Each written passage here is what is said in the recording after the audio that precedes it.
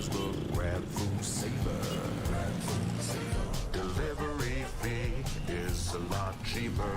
Grab Food Saver won't make it roll. Yeah. Oh yeah. Grab Food Saver is the one to choose. Yeah. Grab Food Saver meals 99 plus. Food Saver 99 plus. Dining meals, if it's a bill, Saver meals won't make you broke, yeah. All my friends will grab Car Saver. The grab Car Saver is a lot cheaper. Grab Car Saver. Grab Car Saver won't make it roll, yeah. Grab car is the one to book, yeah.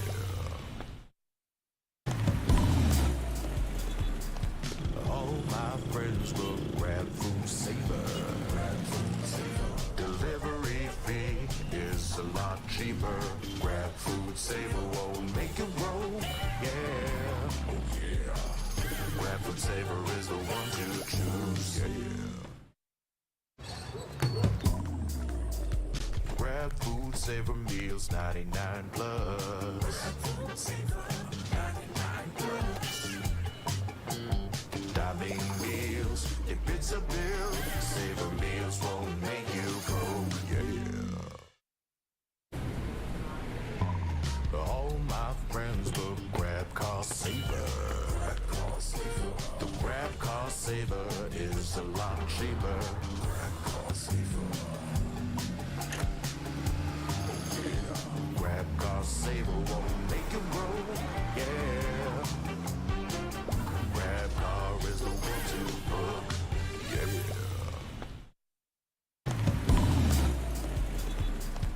All my friends will grab Food Saver. Delivery fee is a lot cheaper. Grab Food Saver won't make it roll, yeah. Oh yeah. Grab Food Saver is the one to choose, yeah.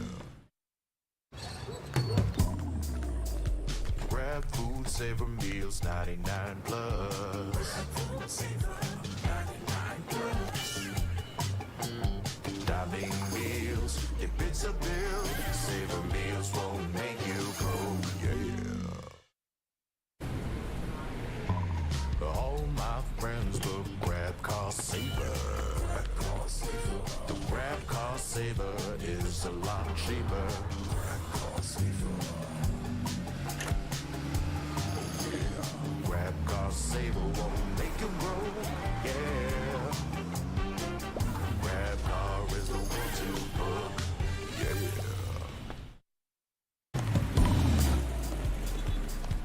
All my friends will grab Food Saver.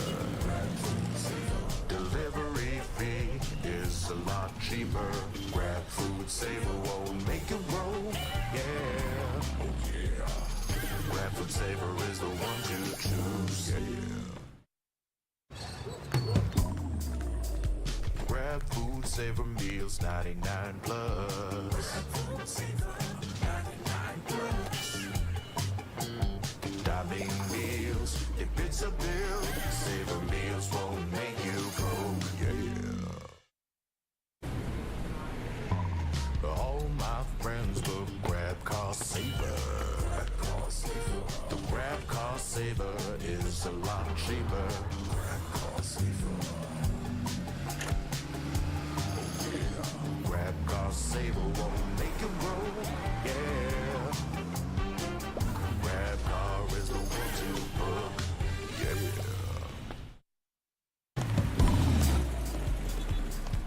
All my friends will grab Food Saver. Delivery fee is a lot cheaper. Grab Food Saver won't make it roll, yeah. Oh yeah. Grab Food Saver is the one to choose, yeah.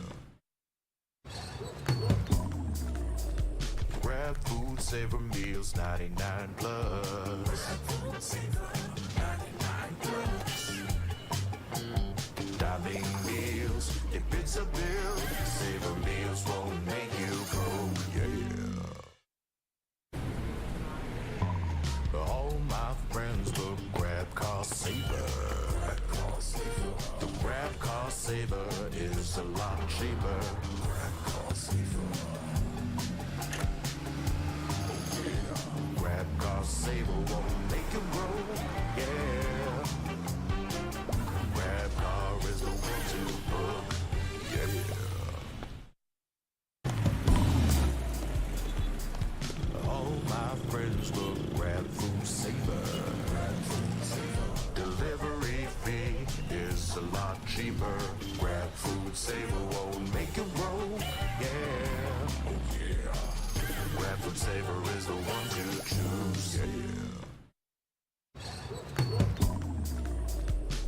Grab food, savor meals, 99 plus. Grab food, savor, 99 plus.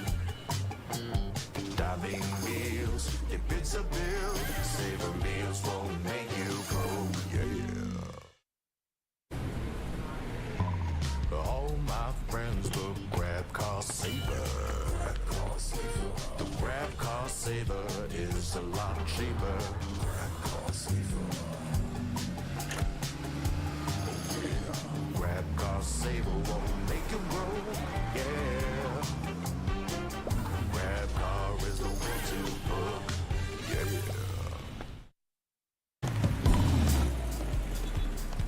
All my friends will grab food saver. Delivery fee is a lot cheaper. Grab food saver won't make you broke, yeah. Oh yeah. Grab food saver is the one to choose, yeah. Grab food saver meals, 99 plus. Grab food saver, 99 plus. Diving meals, if it's a bill, saver meals won't make you broke, yeah. All my friends will grab cost saver. The grab cost saver is a lot cheaper. Grab cost saver. Grab cost saver won't make you broke, yeah. Grab car is the one to book, yeah.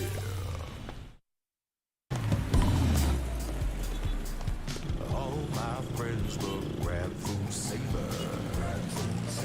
Delivery fee is a lot cheaper. Grab food saver won't make you broke, yeah. Oh yeah. Grab food saver is the one to choose, yeah. Grab food saver meals, 99 plus. Grab food saver, 99 plus. Diving meals, if it's a bill, saver meals won't make you broke, yeah. All my friends will grab cost saver. The grab cost saver is a lot cheaper. Grab cost saver.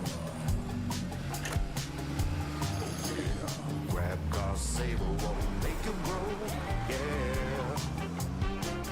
Grab car is the one to book, yeah.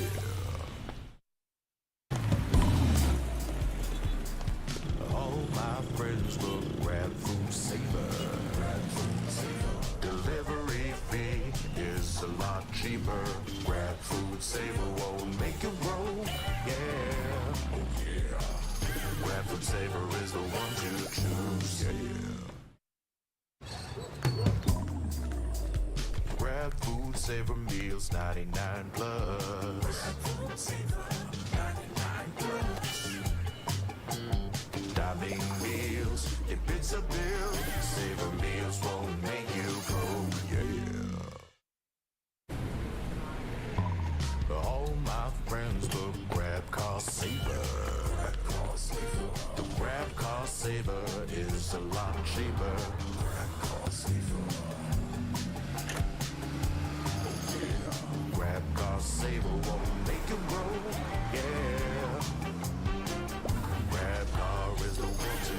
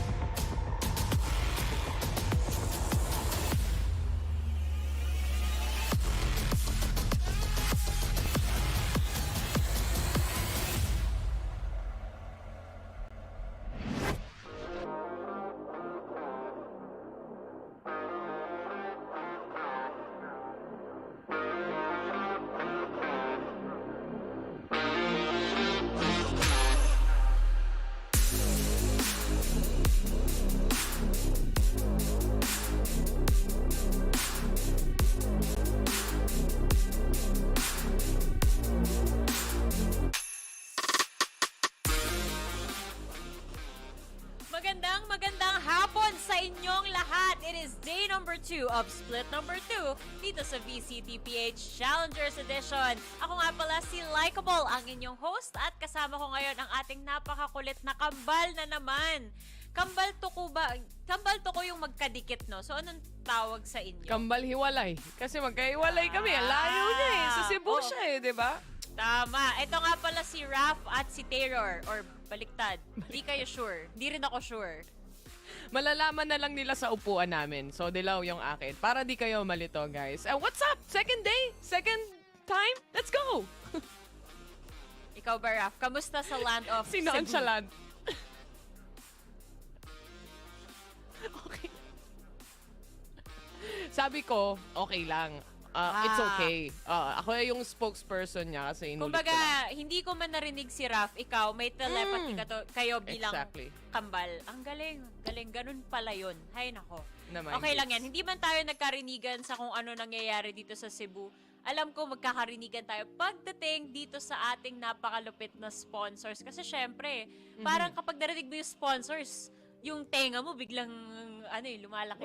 Uy, gusto ko yan. Instead na baka naman, salamat naman yung maririnig natin. So maraming salamat nga po pala sa Mineski Global, the official tournament organizer of the 2024 VALORANT Challengers Philippines, presented of course by the one and only PPGL, the largest multi-game esports league in the country. Siyempre, maraming salamat din sa ating official super app na Grab. Score Grab's lowest prices ever with up to 15% cheaper fares nga yan. Pagdating sa Grab car saver nyo, pati na rin delivery fee kung gutom kayo as low as 15 pesos with Grab Food Saver Delivery. Literal, kaka-order ko lang ng Jollibee ko, gamit yan. Thousands of budget-friendly meals as low as 99 pesos para sa Grab Food Saver meals natin dito. At may promo code tayo, balita ko like Grab Food 60 yan. Pwede kayo makapag 60 pesos off sa inyong mga purchase. A minimum spend of 550 lang.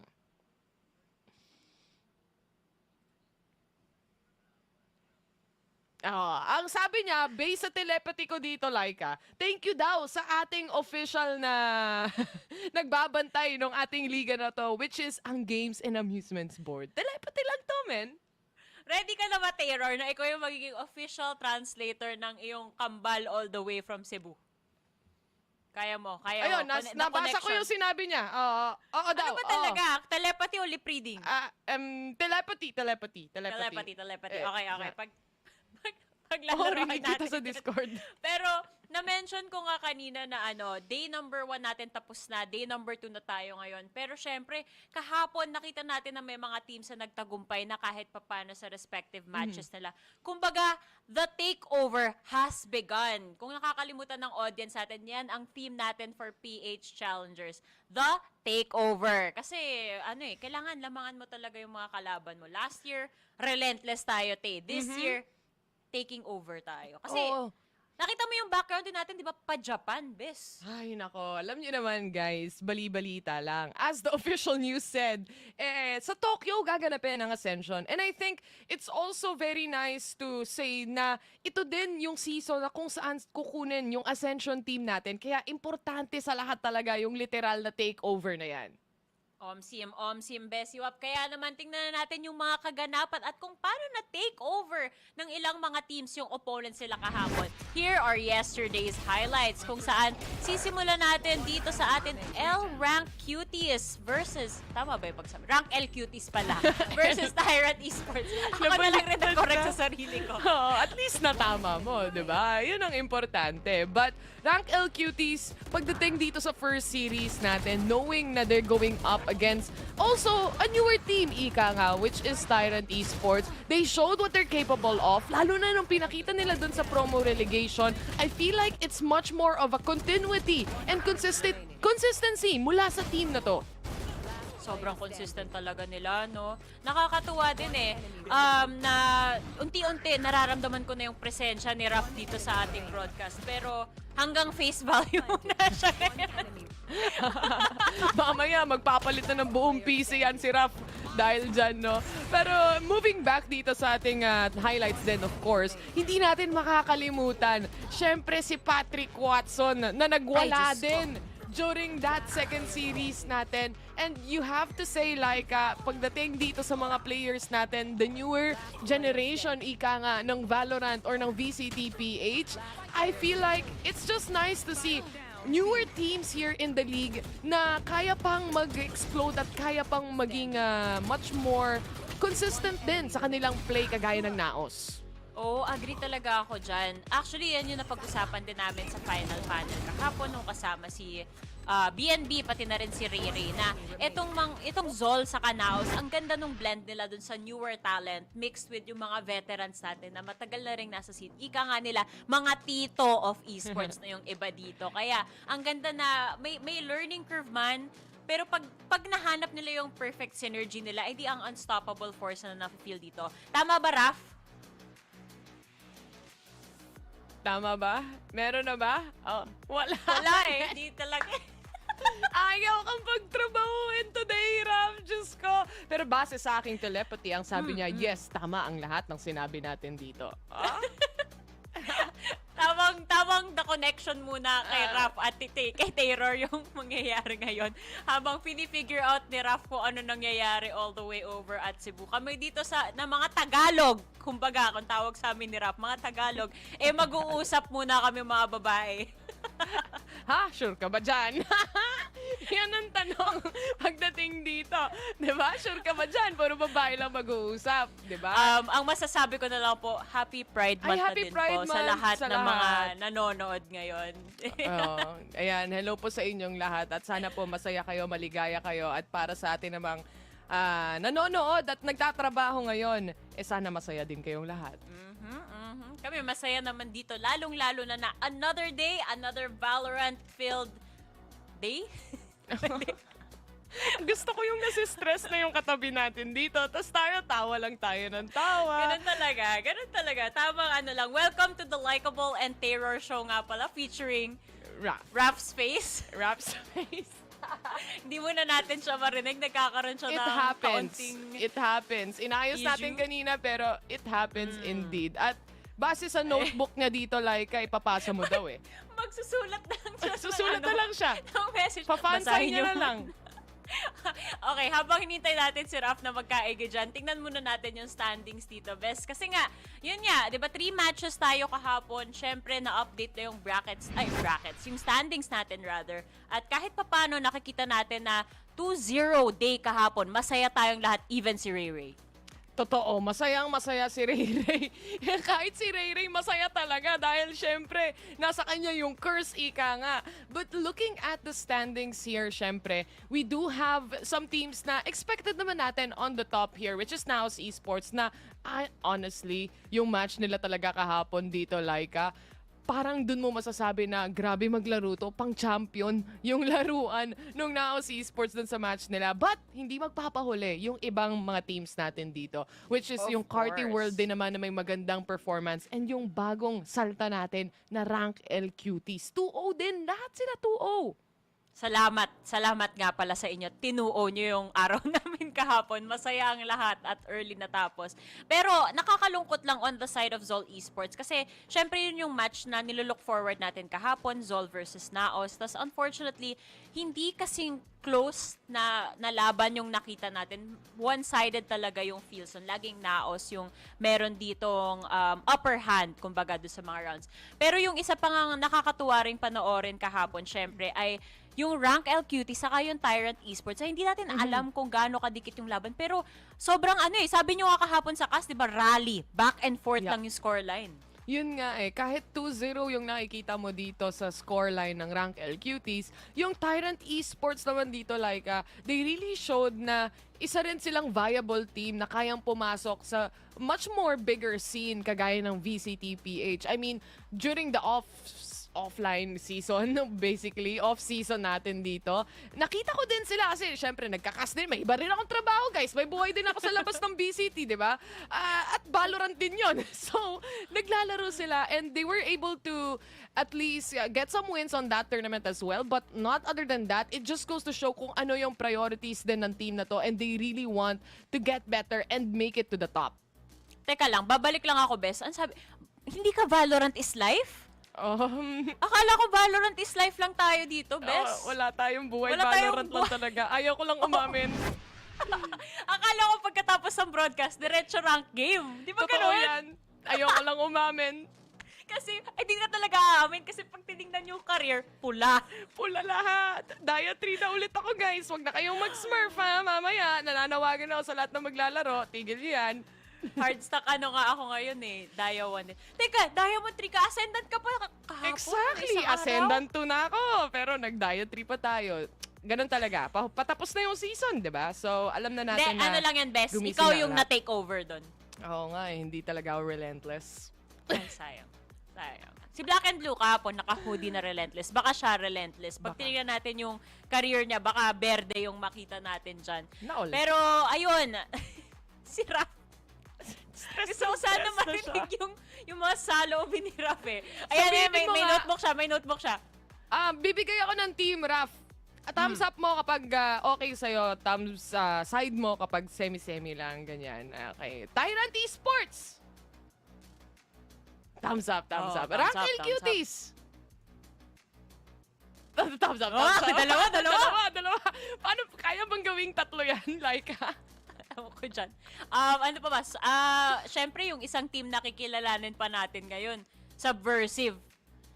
Naririnig ka namin sa ibang way. Thinking out loud. tawid na natin to, Laika. Sige na. Itawid na talaga natin. Best total na simulan ko na rin namang i-mention ang isa sa mga bagong teams na isasalta dito sa split number 2 natin. Tuloy na natin pag-usapan ang Subversive.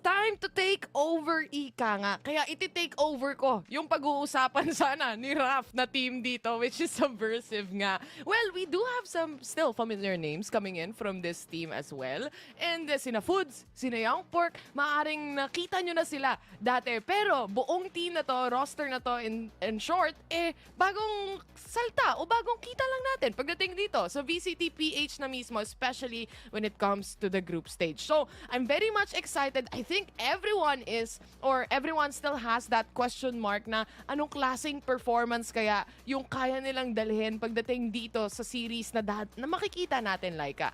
Oo, nakakatuwa nga rin kasi napansin mo, ang daming older players na nung 2020, 2021, active talaga sila sa pro scene. Nagbabalikan na ulit sila dito sa VCT. And syempre, tayo bilang VCT enthusiast din, excited tayo, nakaka-hype na marinig na, uy, si ganito, pinapanood ko to palagi dati, tas ngayon magbabalik na siya. So gusto mo ring makita na andun pa kaya yung spark at yung ability to outperform other pros, diba? And syempre, nakakatuwa kasi pag binalikan natin yung background ng mga to, saan ba sila galing? Yung iba galing sa Jopay, sa G-Lab, Next Play, Aether, Hashira, Bestial. Diba? Ang dami rin nilang background talaga dito. So, maganda makita na yung iba dito na feeling ko may chemistry na rin talaga sila, Tay. Kasi nga, ilang beses sila nakapagsama in previous teams. Ang question na lang is, kaya pa kaya nilang mag-keep up sa mga, yun nga, sabi mo kayo na yung new bloods natin na sumasalta at nagpo-perform na katulad na lang, of course, na makakalaban nila later. Yun nga 'di ba? I mean, syempre, kahit na sabihin natin na hinimay-himay to mula sa mga malalaking teams na kilala na natin dati, you still have to think about, syempre, yung chemistry, 'di ba, Raf? Thumbs up? Yung synergy, 'di ba? Tama, pag-iisipan din nila 'yon, 'di ba? Ano pa? Ano pa pag-iisipan nila? Bulong mo sa akin. Oh, okay lang. Bulong mo sa akin. Sasabihin ko Telepathy. Subversive. Subversive ang pinag-uusapan namin dito. Sabi mo, believe. Ayan, ang sabi ni Raf dito. Believer siya ng Subversive dahil, syempre, in my opinion as well, wala ring preparation mula dun sa ibang mga teams kung paano nila tatalunin ang Subversive, di ba? So, it's a big question mark and that would be answered today. Oo, ang sasagot dyan, syempre, walang iba, kundi sila-sila lang, kilala na natin sila. It's Sila lang. Just Us.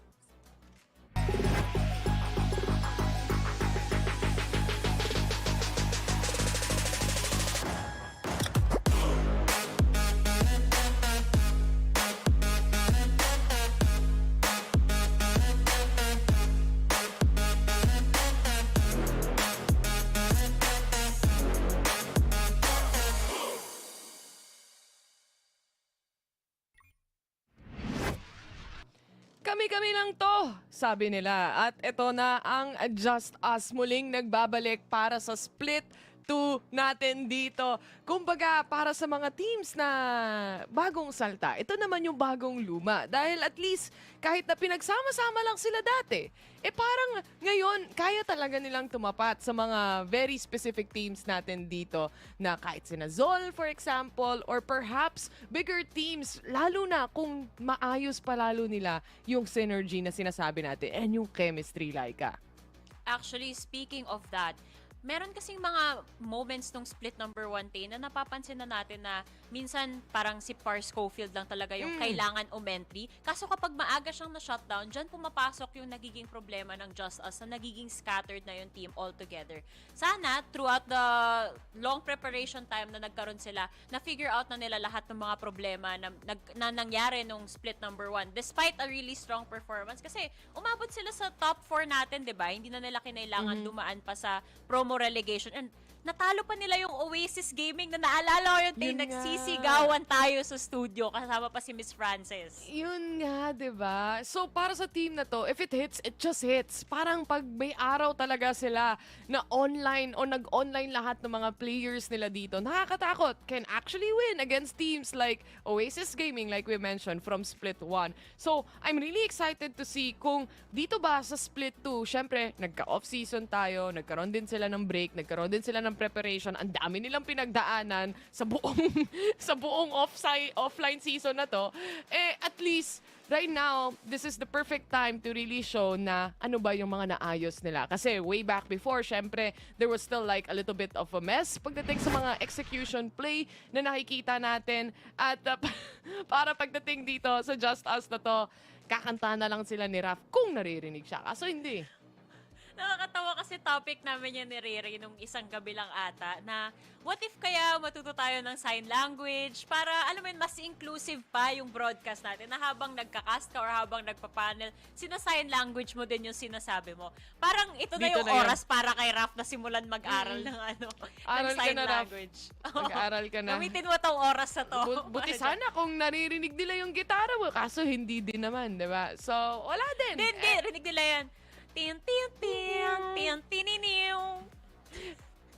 Wala pa rin talaga. Pero okay lang yan, Raf. Sige, chill ka lang dyan. Chill Ikaw ka ang lang aming trophy panelist Hindi, wag today. ka mag-alala. After ng series na to, hindi na kami magsasalita ni Taylor. Ikaw na The lahat. floor is all yours, Raf. Kaya, Host, kompleto. Host, siya na rin siya mag-dadaisek. magtatanong, siya Magbe-breakdown. sasagot, siya mag-explain, siya magtotos. Babawi yan mamaya si Raf.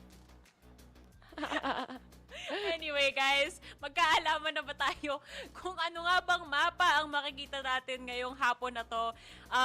Basta ita-telepathy na rin lang namin yung mga thoughts ni Raf kung meron man for our map bans. Kasi sa ngayon, na-ban din yung, yung mic niya. Naban din yung mic. Type mo na lang sa Discord, Raf. Tapos mention na lang Iyak namin ka yung gusto muna. mong sabihin dito. Iyak muna siya dyan sa Gedli lang, guys. Pero ito nga, Laika, syempre, bago magsimula, ito yung tunay na laban. Sa map Ay. dito pa lang. Ay, totoo. Mind games pa lang dito agad-agad. Actually, more on Just Us lang yung mapag-uusapan natin for now, Tay. Kasi True, wala pa true. tayo talagang Oo. ka-info-info pagdating sa 0%. Subversive. Parang kahapon lang yan yung Carti World. Di kami sure kung anong roster ngayong ipapakita na we're about to find out. Pero sa ngayon, tanggal ang Breeze, okay lang. Ayaw ng Subversive sa Breeze. May possibility na makakita tayo ng likes ng siguro Bind kasi paborito rin niya ng Just Us. Maganda performance sila. As well as Icebox. Pero good ban in general kasi okay din yung performance ng Just Us dito sa Breeze. Especially since mapa-attack o mapa-defense, kaya nilang i-hold yung sarili nila eh. Grabe yung host natin. Nag-aaral Na- talaga ano, siya. eh. Oh, ayan Napa, na. Ano tayo? Ito na Analyst. yung double analyst na tayo dito, Laika. But you're definitely right. We do have bind still open para sa side ng JustUs dito. And Breeze going away here. I would say na hindi naman din talaga to fan favorite na laruin ng mga mapa. May mga specific teams talaga na magagaling sa Breeze dahil kailangan mo na matindihang practice pagdating sa mapa na to. So very much understandable na ima-map out or i-veto out nila yan. But next up is actually Lotus, yung triple site natin na mapa dito. Mawawala na rin. And feeling ko like itong first map pick, OG map siguro to. Tingin mo, mga Ascent or Split siguro na levels, o kaya Bind, no? Feeling ko din.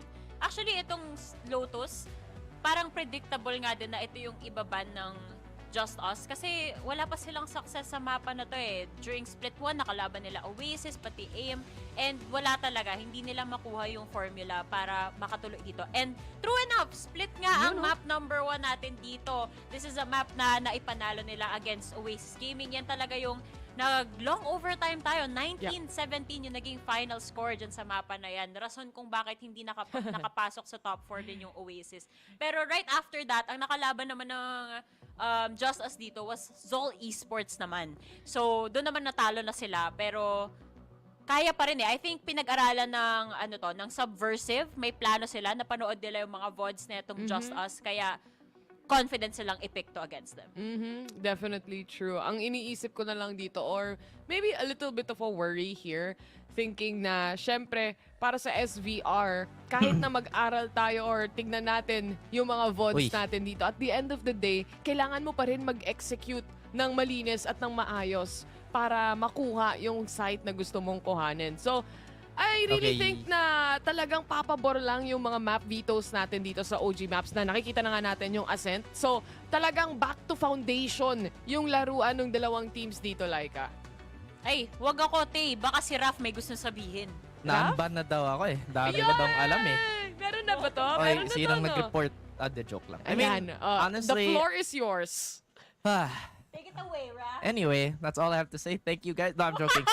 Anyway, at least we're not getting the same set of maps from yesterday. Meron naman tayong Sunset at Ascent. Pero parang kahapon, literal uniform. We had Ascent, Icebox, and Sunset. But now at least we get some sort of variation. I do feel like this is a good pick on the side of JustUs, considering Split is such a demanding map in terms of playing as a team, and Subversive is a team that we haven't seen too much of. In fact, I think the last time I saw them was 2020, and it's really welcoming, or rather welcome to see them compete again. Na-miss namin boses mo. Oh, really? Feeling ko nga gusto pa magsalita ni Raf eh. Parang yung Sige lahat lang, ng tuloy notes mo lang. nabitin Labas kanina. mo na. Kanina nabitin ka eh, di ba? Oo. Ito na yun. Nakalimutan ko na. Di ko sinulat yung Na-stress notes siya ko ng eh. malala. Oo. Nakalimutan niya na Medyo, lahat. To be grabe na. fair, sa mga nanonood, na-confirm na ni Raf na may ADHD pala siya. So kung tumatalon-talon yung discussion namin, alam nyo na bakit. Madali Hey, siya you're not ma-distract. wrong. But yeah, I don't know how to follow up on that. Honestly, like, okay, good job. Wala na but siyang rebat. Yun na yun. Yun nga Hindi eh. na daw kasi Di ka maalala naman yung mali. sasabihin niya kanina. Oo. Baka dahil dun kasi, dinedepensahan din kita. But at least alam na natin, we're gonna be headed over to Split, Ascent, and then Sunset at the end. Very close ate. Ang ganda ng prediction mo doon na mga OG maps muna yung makikita natin. Kasi feeling ko talaga, dahil nga wala pang VODs, wala pang anything else, they wanna rely back to the foundation of Valorant kung saan kaya alam nila, comfortable sila na ito yung next set of protocols natin compared sa mga mapa na kailangan mong magkaroon ng much more creativity talaga para lang mabasag mo kunwari yung mga tie-up score. So I really think na itong OG maps perfect para sa dalawang to. So sobrang init ng laban, hinaan ko na ulit yung aircon ko. Ay, Init wow. May Buti ka gano'n. pa, merong Ba't aircon. mo Pag Hinaan. sinabi bang hininaan, bababa yung temperature? Bababaan ko yung temperature. So, kasi it's inisip ko colder pag now. pinalakas, lalakas yung buga ng hangin. Hinaan ko. Oo nga, no? Pinalamig ko. Ayan. Pinalamig para safe. Okay, dahil na-discuss na natin yung map vetoes natin, guys, I think it's about time na pag-usapan naman natin kung sino sa tingin nyo ang mananalo sa serye na to. Syempre, Raf, dahil lagi namin namimiss yung boses mo, ikaw ang mauna. Sino ang prediction mo at bakit? Grabe no, naka-prepare na ako na parang kung chat ban pa ako, meron na akong signage dito or whatever. Meron pa rin siyang prediction. I think, well, obviously, I'm going with JustUs because they've been around, I guess, a little longer, at least more seasoned, especially in this year. They've had a lot more reps, and considering last split, nobody really thought of them to make into the top 4, and they had so much momentum. And Subversive just kind of came back. So, you know, maybe they need a little bit of time to warm up to everything, to the new environment. Sabi pa nga ni Taylor, kahit even if we do get those older maps, the way we play them now is super different. So I think this is gonna be a quick JustUs 2-0. I echo the statement actually mula kay Raf dito.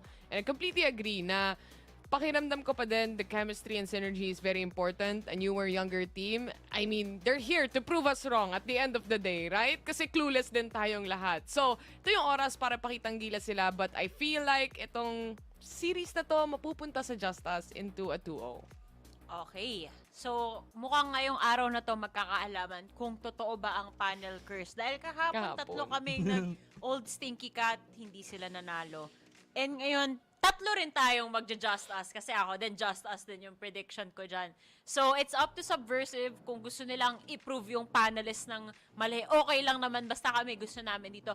Magandang laban. So, mapa-JustUs o mapa-Subversive, yung mga audience ba, sino sa tingin yung mananalo? Kung ako sa inyo, i-type nyo na agad sa chat natin para bonding tayo guys. Alam namin kung sino yung gusto nyo manalo. Alam nyo rin kung sino yung tingin namin mananalo.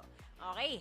With that said, ready na ba yung mga casters natin? Dahil heto na, si Raf yung magbabata sa casters. Kasi... Oo nga. Raf, bato mo sa casters. Bawi ka. Oy, Fluffy, Rico, mag-ayos kayo. Ray, Rockheart, sa'yo na.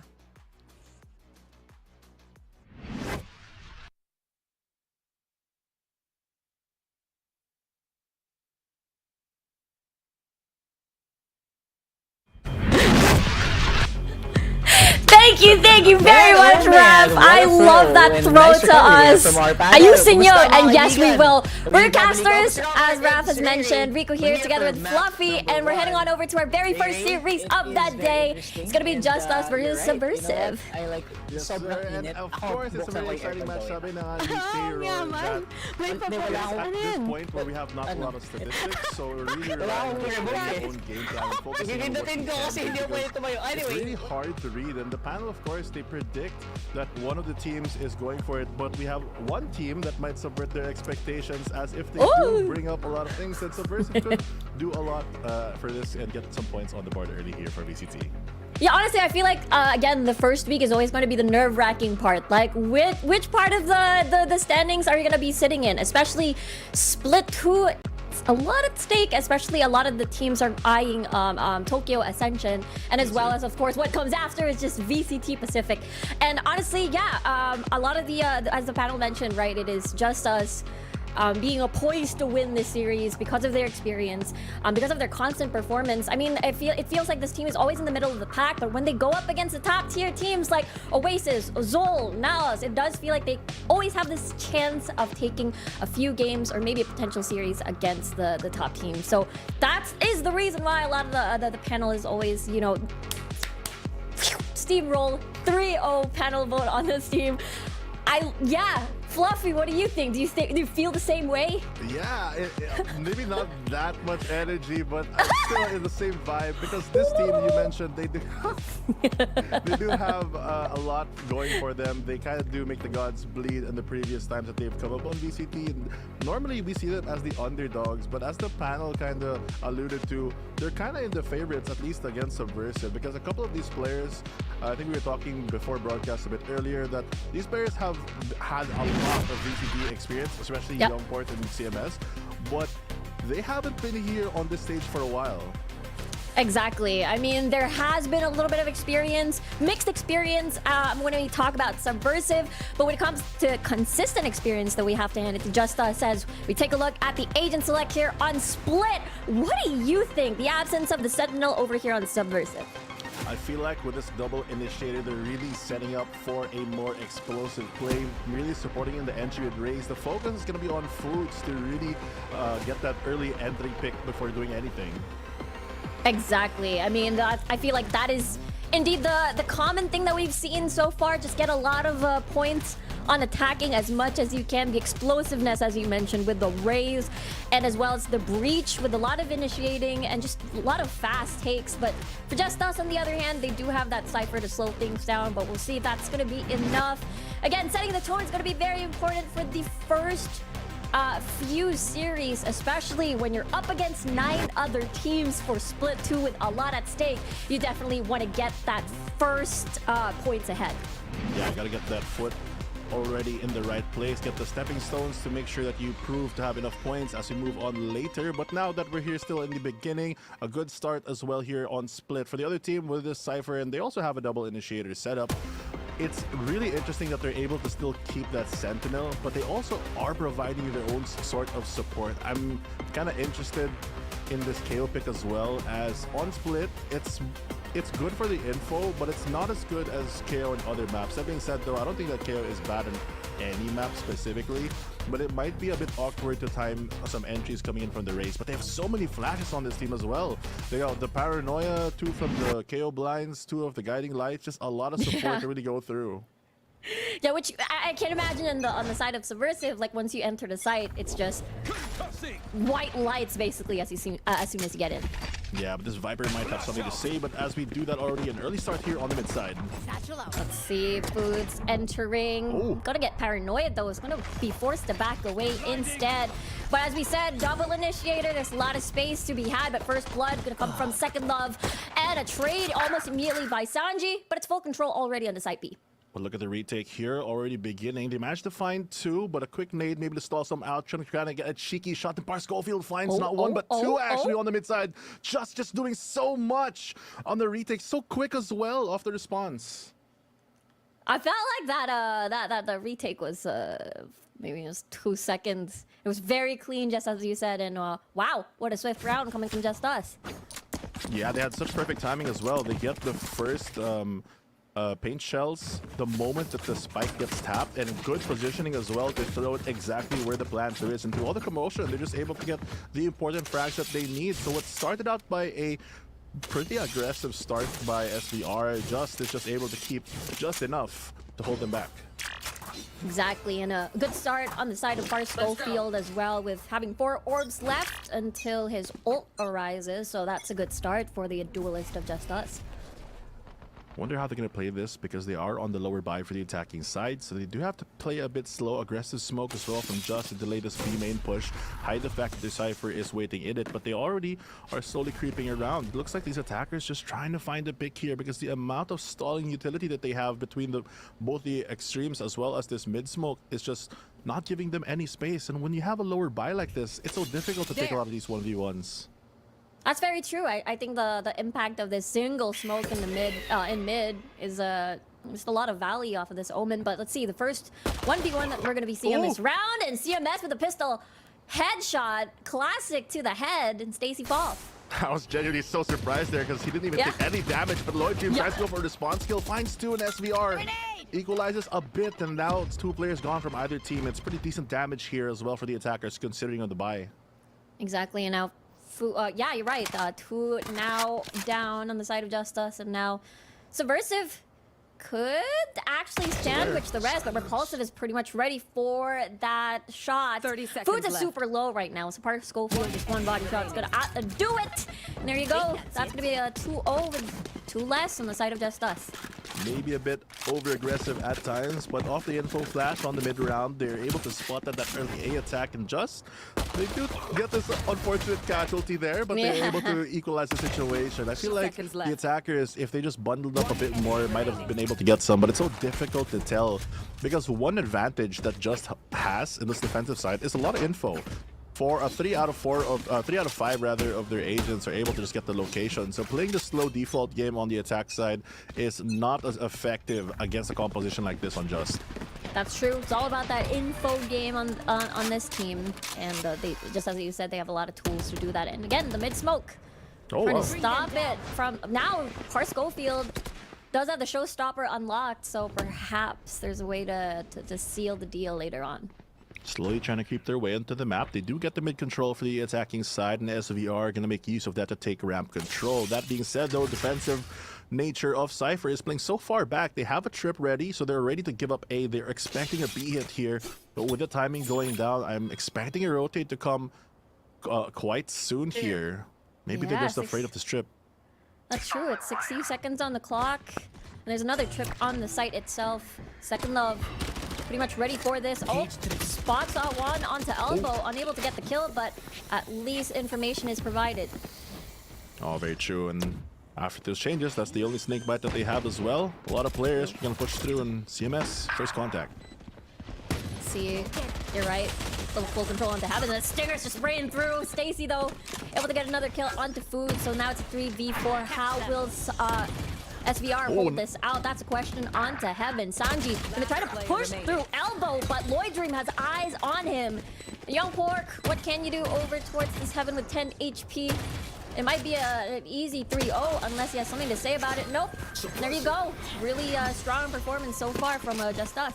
The retake as well. They've given the plant on the buy round, and they're able to upgrade themselves and get 3 rifles back on the board. Aside from taking the round away, a steal against SVR, and just the way that they're able to get these opening picks. They bait the dog for that early pick. There goes the breach. Support gone as well, and even though the composition is basically support the race, they're not actually playing to support the race, which I think is making it a bit hard for them to take space. But that being said, JustUs really prepared for them. Like when they took mid, they had the traps ready for A. They knew that what their setup supposed to do, and they're just playing their composition, which is something SVR just needs to adjust to.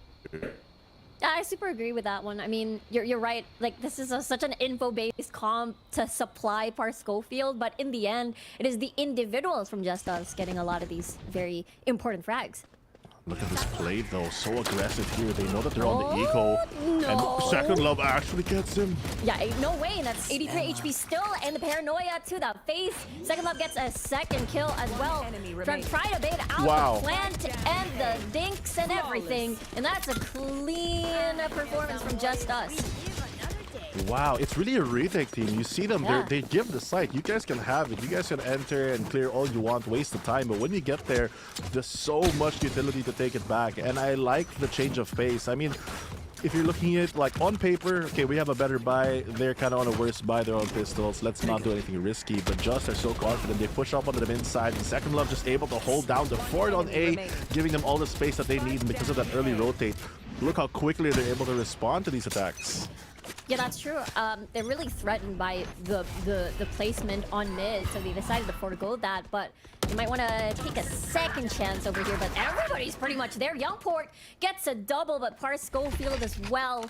And in an instant, 2v3. This could be the chance that SVR can take. Oh! No, in a 1v2 though, it's gonna be difficult. Ooh.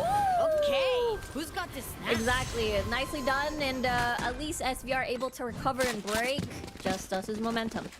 Very true. Finally get their foot on the board, but that is a very costly round for them. But at the end of the day, after losing the first couple rounds, they really need to get something done. They're able to do it this time around, and just, I don't know if that's just a mistake from them kind of mispositioning this time or a bit more overconfidence, but they have to start kind of slowing down and respecting the firepower that SVR has, especially when they're at the, like they have really good trades.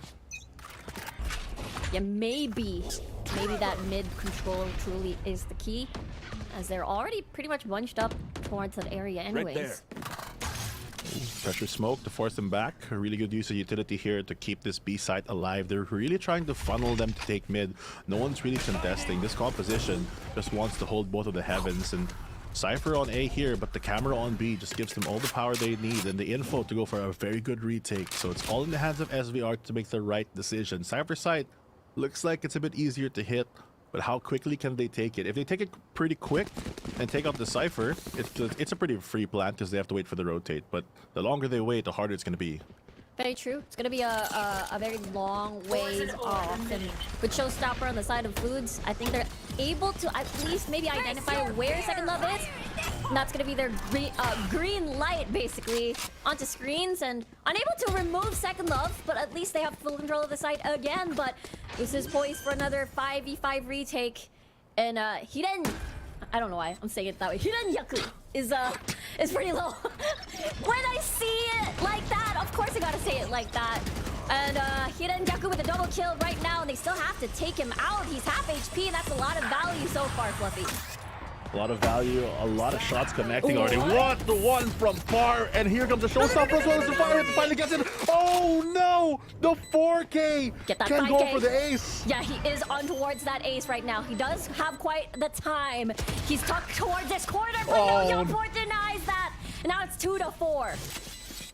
Oh, such a close round there, and Par he was almost able to steal that. I thought he made a mistake there, not finding the showstopper. He had to take the double take, but he's able to still take those two players. The Shorty as well. Explosive rounds here. You can see the fire coming in from just one small mistake, and you can just lose it all. Exactly. What I a mean, shot. this was already amazing. The Colat as well. And this one with the Shorty, I feel like he's used every single ability and able to get a lot of those kills. But in the end, Young Pork did the deny. It's like that's the most raised thing I've I ever know, seen right? in a while. Just Shorty jumping kill, around, off they're able kill. to get a couple. Yep. Got their whole arsenal online because they really need all the firepower they need.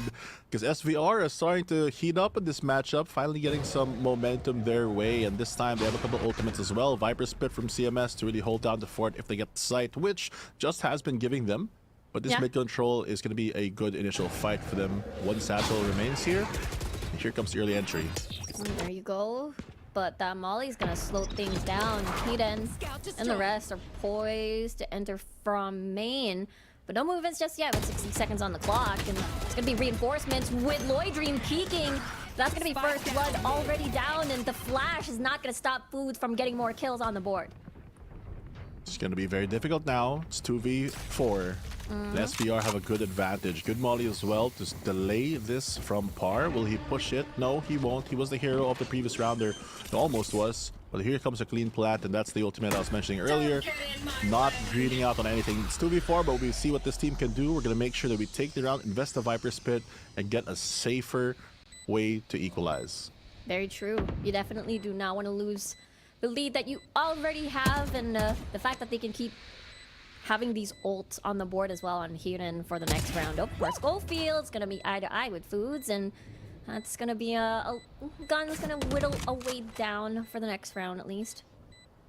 He heard the shot there, so Yeah. expecting a player coming in, only letting one fight and one go for the save. Oh. Oh, timing not going to work out, and that's an easy save here for Repulsive as he backs away on spawn. And wow, SVR slowly but surely catching up here. Might get an exit frag perhaps if Repulsive decides to peek this one. Ooh. And that's gonna be yes rather. And they do have Rolling Thunder still for the next, so they can possibly equalize for round number 8. They do a bit of damage, but they are getting a lot of these rounds so far. True.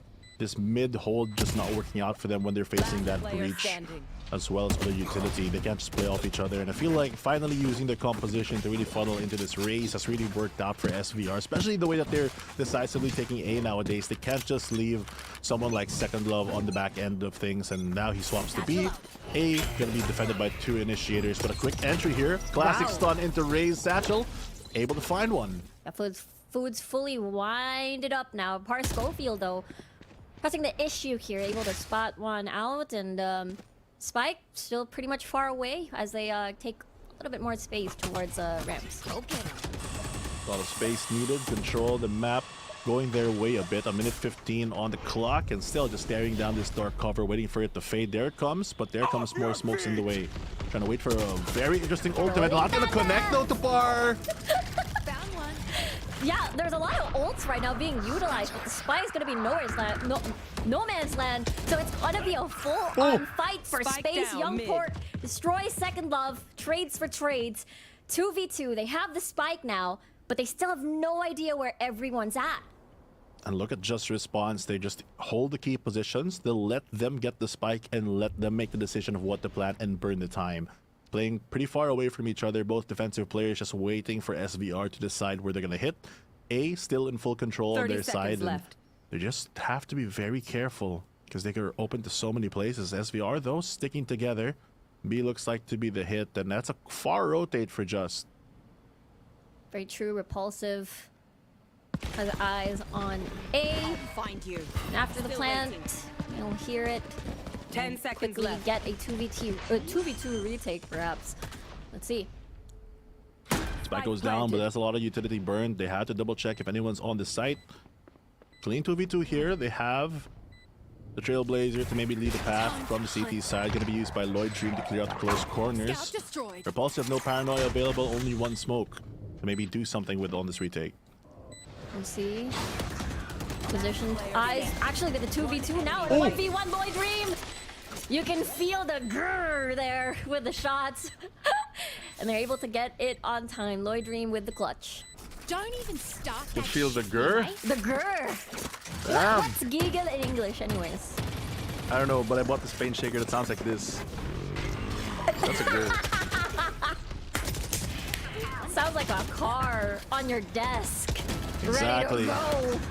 What's, you know, you gotta speed up for things. It's not a race, it's a marathon. This time the race to 13 going for the side of Just as they're able to finally get a round back from SVR that has been getting a couple of rounds so far. Now rifles on the board for both these teams, and they use so many ultimates in the past couple of rounds that it's basically an awkward position as Stacey does have the null command, but nothing really to silence.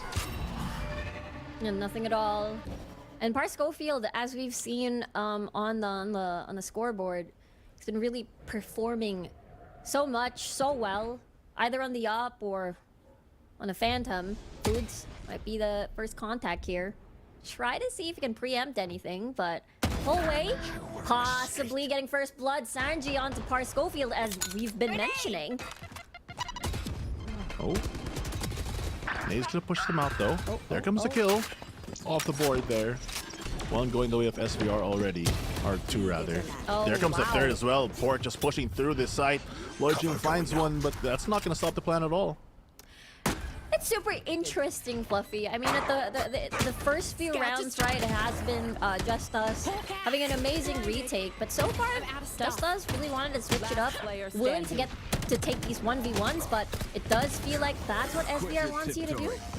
Yeah, and it looks like whenever they don't get those clean trades, just momentum just slowing down. As SVR has the firepower to really back it up now that they're off a couple of those ecos. I feel like earlier on when they were losing maybe 3 or 4 rounds, half of those were on pistol, to be fair. Now that they have the rifles on the board, the firepower, you can really see how this team really just wants to fight back, and they're trying to do their best here. Already at 4, and on split, if they manage to get maybe 5, 6 rounds, just 1, 2 rounds more, might be enough to secure a good finish once they do swap sides. Low buy now for Just, though. They do have shotgun on par, and we've seen that he already get a kill without. Fluffy, did you watch Haikyuu? No. Oh, never My mind only then. sport is esports. Real. But anyway, I just wanted to ask, because there's a character there that likes to scream Rolling Thunder. So I figured just wanted to say a reference. Oh man, have I mentioned you're so cool? Rolling Thunder! Yeah, that's how he says it. Well, hopefully we'll see one very soon, because it's 3 ultimates away still for our breach in our game. But I guess elsewhere in the world things can happen, but it's a slow pace right now, 5-4 minute remaining, and they've rotated from the very clear B side to this A stack, and might be very difficult as they explode into a paranoia. Oh dear, they can't see a single thing, and Lloyd Dream takes advantage of that, and Kevin Yaku decides to just say it's over, none of that. But it's 3 has survived from Just Us, and remember, they are on eco. Yeah, it's just a bad read, I think, coming in from SVR. They had a good plan. Just takes the 50-50 and stacks most of their players onto the A side, and it looks like SVR just walks into that trap. Very difficult situation to be in, and with that amount of time left, I guess the pressure was them to just go really quickly, and they just ate that paranoia. Really stopped a lot of their early momentum. Now, Subversive, they have 1 rifle on the board. The rest of them with the sheriffs or lower buy. It's going to be very difficult to recover from that one now that there's a better buy on Just. We'll have to see there. Oh dear. Just Us completely increased the volume on aggressiveness. And Second Love, or rather Hiren and CMS are the only ones left here.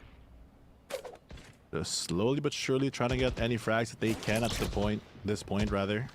with the full control of mid going in the way of JustUs. They hear the reloads, they hear the pressure, they're being chased down, but no shot's gonna connect. Second Love gonna find a second frag, and maybe some hope here, as able to do some damage, but not enough to really close out things. They need to get that final nail in the coffin, and 7-4 you have so far for Just, but a decent one for SVR if they're able to get this to 7-5.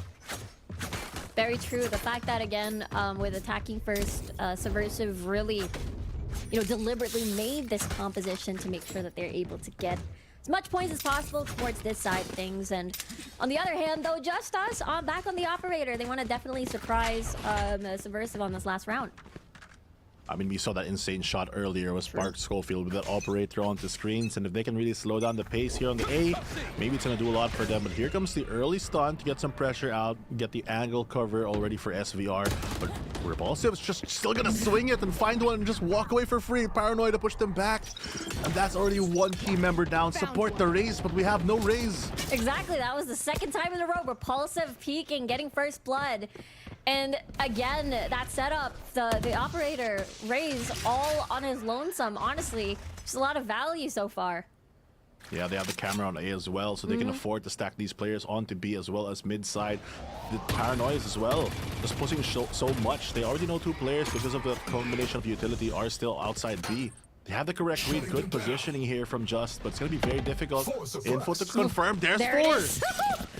That's a lot of value for SVR now. Forced to just rotate here. They do have time, 40 seconds on the clock, and the operator player actually decided to move towards mid instead. Might be the wrong decision here. Could have been the easy frag on Patience. It's a virtue, and it's not for Young Porks apparently, because the aggressive nature of his race just really wants to find the fight, and the fight is coming to him. Here comes the Rolling Thunder that you're so excited for, but it's not going to hit anyone. Yeah, nothing. They're able to clear the side at least, but remember, JustUs, their strength is this very scary retake. And Schofield with another op shot, showstopper to boot, and a lot of kills on the board. It's done. 7 will not get done. The first round of the first half of this game is done, and it's 8-4. They're still shooting. They're still retaking. They are on fire. They're ready. They were not happy because I feel like there's like 4 rounds where they're like animals. You just hear the spike go down, the beep beep go signal, and then they just retake the round. And so far, it's worked out for Just. If that aggressive nature goes here on the second half, it's like they don't want to break momentum. You know? They're just gonna keep going. We're gonna keep shooting. Exactly. They're gonna keep moving. They're gonna keep jumping. They're gonna do everything. And honestly, that's a very good first half on the side of JustUs. Very convincing and dominating first half for them. Very true. And looks like an early knife going to come here for JustUs as they want to get that heaven control. They will spot out Young Pork if they do so, if he doesn't break that knife, but at least it's a clear sight for A. A good read here. I don't know if that's just... I don't even think it's a read, honestly. I think they're just like, we're going to go A. Yeah. There's not enough stats to be like, they're stacking me, guys. Very true, though. Very true. And it's the sole fade, Young Pork here. I don't think he's going to be ready for that, as it's going to get flashed out of the way, and they have full control. Let's see how the retake for SVR is going to go. This time around, they actually plant pretty deep here, and the retake going to come a lot slower from SVR compared to JustUs and how they do it. They have to reposition. They're waiting for the utility. They're kind of waiting on this breach to get closer. Some shots going to be taken here as the animals trade each other, but there comes the 3 stack. Able to find 2, though. Equalizing to 3-3. Yeah, 3v3, just as you said. 3 goes from the side of SVR, more precise shots of the long-range fights, but they're forced onto these close quarters like the elbow, and that's going to be the right-click headshot from Lloyd Dream. Repulsive as well with a kill, but Lloyd Dream once more clutches it out for JustUs. Jump for joy with a right click there to end the round. 9-4, commanding lead here for Just. They get the better buy as well. And SVR, will they force or will they keep with these classics? Because they need to start getting rounds, and it's a good time to go for a boss. Yep. Very understandable, but it looks decent at the very beginning. They were trading really well at first. They're so decisive in a very, I guess, Pacific way. Kind of like that Paper X style where there's hard commit into an area. Yes. Yes. That's where we are. That is true. That's where we want to go. Yeah, true, real. We all want to go. The pause, the timeout, the dramatic effect of everything. Honestly, yes, that's exactly. Ascension is the goal for a lot of the teams here. in VCT PH, and honestly, it's looking really good for at least Subversive on their very first match of the season, Split. You know, the thing about Ascension as well is that Split 1, if you win, you know, you're the champions. Congrats. Yeah. But that just gets you a better seat into this one. This one, I feel like, is the real stepping stone into those bigger leagues. And it's the reason why we have these proving grounds. And it's why a lot of teams are trying extra hard, because you could be a less experienced team like Just, who just came in, compared to maybe a bigger team like Naos or Oasis, or Zol. But you can still, in this tournament, actually get the slot yourself. So it's your biggest chance to get on that global stage. Very true. It's like, you know, Split 1, we get to see a little bit where that standings, you know, a foul. But hold that thought, though. Nice dodge. Entering the side with the Guardian, Young Pork immediately with a trade. And remember, it's a little bit of eco for the side of SVR. So them getting 1-for-1, I think that's a good deal for themselves. Wow. And Repulsive again. That's a... What do you call that maneuver? I don't know. I'm retired as a coach, so that's a new one for me. But it looks like an aggressive nature of Lloyd Dream just powering through. A lot of the utility doesn't care of anything, not scared of losing. Knife out even for a couple members. They know they're in the lower buy. They have a Guardian, sure, but it's still a 4v3. And they still have a lot to deal with. 35 HP and Young Pork trying to clean a quarter and manages to go for the right click. The classics doing damage. I know, right? That was a little bit of a jump scare. And a wide swing. In the end, it is Young Pork getting the upgrade, but Stacy staying on top of things. Ooh. It's Hidden. Remember, he does have that upgrade, but unfortunately, it is going to be secured for JustUs. Double digits for the team, and it's only 3 points away. Sticking to the script here, if you win the pistol, you take the next round, and so far it is a plan of Just. They do manage to get some weapons, but not the best ones. They have a rifle, so maybe that's enough for Par to work with, as he has been so phenomenal here on this race. The fact that he's able to dodge that early stun as well, move into the corner. Yes, he gets traded out because the dark cover doesn't give his teammates a chance to shoot back, but still, damage being done there, and it looks like an A hit still what they want to do. This is where the stack of majority of the players from SVR is going to be, though, so can they hold the line with these rifles? That's a good question, paired with the breach as well. There's a lot of destructive power going on, but well, they know. silence is the answer. But yet, JustUs is backing away. Yeah. Wrong, buddy. Advanced positioning from SVR, though, is going to make sure that the perceived pressure behind the smoke, even though they fake the flash through, is going to have no avail. They make some steps on water, though, so they already know that they're going for the rotate, but they're still sticking around the A side, clearing out this heaven position. Will they expect the Raptors players? The big question. Paranoia coming through, though. Yeah, exactly. That's a really good first blood coming from Sanji. They haven't cleared Rafters, but Tart Schofield has something to say about it.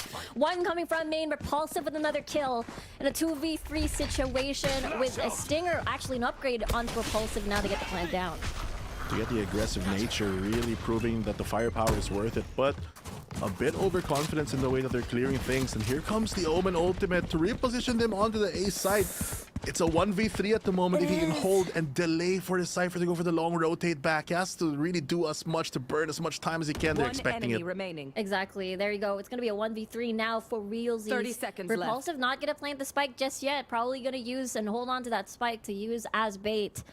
Now it's the waiting game. 20 seconds on the clock. SVR, they know. Oh, they know. Now he gets the peek down, and Foods finishes the job. And it is going to be 10-5. Still a long way to climb, though. Good awareness, though, from SVR. They knew that it was just a tap, and the spike didn't go down. They hold it position for a bit and expect that they're going for a lurk play. They take out that Cypher lurking in the background, and Second Love not able to get any impact that round. Yes, they had a lower buy, but the positioning really did... or not really did damage, but it really showcased that SVR has really improved, especially with how they're playing the macro game here on this defensive side. Rivals on the board, though, might be a different story, as JustUs can really use their firepower to their maximum efficiency. Yeah, very true. I think the adjustments at SVR, it does feel like they're ready whenever JustUs wants to try anything fancy or whatever on Split. And let's see, Bart Schofield, look at this. Foods 1v1, Raze versus Raze, and Foods wins that duel. Gets a second kill as well. Lloyd Dream wants to equalize, and Repulsive will take that deal as well. 4v3. It's gonna be a rumble in the jungle at mid, and they decide to back away instead. Young Pork with another kill as well. It's looking really good for SVR. Really good so far. They neutralized the damage that the rifles from JustUs could really deal. Now they have to scramble themselves in the very familiar 2vx situation, as Repulsive trying to clear out and get some space, but the positioning from SVR, the patience, just lets one through, and there comes the double from Young Pork, waiting on the edge of that corner to get that double. The Young Pork really stepping up on this map. I mean, whether on eco or not, he gets a lot of these important frags, a lot of these important headshots, maybe mid-round or when you want to equalize a few things here and there. And SVR slowly catching up here, and JustUs back on the eco. It's a weird combination as Subversive really just playing a lot of their key positions, but honestly, JustUs isn't clearing them as quickly as they can. I feel like maybe on this like newer-ish team that they have a bit of that complacency. It's the first couple of games of the season, but they're not fully checking corners, and it's costing them a couple rounds. Operator for Foods already finding Par to open things up, and the damage done to him, but he's still alive. Yeah, with 15 HP, might get a second kill as well. Oh, what? Doesn't hit, and Repulsive actually gets the kill. Oh no! Oh my dear, they're both at very low health, and they decided just, okay, we're just gonna go back instead. I'm gonna see how far the flick from Foods on the operator shot. A lot of value off of this life, and Showstopper even activated. He's like, do not enter B. I have the Showstopper right now. Really using everything to just stop any pressure here. I like the instinct to just bring it out, knowing that he probably is going to get pushed.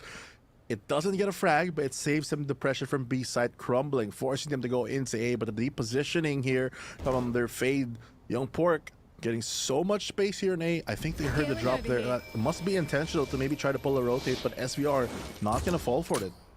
Yeah, they won't budge. They're not moving at all. If they're going to go towards B, they have to... well, get the greater numbers of 30 seconds SVR. left. But 30 seconds on the clock, it's going to be a lot of pressure. One Hidden already positioned onto backside, so you got to clear that one. He still has a lot of utility on the board, so you better make use of that before he potentially falls against his 3 members. They don't know. They don't know. And now they know with that kill. Repulsive with the trade. 10 seconds on the clock. They kill the spy planter, and they're gone. With 8 seconds, they're pretty much forced to plant this one down, but the pain shells might prevent this from happening. No. Oh, it will. He's sticking the plant with 40 health and 50 climbing from the decay. It's still not gonna work out, and SVR climbing with 3-round gaps now, 3-point gap now between JustUs. Foods really slowing down the aggression from Just from the opening round. And the cleanup from SVR just doing so much. The fact that he's able to stay alive, I think, was the biggest key factor here. As he has to take a breather because of what just happened. He's like a caged animal there, just fighting against every angle that he could. Good flick as well onto the breach on the heaven to really get value. And now 3 rounds separates both teams. JustUs, they are at the advantage, but so far the state has been going SVR's way.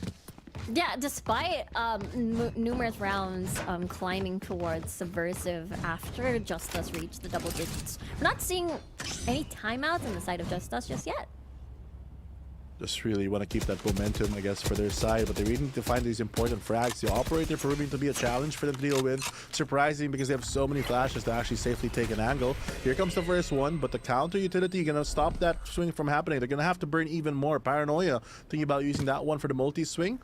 It's going to be very difficult to push a lot of these players out. No command, just to make sure that he can tank the first hit.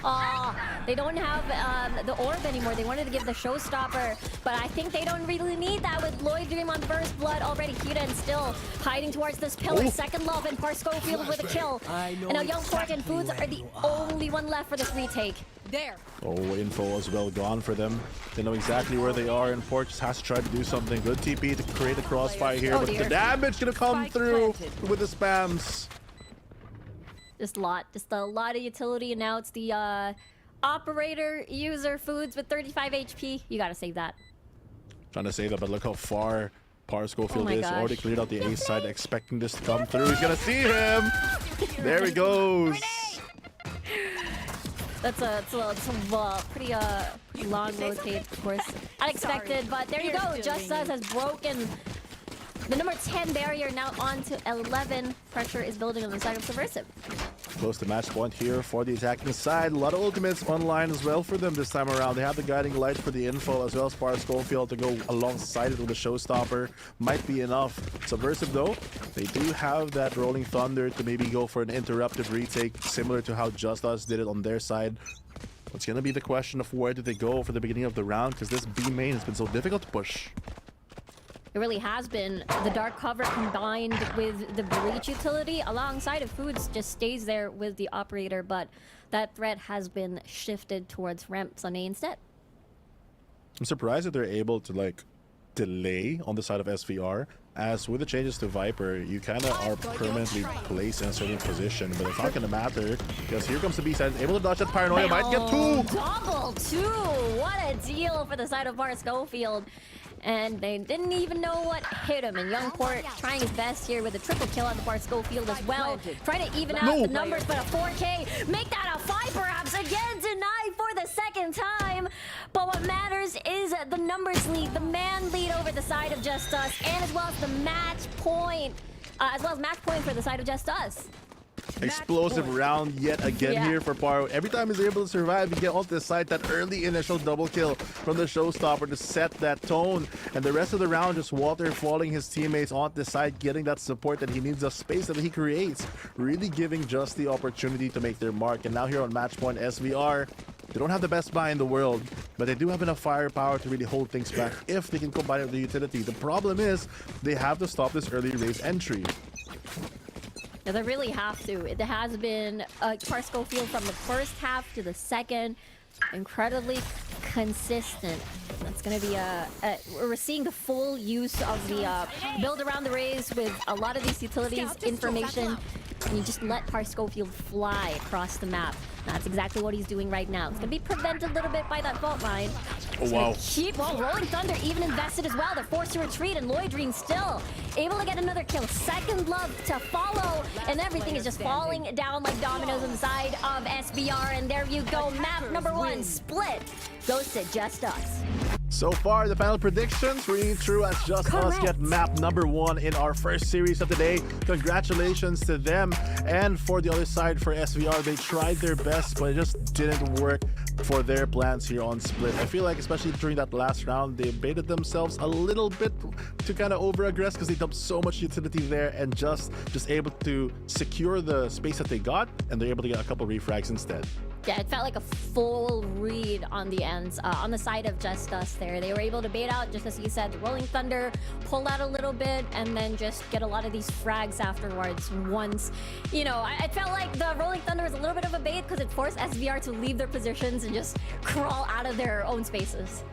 Exactly. Maybe a bit too eager there the moment that they got their first signs, but at the end of the day, it's still lessons learned. The series is not over. They can still get map number 2, and that's going to be exciting to see. But for map number 1, great job by Just to really get a good start here on VCT. Don't you just have the mood to just scream Rolling Thunder at times? No. Oh, but then again, I'm also then. blue today, so it's a weird one. It feels great to just scream Rolling Thunder!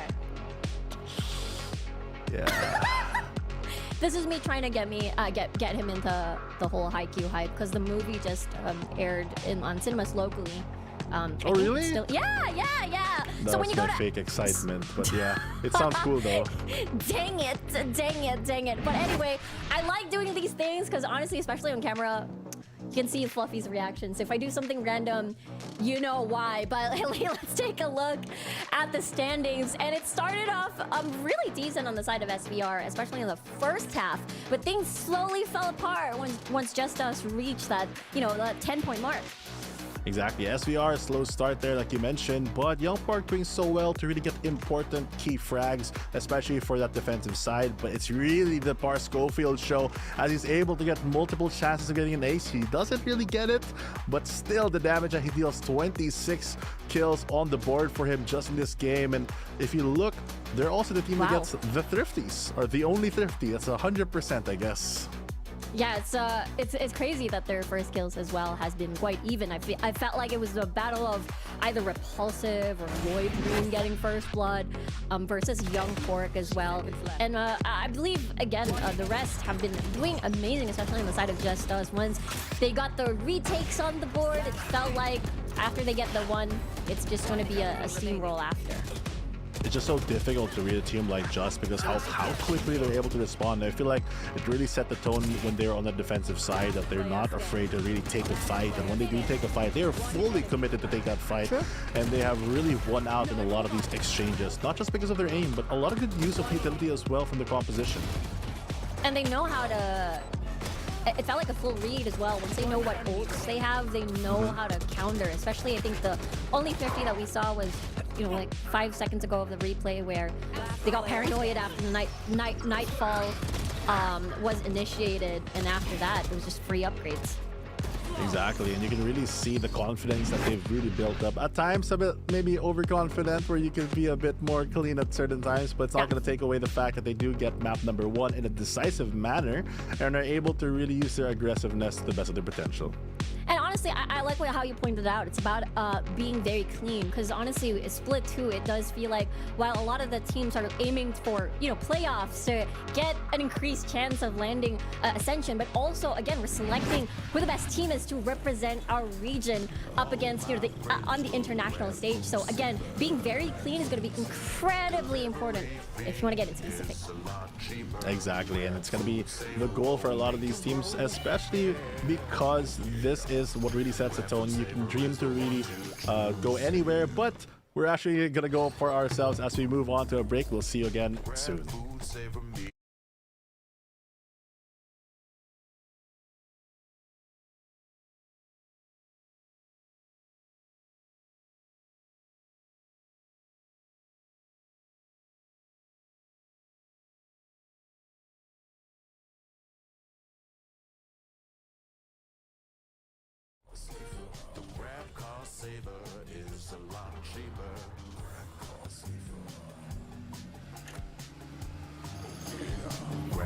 Saver won't make it roll, yeah.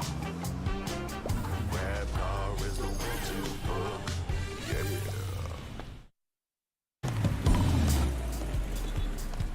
All my friends will grab food saver. Delivery fee is a lot cheaper. Grab food saver won't make it roll, yeah. Oh yeah. Grab food saver is the one to choose, yeah. Grab food saver meals 99 plus. Diving meals, if it's a bill, saver meals won't make you broke, yeah. All my friends will grab car saver. The grab car saver is a lot cheaper.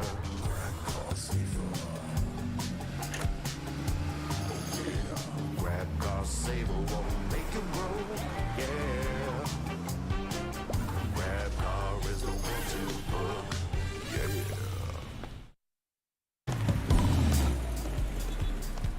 All my friends will grab food saver. Delivery fee is a lot cheaper. Grab food saver won't make it roll, yeah. Oh yeah. Grab food saver is the one to choose, yeah. Grab food saver meals 99 plus. Diving meals, if it's a bill, saver meals won't make you broke, yeah. All my friends will grab car saver. The grab car saver is a lot cheaper.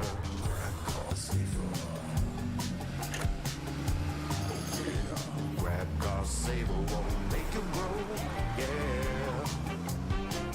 Grab car is the one to book, yeah.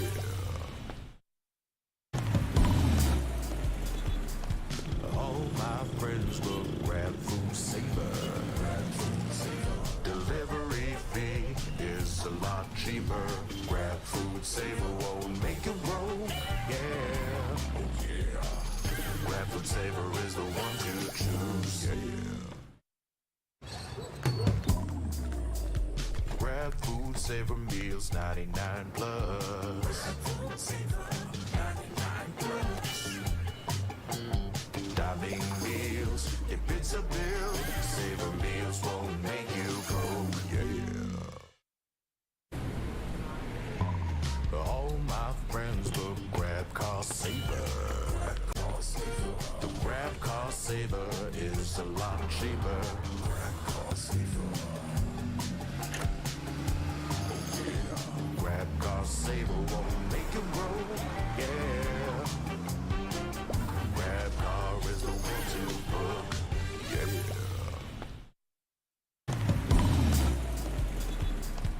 All my friends will grab food saver. Grab food saver. Delivery fee is a lot cheaper. Grab food saver won't make you broke. Yeah. Oh yeah. Grab food saver is the one to choose. Yeah. Grab food saver meals 99 plus. Grab food saver 99 plus.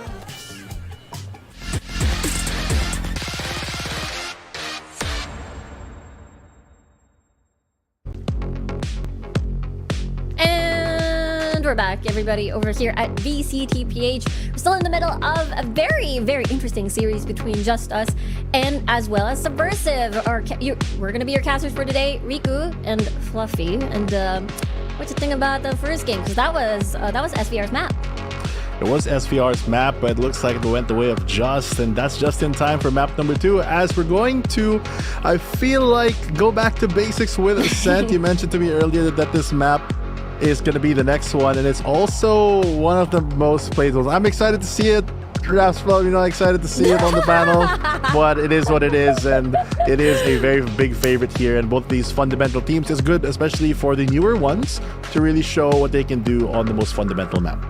Yeah, I feel like, again, JustUs, this is their map pick. They're very confident about it. Again, they're one of the teams that really like to play this map over and over. And I do feel like after getting a bit of a feel about what happened at Split, perhaps they can, you know, play a bit more, what do you call this?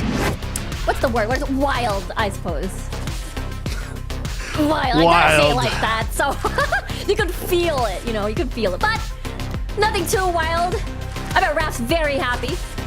It's like not even close to wild at the moment, with the agent select going the most basic way that we've ever seen. Nothing wrong with this composition. True it's there for a reason. You got the double info.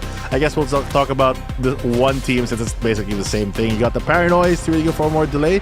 Killjoy ever so solid on this map.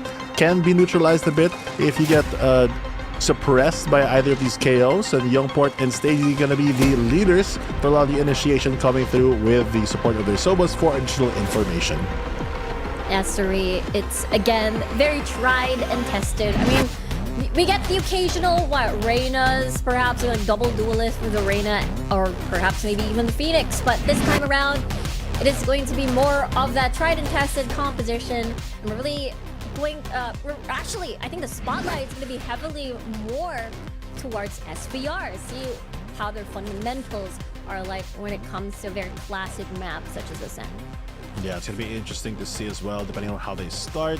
I didn't catch it a bit earlier, but if they get the defense early and get that early lead, we can really see a change of tone, as it seemed like their biggest problem was the quick retakes coming in from just when they were attacking. And I feel like on this specific map, it kind of leans into that strength as well, so they have to be a bit wary of that because they have so much retake potential, which is one of the benefits of this very standard composition. You got that info from both the Sova as well as at KO. You have enough flashes to really support your jet entry, and looking at this game so far, it seems like Just going to be on that attacking side, and they will make their mark on the defense here for the other team. Yes, sir. We're going to be seeing that post-plant test much later onto the half, but it's going to be a fast execute. Schofield already in the middle of the site, already spots out one by Market, but Loitering gets first blood once again, just like Split. So now they have full control over the site. Now it's post-plan to see how JustUs is able to hold on to the site. It's like we didn't even change maps because there's no change of pace here, as JustUs just explodes onto the side. Quick trades here. They get 2 for 1 right now. Food's the only one that gets a reply, but it's taken out, and just as I am talking, they just go away like that. And SVR struggling again from the pressure. I'm really surprised that I think it was Lloyd Dream who got the kill on CMS, who was hiding all the way back in CT. I don't know if that's a combination of utility or spam, but either way, they're just able to take him out before he gets any impact. I thought that that delay would prove to be so pivotal because he didn't get suppressed, but he just got taken out of the game instead. And at a classic, the power of a classic sometimes in Valorant. And once more, I think Lloyd Dream is able to dish out the first blood, similar to how he did on Split. Basic bounce recon arrow here onto the mid side to clear out a lot of this close area. Pete's not going to be cleared, but they have a very strong buy here. Par Schofield not scared to take any fights with this Vandal on the other side of things. Second Love does find the controller already gone. That's a lot of space going to be given back, considering that they're already on this eco. They're going to hold this double B and hopefully get that backside control. Maybe bait them in. Bait them in is definitely what SVR needs. As the Killjoy and as well as the Sova is already primed and ready at Boda House. So let's see, backs against the wall. Actually, Repulsive will fall at the hands of Keaton. And there you go, Lloyd Dream again with another kill, and the Dart's gonna kill off Keaton as well. Young Port going down, and Food's the only one left on the Sheriff. Let's see if he's going to do something about it. But Second Love with 3 kills. And there comes another round going the way of Just. They're able to keep that Vandal as well. Very important into the firepower now that SVR has access to with the rifles of their own. Odin's coming out as well from the Sovas just to make sure that they can really stop that early pressure towards that B side. It might force the rotate or change of pace here from Just to adjust for that more an A hit, but they're very confident. It looks like it's still going to be a B, maybe B split this time, change something, or will they go hard? That's going to be the same question that they have to answer against this Odin. Yeah, they gotta be careful here. Might get a few chip damage or maybe death, but looks like they're not gonna take it. Very intense death here. There comes the first one. Okay, oh dear. SVR with a 2-kill start. That's a really good start for them. Looks like death was the answer here. 3v4 at the moment, a good position, but nothing going to connect. Good swing from Young Port. We go for delay. Keeps his life alive as well as throwing out that fragment to stop any more pressure from water falling in. Stacey has to try to get something. They hear that for sure. He recovers the rifle. Has to back away though. Be wary of the other positioning of their players, but a stalwart positioning here from SVR.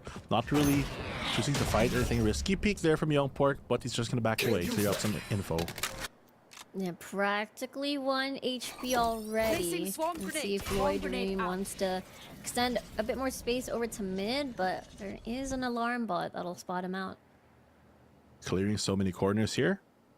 Not sure where to go, funneling themselves onto the B site, but this is where the Killjoy is, so this trap towards lane as well as alarm bot is really gonna stall out a lot of things. The moment that this turret makes contact, they can delay the B push as well. And they have a controller this time to really go for more. That's why I'm not gonna be popped yet. There it goes. Get some tag onto one, maybe crossed. Has no info for the second player though. Was that a nano swarm? Stacey's like really low, 25 HP now, and Lloyd Dream again from this angle. Constantly across CT, gets the headshots, the important kills at that, and now it's incredibly winnable. 2v2 situation, an Odin versus a Vandal as well alongside for this retake. And look at this, the Paranoia is gonna cross in half the map, but do they expect this? 1v2 situation, Lloyd Dream, can he do this? That's gonna be a no. And that is SVR with the bonus win. To finally get one. Stick to the script though. 2-1. They get their buy round win. But what an explosive almost comeback there from Lloyd Dream. Just fighting through the fire there. Able to find 2 when in reality he's supposed to get none. You know that song? The Through the Fire? Is that where you got that reference? No, that's not my generation. Shush! It's not even that big of a gap. Excuse me. Well, that's going to be the problem here as the gap does grow. As JustUs is on the lead so far. But like you mentioned, it's not that big of a gap. Only it's one just round. 1 point. See? True. Yeah. Well, since Lloyd Dream has been getting a lot of these kills, including Par Schofield as well, make that a second. And that has been a garage barrage so far on the side of JustUs, and no answer from SVR as well. And I was about to mention, with Lloyd Dream constantly getting a lot of these kills, he's so close to that lockdown. Damn. Garage barrage. Best of what I do, Berserker's barrage. You know what I'm saying? You gotta tell me where that reference is at, because I don't know. I assume it's just one of your nerd hobbies, you know? Exactly. But nice. Nerding is the key here, but strategy not going to work because the firepower here from JustUs just pushing through everything to really get this round. They're just forcing the issue and they're just winning the duels. It's as simple as that. That's true. Like, honestly, SVR, which is understandable, right? When we look at Split, once the rifles came out, you know, pistol rounds, maybe that's not their current strengths, but once they got the rifles, it felt like they can fight toe-to-toe with JustUs. But on a map such as Ascent, it did feel like, you know, JustUs, again, this is their map pick. They are more comfortable taking these skirmishes and duels. Very true. It looks like this timeout gonna be a peace of mind here from SVR. They have to come up with a plan to really stop the pressure, but the pings on the map really show that JustUs not gonna hold any momentum. They're thinking about going for some A control with that Killjoy to make sure that probably no one can push out in case they do something. They have to be wary on this lower buy that the enemy team might have a plan. It's normally the default play, like, okay, they're gonna tactical pause on the low buy, they're probably gonna do something aggressive, so let's play the off angle here. Changing things up here, they have a grenade coming in from Youngport, thinking about throwing it. It lands outside of what do you call this, market on the ping. So hopefully stop a lot of this early pressure. It's all going to be up to this Killjoy on the attacking side to detect the early aggro coming in from the defense. A little bit of a setup from from CMS, at least on towards lane, so that might be an access. Oh, Stacey though. It's gonna be a trade between these KOs. A lot of exchanges here. Surprised that they're able to actually take out the controller here for the side of JustUs, with Schofield is not gonna let that fly, and Stacey is able to get one as well. The family feud just powering through. I know, right? 2v3 right now. Lloyd Dream wants to chase off Foods here. Oh. I was a little bit scared there for a moment, but it doesn't matter. JustUs securing the round for themselves in 4-1. 4-1 right now, and the gap that we were jokingly saying was kind of small has grown to quite a bit of a problem here for one of these teams, and SVR struggling to find a foothold here as Schofield is just a menace on both of these maps. Yeah, exactly. I think alongside Lloyd Dream as well, you gotta, you can leave Lloyd Dream to his own devices to get that first blood, and Schofield can follow suit after and get the space necessary. The lockdown now available. A could be a possible hit now. Quite possibly, finally, we see A for the first time on this map, but a great shorty play. Awareness there. No pocket plays here coming out, and Foods able to slow down the pace. Doesn't find a second. Oh no, gets stuck in the open, but the trades on his teammates just enough to down them. Yeah, still doesn't matter. Oh no! Even though these op shots may not be hitting, the rest, Hiden and CMS are doing a lot of work making sure that the distraction counts. But hold that thought, they get the revive onto Stacey, which means it's now a 3v2. Those op shots were so important to go for the delay. Now they get control towards A side. Oh no, Space Out actually gets him. Hunter Sphere not gonna do it. If anything, it just reveals his position. Actually finds Stacey though, so he dies twice this round. Unfortunate, but still 2v1 here. Yeah, still second love. I think that's just with the Vandal. Oh, here we go. Eliminates the threat of a turret. E with 8 bullets on the board. Loitering still gonna make that count. 5-1. Gap is really increasing at the moment. I was actually kind of worried there for Hiren. Yeah. I know the dart that he was going to do was to try to bounce it off the small hole on top of the door. But it's so difficult to do it in a pressure scenario, and unfortunately for him, doesn't get the scan. But these op shots really by Foods not connecting was the biggest problem for the defense here. They use so much utility Hunter Sphere as well, all for naught, as they don't come away with a round. Yeah, very true. It's I'd say it wasn't an expensive round for JustUs, but knowing that the rounds that they've racked up so far, in totality, it feels like there's not a lot of damage financially. Schofield just very fast on the execute here on the site. And let's see for this retake on SVR. Let's see, what is the plan going to be? Quick plant already, is just able to get inside. Oh, wow. Oh dear. No way. I know, right? Schofield with a phantom kill. Dark Cover expires. No way. Right in with a shorty kill. No way, this is happening. What is this? He runs out of bullets, switches to the shorty. It's not going to be enough. But here we go. JustUs with a quick round. That's illegal. I know. You're not a raise. You're not supposed to do that on Jet. Stick to the script, but Young Work just not able to hold back the firepower you're coming in from Schofield. Exactly, you're right. It's a Jet. But it felt like we were watching a raise. What is this? Let's Imagine 84 HP with a rifle and yeah, I'm gonna dash forward, guys. It's practically a 1v4, a staggered 1v4 to control heaven. They're feeling it. there has to be a lot of mental pressure because you're not gonna, even though let's say he failed that and didn't get the frags, the fact that he's able to do that much damage forces you to play a lot of these awkward positions because you don't know what this guy's gonna do. True. So you have to kind of keep that into account, that he might be doing something, might cause you to overthink. And so far, the strategy is just not connecting with SVR as they don't get the shots to back up their plans. Exactly. That was already the buddy system of SVR, by the way. The crossfires, everything, every single thing side by side. And everything else pretty much. Oh, no way. Oh, never mind. Joke. Okay. Seeing him. Just kidding. He's live on broadcast as well, and it looks like he already got spotted out here. Nanoswarm's gonna throw utility at each other, and after this, some aim lab's gonna back away off the market and just give up that position. Like, I'm done. I'm done with market. He flushed him out of there. Well, 40 seconds on the clock. Let's see where JustUs decides to go. Actually, for this team, it's pretty slow that they're actually playing this round, finally segmenting the map into manageable positions to try to crawl their way onto the A site. They have the info on Par, and he does take a bit of damage here, but a good paranoia to push away a lot of his defenses. A safe entry towards A. It's all going to be up to the smoke command. It's all up to Sanchi, but he's got spammed through. Yeah, the tandem of Lloyd Dream and Par Schofield. I think damage is done. Repulsive, though. Trying his best here. Second Love gets a double. CMS, the only one left, needs to revive his teammate, but that's gonna be done. 7-1. What a gap from JustUs. Normally, the defensive side is actually slightly more favored here in Ascent, but it looks like the pressure from JustUs just turning the tides here, forcing SVR onto another eco. It's so difficult when they already have the rifles, and now with the lower buy, maybe it's a curse, you know how sometimes when you're in the lower buy, you put like 120% effort into shooting your headshot. So maybe they get off thrifty back, could change a lot of this pace. No operator on the board, so JustUs really relying on the firepower, but this time they have the added security of having the Hunter's Fury. And honestly, I feel like a lot of these sheriff shots are like possibility when it comes to the eco wins. I feel like access to that is young Part definitely, but the scan, again, really no defense whatsoever. It's really hard once Part Schofield just rams through the site. Interesting choice of words here as the decision towards B.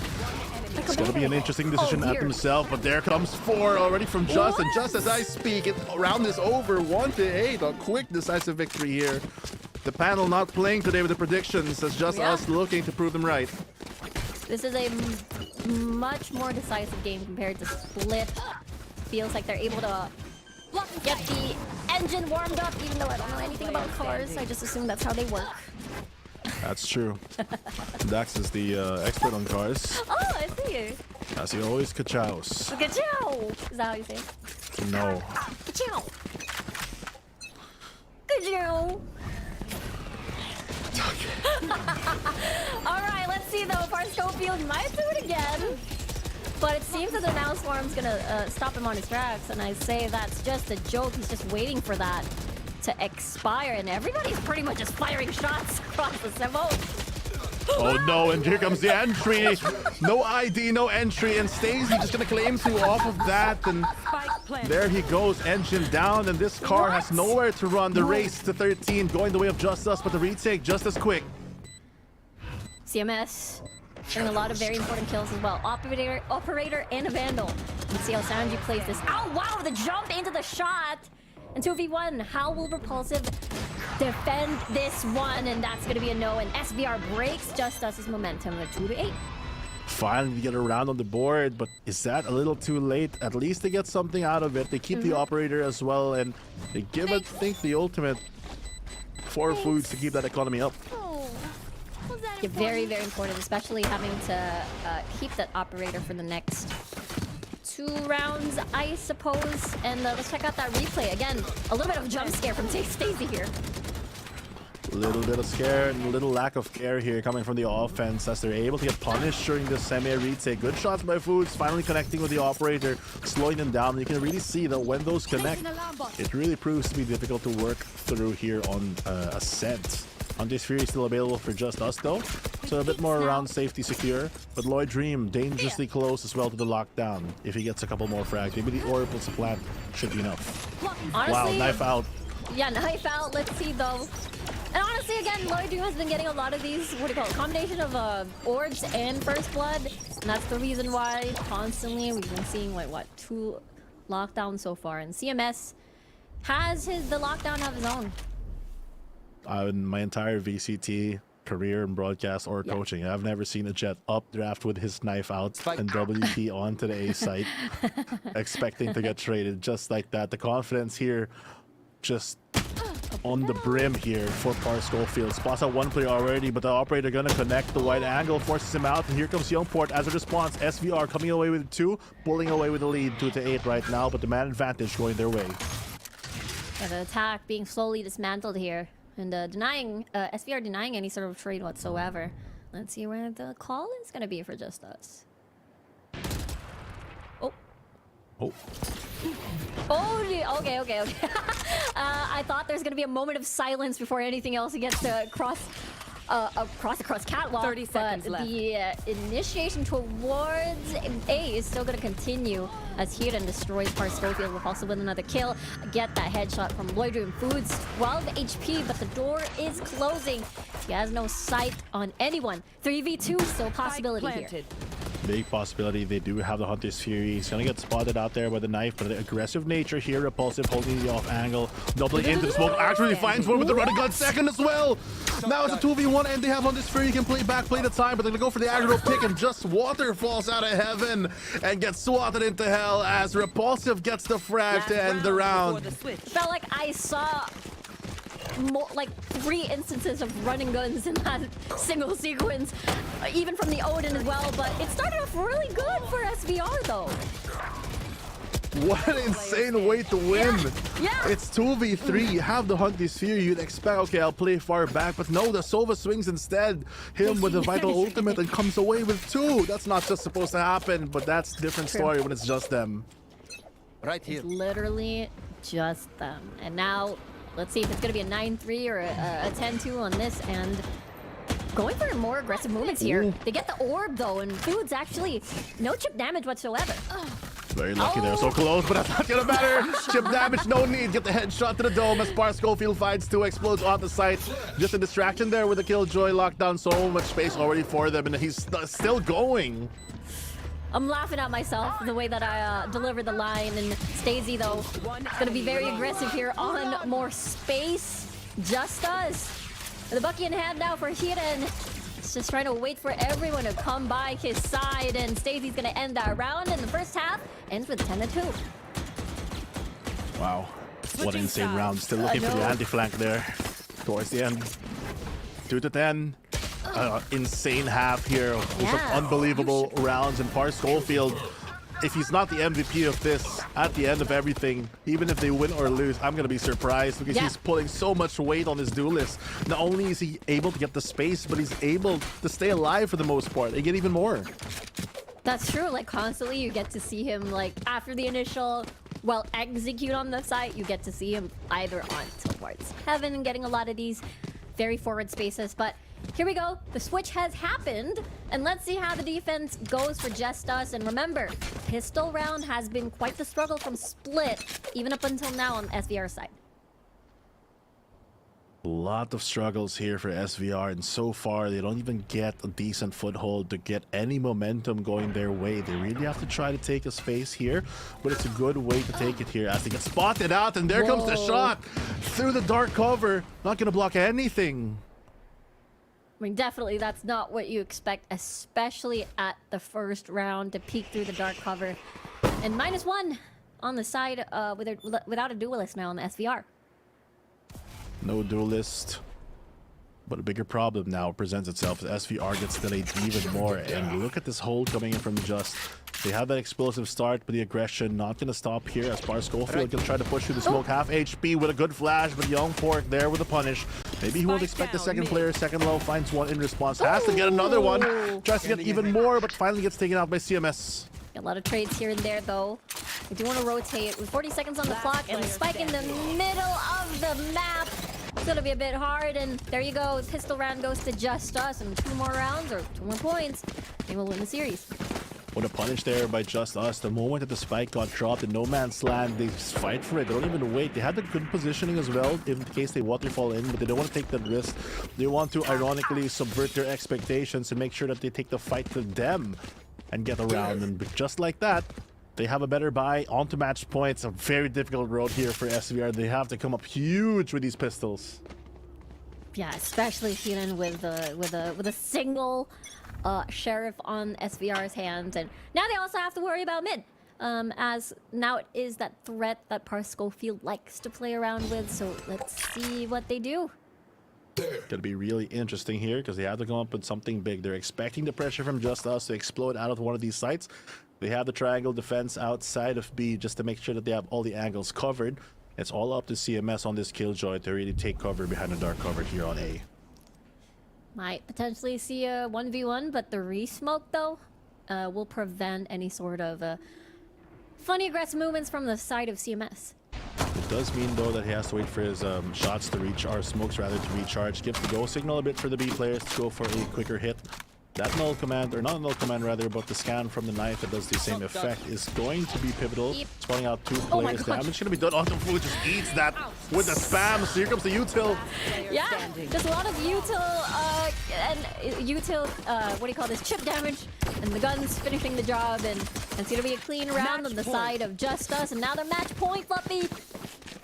The duality of this team is just insane. You see how 100% committed they are for the aggression when they're on that attacking half. And here in the defense, they're just playing together, playing off utility. They can really be flexible at times, and they don't want to give up away this looking to be a pretty easy victory for them against SVR, because they have no signs of life at the moment. Their final chance right now with these rifles to really move their mark. But even if they win this round, it's going to be a mountain to climb. It truly will. It truly will. And let's see how SVR can hold on a bit longer onto this series, actually. And let's see. Constantly, the biggest threat that they have, Schofield. See how they deal with him. Will they deal with him is the question, because it looks like it's starting out. There he goes. And that's definitely how you do it. Get the more aggressive approach as well onto mid. Take him on. And Foods will lead the charge here from Market, but Repulsive is ready with that, with the Judge. With the dark cover onto main. Feels like a struggle to even get a sandwich done, a crossfire done even, but Young Pork, he has been a key player onto SBR, on towards the series. Might extend this round or this game a little bit further with his 2v2 on the double Vandals on the side of SVR, and they get the plant down. Perfect knife there to stop any info. Just the perfect timing to get that drone out of place. And they still have the Recon Dark to work with on Second Love, just waiting for that to respawn. And here comes him, fires out. Chew, as you said, and there goes the scan, but not gonna hit Young Pork, actually. Yeah. Cheeky position here. I know. Has a chance. Let's see if the flick's gonna happen though. Oh no. He's expecting onto CT, and there you go, Young Pork. Chew coming out huge in this round. And get to survive a little bit further. Big plays coming out there. A small mistake, and it's going to breathe some signs of life into them. The Judge not expected there. And the early kill, the most important one on Schofield to really stop his early momentum. But can they do it 10 more times? That's the problem. It is, it looks like a tall mountain indeed. But let's see how JustUs though. This is definitely on, what do you call this, on their side. How they can cleanly finish this out. And Split might not be as clean, but Ascent feels like what do you call this? A better argument for them. Might be, but there comes a very aggressive. That's not how you want to start things out when you're this far down. Schofield already racking up kills to start this round, taking some mid control, flashing through as well onto B to make sure that this side is clear. Now maybe you can expect to fight. Good scan, finds 2 for Just. Young Pork again shutting down a lot of the important members, but Second Love is at least there for that follow-up. Sanji with a kill as well as Foods. And it boils down into the 1v1. Let's see though. Second Love already has a bit of damage. Half HP of the Sanji. Trying to bait out using a tap on the spike. Trying to circle around though. Making sure that he might get the upper hand. The sneaky upper hand, if you will. Second Love onto lane. 5 bullets. Unable to reload. He has his back turned. He can't do anything. And Sanji saves the round for SVR. Good play. Really subverting things there, pushing through his own smoke and making sure he's able to get the timing. Breathes more life into them, especially after that early mistake by Foods, pushing out, giving Schofield a free kill, and now they're on the eco, but we know how deadly JustUs can be. But advantage surely for the side of SVR at the moment. They can just secure another one, they can go 5-12 and maybe climb back on map number 2. True. It's a very big possibility, especially they all of them are actually very close to their ults as well. But look at the stack from JustUs onto A.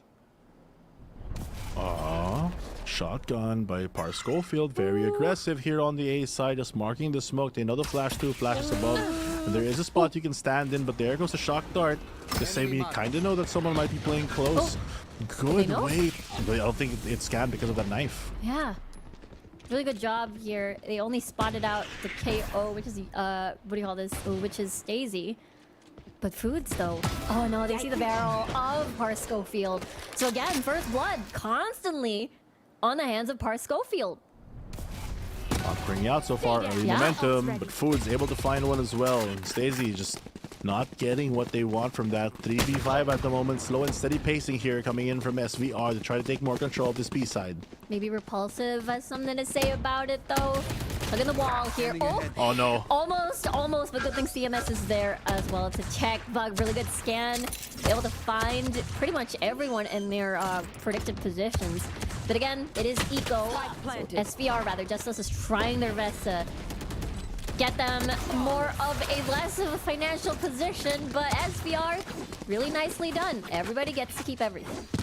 Looks like attacking is the theme of this map, and it's worked out for both these teams so far. If they can keep a streak alive, just like how JustUs did it, then SVR can prove to take us to map number 3. It's going to be difficult, like we already mentioned, but it looks like to be a challenge that they're up for, at least if the past couple of rounds are telling us anything. Very interesting so far. Around this time, you'd expect that Par Schofield might want to get the operator, but perhaps it's not the choice that they want to do, especially that knife is going to come up soon. Maybe they want a different kind of strategy. Maybe they want to be more aggressive. Maybe that's why. Maybe, but maybe not.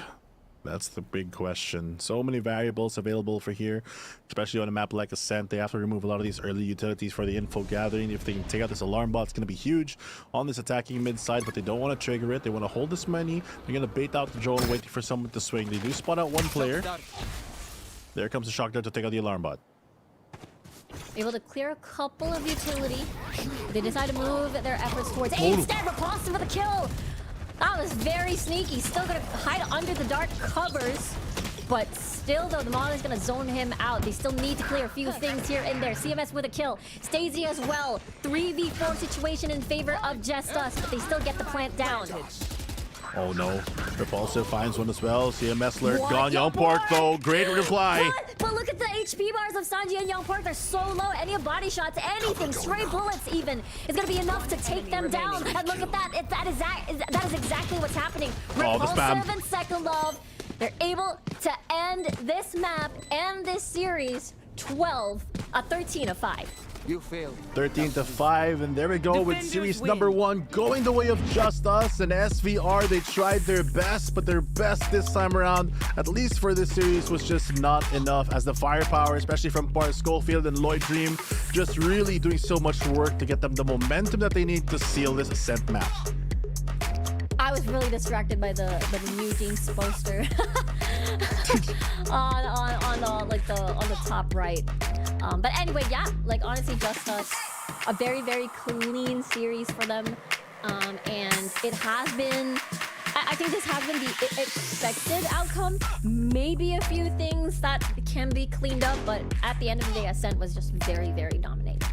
Yeah, I mean, they have a few mistakes here and there, but what is very clear for JustUs is both the firepower as well as that confidence is at an all-time high. For SVR, though, they do have good plans and they do play their compositions well. The problem is they really need to have a plan when they're forced on the back end of things, when the pressure is on them, because it feels like in an Eagle situation, they really can fight back, but against all this firepower coming in from JustUs, it was just enough to crumble a lot of what they were planning for.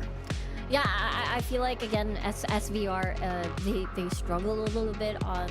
They struggle a bit, rather, on pistol rounds, and it does feel like that is enough for the side of JustUs to keep racking up points, maybe make it into like a 4-0 start and stuff like that. I feel like they do have the capabilities, even though they're on eco, their firepower is truly enough.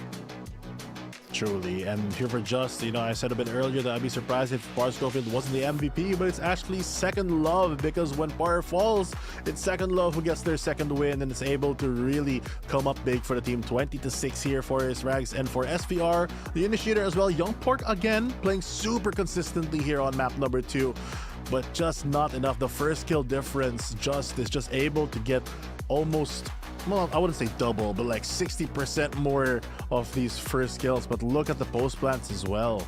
Able to secure so much more every time that they have gone for this attacking half.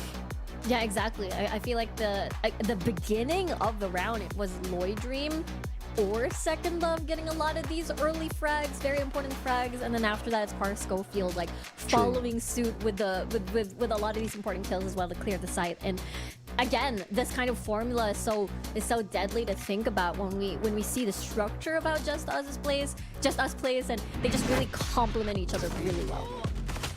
Take a look at these highlights here as we look at how our series number 1 went. That ended the game here on Ascent with JustUs. You see the firepower. Lloyd Dream just steals that away, able to find 2 just crossing by, and it's just a lot of damage here. Par Schofield doing Par Schofield things as well to really just shut them down. Yeah, honestly, and the rounds that you know, SVR was able to make it winnable, or they're able to win, was when Par Schofield would fall early into the round if he's the one who got first blooded. So I feel like after that, this Young Pork with the multi-frags, it is them trying to read as much as possible where the aggression is going to be coming from off of the map, and then after that it felt like a formula on how they can dismantle the sites after that. But on defense, definitely it felt like they didn't have an answer against this team. Very true, and this time around SVR, you saw some little glimpses of hope there at times, especially towards the end where they had a couple streaks of 4 or 5. You thought that they could do it, they could actually make the climb, but just like that, the rope was cut, and JustUs really goes above and beyond to get this map number 2. And I think that's a very, very good start for the side of JustUs. I mean, the fact that this is their first game of the split, and again, they definitely are very, very hungry to not only get into playoffs, but to go like all the way onto their Valorant journey. But I think it's a good sign, what we've seen so far from this team. And I feel like always the struggle from JustUs is definitely the top teams that we constantly see as our top 3 in VCT. But again, really good job from JustUs today. You know, you could say that they could be a bit more cleaner and they could tidy things up, but it's going to be very difficult, but not just for our thoughts, but maybe some more as well as the panel thoughts, as we'll throw it on to them to see what they're thinking. Dalawang Raph o dalawang Terror yung kasama ko. Diba? Hindi tayo sure. Sila din, di naman talaga sila sure. Pero syempre, dahil na-miss natin lagi yung boses ni Raph. Raph, anong masasabi mo dun sa series na yun? So, wala na akong sinabi, no? Parang, nga, no? Dapat mag-usap pala ako, trabaho ko yan. Honestly, expected outcome. I mean, to think about the dami ding moments yung Subversive. Again, we talked about how experienced they are individually, but to kind of get back into the circuit, into the league, at such a, I guess, sudden mark, it shows. Kasi, yun nga, the defense earlier, a little shaky. I think JustUs getting much more refined is a pleasant surprise, all things considered. I mean, pagdating dito sa series natin, 'di ba? Walang map pick panel curse na nangyari. Nakita natin yung gusto or yung ine-expect nating resulta actually pagdating sa series na to. And the thing is, obviously nasabi na rin ng casters natin, bagong salta sila sa VCT PH. And I think it goes a long way na talagang kailangan mo ng experience. Hindi sila natalo, natuto sila pagdating dito sa series na ito. And for JustUs, we've seen them from Split 1 as well, and we know what they're capable of. Parang on and off switch sila during Split 1. And I think here for Split 2, this is such a good start off para sa kanila. Actually, nakakatuwa nga rin eh. Kasi itong JustUs, parang first match pa lang nila, gising na yung buong roster din nila dito. Napakaganda nung pinakita nila. Mapa-split man o ascent pa yan. Pero ito nga, te, may mga times dito sa Ascent natin, especially nung nasa attacker side na tong Subversive, na parang hindi, ano ba yung sa tingin mo nangyari doon? Nagkukulang na ba yung defense na itong JustUs? Or sadyang may ginagawa dito yung Subversive na nahihirapan na yung JustUs na bawiin yung mga rounds? I think na-mention din to ni Raf behind the scenes, di ba? Na medyo Telepathy. medyo shooked itong mga players ng Subversive, lalo na kapag nakakuha o nakahanap na ng pick-off dito yung JustUs. And I feel like itong series na to, mula game number 1 at saka game number 2, Raf, parang it's more about the confidence of the players when it comes to the aim duels as well, na pag hinayaan mo yung JustUs to just go off as well, eh tuloy-tuloy lang din nila. That's true. And again, just to talk about the Subversive defense, I feel like there's so many moments where, okay, so now you're in an awkward spot kasi yun nga, na-pick off kayo isa-isa. But at the same time, like, maybe the protocol hasn't really been developed just yet. Like, if they get a pick at certain position, then maybe the info is, or at least the assumption is, somebody's pushing this way. Kasi ang daming ang moments kanina na sobrang, again, so in between things.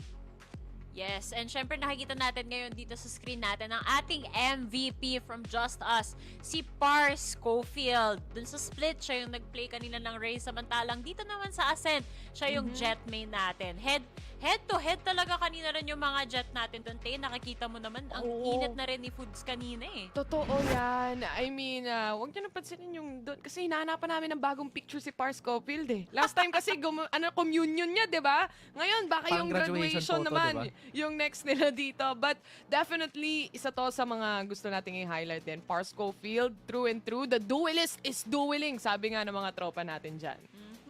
Ayan, saktong-sakto yan kasi may interview natin actually ang ating JustUs player na ito. I-welcome na natin siya dito sa panel para masagot ang ating mga katanungan. You know? Yan na, pan out tayo. You know? What's up? Hello po. Hello!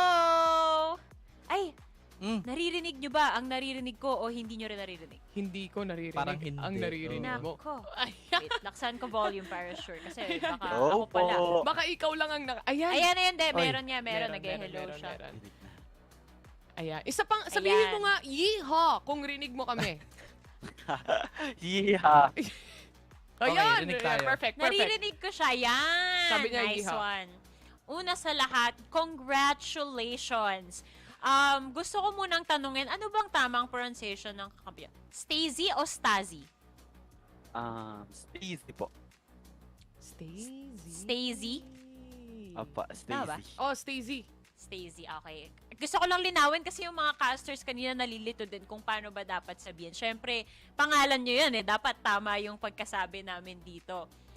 Pangalawa naman, siyempre, ang daming natutunan ng JustUs from Split number 1. So, curious ako, ano yung something na natutunan nyo from Split 1 na dala-dala nyo dito sa Split 2 natin?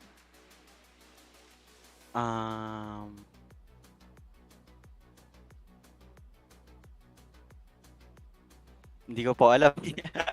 Basta nakikinig lang po kami sa calls namin. Nakakainis to. Ang dami. Ang tagal mo mag-isip. Tapos yun yung sasabihin mo. Akala ko rin malalim yung hugot eh. Oo, ang lalim nung iniisip niya doon, men. Pero wala daw eh. Yun daw talaga eh. Pero eto lang yung tanong ko. Balita ko, binistan ka daw. Binistan ka ba, Ren? Kasi yung isa sa Ano inyo, po yun? Sorry, ano binistan po yun? eh. Beanie. Bloom. Stan. Bloom ka ba? Ay, hindi po. Ah, hindi. Ay, hindi. Si Sayang. ano yun? Si Beanie Maloid. Doon Beanie si Maloid Maloid Dream. pala yun. Next time pag siya na-interview natin. So, kailangan nyo manalo for the next one. Pero ito na lang yung tanong ko. Ano yung naging motivation nyo coming in dito sa Split 2? Siyempre, coming from Split 1, alam natin na may mga malalaking teams kagaya ng Naos. Ayan, yung Oasis nga, hindi nakapasok during Split 1 eh. But coming in here, siyempre, road to Ascension na kayo dito. Ano yung motivation ng buong team going into this tournament? This split to po parang mas naging gigil po kami manalo. And dahil para po para makakuha Paano natin yung ng gigil? Sabi niya. Paano yung gigil? Shy type siya. Ayaw niya. Nonchalant. Nonchalant eh. ayaw. Diyos ko. Sige na nga, Raf. Ikaw na nga. Gigil. Nakalimutan ko nga yung question ko kasi nag-isip din si Pars Schofield kanina, may gap. But, okay, eto. What was my question again? Like, I think I told you, right? Yung question mo nga pala. is... Alam ko na. No helping. Alam ko na. May character development daw kayo. Nagpa-practice na daw kayo. When did it start? When did the practice for Split 2 start? Nag-full practice lang po kami kahapon po. Yun! Yun, no? Actually, may follow-up question din ako. Ano ba Sige, yun? go lang. Ano ba yun? Tatapusin muna. Parang one day before po yung tour na doon po kami nagpa-practice, nag-uusap-usap. Pero before nun, wala. Wala po. Grabe, oh. Ito yung mga example natin, guys. Remember, with one day of practice, you too can join. No, I'm joking, guys. Please practice as much as you can. At the same time, yung follow-up question ko, ano ba yung next photo isasabit mo sa sa prod? Ay, yung mata po ako ng media day eh. Wala na pa yung mga next. Okay. Finally, graduate Yun na siya. pala. Ay, balita ko pala, kapatid mo daw, yung bago niyong teammate. Tama ba? Tama ba yung nakagip kong chismis? Kuya ko po. Kapatid mo. Sinong mas pogi sa inyong dalawa? Ako po, syempre.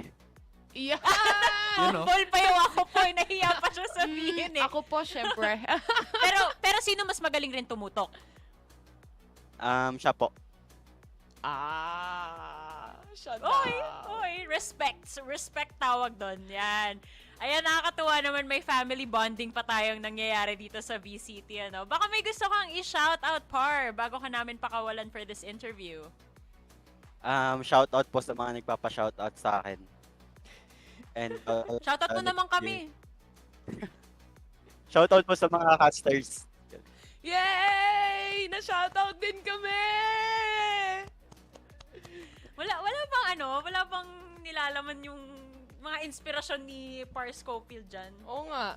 Wala ba? Meron po nag-iingay po siya sa comments. Ay? Uy. Ayan, sige. Maraming salamat at congratulations. Kita-kits sa susunod na matchup nyo. Thank you po. Bye-bye! Grabe naman si Par. Mas gwapo daw siya sa kapatid niya, pero mas malakas tumutok yung kabila. I mean, kung tanungin tayo, Taylor, sino yung mas pogi sa atin? Ako! Hello? O, di ba? Automatic ko same answer. Ako! O, di ba?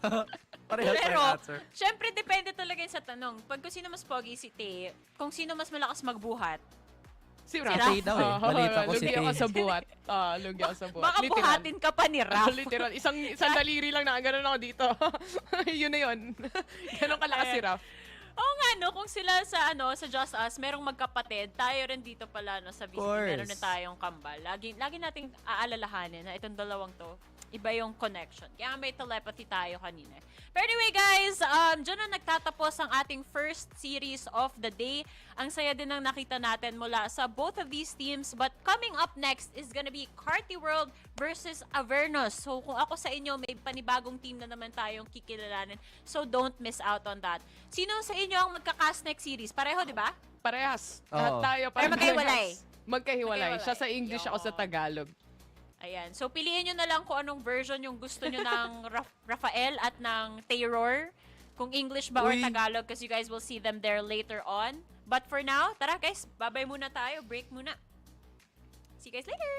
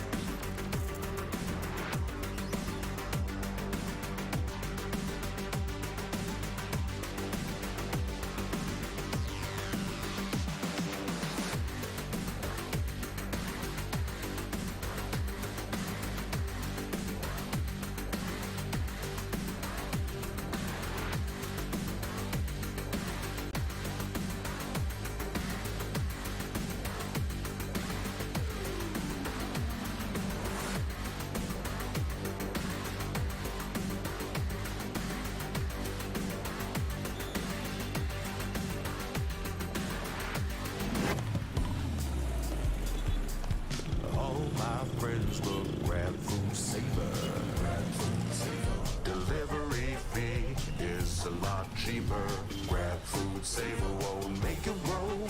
Yeah, oh yeah. Grab food saver is the one to choose. Yeah. Grab food saver meals 99 plus. Diving meals, if it's a bill, saver meals won't make you go. Yeah. All my friends will grab car saver. The grab car saver is a lot cheaper.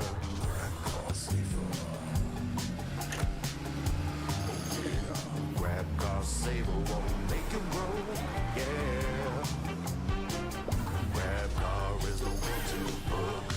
Yeah.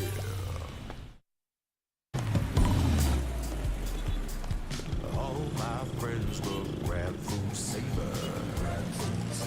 Delivery fee is a lot cheaper. Grab food saver won't make it roll. Yeah, oh yeah. Grab food saver is the one to choose. Yeah. Grab food saver meals 99 plus. Diving meals, if it's a bill, saver meals won't make you go. Yeah. All my friends will grab car saver. The grab car saver is a lot cheaper.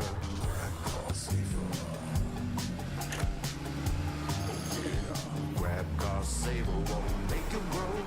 Yeah. Grab car is the one to book. Yeah.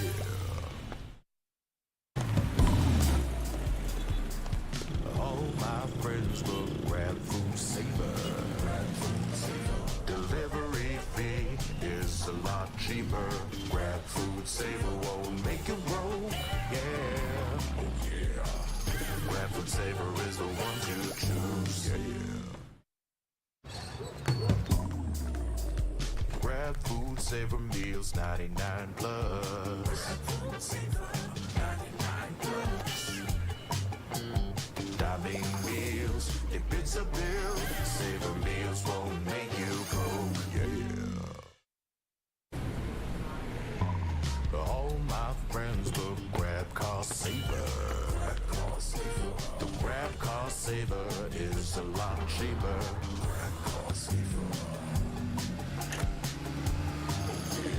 Grab car saver won't make it roll. Yeah. Grab car is the one to book. Yeah.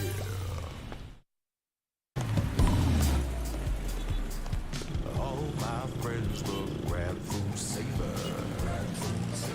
Delivery fee is a lot cheaper. Grab food saver won't make it roll. Yeah, oh yeah. Grab food saver is the one to choose. Yeah. Grab food saver meals 99 plus. Diving meals, if it's a bill, saver meals won't make you go. Yeah. All my friends will grab car saver. The grab car saver is a lot cheaper.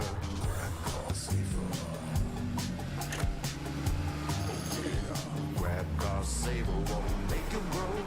Yeah. Grab car is the one to book. Yeah.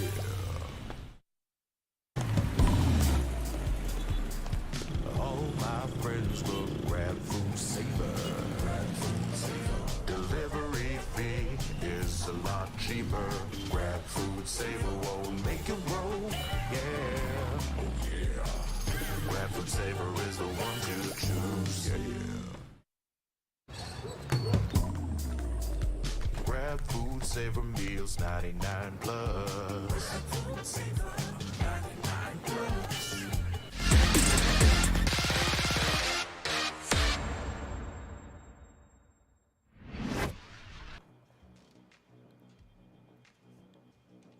All my friends friends use Grab Car Saver and all my friends watch VCT PH Challengers Split number 2.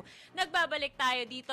Switch na tayo ng mga analysts natin for today. Pero sa host, kasama niyo pa rin ako, si Likeable. Pakilala niyo naman yung sarili niyo, guys. Mga pala si Rockheart. Hi. Ay, nonchalant. Ako po si Wiko.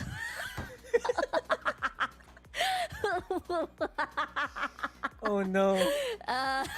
Yun na yung introduction ako na lang po yung hihingi ng pasensya sa lahat ng nanonood. Hindi po kayo nagkakamali. VCT PH pa rin po yung pinapanood nyo. Nagulat din ako doon, guys. So kayo mag-alala. Duguman ka eh. Kala nyo Grabe talaga Kala si yung Rico. makakatakas Expect kayo. the unexpected. Feeling ko talaga, Raph, okay lang yan. Alam ko, Yeah, ayaw mo wala pag eh. nagbe-baby talk ng ganun si Rico, pero wala na Wala tayong no magagawa. choice She's Nanonood. done. Pakiklip na lang po. Pakiklip na lang po. Thank you so much. Pero let's go back to the discussion of kung ano yung nangyari kanina. You guys were able to cast what just happened between JustUs and of course Subversive. Muntik pa ako sabihin na Avernus. Pinaghalo ko yung dalawa nating bagong team, diba? So, what was it like for you guys casting that series? Kasi, I feel like a lot of us were predicting na JustUs yung mananalo. And true enough, yun naman yung nangyari kanina. So, any thoughts on that series?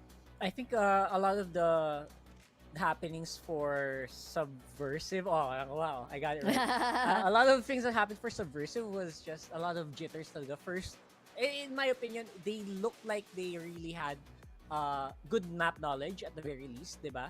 They knew where all the one-ways were. They knew how to use the utils properly. Yung kaba lang talaga against obviously a more seasoned opponent. Sangayon na ako sa'yo dyan. Honestly, para sa akin, ang pagtingin ko, lalong-lalo na pag sa first week, is constantly na, because nadagdagan na yung mga teams, may marami tayong mga either familiar faces na nakita natin from the past, at ngayon nang ulit bumalik, mga ganun. Pero this is the first time we're seeing a lot of these mga pangalan, mga organization, mga team names, kumbaga. So, ang aking pinaka-curious, yung reaction ko, is gaano kalaki ba yung gap from the qualifiers to the teams that already played from Split 1 and the teams that made it to top 3 and or rather top 2. Yung na alam natin yung from last year last split na si Zol tsaka si Nao. So yun yung aking yung curiosity kumbaga na ano ba yung kasagutan dito? Gaano ba kalaki yung gap or wala pang gap at all? Actually, sakto rin yan for the upcoming series that we have. Kasi parang same story. Meron tayong mga new bloods over here and meron tayong mga players from Split number 1 na magkikitang mag-head-to-head later on. Pero bago ang lahat, gusto nga po pala namin magpasalamat muli sa aming mga sponsors for making this wonderful event possible. So thank you so much to Mineski Global, the official tournament organizer of the 2024 VALORANT Challengers Philippines, presented of course by PPGL, the largest multi-game esports league in the country. And of course, a big thank you to our official super app partner, Grab. Score Grab's lowest prices ever with up to 15% cheaper fares on Grab Car Saver. Delivery fees as low as 15 pesos with Grab Food Saver delivery and thousands of budget-friendly meals as low as 99 pesos with Grab Food Saver meals. Meron din tayong promo code na GrabFood60. So kung medyo gutom kayo ngayon and medyo malaki yung budget nyo, go for up to 60 pesos off with a minimum order of 550 pesos. And the promo runs from 11 a.m. onward. So, sakto siya sa lunchtime. Yes, sir. At syempre, wag natin kakalimutan na ang tournament na ito ay officially sanctioned by the Games and Amusement Board. Ayan, maraming salamat po. Syempre, yung mga yan, kung wala yung mga sponsors natin, wala tayo. So, thank you again, guys. Ngayon naman, series number 2 on its way. At sabi ko nga sa inyo, parang same old story. Meron tayong panibagong team at meron tayong team na medyo familiar na from Split number 1. Kahapon, tumitimbre pa nga talaga ang isa sa mga pangalan mula sa unang team na ipapakilala natin. Ang initials ng player na tinutukoy ko ay PW. At ang team naman niya ay CW. Heto ang Carti World.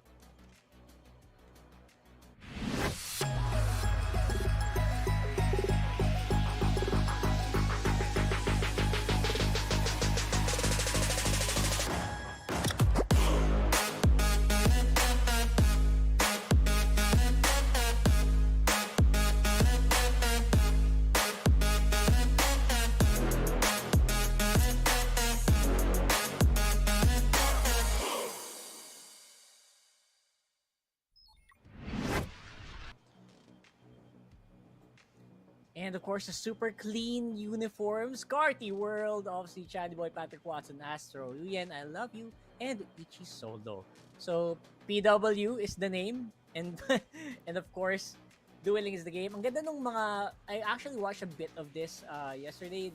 Their play was great on Icebox, and I feel like Carti World definitely a team to watch out for. Ang ganda nung pasok nila dito, coming in from really a lot of really good recent wins here.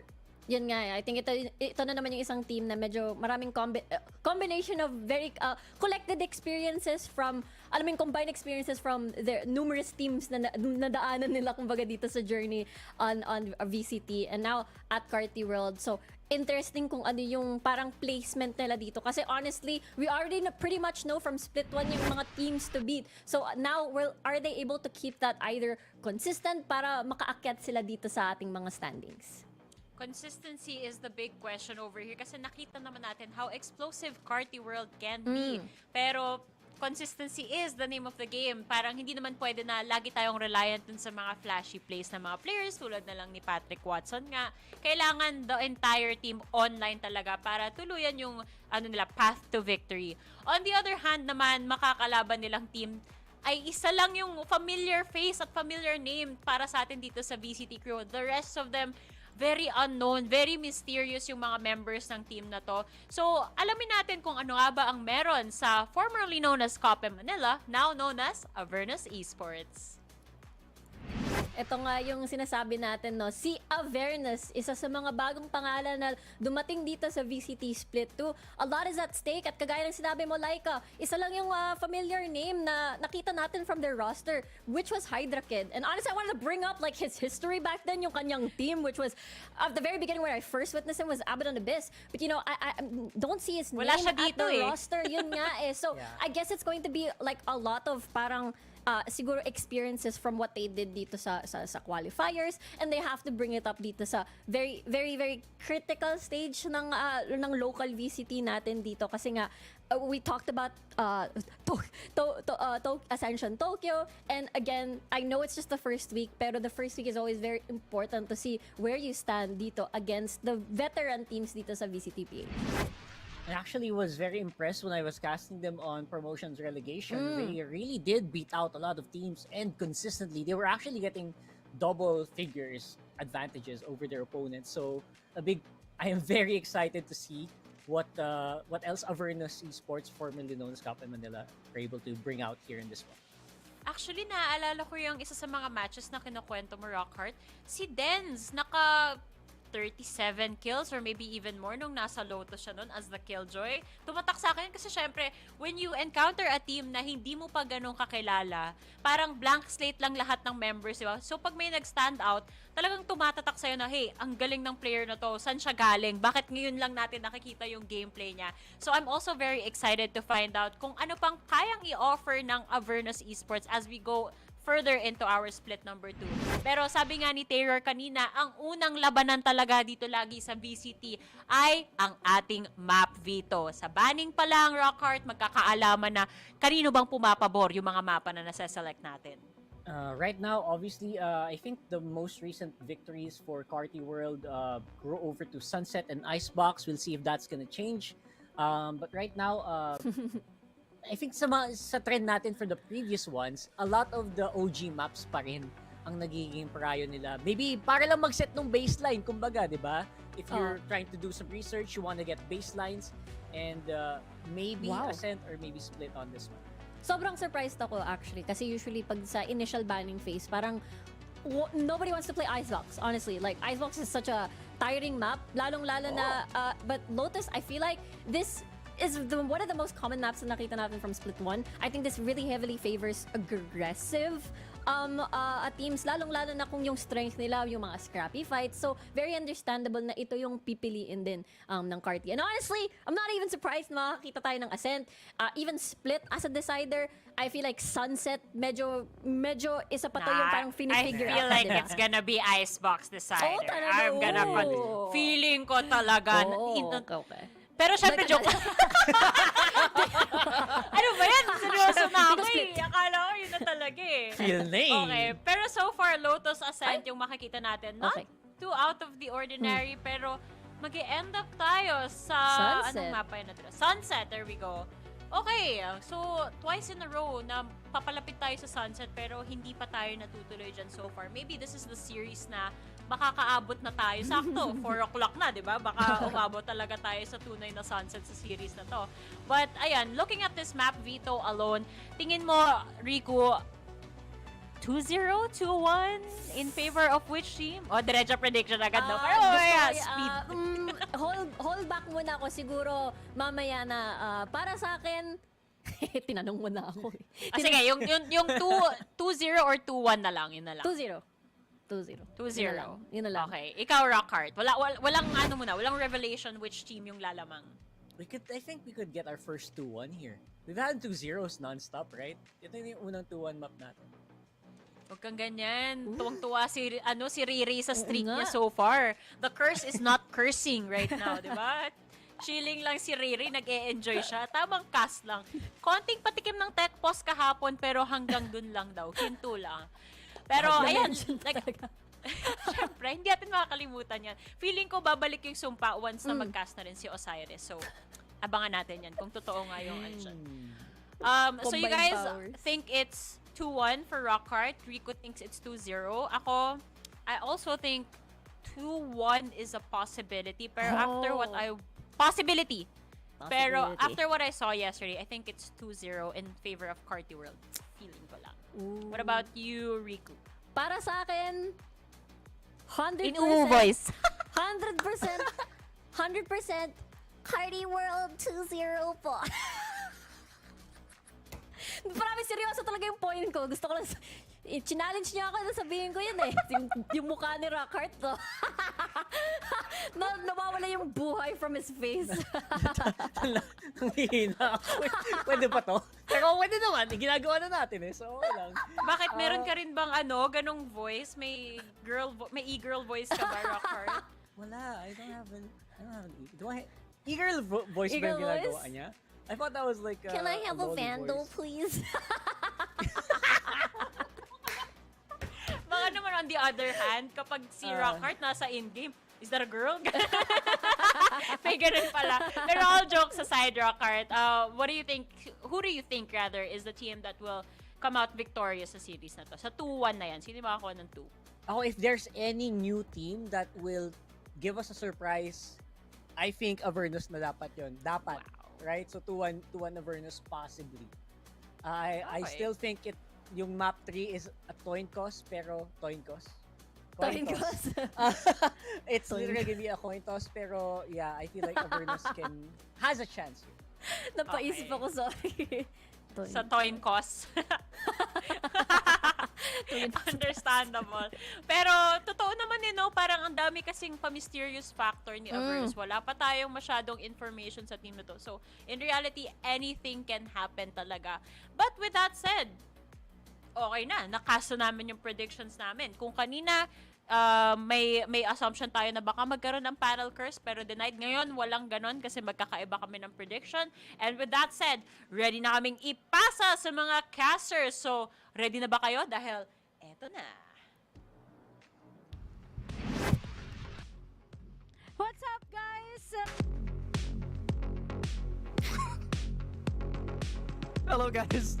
So, that was a very, very nice preview of our Filipino side. Of course, you are joined, unfortunately, today by me and Mr. Nick Fury of the hill he lives on, Fluffy02. How are you doing, man? I'm good. I'm a little bit under the weather, as you can see. I'm not Nico, but I am blue, so my camera a bit different for this time around, but it's very exciting to see two very new teams here, Carti World as well as Avernus. Carti we've seen a bit before, but I'm excited to see what the other one can bring. Are you in like a fish tank or something? Because it's I'm, really moving. yep. Your face. Okay. It's a new flavor, but then that's the theme of today, with two new teams really stepping up. Like they already mentioned, we've had a couple of VCT, I wouldn't say veterans, but the new bloods like Hydra Kid playing on the side of Avernus, and of course we have returnees like Patrick Watson as well as Chatty Boy on the other side for CW. And it's going to be a very interesting change of pace here. I think even the panel kind of predicted it might not be a straight 2-0, which has been the theme so far for VCT. This one, it could go either way, and I kind of agree with that one.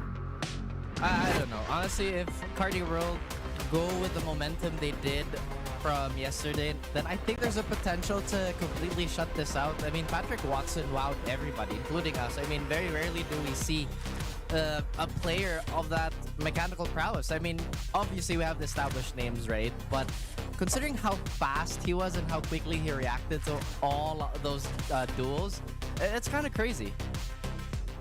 Very, very crazy indeed. And looking at this, map number 1 gonna be Lotus, and looking at the agent composition, it's the same story for both sides. Really sticking to, I think, one of the stronger ones in the meta. I feel like Viper, though, a bit affected by a couple of her changes. What on a map like Lotus is less impactful, as you normally just pick her for the Viper wall, not really for the other sets of utility, which is the brunt of that nerf. So nothing really changing here. A lot of re-clear coming in with both fades on the table to support this Raze entry. Info as well for them, and the Killjoys just to round things out. I'm curious if we're gonna see that. I don't know if you saw it, but I think Queen Bob was posting about this God Hunt on C. I'm not sure if all the teams saw it, but it was pretty hard to shoot out. I'm wondering if we're gonna see that come into play on either side. I mean, obviously Fade has other value aside from that. Obviously the Prowler is gonna help with brawling, just clearing up space, and those pesky corners that defenders could potentially hide in. Very, very true. Especially with all this A-main pressure that it tends to happen whenever you have a Raze with the paint shells on Lotus. You're able to re-clear fairly safely with use of those Prowlers that you mentioned, as well as the added other utility. The question is really who can get that ball rolling earlier. As with this equal composition, the focus is really going to be more on that execution. And we know that you mentioned already how Patrick Watson does have that mechanical prowess, but that's not to say that the other team doesn't. They also have a lot of strengths of their own, especially if they're able to bring out the best of what they can do, because it feels like on this map at least so far for map number 1, or this day, I guess, like what Taylor mentioned on the panel when you were on it a while ago, it's more of playing your own plan and less about stressing what the others can do. Especially this early in the stage, right, where we're essentially just going for the handshake, where teams are essentially introducing each other and how they want to play, how they approach the game. But my, what a fast tree take it's going to be for everybody on Carti World, and it's going to be an uncontested site. Look how far forward the defenders are, though. Yeah, just into the jungle, into the fray. They take very convincing control. No resistance coming in from the defensive side, as they will be going for the mass flank. The alarm bot actually not going to spot anyone, so it's going to be a brawl. They're stuck on the site. They have no way to get out, so it's going to be the pincer coming here from Avernus. Doesn't look like it might happen anytime soon, perhaps. Slyzera should wait for his team, but he gets one on the board. The trays are almost immediate, but the numbers, they're flowing through now. Uyen could potentially get one more. Gets a quick double. But look at the quick retaliation as Impressive wiring. XT is just going to get everybody. Is that XTY or... I don't know how to pronounce it. I think XT or XTY, regardless, that player doing so well to hold down the fort there, getting 3 on the board before falling, and just leaves the cleanup crew on the hands of this Raze to secure it. Great retake there. And they give up a site, but that's part of the plan. They have a good way to really re-secure that. They trap them on the side. The linchpin really of everything was the Viper fight towards the Heaven side. I think if the defensive side was not able to take that out, they would have an opening to really waterfall out and maybe play the post plan, but they were stuck on the site, and with that, a quick round going in the way of the defense already getting that better buy. Aggressive start as well, bringing up a Vandal here for XUI. Really interesting choice, too, to go for a fast take towards Shria on the pistol round. I mean, you know what pistols can do at that range, so really well scouted here by Carti World. It does look like they're going for a much lower pace here. They know that the weapons aren't on their end, but those sheriffs could still potentially do damage, as Zeus might strike down from the heavens here with a stinger. Smokes out, could get one. But no, nobody revealing anything. He might not have heard them jump up. He's gone. High angle isolation there, able to get shut down just like that. Free upgrade here and back onto tree side. Same story as map number 1, but with that losing their control, it's going to be a lot more difficult because the walls of the Viper are already pre-placed. They might have the big toxic screen to work with, but the rest of the utility going to be lacking here, even though they do have a better buy. Big investments early on, perhaps could once again make this retake difficult. The Slyzera in the same position from the previous round won't get as much success.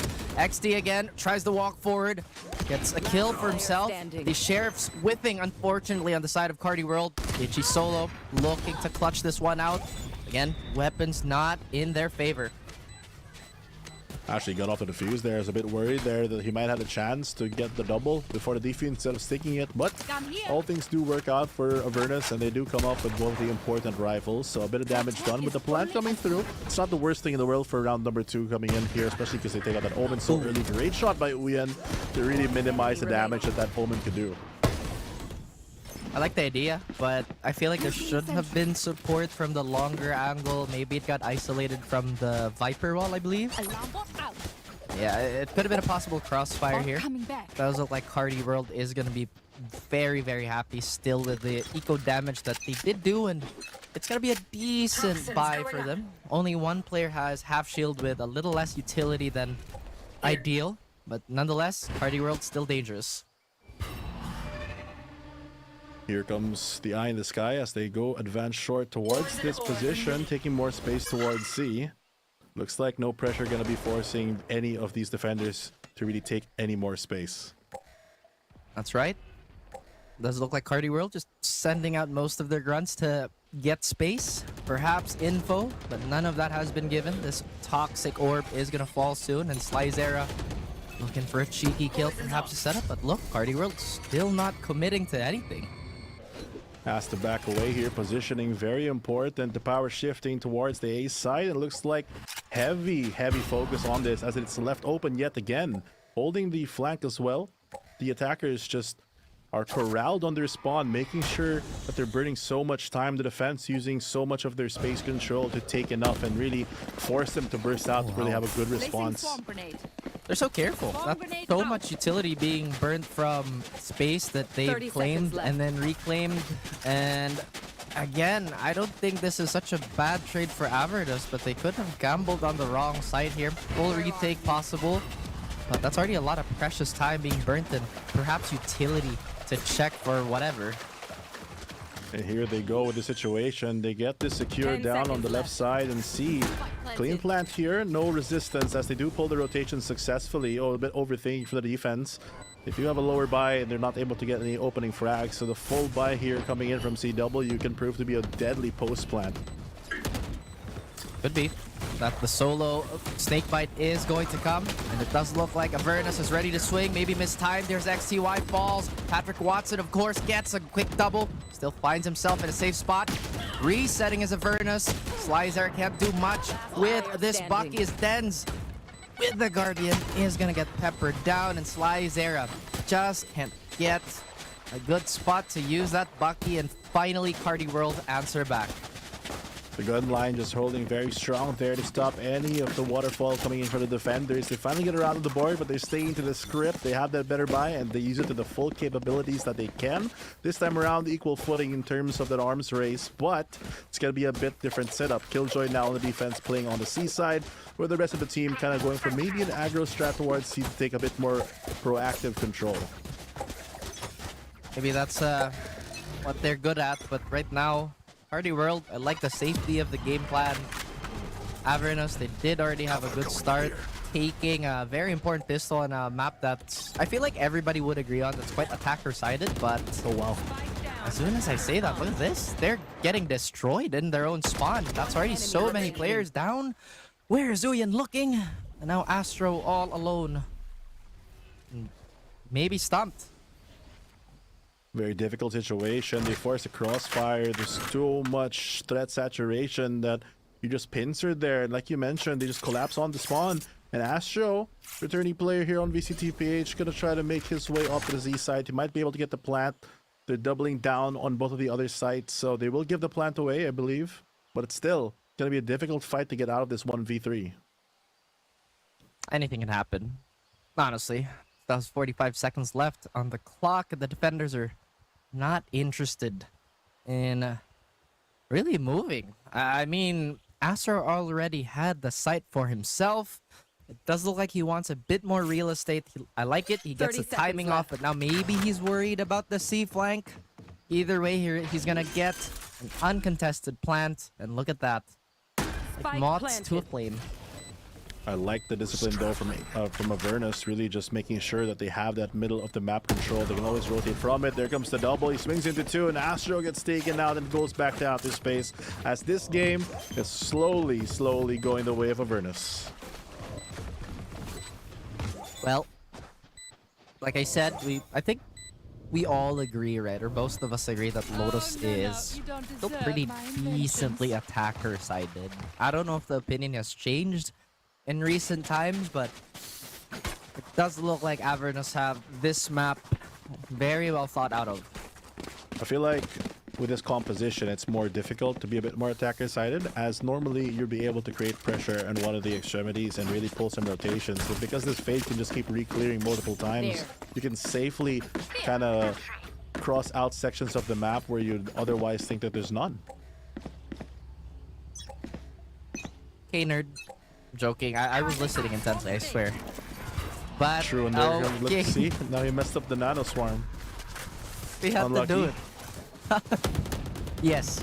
I mean, again, they're so careful with their call-up that I feel like this is a timing read that Avernus could exploit very soon.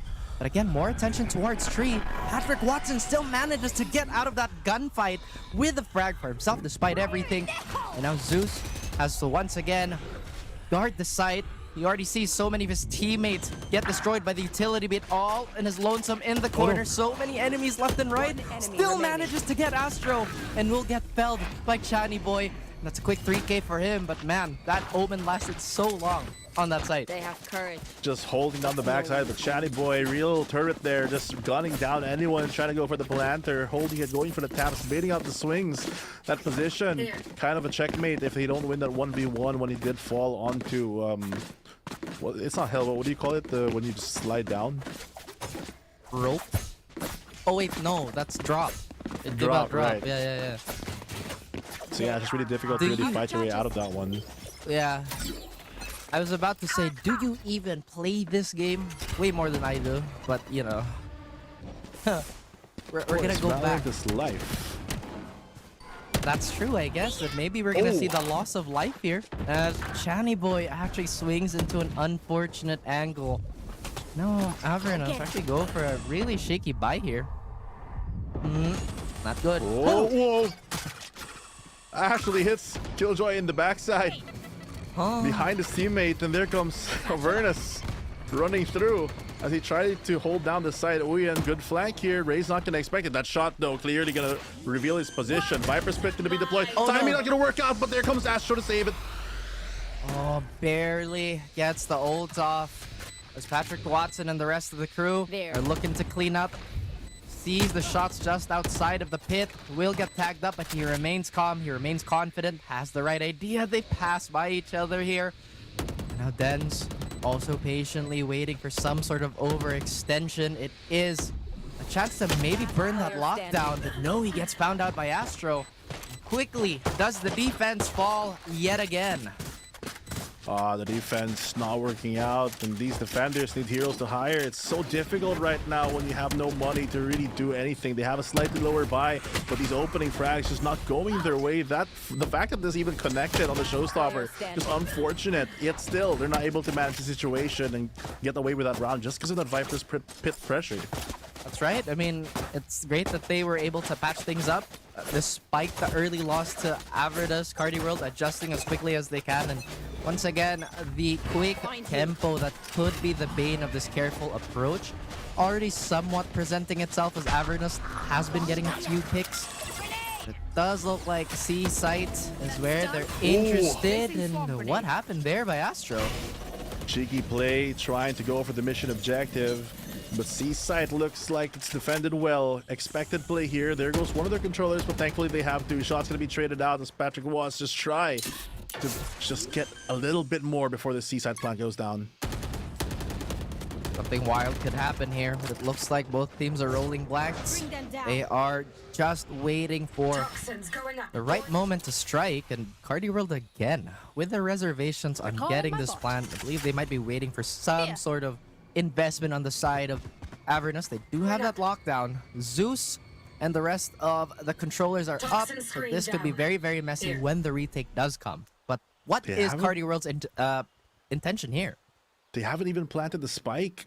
They're just waiting for someone to overpeak. 36 seconds. They eventually have to do something.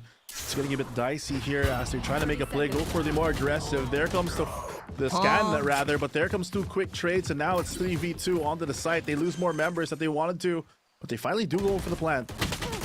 Kind of curious why they didn't go for the plant, and now Ichi Solo taking so much damage from that. He's 2 away from the lockdown. And the numbers advantage that was clearly on the side of Carti World is no more. XTY looking to be the gift that keeps on giving, but the trades are also flooding through for Avernus. And Carti World denied of a man advantage. That was a really strange decision. Push a button. Yeah, I feel like they already had the full control of the C site, but I didn't think they'd need that many players just holding out the angles, because you're not giving them a reason to really peek into you if you don't tap the spike. You tap it once, okay, sure, something happens. Risky TP as well on the start there. You're already down a member, yet the fact that you don't commit to the plant as well just gives the defenders enough time to really just stick together and go for a cleaner retake. Aggressive play is just not working out for them. Like I said, sometimes like the best thing to do is to just, hey, we have the site and we have a lot more people. You know, simplify it. Kind of like when we're playing board games, you know, you kind of get upset. Or not upset, but hey, you're overthinking. Thanks. True. You gotta stop cooking at one point or else you're gonna get burned. There comes one already. Uyan falls out, tries to go for a cute lurk play, but the Viper's wall goes down and he has been clearly found. Gonna force the rotate here. They have the Viper spit, but the spike is so far away, so they're just making sure that no one can go in. And Avernus is playing very safe with this one, with the entry coming in from Patrick, who wants to clear out the corners. Oh, doesn't spawn out the player running out in the water, though. Look at this. He still wants to chase. I mean, realistically, he could go for it, right? But again, the lockdown is here. Shani is tempting fate by doing this. Are they sticking this? They do. He doesn't have enough time, though. Oh, wow. Trying to know where to run. Is this 5-head Giga IQ bait play? Quite possibly, but that's going to be so difficult. The smoke screen's already going to block the vision of the outside players. It is kind of working. They're trading back and forth, 3v1s, all up to Zeus. They have the lockdown as well to really slow this down. Pressure now for the side for this Omen. Has to try to make a play for this. Good paranoia, but they're expecting the push coming through. Has to break it. TP's on the site. Oh, wow. Actually misses, kind of short. Has to go for another TP play. He gets finally. Oh, still alive. Zeus gets one more. I don't think this is actually planted for Ichi Solo. He could stick this. Visibility is there. And Zeus, he wins it out for Avernus. As Carti World was so close to stealing it away, but fancy footwork by the Omen player. A true god in his name, able to steal away this round. Zeus just doing so much to really get that. Breaks the lockdown. TP's on. Here's the enemy Omen. Actually TP's as well, and is already ready for that swing. Manages to get the important frags. Even halves the spike, expecting the fight here, knowing that the dark cover will fade. Man. Just wow. That is clinical. Now, Avernus still really running this lead up, or at least to the best of their ability. Killjoy is now looking to be a bit closer to the action with that judge. They only have the sheriffs, but we know how much damage they can do with this, with the aim on this team. CW trying to get some footing here as they go onto the C side with the crossfire. A bit risky at times, but he has the judge available for the explode. The Prowler not going to detect anyone. Might spell death for this race. He does use a satchel to maybe push one out, but that's not going to give any sound cue. They just back off instead, bring the spike towards the A and go for a long rotate. Avernus taking a bit of a gamble here. Does look like they're interested in stopping it early, but once again, they want to maximize this judge, right? Where did Yor take all that damage from? He's look at that. He's 1 health. 1 HP. Did he get spammed? And a big dream. It's probably for the spam. Bomb grenades out. Well, they're prepping another hit towards A site. And for the most part, Carti World has been really clean on just running through tree. Avernus again, far from the action, but it does look like they're going to rotate from vent. Killjoy so far away.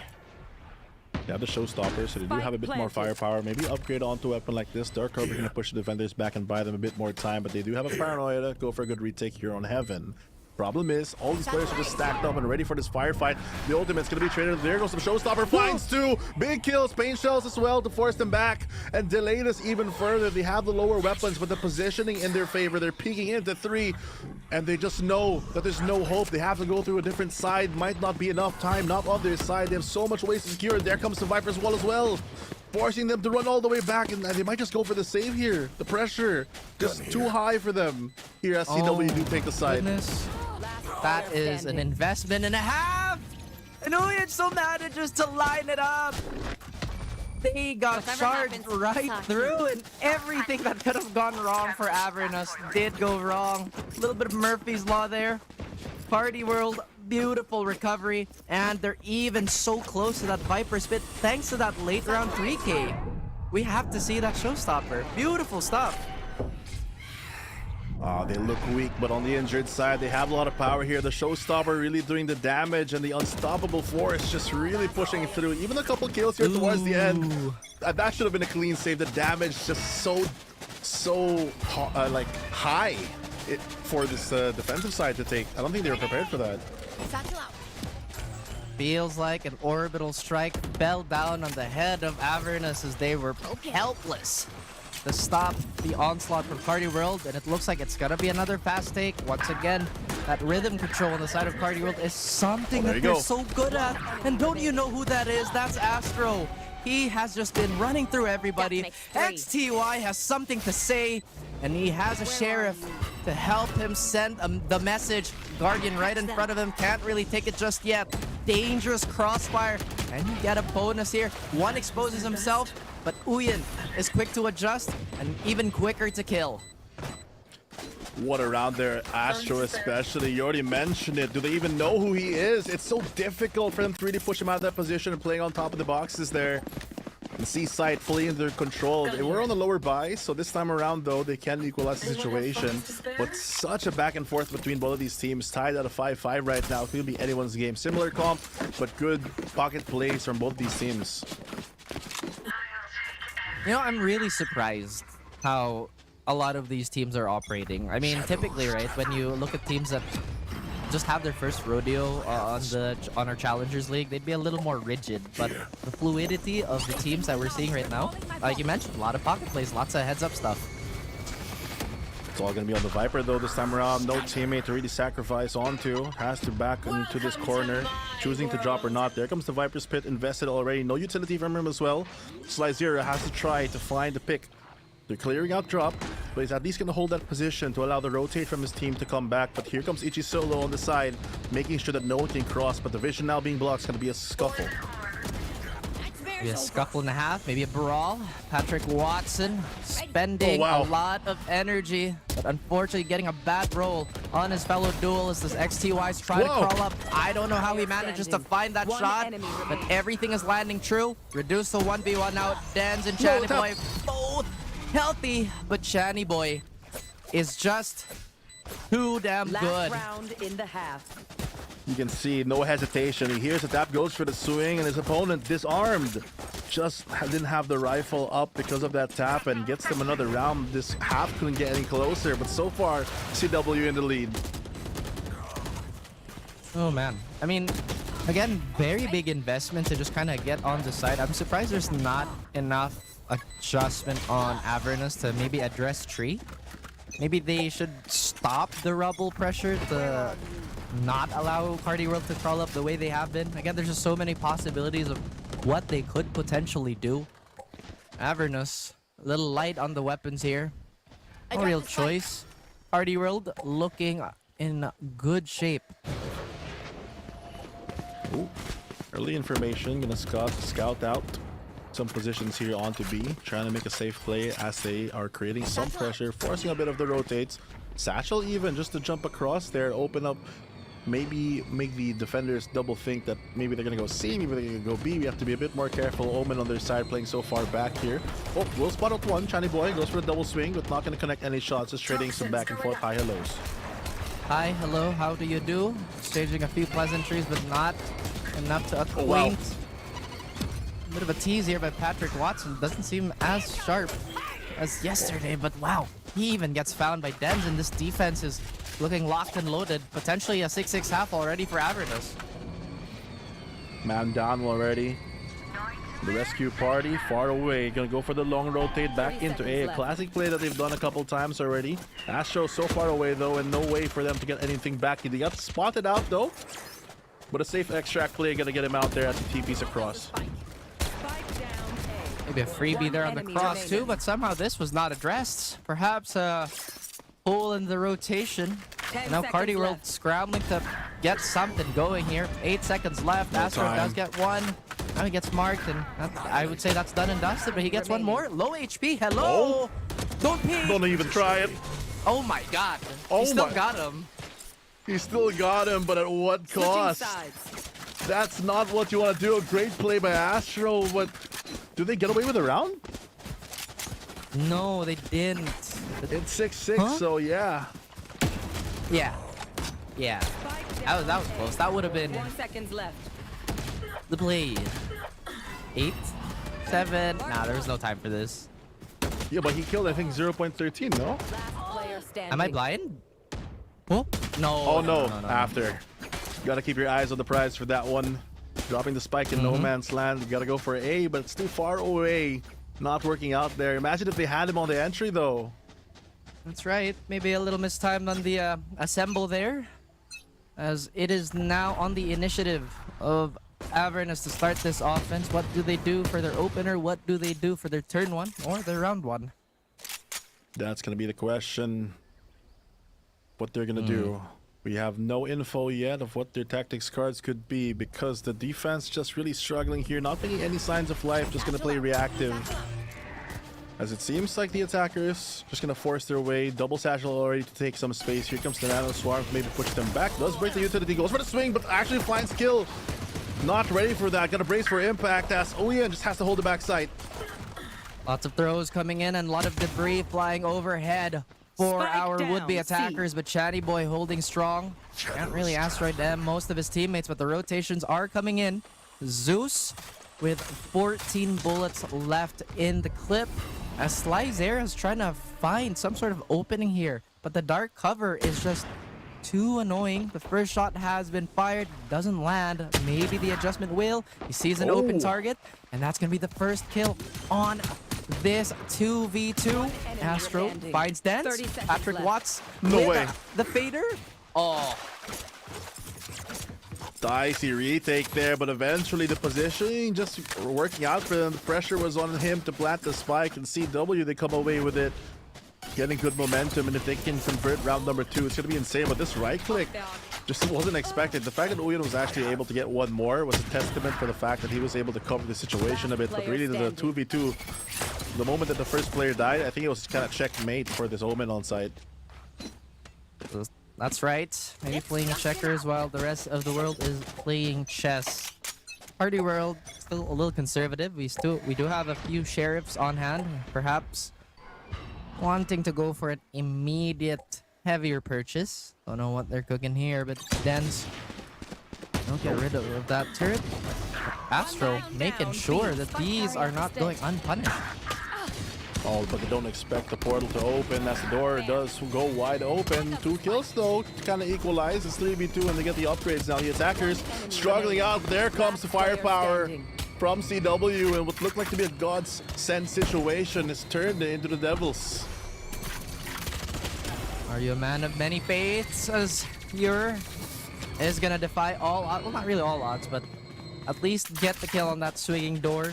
Now we're back to an even game. That would have been a conversion that Party World would have loved. Like I said, it was a really curious choice on why they didn't go just for the full upgrade here. If Astro maybe had a different weapon, then that could have been a different story. Or if maybe they had more active trading, perhaps. Yeah, just a lot of 1v1s going. Honestly, it's like a 50-50 coin flip, and now 7-7. It's going to be difficult for Carti to really strike back, as Avernus, they do eventually get this better buy, and they can use this to a full effect if they're able to get these early picks. I'm not sure if he spots one out, or maybe just goes for the pre-fire, but then senses something towards the A side. And Patrick Watts just moving up in stealth. To be a bit closer to actually hit him here, as we see the paranoia being readied. Spidey senses might be tingling, but the Web Warriors, they are going to confirm their suspicions, but everything once again is falling apart as they incinerate every single defender with a quick attack, not even a choke fight there. Oh, this defenses, they look staggered. It's very difficult for them to go for recover. They're down a couple of members early. That's less actions for them to do throughout the round. And with that man disadvantage, here comes the first of our pauses. Honestly, I feel like they're not sure which team declared it yet. But I think for either or, this gun round is going to be the most important one so far. It's going to either get you back to the game, but the panel surely is correct that this is going to be a close one. I mean, after all, this is an Avernus pick. I feel like we should have seen them a bit more assertive. Granted, they did start defending and they did even it up. So that I think that's good. You know, oops, pardon me. Getting a little excited there. But Carti World, not the greatest of economies. Actually, both these teams, no, more so in Carti World. If Carti World dropped this, then that's gonna be a reset that could potentially snowball into something else. Quite possibly here, but it's going to be difficult as well. These reads, we haven't had enough defensive rounds from showing from this team to really figure out what strategies they have, but it seems like the firepower, if they're able to fix a couple of their quick trades, keep that man advantage up, then you can just have more pieces on the table, and that's going to be enough to really win you every round. Maybe they decide to play a little taller than wider here. Because once again, those trades, I feel like, should be faster on the defending end. It just seems like that those are precious timings and maybe windows of opportunity that they could exploit, take advantage of. Like I said, there's just a delay between these trades. Oh, they're just separated by the star. But wow, 3 already through all that. It's now just down to Patrick Watson. The tactical pause for what, as it's just left alone in a 1v5. We know the mechanical skill, but with all this utility, they have so much to work with. They have the showstopper if they even need that. And you're just going to mark the smoke back away for a second. And here comes the good C's. I don't think they'll spot them out, though. If he 1v5s, I'll get you a box. Fair. Let's go, Patrick. I believe in you. Oh, he But wants too it so bad. bad. He just needs to back away here at the safe play. Gotta move back. Sometimes you just gotta play the mission, and right now, save the weapon is the goal. Keep that extract on you, as you have to save it for the next one, but it's not gonna work. XDY with the double move just to take him out. Too much range and not enough hiding on the side of Carti World. Once again, I feel like the most immediate problem here is Carti World's lack of diligence for the trades. But at the same time, is that a symptom of something else? Are they a little frazzled on this defense? Because it seems like they're shocked, even though they're not on the offensive. They seem to be unready for all this early contact. Yeah. That's very true. They have nowhere to go, and they're down on the attack. Avernus, though, they're up on another good buy. And it could spell double digits for them if they can get this round steal away from CW. They already have the advantage, so it's more on keeping it. That's the plan. Could be. I really like that turret play. I know it's super common these days, but it doesn't make it any less annoying. Here does have a showstopper. If they really want to brute force their way onto something, they have the energy to expend. Maybe they have the right cards to do so as well. And Carti World looking a little vulnerable here. Yeah, but aside from what you bring, it's about the plan that you're going to take, and simple effective sometimes is the key here. The turret, like you mentioned, it's pretty simple, but it works, and that's what's important. It's going to keep this B players from really pushing out, get more control in the A. The eye in the sky going to come out as the rest of the team not actually going to act upon it. I was expecting them to kind of push forward, but they're just pulling pressure instead and baiting out some rotations. I can't even really pinpoint if anybody's having a bad game or anything. I think everybody's just so sharp, and Astro confirms my suspicions as he gets the Killjoy, so that might be initiating power. They could miss. Nightfall to potentially bait out, but Sly Zera can't confirm the kill, so that's still gonna be map-wide information. And maybe this fake is not so sly, is not so sharp. Win. 10 seconds left. Gets slightly hit there. Time pressure on them though. Yer has to defend this. Spots the player, chooses to back away instead. Will they expect the wraparound though? All the players coming waterfalling out of CT instead. Surprise, but this Killjoy is still alive on site. Multiple weapons coming through, but that's what happens when you have the bigger threat. You have a lot of these weapons to really gun them down at range. And they're just forcing Chani Boy into a corner, corralling him onto waterfall and taking him out. And that's double digits now for Avernus. No advances allowed, no pushes allowed. Bumping into all that terrain as Carti World is stuck between a rock and a hard place at the moment, despite impressive shots early on the round. But once again, the recovery was so good on the side of Avernus. Again, if we're not mistaken, this is their map pick, right? So, oh no, it's actually Carti World. So, oh no. It is a very oh no when it's your map. You have your choice, and unfortunately for them, it's now working their way. Avernus doing a really good job keeping their advantage. This time, both teams bring out the operator, but there, as I say that, there goes one, and Dens takes him out. Gosh. How? How is you're alive? Maybe it's that healing factor, but there's no way to sustain this now. They're lacking one smoker. Avernus finally hit a bit of a tumble here. As have to back out again. They cannot confirm anything on this push. On the upside, they still do have Zeus to really provide a lot of the controlling power, even though they don't have that Viper anymore. But it's going to be so difficult as they are just holding down this position, waiting for a kill here, then just going for the jump peek. But here comes the scan to force him out. Has to back away, doesn't actually get scanned, so maybe he can try to pick one. B is going to be so difficult to take though, because the collapse can come in so quick from these defenders. At least they get the site fairly for free, but the post plant's going to be the big question for them. The Nightfall coming in already, and they're going to have to back away a bump in the night as they already take out one. XTY forces out of this picture. Here comes the wraparound from Dens. Not going to expect this to rotate though. 30 seconds. Good wall up as well. Oh, Astro getting found there. And again, this operator was doing so much work. Planted. Unfortunately, can't convert. Once again, a really wide spread on the side of Carti World that unfortunately got punished. Dens could potentially get a free kill here, but can't confirm the shot. What an adjustment! And suddenly everybody gets reduced to atoms. Carti World, they're bleeding so hard. Your weapon is only They need to stop the bleeding soon. You think you're rolling blanks, but he's hitting skulls there. Great opportunity for them to really get those two kills, holding down the line, and a quick trade pushes them to almost match point. The CW on their map pick struggling to really survive this. I know it's really early in the series, but the question is, can they do this all day? I mean, again, it could be a war of attrition. Avernus could be hitting their stride right now, but what does that speak of the rest of the series? Again, that might just have to be answered later on. Uyen with a Judge and a Viper Spit. A classic combo, but Carti World, again, despite yesterday's momentum, struggling just a little bit.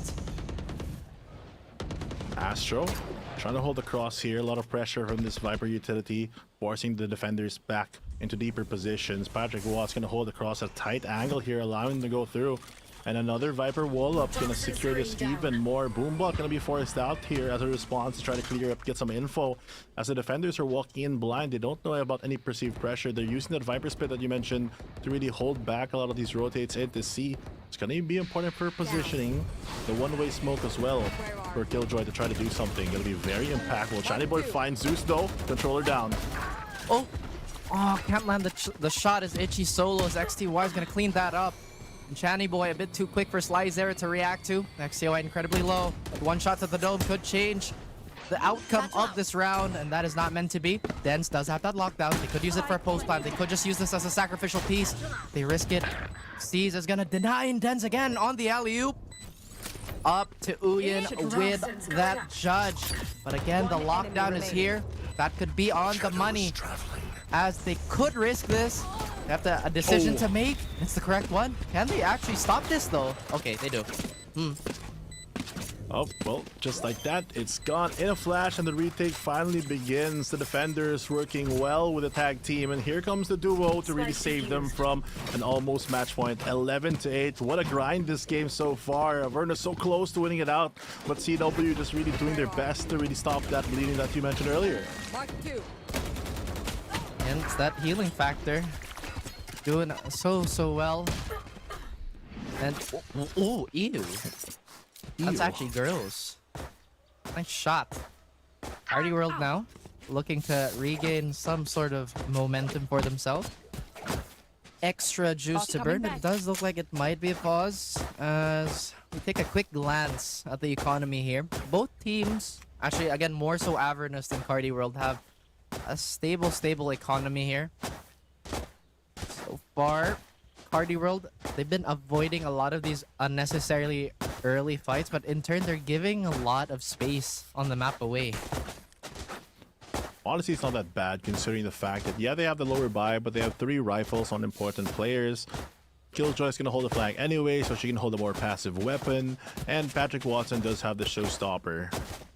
And that's what we saw on one of the pistol rounds earlier, how effective that can be if they do take that map control early. And CW just really just waiting things out because they have to be very careful for the past couple of rounds. Looking at the scoreboard though, we see Dens as well as XTY being that Omega level threat here on Avernus, and Carti trying to put a lot of leverage here on Astro, who's done some work, but a couple of questionable plays at times as well. That is true. I mean, they might need a leech to just kind of lower down that power level. And it does look like... Is this a double timeout? I think it might be a double timeout here. I don't think you're allowed to double timeout. I think maybe it's just the one long Carti timeout, if anything. Are you not allowed to double timeout? I have to... in this situation, doesn't really matter here, but they'd be, you know, breaking a few eggs to make an omelet here. Hopefully that omelet does finish within the next 3 rounds, so Carti World may come back. But it does look like some of our players are now not getting the most volume out of their fights, but the impact by Itchy Solo and Slyzera definitely felt. I think Slyzera might just be a bit too overeager on playing around those smokes, if you haven't noticed. When realistically he could just use the smoke as pressure and maybe play with his team a little bit more. Snuff them out. So again, that's outside looking in. Very, very true. It's going to be very difficult. The mental challenge as well to overcome here. Very standard play. This time a bit more aggressive towards the A side to force his attackers back. Not going to give them any space. Even invest the boom bot to clear out a lot of these close corners. Shots going to be fired. Making sure that there's at least one. The re-clear going to be in question, but that dark cover might stop them. It is enough to keep them at bay, and I mean, the showstopper is something that they have accounted for. Itchy Solo has a lot of retake potential, so I don't think it might be the smartest thing to front this fight. Uyin does get one. Channy Boy gets another. Ew. Channy Boy has been so sharp. I feel like ever since he's kind of hit a stride in the last split, he's only been getting better. Now, Carti World, the scoreline could improve just a little bit, and again, if Dens gets a 1v5, that's never mind.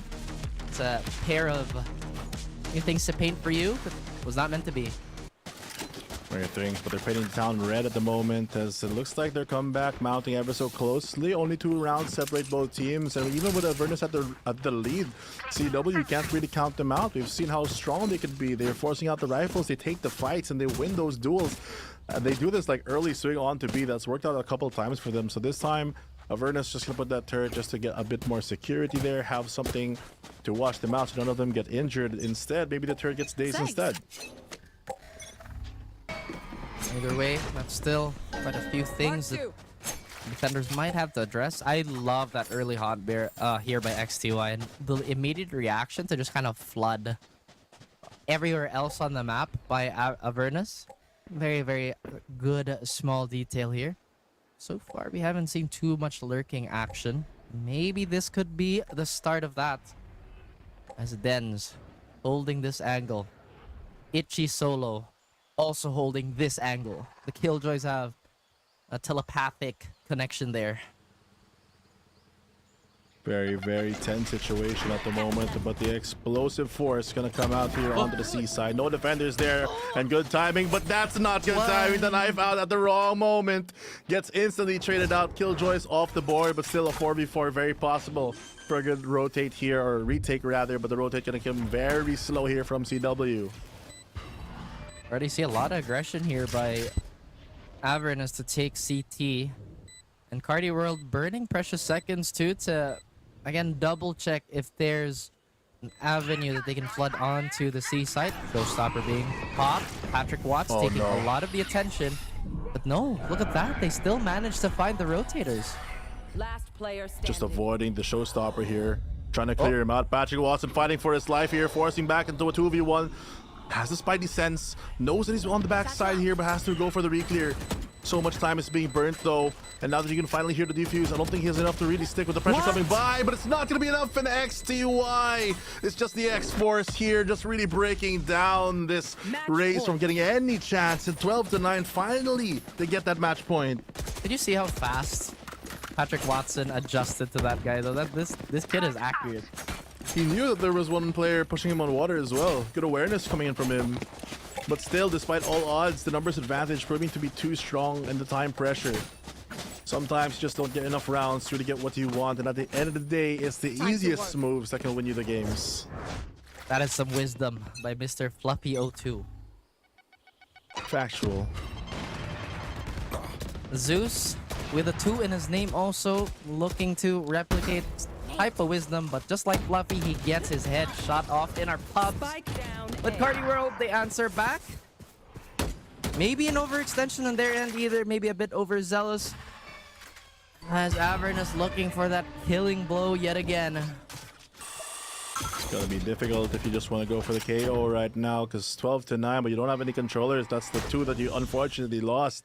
Thankfully for Carti though, they still have their Viper in play to really create some perceived pressure, maybe go for more delays. Still has the Molly in their pocket as well.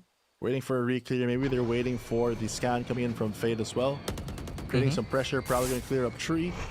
Get some more rotates, but Viper on the opposite side, just holding down that fort.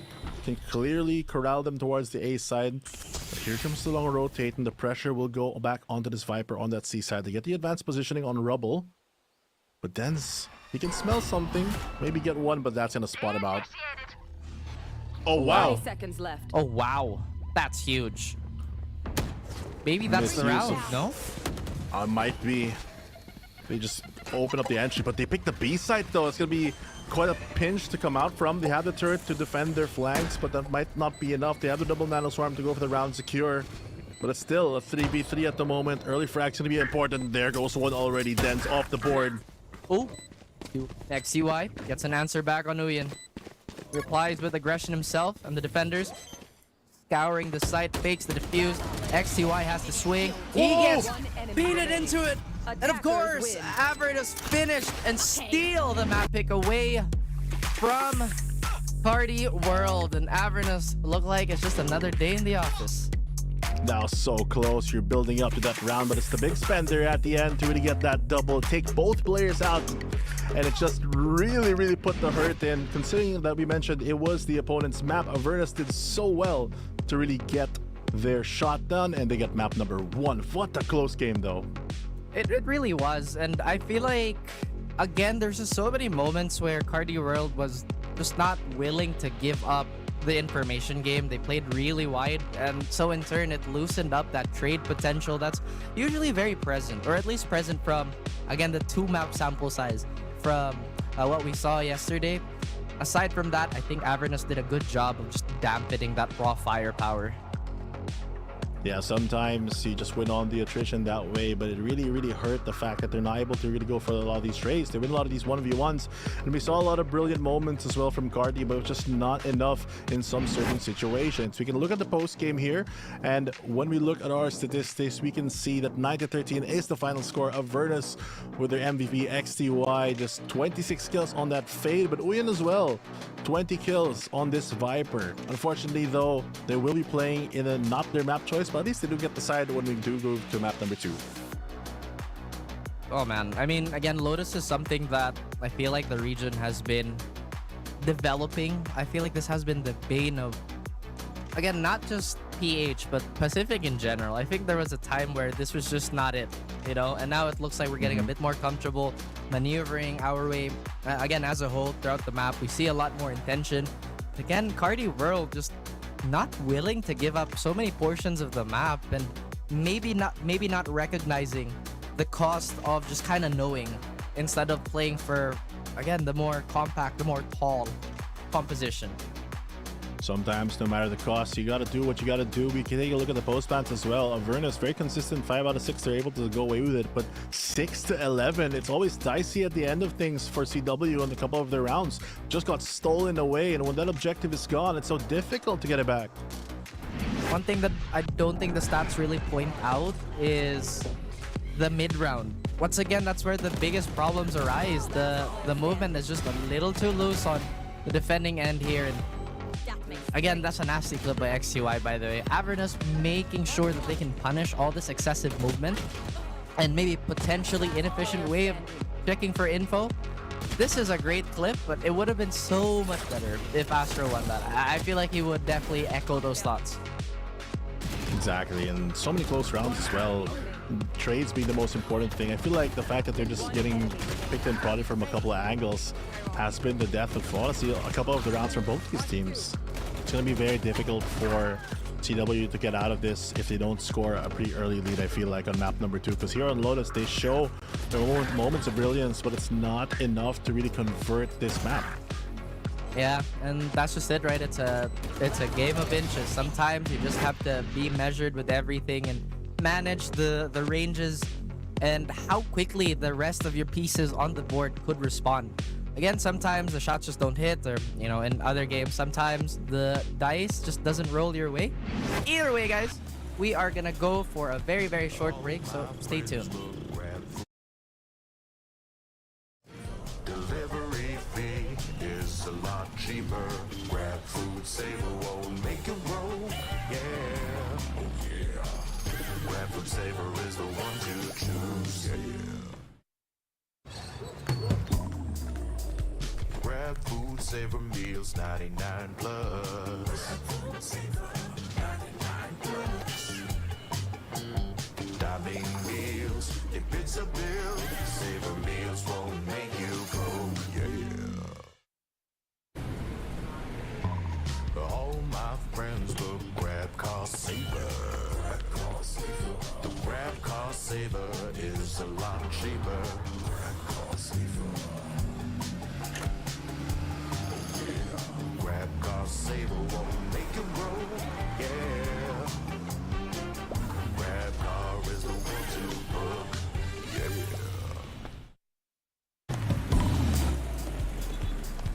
All my friends will grab food saver. Delivery fee is a lot cheaper.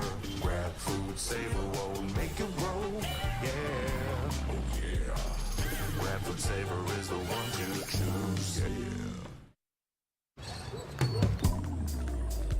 Grab food saver meals 99 plus.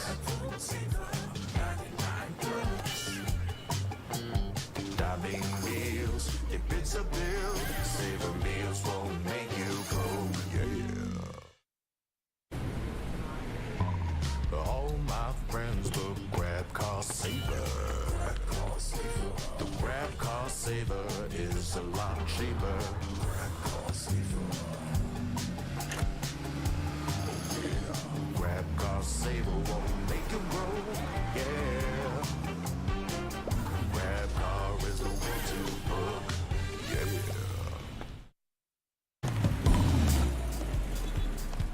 All my friends will grab food saver. Delivery fee is a lot cheaper. Grab food saver won't make it roll, yeah. Oh yeah. Grab food saver is the one to choose, yeah. Grab food saver meals 99 plus.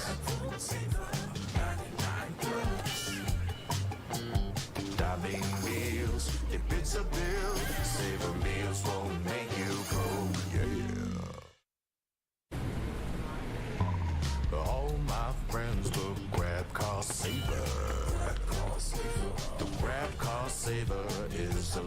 cheaper.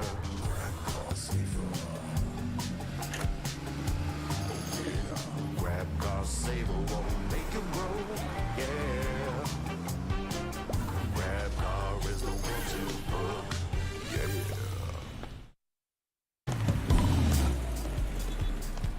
All my friends will grab food saver. Delivery fee is a lot cheaper. Grab food saver won't make it roll. Yeah. Oh yeah. Grab food saver is the one to choose. Yeah. Grab food saver meals 99 plus. Dining meals, if it's a bill, saver meals won't make you broke. Yeah. All my friends will grab car saver. The grab car saver is a lot cheaper.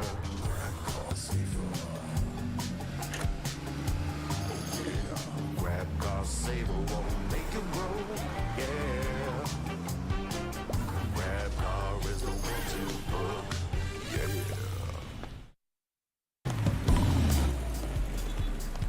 All my friends will grab food saver. Delivery fee is a lot cheaper. Grab food saver won't make it roll. Yeah. Oh yeah. Grab food saver is the one to choose. Yeah. Grab food saver meals 99 plus.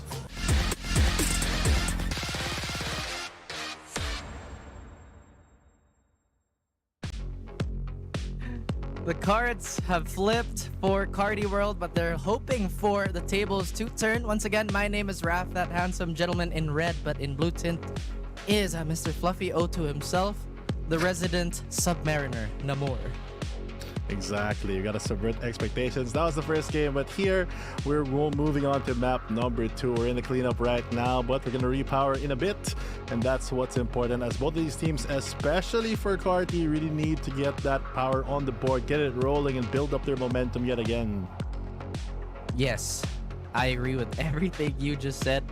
And again, it's just been a day that's been a big surprise to everybody. I thought Carti would be very, very clean in this outing, but maybe there's just some matchup incompatibility here. I did not expect, or we didn't expect, for their firepower to get dampened that very quickly. But now we are gonna stop with the assumptions as we are heading towards, I believe this is Sunset, right? Yes, it is. No, it's Ascent. Ascent, the pick of Avernus Esports. Oh, not standard composition here, coming in the sideboard, finally coming in, bringing a couple new pieces. We got the Breach and the Phoenix in play for Avernus. That means they have a lot of explosive play, but not explosive space taking. They're gonna have to walk through everything.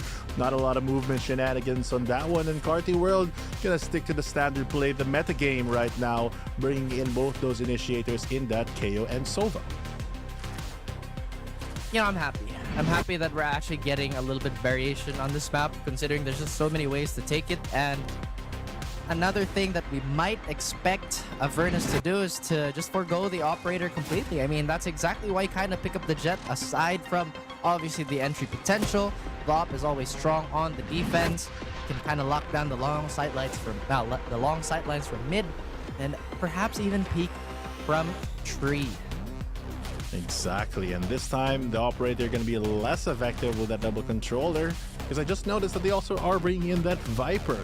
Very important here, as they will be able to get a lot of free pressure. We've seen a couple of teams, both locally and internationally especially, try to make the Viper work. I'm a big believer in it, especially pre-nerfs, but now with this Viper, I feel like it's a bit more difficult, as the strategy used to be basically, if you look at a site like A site when you're attacking, if you can defend, the CT generally only comes up from two locations, either the door or the heaven, and you can bombard that with Viper utility. But now just having one set of mollies and etc., I don't know how effective that can really be, especially now that they're starting on that defensive side. I really don't know how to feel about the Snakebite nerf. I mean, maybe there's a little bit of bias there, because I do love playing Viper. I didn't think 2 was oppressive, but I guess they wanted to go for, let's not be super post-planty with Viper, because admittedly, that's a very interactive way to play the game. Very, very true. One could say I built my career off that, but now we're on a different path. It's just with this one. Honestly, for the Viper thing, I wish they just made it one really long molly than just having two. I think that would be fun. Sense. But I feel like they've worked around the strategies. Speaking about Viper, no mollies needed as they just get one to the face. Fridge gonna get mollied out as well as the firepower from Phoenix gonna burn bright here and clear that corner. Maybe burning like the midnight sun as Dens is going to be barreling through the rest of the attackers. A lot of fighting towards mid. And that L line is getting that much bloodier. They go for a reset. They do have an almost free avenue towards B, but that shock dart. Oh no! Oh, he just Alrighty. steps into the wrong zone at the wrong time, gets punished. We're talking about the mollies, but apparently you just need one to go for the delay. Double swing now to clean things up. And the Viper that we were hyping up earlier doesn't need any of the nerd lineups, just a clean pistol round coming in for them. And Avernus, they get away with a quick mid fight and they convert the round. Slyzera rewards himself with a Vandal, or Phantom rather. Right here. Either way, that is a main rifle. Actually, a pair of main rifles in the hands of Avernus, as you can see the confidence. And you know, we were talking about Hydra Kid, which is probably one of the most familiar names, at least that is on the roster for Avernus, but the rest of this team has just been wonderful. They've been very coherent with what they want to do. The intentions have been very clear, and so far we haven't seen those double backs on their calls. I mean, you know, you can already tell from the body language or how the players are moving where, oh, we're uncertain of this call. We haven't seen too much of that. Very, very true here. This time a slower paced game coming in from the pistol round from CW as they take a bit of that B controlled space, but they have so much to deal with. The breach rotating through both A and B, ready to set up any stuns that may need the help, as well as jump spotting for mid. Multi-use here, and there comes your as well Slyzera to already get two important picks. Stun, gonna delay and deal enough damage. These mollies just raining down, getting 2 kills already. Stop. Stop. You're gonna get Viper nerfed. Yeah, not for the nth time. One enemy remaining. You're ruining it for all of us. Zeus just taking out Astro. And the methodical play here coming in from Avernus, just working out for them. Den's not expecting a shot from them from that corner. Uyen just gets domed. I was asking where'd the other Phantom go, but they did forgo that for another Bulldog. And once again, very, very sound plays here on the side of Avernus. They handle that eco super well. Again, a lot of teams tend to kind of overheat, like, oh yeah, we have a gigantic weapon advantage, let's just try and run them through. And it does look like it is gonna be a little bit shaky on the side of Carti World 2 with the Guardian on Astro, foregoing that extra firepower for just that much more utility. I think Zeus might or should have swapped the... Oh my gosh, he just ran down mid. Yep, just run down mid and make sure that no one's there using that Phoenix to really go for the entry. They gotta be a bit careful here. Viper utility all down. That's gonna not be there for the rest of the round. That's gonna be very difficult. They can't give him any more kills. He's gonna build a couple more power here and he's gonna spend it later on his ultimate. So close as well since he has the most kills on the board at the moment. Perhaps rooting the rest of the team here, disjointing the attack, but it doesn't seem to bother them too much as a foothold has been established on the A side. Carti World looking to get a few clean fights here. Slyzera watching the rest of his team get picked off. Can't even get one for himself. XTOI with a wide swing will get punished as Dens should be the last person live, but landing a few shots to Patrick. Carti World still manages to eke one out. They actually get that round, and it's a clean way to get on the site without that Viper utility that got blown really early. There's just no way for them to really retake that clearly. Good round from CW to get some momentum back into the game, and we've seen how close these two teams can be at times, and now it's very early, but still, the chase is already on for CW. And the hunt begins, perhaps, for CW, and they really want to close that gap. Again, they're still not on full capacity here as a Bulldog is going to show its head for Uyen. Could be, you know, a lockjaw that they could manage to get a few kills out. I don't think he'd be fronting too much anyway. but the pace has definitely slowed down again. Slow and steady is the way. That is the Ascent game plan. Viper Wall already pre-placed the setup to control most of that middle side, especially towards B, but that will be Viper gas down in a bit. Give them a bit of an opportunity to walk by, but they still have a breach to go for even more delay. That is the theme of this team. Just stall and stall and stall if you can. Drone not actually gonna get the range to spot out anything. Very difficult here. Molly already out. Gonna delay this push by so much space, actually. They don't even get to burst out. Once again, I am a big fan of this Viper pick. I will always be a big fan of Viper picks, no matter what map. Same. Avernus exposing the potential biases that me and Fluffy O2 harbor. That's actually not harbor. I'd rather have a Viper over harbor any day. 30 seconds As left. Carti World try to go through mid, and this was a heavy point of contention. Dens could potentially get one kill here. Even more. Oh, just gets one by.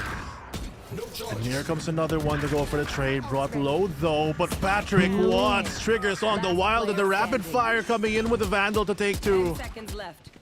And those are the roles of a god looking for one more, but Yor has something to say. Throws the molly, Oh, tries no. to get the incinerate. He walks up. No way. Where is he? Dead? Aw. To run. The timing just not working out. He had the correct read, but that Killjoy just ekes out of the corner of the dark cover, giving enough space. Such a close round that could have gone either way, but it's at the end. Phoenix is just not lucky this time around. That's right. Could have posted a firewall, could have done something to perhaps root the players on the site, but to no avail. Patrick Watson, really the man of the hour, at least the jet of that site to carve up the defense.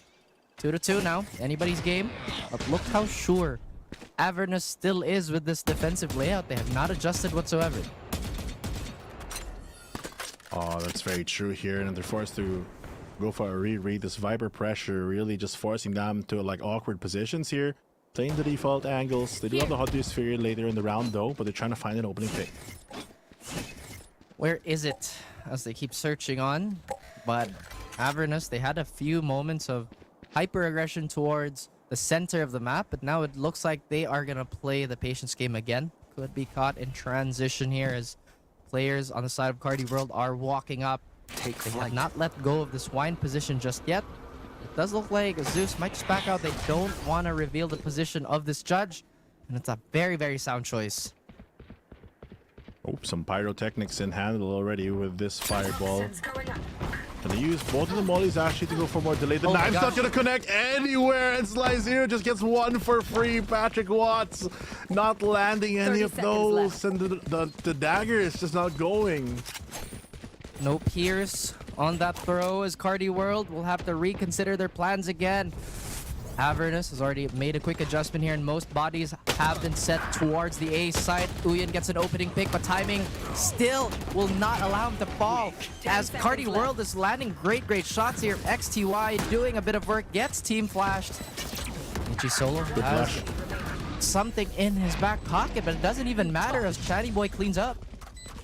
Great flash from Shiny Boy as well. Over the generator, pops behind them, doesn't flash his teammates, goes for the wide swing. 2 players exposed, forcing to awkward spammable positions on the tall box, and just around secure off the back of that flash. But this opening pick, like you mentioned, no Pierce in this one, he just has to fall back.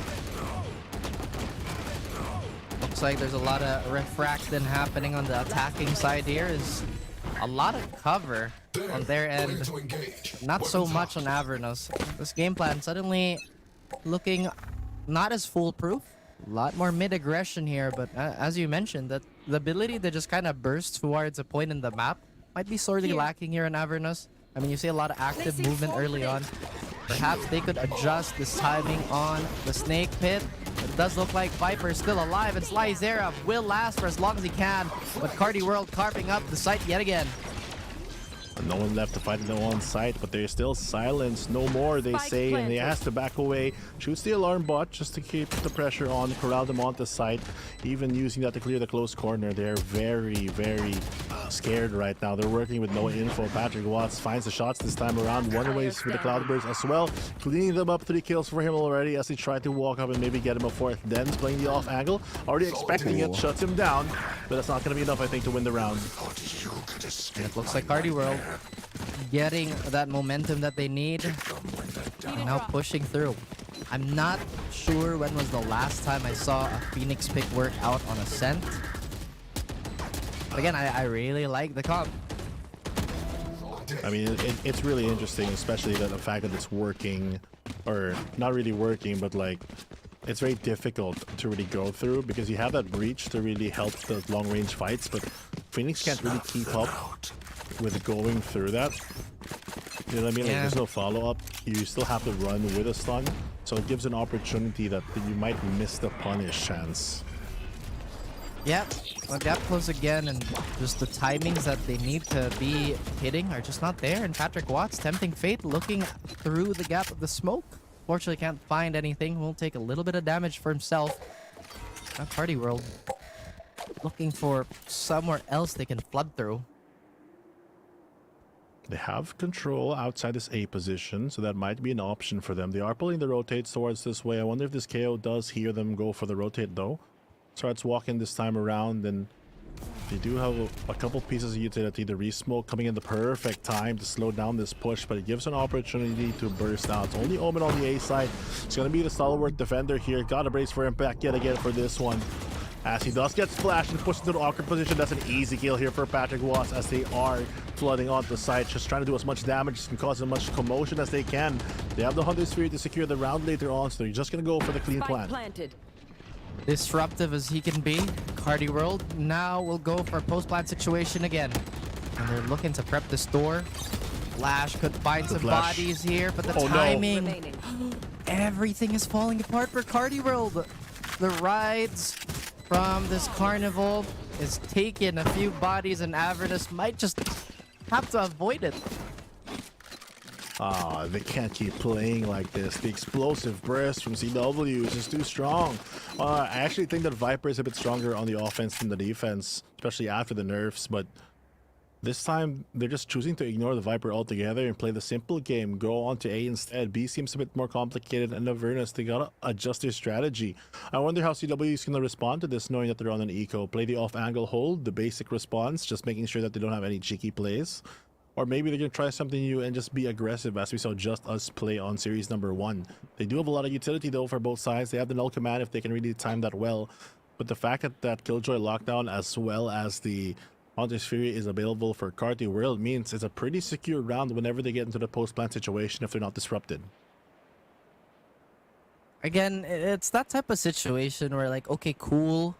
You guys won the first few rounds, and honestly, when it was in impressive fashion too, plus for the snakebite kills and whatnot, but this is where the depth of a comp is challenged, you know? Once the adjustments come, how does this specific comp, with all these new situations being thrown at it? We're not necessarily saying that this comp can't do that, but we're waiting for Avernus to execute said adjustments. It's going to be very difficult for them to stop this bleeding. Need a bit of exceptional healing for that one. Take it off. 3 rounds separate both. And they do have a Marshal on Dens to really try to get some early picks here. Interesting that it's on the KO though, as we will not be able to find one. A seems to be the hit that has been working out for them the most, and it's going to be the one they're going to commit to. Maybe Avernus would like to change the defensive line here. Maybe rotate that Viper elsewhere. I mean, that Snakebite can still do some serious damage towards A. And again, maybe Carti World is just baiting this early utility. Granted, most of it does not regenerate.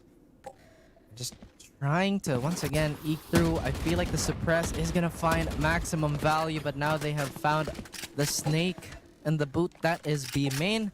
Carti World, once again, in a good position to take this round. Very, very true here. 3 rounds still separate both teams, and time ticking down the clock. Long rotates coming in from this A, trying to do a fake. They do pull the rotations, but that Nano Storm is going to signal them to come back real quick. Phoenix first to respond here. Breach coming in to support. At least they get a couple shots here, expecting the flash already. There comes the flash, pretty predictable, but they get punished with a double coming in from CW to hold back this defensive line that you mentioned. Oh no, what a flash though. What? And they get shredded to bits by the Marshall and the Stinger. Zeus looking for another. Could potentially pick up a weapon here. Ichi Solo might just have to consider using that lockdown to just secure this round. Do have a weapon advantage here. Zeus would go on that defuse. They haven't found him yet. And Dance could potentially tank this for his team. That's one. That's a canceled Hunter's Fury. He could just stick this. Has to respond. And no. Thrifty. A critical failure on the side of Carti World. The dice just against them. Sometimes that's just how it rolls. In Avernus, they capitalize the Punisher right now, just getting the situation off this Thrifty. Great paranoia, honestly. That's what really, I think, won them a lot of the round and able to re-swing there, get the upgrades that they need, and fight through the rest of this attacking post plant.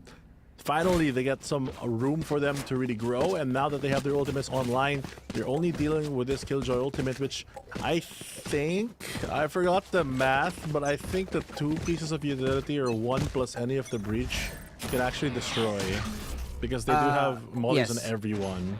Yep, anything except with the Viper. Breach.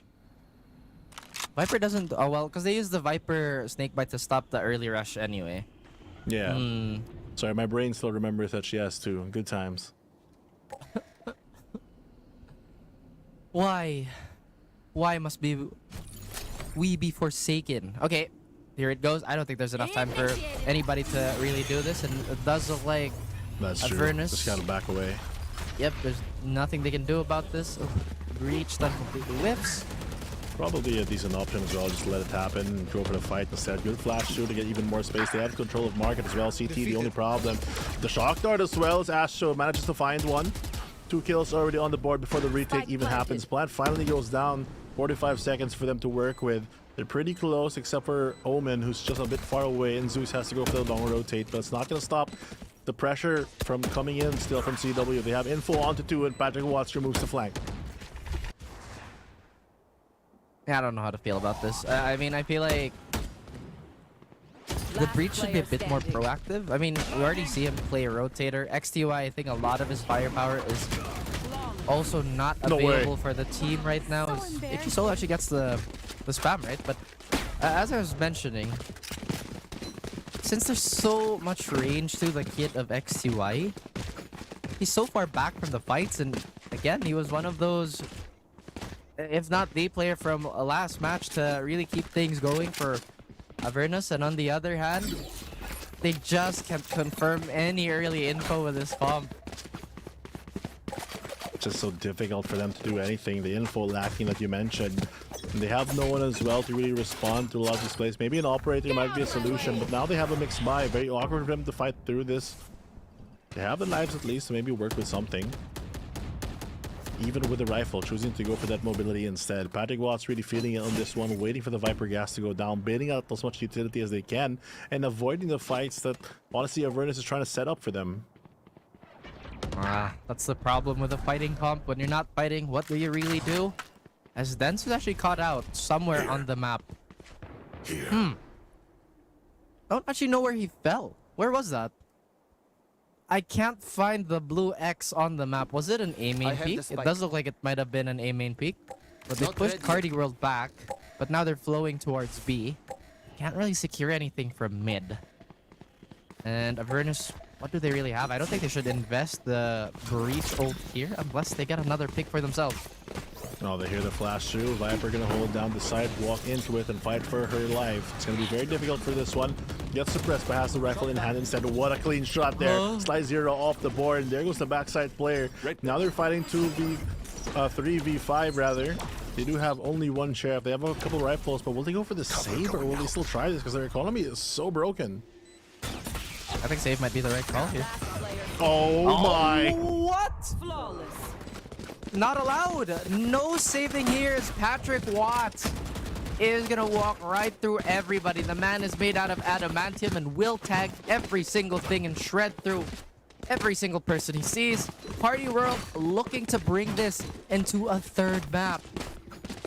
Oh man, the frenzy coming in there after that little claw rush, just not really giving them any room to breathe. The moment that they're thinking about saving, that's the moment that they get punched, not expecting the Jet to just come out of the corner like that. I guess that's why you pop the knives even though you have a Vandal. And full on Revealing confidence for our very, very composed jet player here, Patrick Watson. Not too far away from the rest of his team here as they're looking to establish, once again, some sort of form of control here. Avernus still can't find anything with this mid presence. They've been desperately looking for it, but now they could actually lose a member. Now they have some info, but that dark cover is going to dissipate. Playing so close with this Phoenix, it's a one and done position. You got the breach to kind of support you here, but they're very aware that they've fallen into this trap in the earlier rounds, so now they're just playing slow and steady. CW trying to get the map as they can. This weird composition not being played very effectively, at least on his defensive side. Hopefully changes for Avernus once the sides do swap, but right now you're just stuck in a corner and Ichi just holding it down. Good flash, not gonna expect the player behind him. Oh, there you go. That's what happens when you lack diligence to check. I mean, again, momentum is in the favor of Carti World, but it looks like they're running into a brick wall at the moment. Astro just not allowed. Hop back. Avernus making this a bit more competitive. If they can get one more round in the bag, then that should be a decently acceptable half. I feel like this comp would definitely do better on attack, more than it would on defense. Oh, most definitely. I mean, you think that nothing could stop this juggernaut of CW at the moment, but Avernus is just able to really stop their momentum pretty early. This cheeky play from Dens as well. Like you mentioned, that diligence not there. It's able to go for a quick punish. And that was a very, very heavy punish. Quick on the draw, so to speak. Avernus trying to walk up again, establish a different tempo. No way Patrick gets a kill here, right? There's just no way. Okay, he goes back. Okay. Has to back away there with the operator. Very dicey at that moment. Aggressive nature still ringing true. They are going towards the side though. I think one advantage. Oh my! Never mind. My sentence is cut down just like this operator player. I was about to say, without having that Sova, the B main spams are not as present and he just gets spammed. Pretty terrifying beam from beyond the wall. As Carti World still not confused. They look like they have a good backup plan in play here, but a wrong swing at the wrong time could spell the end of them. But Ichi solo once again, ready with that support. Very, very low. Could get found through spam, but Shani Boy equalizing the numbers. XTY still has that rolling thunder, which has been pretty absent in this game. No opportunity has presented itself. Maybe this is it. Oh, good flash as well. On to Heaven, one way that lands so they can still peek with it. Goes behind the little box there. Operator, gonna be very useful. Finds one, gets out as well. 3v2 at the moment. They have to still waterfall out. One jumps down and strikes down with him. The tall box that's not gonna be there. 1v2. You only have one shot, but two players go for the swing. And Avernus going for the recovery, and it's 5-7 at the moment. Signs of life coming in back, and honestly, not your favorite half, but it's a pretty decent half regardless if you can win that pistol and equalize. Switching That half felt like it lasted forever. Like, I just realized it's still the first half here, and again, getting caught out. Unfortunate. We did see a few recovery plays here from both teams, most especially Avernus. But now we are going to be seeing Avernus dictate the pace for, again, their attacking side. Carti World. This is where their problems began to arise in the previous map, but Ascend is not a map that's too bad when it comes to playing spread out, playing wide. Very true. Playing wide might not work this time around because with the added utility here on the A side, it's a bit reinforced. They gotta make sure that they can extract themselves from the situation and secure a clean plant here, as they do want to get this pistol round going. Well, that is something that they want to do. Why Zera get caught by the 0 point? No, not at all.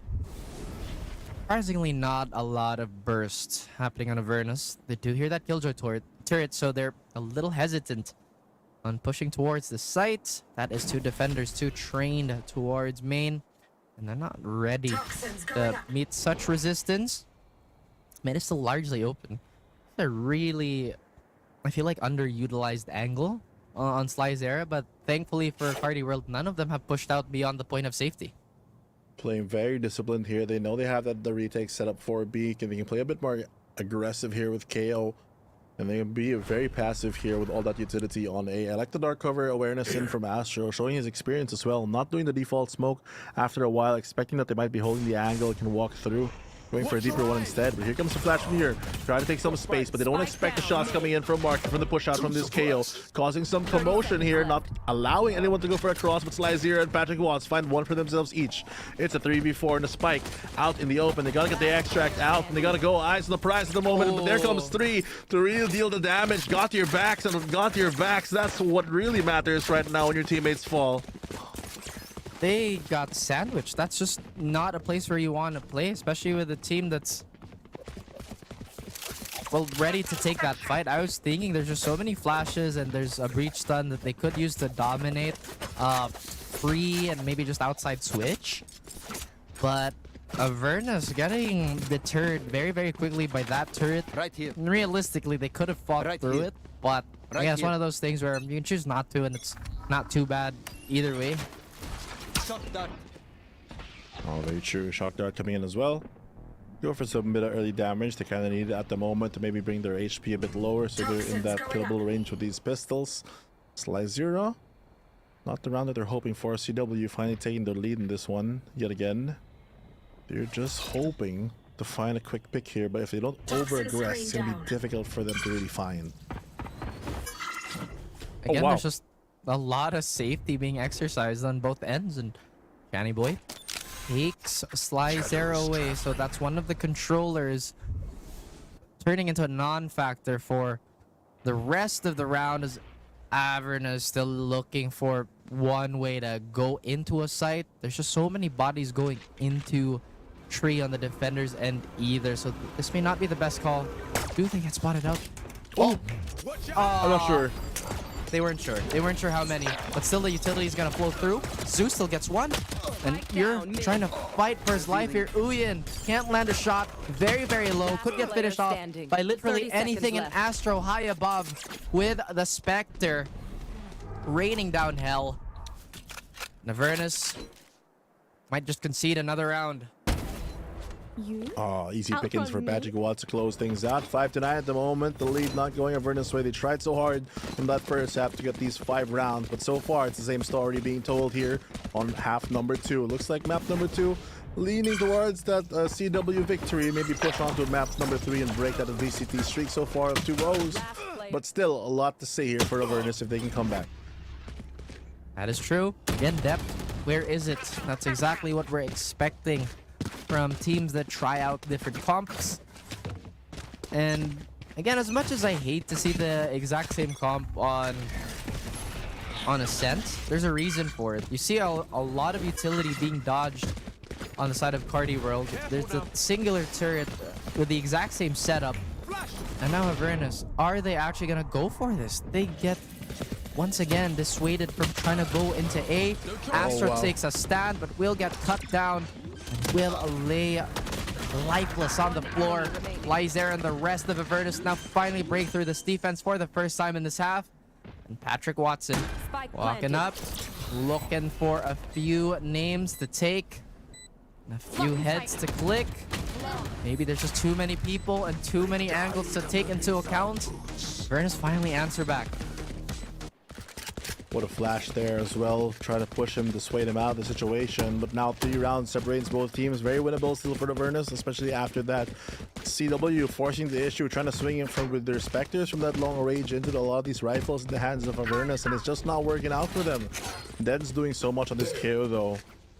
Has a close knife to maybe break the Killjoy utility as it lands on boxes. But still, they're just going for the re-rotate and the adjustment. Killjoy now on the B side, actually. I mean, now they have Phoenix Flash, and they've been throwing the same setup, so at least it's kind of scared Carti World into not taking early aggression. We do see some of the rotators try to flood towards the site again. And we slow down.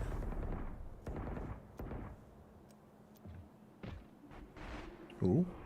Thinking about using the ultimate, I think. They have the run back to maybe clear some, but if they take this early fight and Astro wins out, it's gone good. Flash going wide, but from the sky, there comes XTY.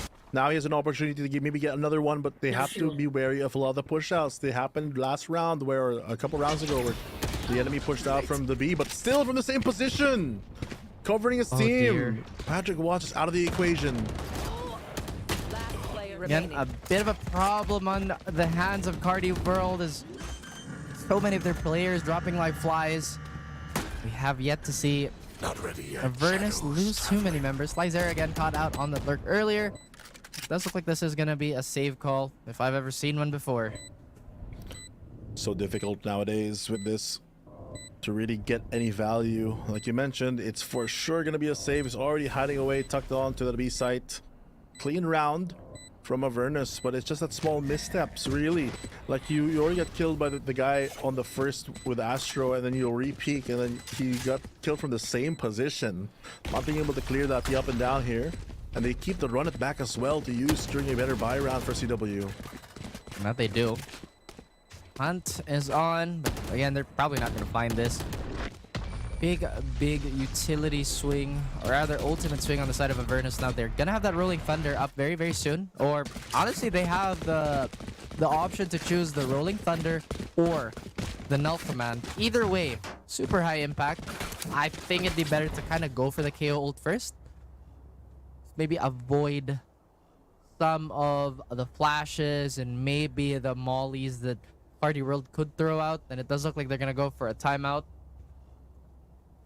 Full utility and full rifles up here for the Avernus. With the ultimate, with the run it back as well to set things up. They could actually pop it now during the eco. That way you can have a member just go in guns blazing, but without dropping the weapon into the eco hands and maybe swinging things around. Uyan has that rifle that he saved from the previous round. I'm assuming they used to Patrick Watson, but it looks like that Stinger buy is going to say otherwise. Interesting to see what the strategy is, and I feel like Avernus has to expect that they're going to do something pretty aggressive. Maybe an off-angle safety hold is a good call, because I doubt that CW with a lower buy is just going to not do anything proactive. Well, that's definitely on the table if they want to do that. I mean, Patrick Watson has done quite a bit with most of the weapons he picks up, right? He's not too far from Blade Storm. Does look like he's gonna relegate that Stinger for something else. And Uyan, I love you with the solo Vandal on the team. I will rip the light from them. I mean, we've seen a few eco rounds be stolen away. Although I highly doubt that this might be one of them. Very, very true. This time, though, lower buy, still sticking with the rifle on their Sova. Uyan has to come up big on this round. Recon Dart gonna spot out one player. That is gonna be the Breach, which is a key player to note. It kind of makes you think that most of the hit will come on the A side, but actually the read is to double up or triple up on mid, making sure that no one can cross and create a situation where they can just trap them out. They've been playing this close angle for a couple rounds now. Patrick Watts just waiting for an opportunity, but the door is going to close there as the Viper wall does rise. And that it does. Avernus being very careful yet again. The big stack towards the middle portion of the map. Be waiting.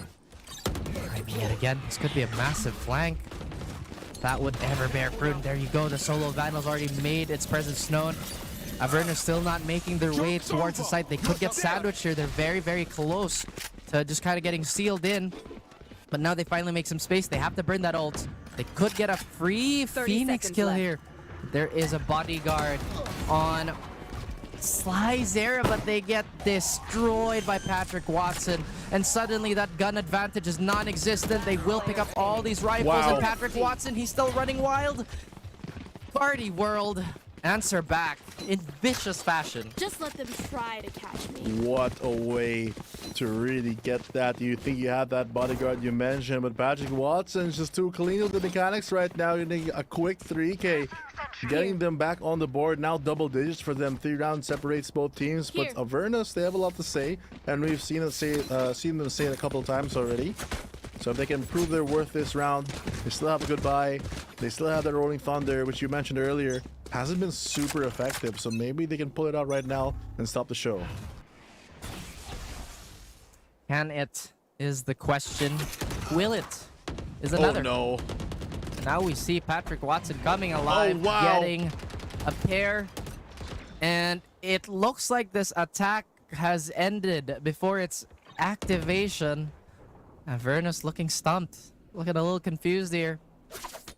And I'm not entirely sure what the root of the problem is here. I mean, again, they're just so slow taking the space when they're equipped to do so. And Patrick Watson again gets a huge 3K's Blade Storm. Is up and running in 2 rounds. Enemy remaining. Wow. Just a decimation. Almost gets the ace as well. Really feeling it this time around. The fact that he's not even punished for any of those. Just a quick in and out. Sharp jet plays coming in from CW. And it's really helping them push this. He's got 25 kills already on this jet. Then it's proving to rack up even more as this game rolls on. Gee. Oh, they picked the same angle. Here. Do you think this is an issue with Avernus not using their flashes or layering it? Because they have... Yeah. Here.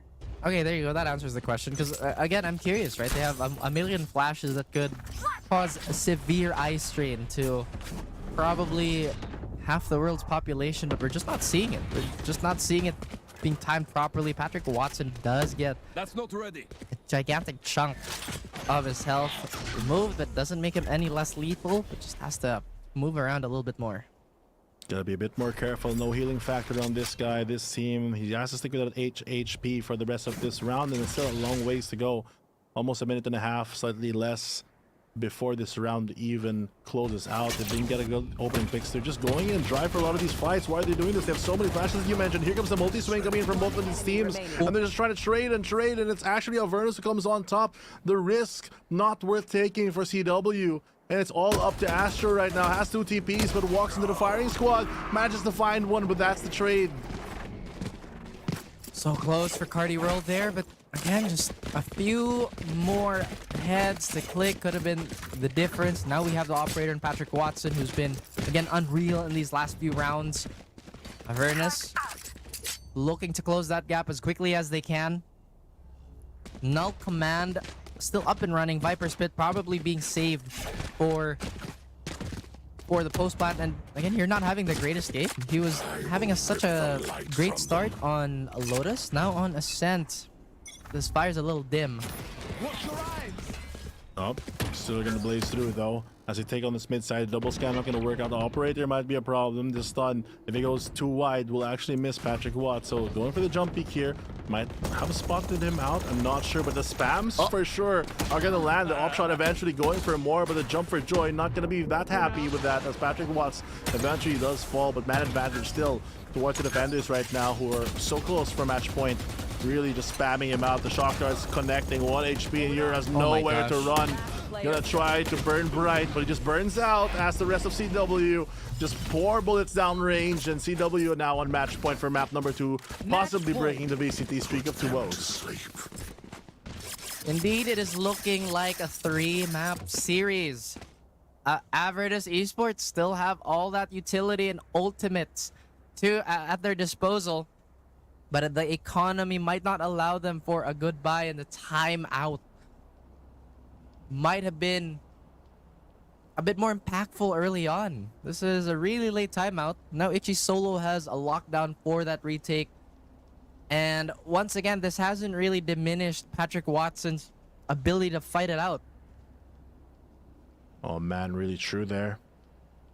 It's gonna be so difficult for them to climb out of this. Their economy not looking great either. I think they will be able to still get a couple of rifles more, maybe 1. But it's such a risky play. But at this point in time, just like desperate times, desperate measures, and CW really in control for the most part of this game. It's when they get punished and they over-aggress, that's when they really falter. They're gonna actually drop the operator, keep the rifles on the board. They want to go for some quicker plays here with Patrick Watson feeling it. How will Avernus work their way around this? Rolling Thunder. Null Command. Maybe the kitchen sink to throw at Carti World. Looking to cash in potentially. All these ultimates that do it fast. You're not having a good game is really slowing down the team. Go for yet another tree take here. Not sure about that. They did get peppered down by that Odin earlier, so I'm surprised that they're still peeking that type of angle. They did avoid most of the strong side in terms of traps and setups. but they'll still be walking into 3 players here. So any sound they make, we're gonna hear a few pieces of utility be invested. Quiet game right now. Noise finally made. They get the run it back. They know it's the Phoenix. They can see it when they press tab.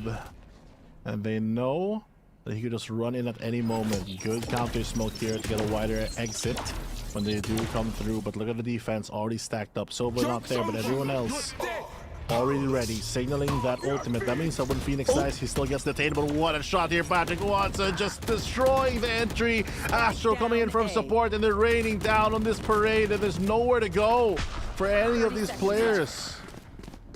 This dude is a problem, man. It's just not... You're not allowed to peek whatever site Patrick Watson is holding. I know those weren't insta-kills, but they were just so clean. Again, those were the extra lives that Avernus was ready to throw out and tank a few shots, but precision has just been on another level for our Jet player here. But Zeus, life of him's getting sucked out, and now we have Carti World pushing this to a 3rd map.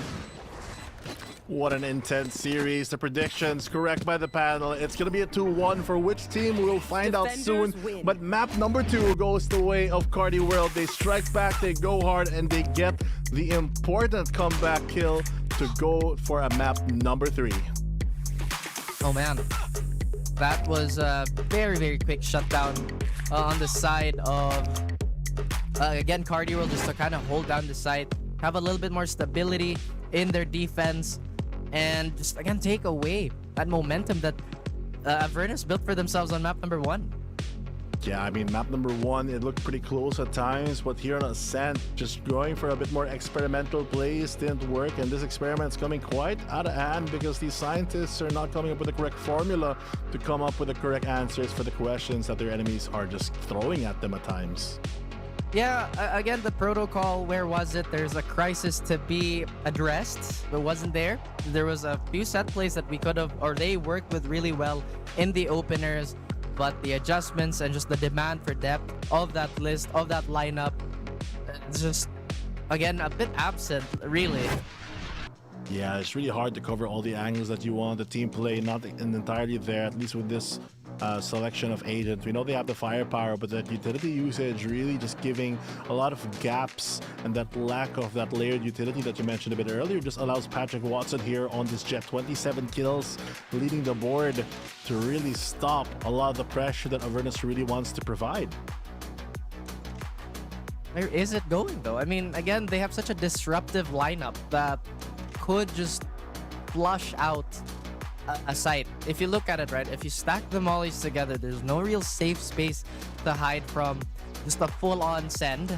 They have a lot of flashes to, again, reinforce that first hit. What can they do on the post plant? Well, again, breach utility is there. Phoenix wall could potentially be used, even the molly. But again, this is just a lot of theory crafting that might just end up on their board, you know. Very true, and looking at these highlights, not something you'd want to see if you're on the side of Avernus, because I want to see the Patrick Watson show at times, and it's just very, very difficult for them to push through the damage that they want to deal. These key positions here, 3K already on the board, and the highlights just start. It does. It was a slow game for Patrick Watson to begin, but it's not how you start, it's how you finish. And he nearly dropped a 30 bomb on everybody's heads. Again, so precise. Despite whipping a few blades here, readjusted, punished all the would-be defenders that stood in his way. And we had a few fun rounds here on the side of Avernus.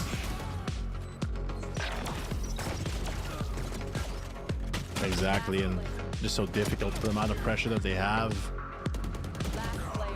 Very difficult for them to remove themselves from the situation. They gotta go for the mental reset because they have a chance to still take this game away, even though they lost map number 2. It's all really Avernus' resilience that really has to go through. And mental fortitude is something that we've mentioned quite a bit in previous broadcasts too. It's one of those things where intangibles really come into play. And sometimes the more experienced teams with the more experienced players can come out on top with just sheer again, resilience, as you mentioned. But guys, it does look like we are gonna end our 2-0 streak here for everything, as we are gonna be taking a short break, so stay tuned. Delivery fee is a lot cheaper. Grab food, saver won't make it roll. Yeah, oh yeah. Grab food saver is the one to choose. Yeah. Grab food saver meals 99 plus. Dining meals, if it's a bill, saver meals won't make you go. Yeah. All my friends will grab cost saver. The grab cost saver is a lot cheaper. Grab cost saver. Grab cost saver won't make it roll. Yeah. Grab car is the one to book. Yeah.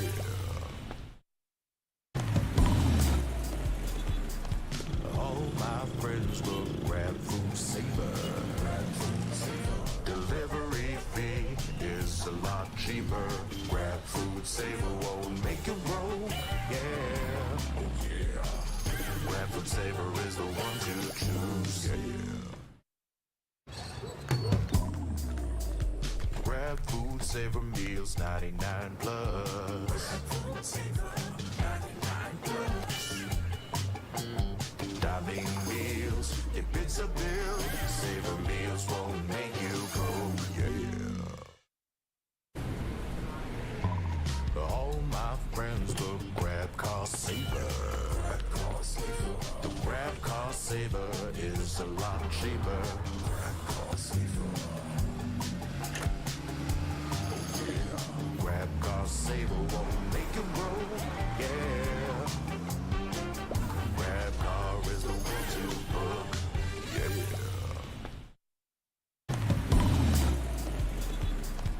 All my friends will grab food saver. Delivery fee is a lot cheaper. Grab food saver won't make it roll. Yeah, oh yeah. Grab food saver is the one to choose. Yeah. Grab food saver meals 99 plus. Dining meals, if it's a bill, saver meals won't make you go. Yeah. All my friends will grab cost saver. The grab cost saver is a lot cheaper. Grab cost saver. Grab cost saver won't make it roll. Yeah. Grab car is the one to book. Yeah.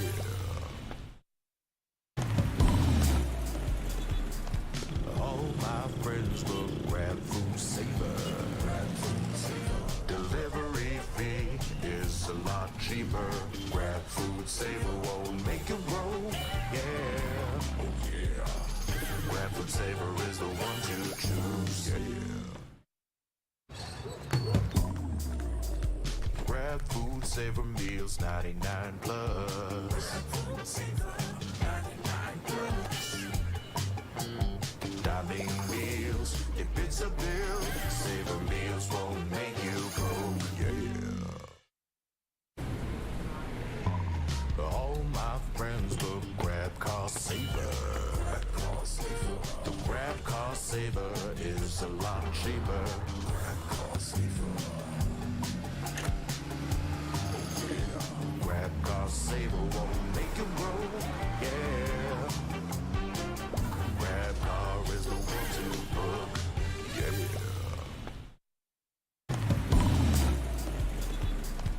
All my friends will grab food saver. Delivery fee is a lot cheaper. Grab food saver won't make it roll. Yeah, oh yeah. Grab food saver is the one to choose. Yeah. Grab food Saver meals 99 plus.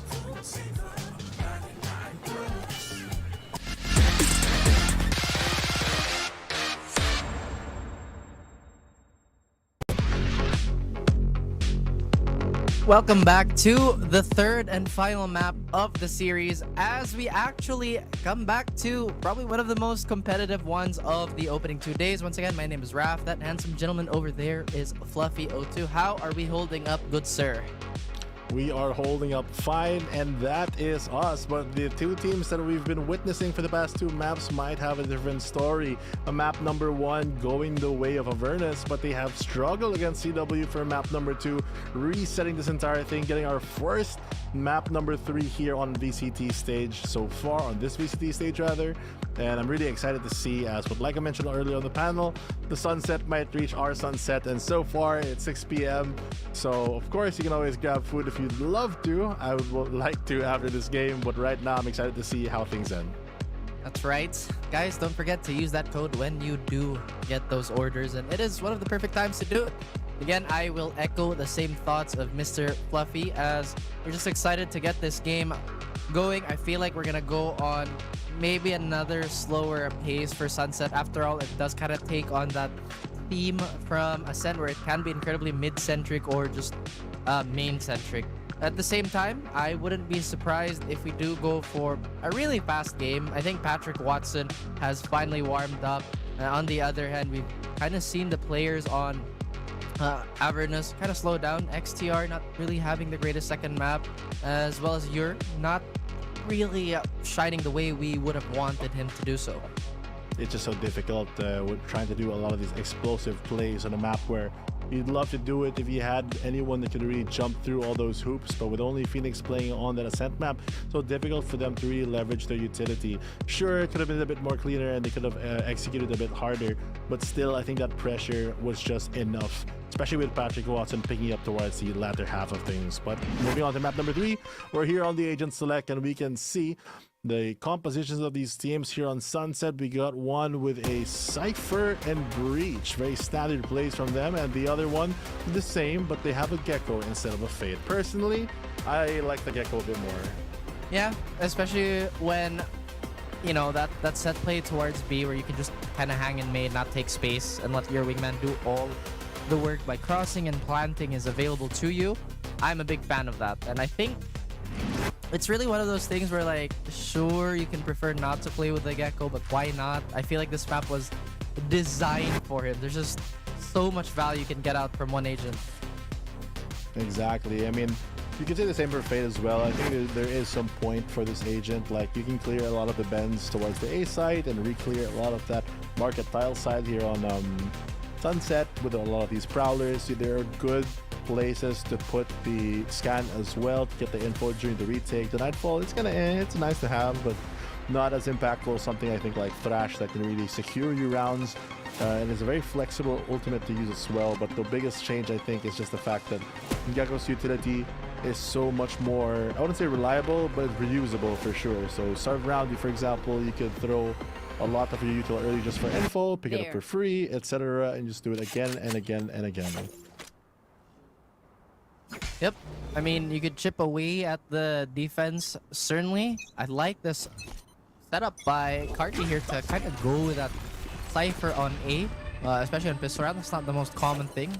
The Avernus push has been halted immediately, as might be running into that singular tripwire here, although they could find these two players on that swing, but nope, they managed to eke out. Good restun there to slow down the pace of this game. The traps and tricks as well, just to make sure that no one can enter. They've defended so far without even doing much, but they've stopped a lot of that control coming into that elbow side. A lot of util that Avernus now has to wait for yet again, since they did buy up to a lot of these pistols. Oh no! Oh boy! Caught napping, and they get shredded again by Carti World and their ungodly timing. Avernus hurting a little bit. And they try to backpedal here, but again, they're getting cornered. The same problem from the previous map showing its head.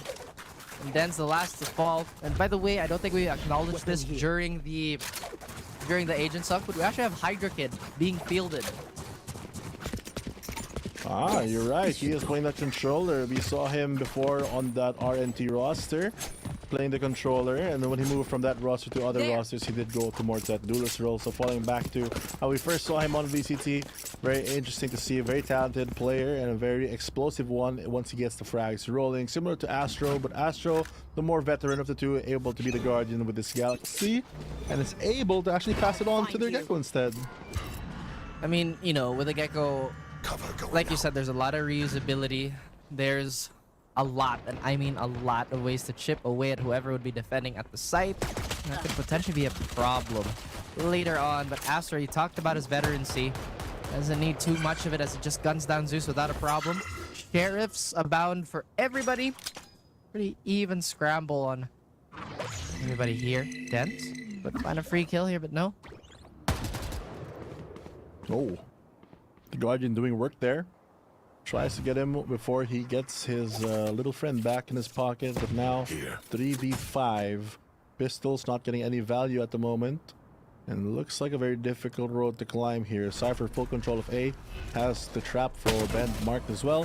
They find one Channy Boy with that Spectre Hydra Kid falls. That's the spike. Flash coming through. Good wide swing. And Channy Boy gets 3. Back to form for who was in map number 1.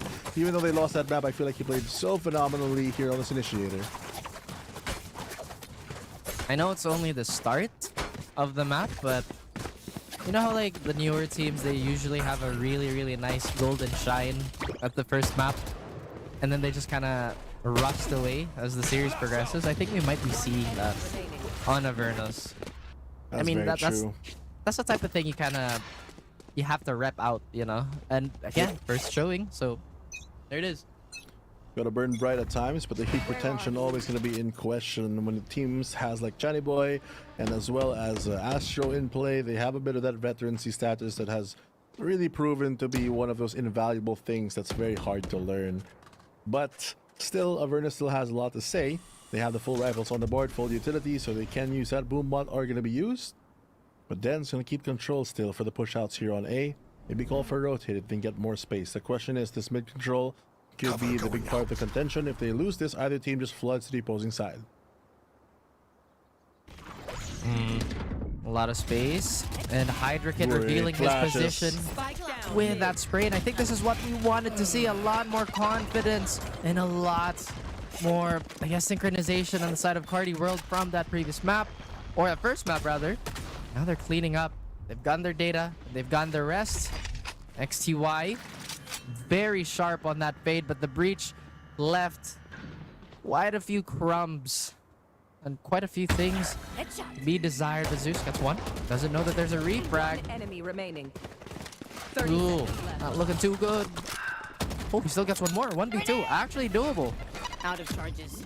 Actually very doable at this point. And might have to get the spike though. Good jump up off angle to clear a lot of things. Oh no, but the drop down, shallow angle, and William just spots him out when he falls and puts him into the ground. 3-0 at the moment, and CW carrying that momentum, finally breaking that streak of 2-1s that we've seen. Because I feel like in the other couple of maps, it's always the buy round goes to the team who bought. But this aggressive play towards the start, really destroying a lot of that calm, cool, collected kind of vibe that they were trying to set up with this slow mid push. Plus Patrick Watson landing those shots. Big bonus. I think he might have his ult. There it is. He does have that showstopper, so this snowball could be something that might turn into an avalanche. Avernus, they have a neural theft in hand, but I don't think that would be a smart investment, at least in this junction. Avernus again going for this really wide spread on the map, and just a little bit more conservative on how they're trying to clear these angles. Gotta be really careful with everything right now, because there's so much to work with. Not a lot of tools too for Avernus. They've had a difficulty on the previous pistol round to really get any value off of this because of that passive CW playstyle, but it's gonna be so difficult for them to force them to peek out. Channy Boy, maybe thinking about it here with the support flash. Patrick Watts though, spots out one, might get the second one, just goes out instead. Keeps that advantage up. Don't want to give the gun, but actually just go for a frag instead. Not going to stop this train anytime soon. The re-smoke. It's stopping even more aggression on the other side of things. Uyan also finds one. These pistol rounds just not working out for Avernus. Yeah, not at all. They're trying to isolate these fights, but Carti World just not giving it. 30 seconds And left. I feel like this is such a Channy Boy map. I don't think we've ever seen it. Oh, maybe I jinxed it, but no. As I was saying, I don't think we've seen a bad performance from Channy Boy, even in Split 1 on this map per se, at least individually. Ichi Solo holding down the line and getting the last kill. Pushing his ult ever so close. Avernus, what is going on? What is going on is the question, because Avernus have struggled to really do anything. They have the showstopper this time around and a neural theft to really play off both ultimates. The question is if they can get a lot of these opening frags, because they're not pulling any rotations this way. And Patrick Watson just solo holding a lot of these opening chokes of this round at least. Timeout on the side of Avernus, looking to, yeah, absolutely, go back to the drawing board, you know, take a step back and maybe assess where are we going wrong, guys. Yeah, it's a lot to assess at the moment right now. Especially during those pistol rounds, just not getting any value at all. Yeah, you know, I kind of want to, I'll be completely blunt with the audience and maybe to you too. Sometimes like there would be better ways to place it, but man, it is a hard game for Avernus right now. It is very, very difficult for them to even make a move. The discipline that CW is showing is something very different from the aggressive nature that they had in the previous game. They still have that firepower, but they're combining it with better team play, at least here on Sunset. Map number 3 being a struggle for Avernus, and they're changing up the pace here. This time they do use a tactical pause on a buy round, so it could be a better plan. A side seems to be the hit, but the readjustment as well from CW. This time they move their forces towards A and they keep the Cypher on to B. Nothing too crazy on the side of CW, but now it's Uyan getting a kill. Maybe stealing that Patrick Watson raise ult away from him. Doesn't matter. XTY coming alive here. Astro still has not been discovered, but the Cypher cages are providing some sort of respite for Avernus to cross. And this is what we're kind of hoping to see from Avernus, a little bit more assertiveness here despite losing a few players. And now Dens is unchained, gets one more. Channy Boy tries to trade out for his team. It's all up to Astro, but no stars were in his reach as he gets brought down to earth by XTY. Good round for Avernus to finally get their foot in the door in this game, number 3, and it could be the start of their comeback if they can mount on it. But that problem is that consistency. CW just being a little over aggressive at that point, but a good tactical pause, readjusting their focus towards A. It's going to force the defenders to maybe change up their strategy a bit this time. The breach as well as Patrick Watson on that. Ray's going to hold A, and the utility bomb dump onto B to go for more delays. Delays might be what AVN need. Need to get something here, like the fake out, but a potential swing could have ended our duelist here. Avernus going for the same spread on this map. They really want to take mid control away from Carti World. Slow and steady at the moment. Still have a couple of seconds to work with before the 1 minute mark. Looks like a quick control. Here comes the flash for the info. We at least spot out one. The paranoia gonna be actually a bigger threat to push them back. They're just gonna hop on out of there. The punish coming in from Avernus though. They get the detain, but there's nothing much they can do here as his bodyguard just jumps through. Finally tanks one for his team, but that's a 3v4 right now, and still advantage towards Avernus. Back pedals. Avernus trying to make some space here. Looks like they want to commit to the side. They actually get the last second stun, and Ichi Solo will be found by Slyzera. Channy Boy does have that rolling thunder. Ambitious investment, but Patrick Watson is here to quickly give himself a follow-up. Channy Boy gets Dens, makes it easier for the clutch to potentially happen. He misses. Plucky attitude gives him another reroll. Hydra Kid, he's a known. He doesn't know where Patrick Watson may be. He chokes the shot. Unbelievable. What a mechanical display here from Patrick Watson. These lovable misfits are just so good in these clutch situations. They look injured, but suddenly he's just fighting through the pain, able to find the double, has the awareness of the third player as well, is able to clutch it out. That is supposed to be AVN's round, but CW just steals that away. Avert your eyes, Avernus fans. Carti World is absolutely tearing this team apart. There's just no way in hell they were going to win that. And now Carti World. Your eyes. I mean, Lord, what a away. way to put it. Look away indeed, because that's not what you want to see if you are on their team. If you're a fan of their team, and CW just striking fear into the hearts with that one. Proving to be the Galaxy's greatest. This Hydra Kid finds an answer though to other problems. This breach utility out of the equation pretty early onto the round.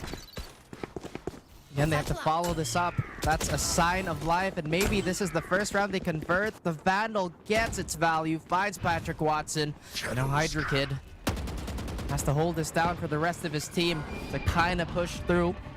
Death's Decree might be in place here. Hydra Kid landing yet another one. Itchy Solo and Astro, 2 against the world. Looking to do as much damage as they can. Steal this round away. He gets the info. Astro gets the pinch. Looking away, but Slyzera finds a body, using his own teammate as a bodyguard. And this time around, Avernus finds a lifeline. Just wasn't enough firepower this time around, considering the fact that they were on that lower buy. It does kind of reward them with the fruits of their efforts, and it really did help them by taking out this breach very early. A great way with Hydra Kid sneaking onto this breach. Helps his team so much without that added pressure of the fault line. Oh my goodness. We were talking about how these thrifty rounds could have gone so much better, or just even a bit more impact to the economy of Carti World. And we finally found that in full force. Avernus looking a bit more confident. Slyzera might have taken a peep on the mini-map, but the salvage is still there. And Astro, he's lighting it up, but he can't knock it down. Expensive as it is, Avernus still come out on top. Oh, wow. Wow, what a save. Just like that, its teammate ready there. 3v1, all up to Uyen. Has the wingman for the defuse, as well as an angle clear in the form of a mosh pit. Still, positioning, has to be aware of every player. They know that sometimes they have their late flank, so will he go for the overthink? Does go for the check though, but it's burning a lot of time to do so, waiting it out. 3 players disciplined on the side of AVN, just making sure that when the spike does get tapped, they have everything they need. Eye in the sky, already out. Get the info. Not a lot of time for them to work with. They can even blow the Rolling Thunder if they really don't want to go for a non-dice play. Secure it as well. Fault line gonna come in. It's not gonna be needed. As Zeus takes the frag and AVN get the round. Oh, finally they string together something. Zeus is very close to that showstopper, alongside with XTY's Rolling Thunder. Could be a problem. Slyzera coming alive also with that Nightfall in the back pocket, as Carti World might just have to rely on their mechanical prowess, number 1, and just maybe smart positioning here, because there's just so many things they have to avoid in these coming rounds. Oh, it's so difficult for them. What a interesting spot now. They're so close to each other. 2 rounds separating both teams, but still these timeouts just really being blown early. You can see that the pressure this time, they don't want to wait things out. If they spot a mistake, they're going to try to correct it ASAP. And Carti World just doing the best they can on this defense. Avernus, they're striking and getting a couple rounds here and there, but every time they do, it's so close. It is so close, but again, sometimes it's the things that sting the most when it's there, but it's not. You know, it's so close. At the moment, though, there's a lot of things to kind of go over, since Avernus Esports has obviously found the second win. Carti Esports ready to deny them of a potential comeback. As we look at the economy too, it's all right. Avernus might just have a bit of a better time here. It looks like they're gonna go for that same start, to go for that opener towards mid. But now there's a tripwire there. Oh, double stun coming in, slowing down both teams. Good counter utility coming in already from the defensive side. Attackers trying to get some space towards B, but not going to find any picks of their own. They do claim the territory. Might be important for the Light to have that round because the pressure going to be brought there. No mid defenders here.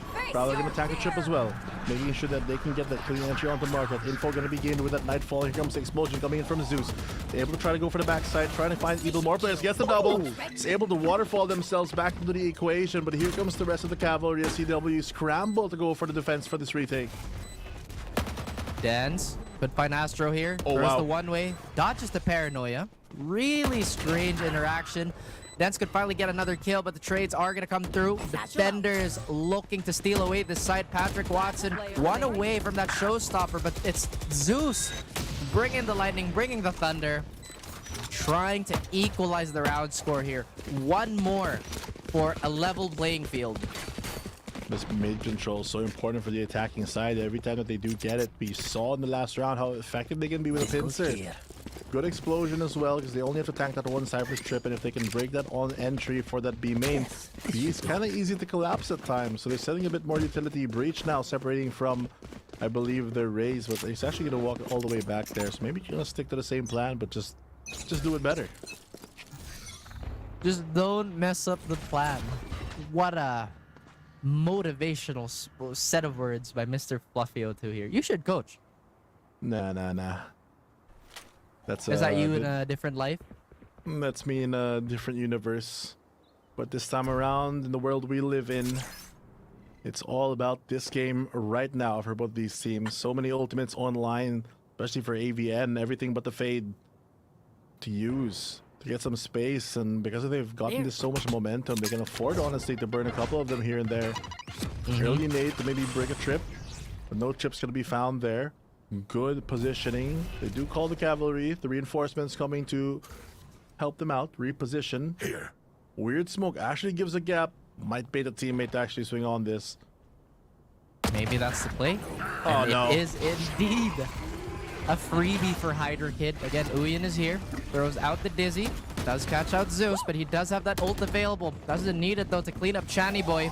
He walks up, looking for more targets, and he hits true on Uyen. Will eventually get stopped by Astro, as XCY will get that last kill. AVN suddenly turned this on its head.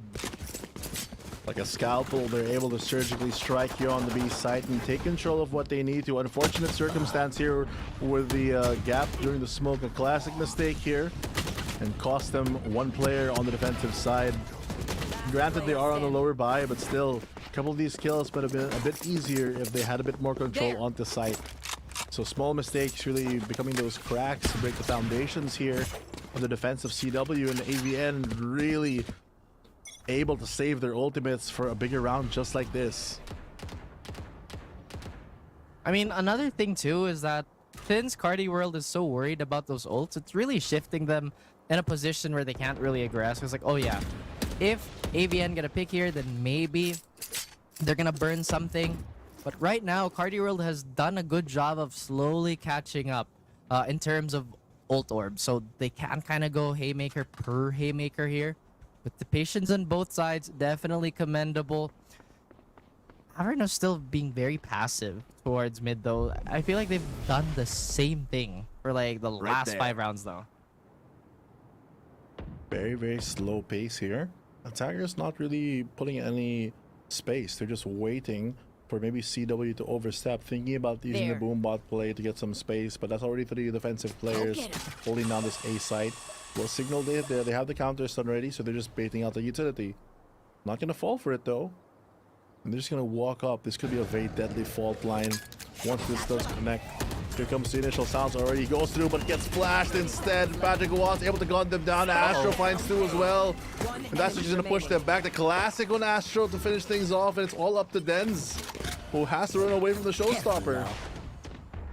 Absolutely. The highest in the room is Astro on cloud 9, but he's shooting down every single AVN member here as Avernus finally knock him a few notches. Denz also gets a bonus here. That's still not going to be enough for him to close out the round, and he's getting chased. They're not letting this one go.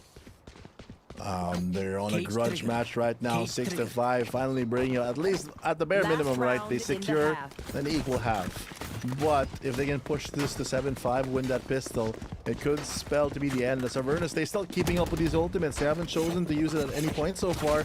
Then I feel like the lack of this rotation has actually given the chance to CW to build the ultimates back on their own, so it will be less effective. I'm curious though, is 6-6 a scoreline you really want to end the half at? I mean, if it's 6-5, yep. Wow, this dude is a genius. I mean, at this point, you're kind of out of options, and looks like the ultimates are already from this Gecko to clear out a bunch of market. Just gonna signal it's gonna be a clear B hit. They're going for the retake. They're allowing Avernus actually to use their ultimates. This might be a bit deadly though if the showstopper connects. I don't. Oh, he's looking at the right spot. Oh, it goes through. Oh my gosh. Oh no, Dens. Oh no, Dens was doing so well in the last few rounds, but he made him cross. At the very least, he does get the info. And now the timer is getting burnt out here. Hydra Kid looking to scout anything out. The pincer is going to come through, and perhaps they're going to squeeze every single member dry. As Dens gets the one on Channy Boy, but the Rolling Thunder has been spent. Dens gets another. And now Avernus will, well, sacrifice one member, but there's just too many bullets going into that dark cover for Astro to tank. And now it is tied up. Oh, 6-6 at the moment. We're on a reset. Nail biter, map number 3, and it's basically back to the pistol rounds. It's anyone's game right now. So even though they didn't have the most stellar half on the side of Avernus, they can still make their mark in this pistol round. Even more pressure than normal to really take it away. Getting 3 ghosts already for Carti World, really preparing to take the fight to their enemy. And with this composition as well, a lot of reusable utility. This gamble to stack towards this B side for the defenders might not work out because you're actually going to go for the A hit instead. They go really hard, really fast. Might be a little too late for this rotate, and they might get a free plant. I mean, again, we're talking about the Gecko here, who should be the X factor of this team. They're going to snipe out the camera, but it gets the info that they need. Avernus, like you mentioned, is ways away from the site that's about to be taken. Patrick Watson wants to get a few kills to his name before any defenders flood onto the site. And a very early nade investment here, just potentially wary of the person potentially playing short. Yeah, but the retake probably not going to happen this time soon. They're going to trade some util and burn as much time as they can, but the util advantage towards the defenders are already going to try to flow out of this backside. Channy Boy has a flash out. Here comes the clear, but great shot here from Uyen to take out one. The double flash as well. They can't see anything right now. Wingman for more delay. They're just dumping all the util that they can as they are trying to go for the 1v1 stair fight, but the rest of the team just brawling towards the backside. The jump through actually takes out Patrick Watts, finds one more. All up the dance, and not going to be enough. CW continue the momentum on this second half, and they win that pistol round. Try the same old tricks. Oh my goodness. Carti World looking to snowball off of that. Patrick Watson once again. So online. So online. Gets that Phantom on the board here. Are we finally going to see maybe a force buy on the side of Avernus? I feel like this was something that they won a round off on Lotus, but we haven't seen them force like after that map at all. I mean, it's so difficult to read teams like this, honestly. The mid control going to be so ever important. Going to smoke it off immediately to get some more damage, more pressure going to be done. They have that better buy. The question is, can they avoid getting punished? Because we know how aggressive sometimes that AVN can be.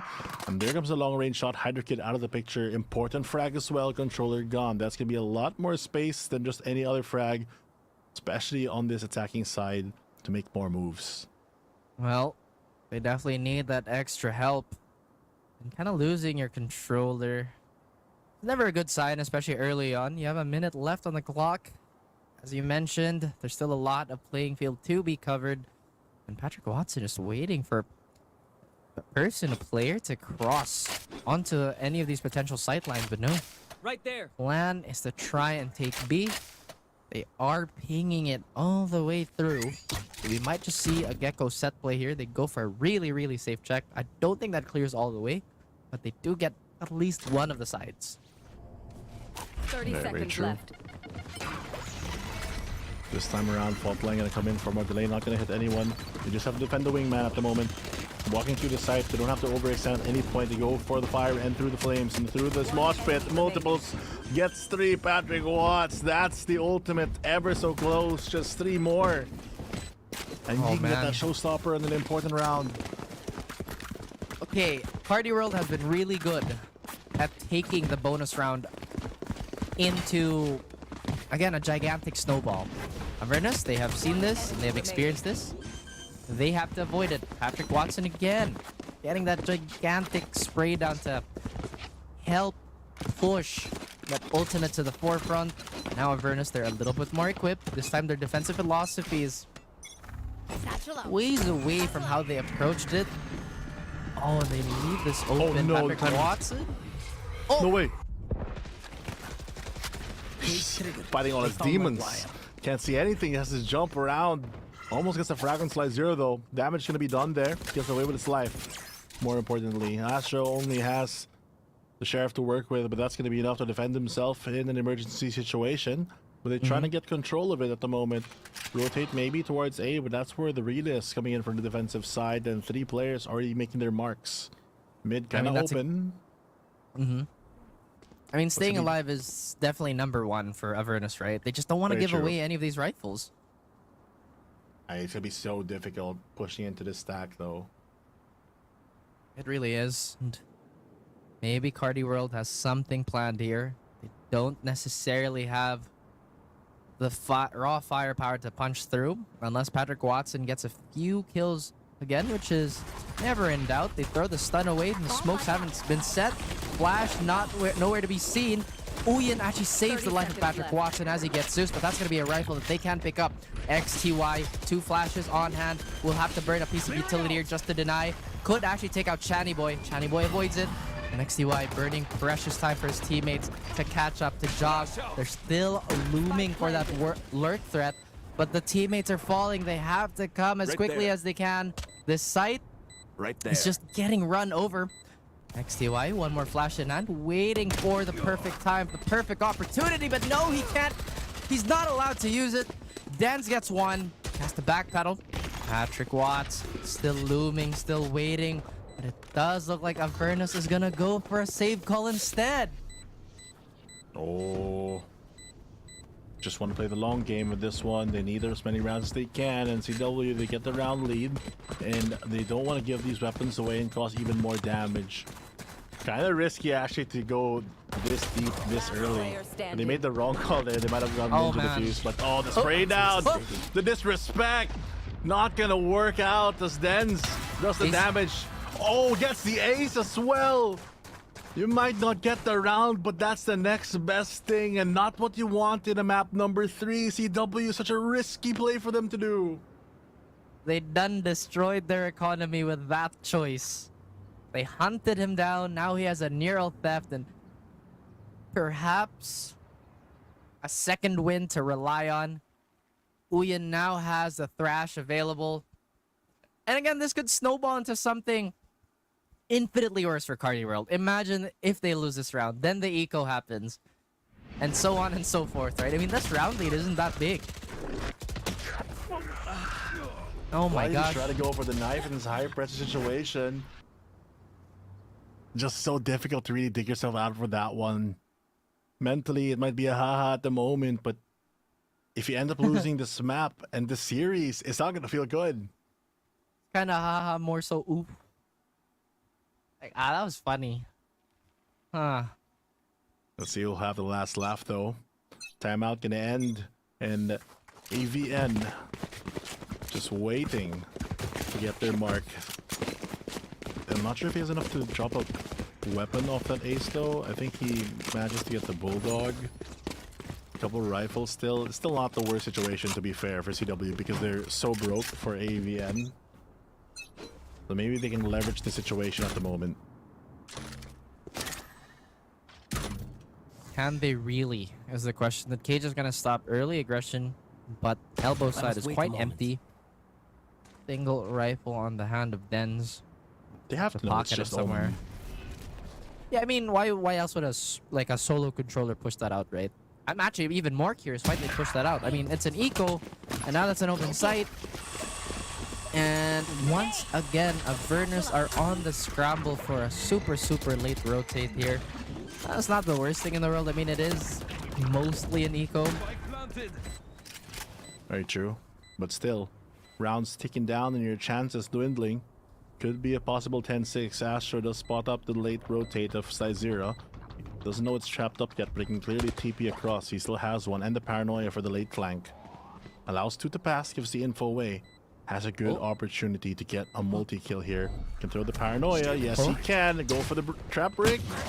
Able to find one, two, maybe even a third. No, he won't, but Slyzera shuts it down. But the commotion gives opportunity for Patrick Watts to strike. And now Denz in a familiar situation. He's going to hold down. Yes, I thought he was going to stay in the same position, but I guess he's like, nah, let's just move to a different spot. Oh, gets the dink. What Do a it again. Cage triggered. Oh, I thought he fell or something. Okay, I got a little surprised there, but there's a little bit of deja vu on the side of AVN here. The slow rotate causes them the rounds. The aggression to punish gets that pick, and they have to save the lone Phantom. Good spray down from Astro as well to pull the pressure, give opportunity for the rest of his team to kind of activate. Now they have the showstopper and the thrash deadly combination. They had a neural theft from that ace, but still haven't had the opportunity to use it. And honestly, because they're so spread out, it might not even be worth it. But they never know. You never know.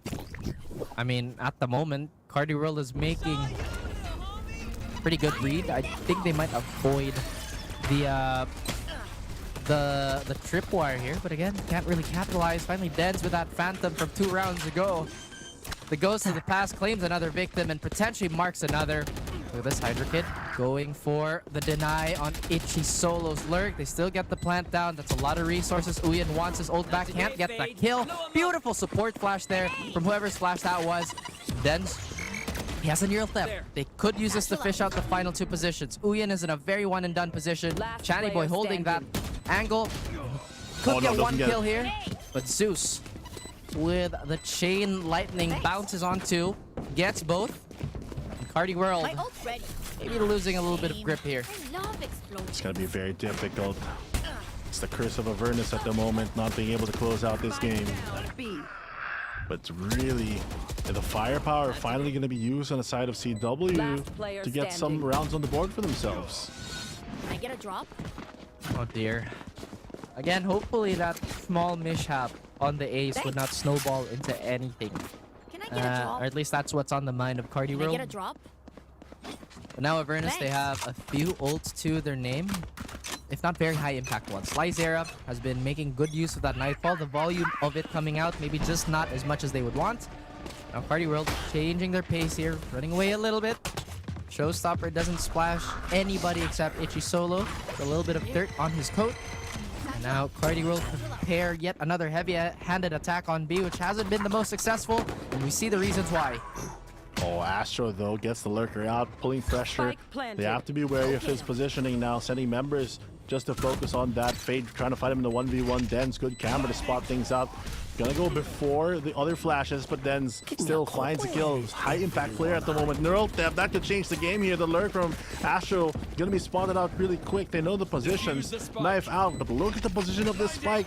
Not sure if they can defuse behind the cover. There comes the wingman for a delay, but it's not gonna work out. Shots being fired through the long range as well. Astro tries to go for the support, but gets punished. And it's all for Avernus. And Zeus again with a 3K coming up huge to kinda equalize the situation. Rounds are slipping away on the side of Carti, and they have to go on, I believe, their last gun round before they have to eco. And Channy Boy has to keep that utility up. It's expensive to be the breach player. If And only they had 4 more rifles for some reason for another buy. Look, dude, I may have jinxed it too. I said Channy Boy has never had a slow map individual. I mean, he's not doing bad. 13 assists is nothing to scoff at. But again, like you mentioned, if only they had 4 more rifles that they could work with. I don't know. Well, chances like that apparently just disappear, and AVN not gonna let that chance slip by. You're given a bone to really chew on, but you're trying to take the whole meal. Looks like Patrick Watts just trying to defend this, but with only a Spectre bait them in. This is a very sketchy one way to really hold back from expecting the push out from AVN, but the risk, it's not worth the reward for them at the moment. She's gonna let them try to get some picks and not give them easy pickings. That is true. And now Carti World looking to establish some sort of foothold towards mid. The door and the switch remain touched, or maybe it's been broken. Patrick Watson does have 2 satchels, and he has been pretty unfortunate dodging a lot, or trying to dodge a lot of these traps. Now he's made his way towards the side. Channy Boy does have that ult. He has been discovered. I think Dance could potentially find him here. Could finish the job. Is Hydra Kid, but can't find that last bullet. All they have to do now is just kind of keep that rolling thunder as a bit of a bonus. Spike has been planted. Time is winding down. Super, super low, but they use it really early. They don't necessarily have anything to follow this up, but if Itchy Solo gets a body, gets a kill, then they could snuff out that info. But with the Sheriff in hand, kind of hard to stop this. Use that rolling thunder as a band-aid solution, but they are buying a lot of time. Itchy Solo finally lands a killing blow towards Zeus, and Dancy walks up. He's gonna be blinded temporarily by the Dizzy. Super low is Channy Boy, but he still gets one more. Astro hangs on. That's the last member on the side of Carti World. And Avernus manages to take one away and even steal the rolling thunder. There. Oh boy. That was a bit to deal with.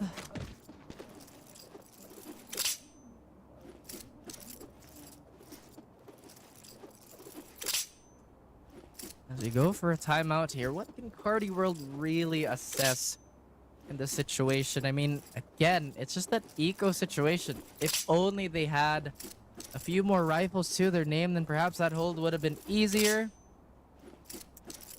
At the same time,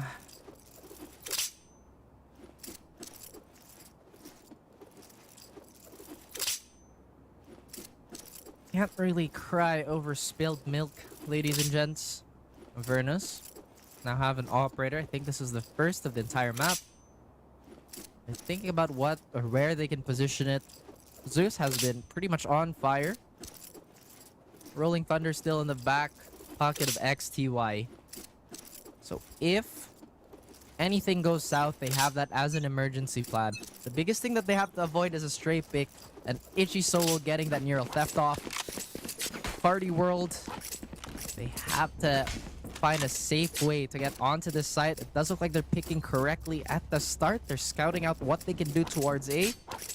We do have quite a few defenders here, and Hydra Kid has been pushing the tempo towards A short, spending that Omen smoke early. Patrick Watson and the rest of the gang, they try to clear this up. They haven't discovered the 2 lurking defenders on the side here. Zeus gets that early pick. Patrick Watson is off the board. Now the spear has been blunted. The blade a little broken on the side of Carti World. Doesn't make it... Well, it does, but at the same time, it's still sword, so it can cut through. Avernus trying to pick up what they can as Uyen is one more away from that thrash. And Itchy Solo, they've been repeating this action as much as they have been in the last few rounds, but suddenly there's a double up that should have been there, but Itchy Solo gets 2. Critical failure again on the side of Avernus to cover up the holes, and he even gets a 3rd. The stun was a non-factor there, but it's enough to sway away Avernus. They have to make a mad dash here. They don't want to let go of this momentum this easily. Dens and Slyzera on the prowl for a potential clutch. Look how far away Carti World is. They want to avoid unnecessary fights. I don't think they have all that much utility to keep this post plant going. But that thrash is going to be the biggest thing. The moment Avernus get rid of that, that is going to prompt for a hard commit on the defuse. Dance has found his way out. Nearly crosses Astro. But Astro's just too sharp to let the lurking Sentinel pass. Is this another save call on the side of Slyzera? They don't want to repeat the giving away of free rifles as Channy Boy is going to execute the last member of Avernus. And that is going to be the breathing room Carti World would have loved to have earlier on. They now extend the lead by 2. And again, that itchy solo lurk. Crazy.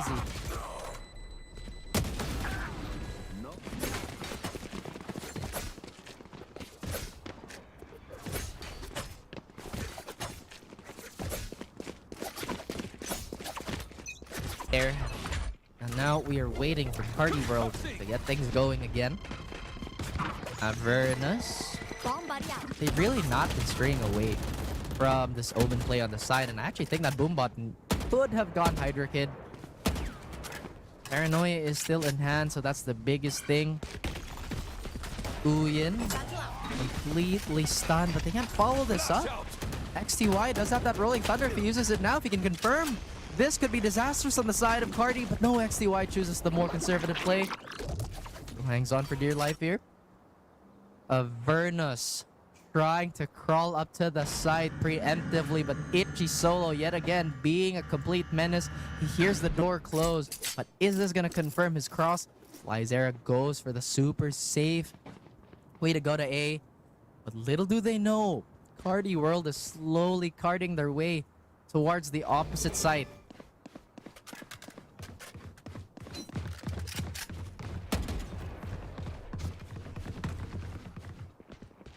They get rid of the cam. Itchy solo 30 seconds left. sees the cable. Is he gonna tank it? No, he doesn't. He just gets rid of it, but it doesn't pull away any of the members of Avernus. XTY finally using that Rolling Thunder. He does assist the rest of his team from shooing away all the attackers. Hydra Kid with 3 HP. Can't find the kill on Uyin. Itchy solo still very much alive and healthy. They haven't started to defuse yet, but it doesn't matter as XTY, who's played this round perfectly, gets the final say in the matter and even gets the defuse. Wow, what a round there. And it's so close. One round now separates both teams. It's going to be so difficult for this climb back, which we thought was kind of going to go one way, especially after a bit of a throw here and there. But still, they come up on top. And Carti World, they got to push this advantage right now, but it's going to be so difficult with this lower buy. Once again, only it didn't snowball. I'm trying to do the math here, right? Okay, so they saved the 4 rifles. They don't have to buy it for another round. That gives them 6k, I think. So that gives them an extra buy round, an extra full buy round. So anyway, just don't run at the last guy with a knife, I think is what I'm trying to say. Very fair. Could be quite punishing. Right now, they take the elbow control. At least they get the space that they want. No one's trying to fight them. They don't want to give any positions away. Den's really valuing the neural theft later on for a couple of those rounds. And they're just wary of the lurk because they have been punished for this mid-side sometimes. Now they have a trip to work by. Good stun to force them out. Buy a bit more time for the rotates. And Zeus rather, just going to go through CT. And that Ray's going to come in to rescue this A-side hit. Can they resuscitate it?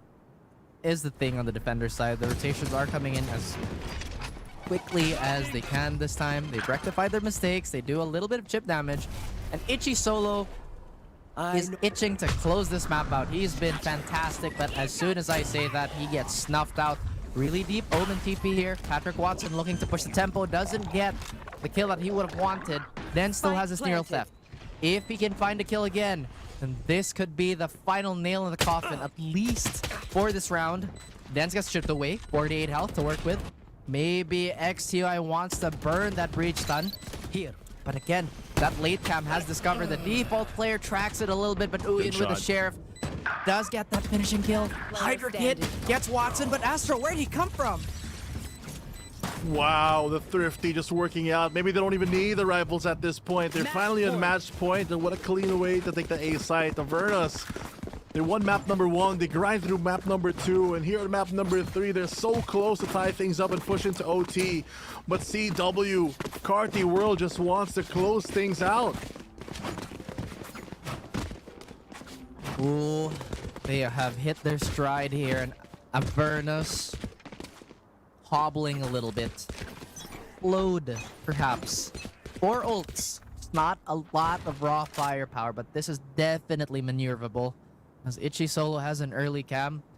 Again, they have been hitting this left side, this A short, as defenders that maybe it's falling into predictable territory. That's a satchel being invested just so he can bounce out.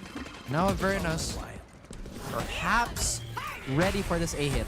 Oh, good shot as well. Gets a second. Zeus flying high on the clouds and is able to get 2.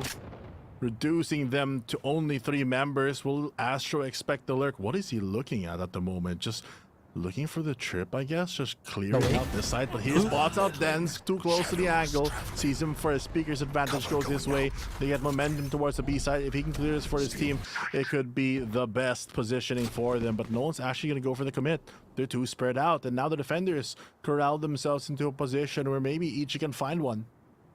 Itchy Solo, he's done this so many times and he's found value every single time he's lurked up towards mid. Oh, no. He has his back turned. He could get swung on. Please don't give me this type of anxiety, please! Okay, at least it's dealt 30 with. seconds left. Avernus get a rifle. The Stinger has gotten like 2 so far. And yeah, like you mentioned, the rifle in the hands already. Quick upgrade. Avernus still has a lot to say here. Patrick Watts gonna go for the plant finally. Discipline from the defenders just to hold things down. Patrick Watson has been a little quiet. Finally makes some noise with a quick shot to the face of XTY. And again, is he Mr. Fourth Quarter here as he regens back up to full health? Quick on the angles, quick on the adjustments, and there you go. Carti World closes out the series in a gruesome fashion. It was grit and grind all the way through. Oh, you can see the expressiveness. They've been sitting down for hours. They've been grinding through round after round, some dicey ones, some risky ones, and they had a couple of great moments there. But finally, they closed things out after a massive comeback here for series number 2 today. Wow, I mean, again, I don't think anybody expected it to be this competitive, or at the very least, since we didn't have too much data on the side of Avernus, we were like, okay, Carti World played so clean in the previous day. Maybe they can transfer that. They did lose a map still, but everybody, and I mean everybody, contributed in spades, Fluff. Again, there's just so many moments where I can't believe Patrick Watson would adjust that way and just still be so precise. Exactly, but at the end of the day, just a couple of mistakes here and there cost them a couple rounds. You'd think throughout this game, you only need, what, 2 rounds that you should have quote-unquote won, and maybe you tie things up into OT, but that's not how the dice roll. You know, sometimes it just happens. Sometimes they spike, and now that we move on to the post game, you can see the exact statistics of what happened in such a close series overall. 13-10, CW taking the win. Patrick Watson playing phenomenally on the duelist on every map, but especially here to get high impact towards that last round. I think Zeus did such a wonderful job of, you know, keeping up the tempo for Avernus despite losing. Really kept his team afloat when they needed some sort of impact. They needed an immediate pick. And again, we saw it. We nearly saw it again on the previous round. He got what, 2? 1 off the ultimate, and then he jumped up with the Stinger, maybe giving his teammates just a little bit more breathing room. But Itchy Solo, who once again was such an annoying lurk for Avernus. There were 3 rounds where that lurk was unanswered, and again, it started with that operator. It was completely denied just by Itchy Solo lurking. Yeah, just so difficult to really come up with anything at that point, and the fact that you're able to still get some value in those rounds. You take a look at the post plants as well. Every time that Avernus gets it down, it works, but for Carti, it's almost a 50-50. It's really coming to the mid rounds where they really strike really hard, because those posts, those attempts, and a lot of the aggression really supporting Patrick Watson's play has really proven to be the effective way to play their game. Ooh. And again, like, it's one of those things where it's been such a long series, honestly, despite having a really quick Lotus game. The plans all throughout were simple. Did it make the games any easier? I don't think so. Everybody was just doing so well that it was tit for tat, haymaker per haymaker, and it was just trading pieces per pieces. And again, just don't. Oh wait, no, he did try and knife him. Maybe just overzealous there. Yeah, I didn't expect his teammates to go down that quick, and it might have cost them the game, to be honest, because they did have just so many rifles on the board. This was the Itchy Solo lurk. That was a round he won himself. That was crazy. And I think towards the end of the map, I think we saw a lot of just repeating action, you know, and maybe they were assessing the wrong part of the problem. You know, like, you know how sometimes we deal with problem C when it started with problem A? Again, it's one of those things where they're probably gonna go over during the VODs, during their free days, and we fully expect all the teams to do that. Yeah. I mean, to be fair, it is just the start, so they have a long way to go. They can always mount a comeback. We've seen a lot of even the veteran teams falter in the early stages when you're still feeling each other out and making sure that you kind of know how a certain team plays. But when you're going in blind like this, the mechanical skill has to really shine through. Anyway, guys, we are gonna be throwing you to the panel. Thank you so much to our amazing casters. Grabe yung game na yun ha. Hindi ko ina-expect na ganun katagal yung aabutan natin. Iba talaga yung gameplay kapag heavy default ang laruan ng mga players natin dito. By the way, here on the panel, it's still your girl, Likeable, at kasama ko pa rin si Rockheart at si Riku. Riku Heart? Riku Heart? Inisip ko kung may tandem na yung ba tong panel pair na to eh. Parang Ano kaya? pilit. Ano kaya? Pilit na. We'll find one. PH na. Mahaba pang season. Mahaba pang Pag-isipan season. na. Tama, Nagsisimula pa lang tayo. Ayan. So, ano namang masasabi nyo sa napanood natin kanina? May mga plays tayo na nakita, but I think one of the highlights dito, Rico, ay kung paano medyo late man, nag-online pa rin nga yung mga star players natin from the side of Carti World. Siguro ang pinaka-exciting na pagtutuos dito sa match natin ay si Zeus laban kay Patrick. Ano ba yan? Kakamahal yan kay Uyen eh. Laban kay Patrick. Ayan, si Patrick Watson kasi sobrang consistent niya, no? Kahit anumang gagamitin niyang agent, mapa-raise man siya o mapa-jet. Pero in the meantime, dito naman para kay Zeus, nag-flex siya from Omen, pati na rin pati na rin sa Ray sa bandang dulo, no? So parang nakikita natin yung pagkakaiba nitong dalawang players, pero constantly nakikita ko sila sa kill feed eh. Sila yung nagkakaroon ng multi-frags, lalong-lalo na dito sa may sunset. Yeah, Patrick Watson, obviously, bitin man yung pangalan niya right now on the What? ID. I with Patrick Watts. I believe na he really did like just warm up right after that first game. Kaya I'm really curious to see what happened after game 1 because their recovery was insane. I have to say na okay yung binibigay na control nila Dens and Lure here, and Zeus coming in was super crisp. I remember there were a few times na what the flick was that? And his flicks were insane. So yeah, no doubt.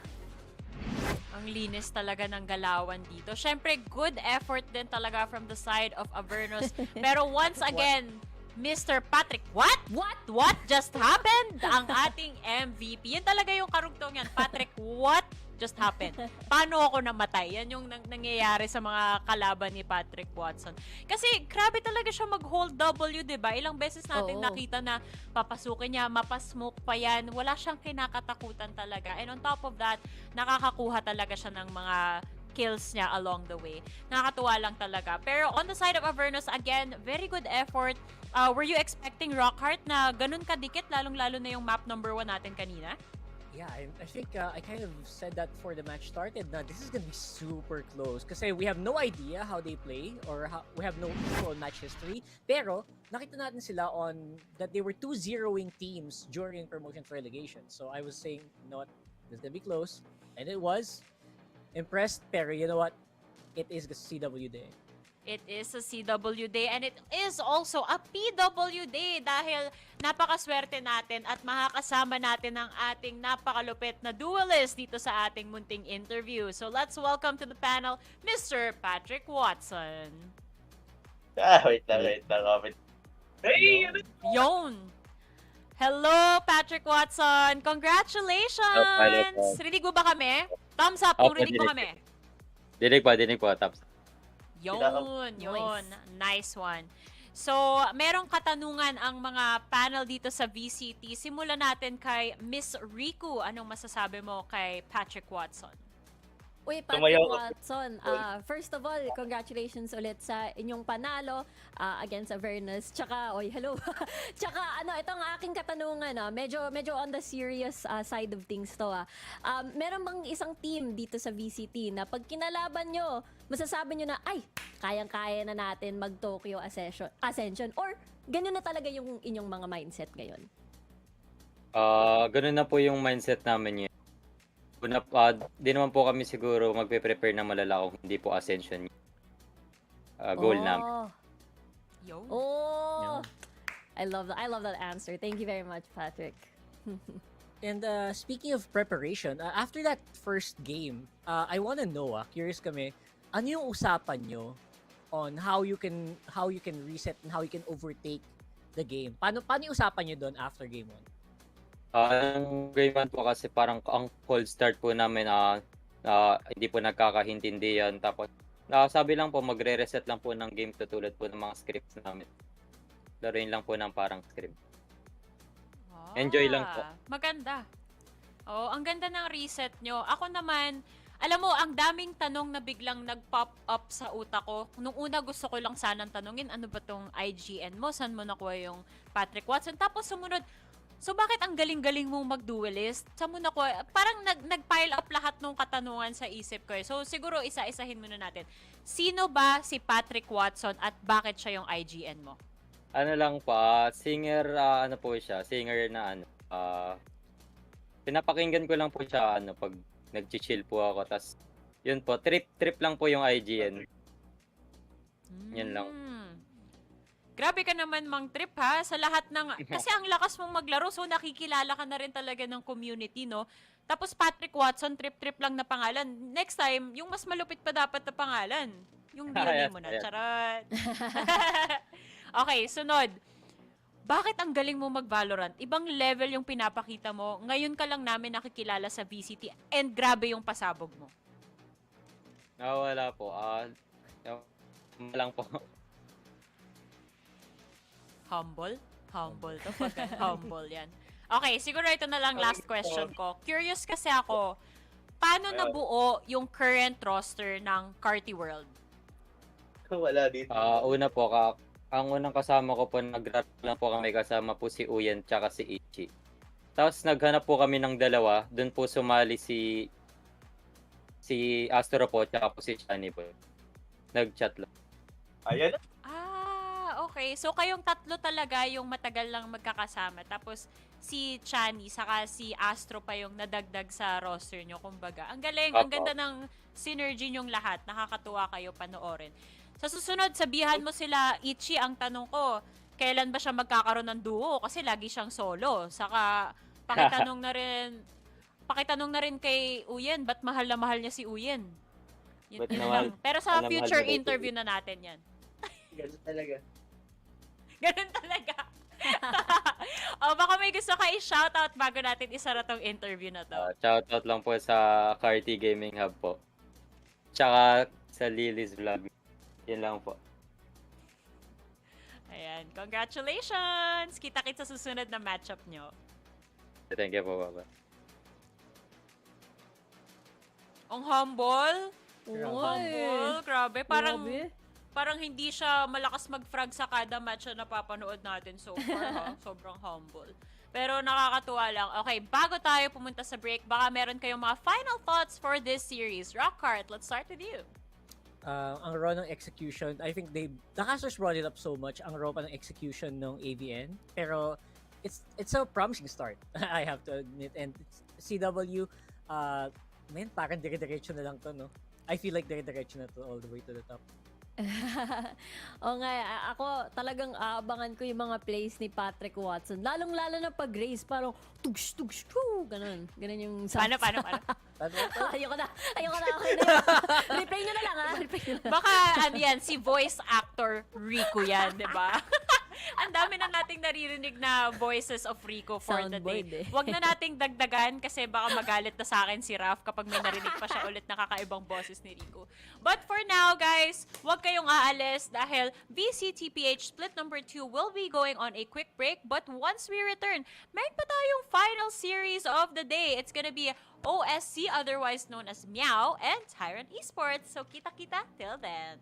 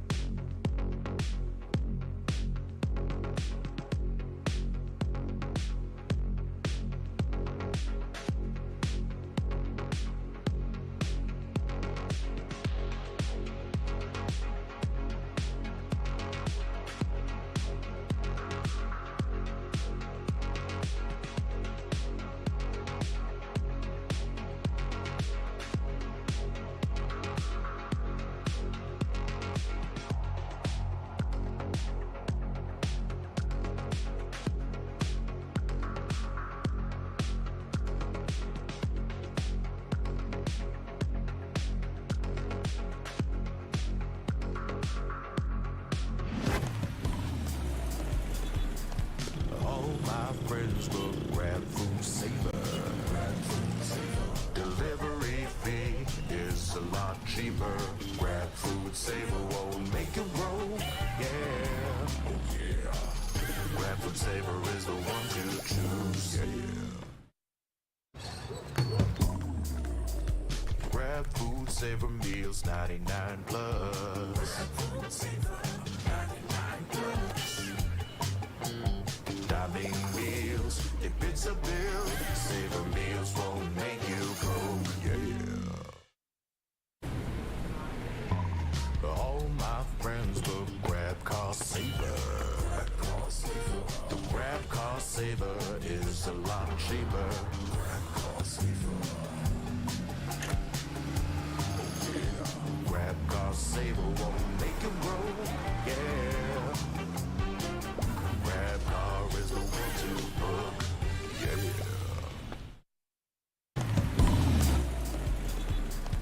All my friends will grab food saver. Delivery fee is a lot cheaper. Grab food saver won't make it roll. Yeah, oh yeah. Grab food saver is the one to choose. Yeah. Grab food saver meals 99 plus. Grab food saver 99 plus. Dining meals, if it's a bill, saver meals won't make you go. Yeah. All my friends will grab cost saver. The grab cost saver is a lot cheaper. Grab cost saver. Grab cost saver won't make it roll. Yeah. Grab car is the one to book. Yeah.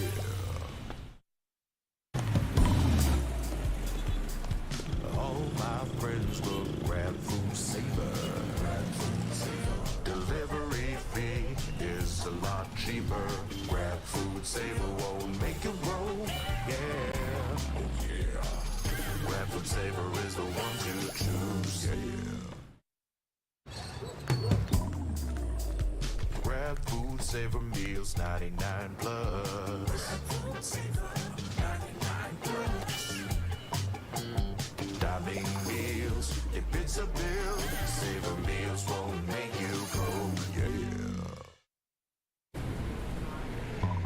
All my friends will grab cost saver. The grab cost saver is a lot cheaper. Grab cost saver. Grab cost saver won't make it roll. Yeah. Grab car is the one to book. Yeah.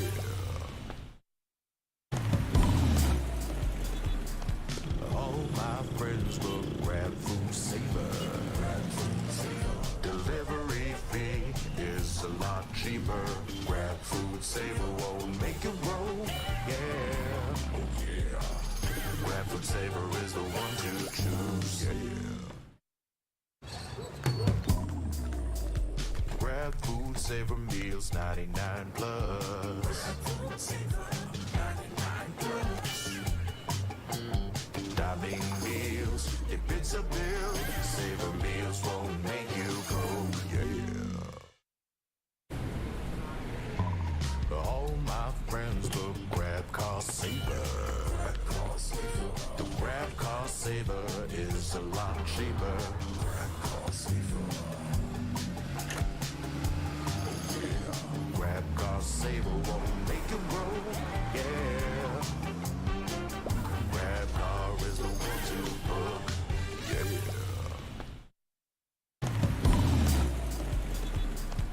All my friends will grab food saver. Delivery fee is a lot cheaper. Grab food saver won't make it roll. Yeah, oh yeah. Grab food saver is the one to choose. Yeah.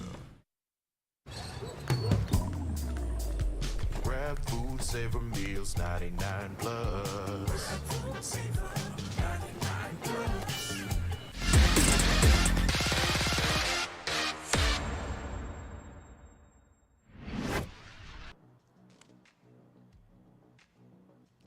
Welcome back, ladies and gentlemen. Dito sa ating panel, kasama ko si Fluffy naman at si Ray Ray, otherwise known as si OA at si Nonchalant. Si Fluffy yung OA, si Ray Ray yung Nonchalant. Tama ba, guys? Alata, oo. Tama. Akala ko nalito ko eh. Parang tama. Siyempre, bilang OA Fluffy, excited ka na ba sa upcoming series natin? Kailangan makita ko yung OA energy. Hindi, hanggang doon lang yung OA, hindi ko kaya eh. Pasample naman na lang, Rene.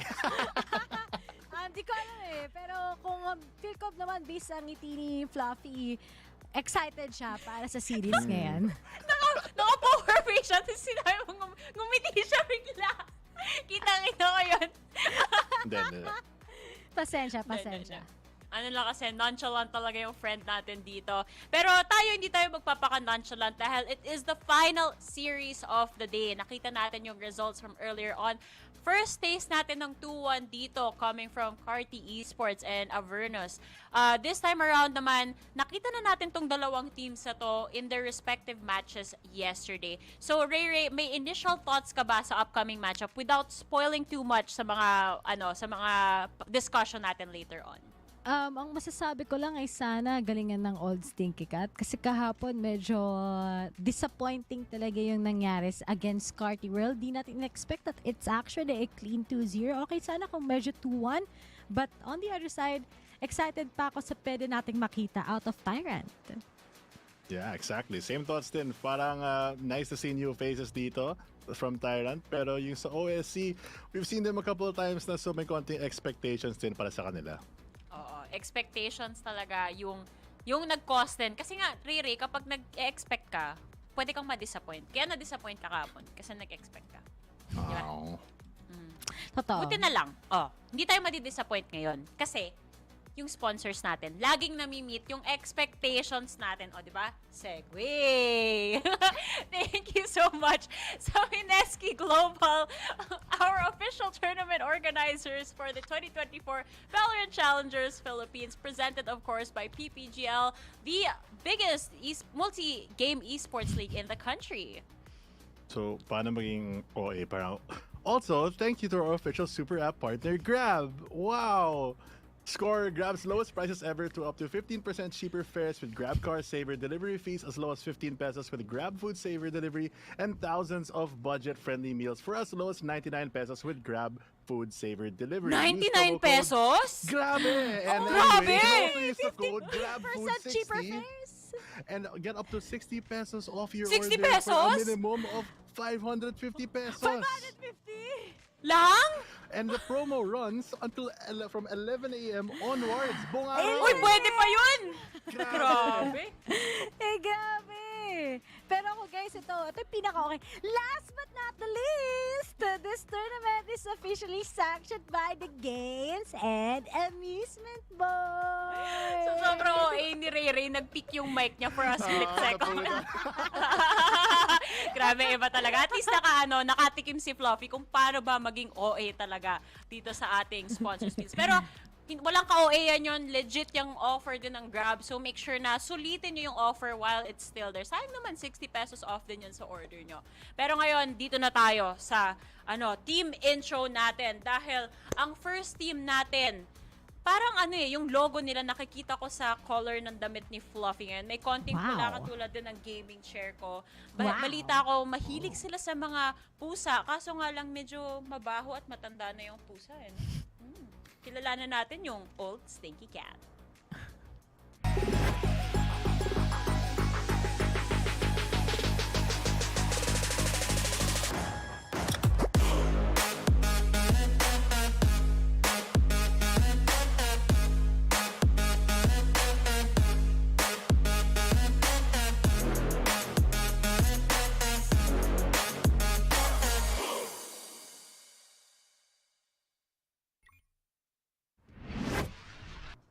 I think out of both of these teams, you're going to see for series number 3 rather, OSC probably the one that we're most familiar with. Si Dizzy bumabalik kasama si Folex, Dignified, Owen QT, and Aeonix.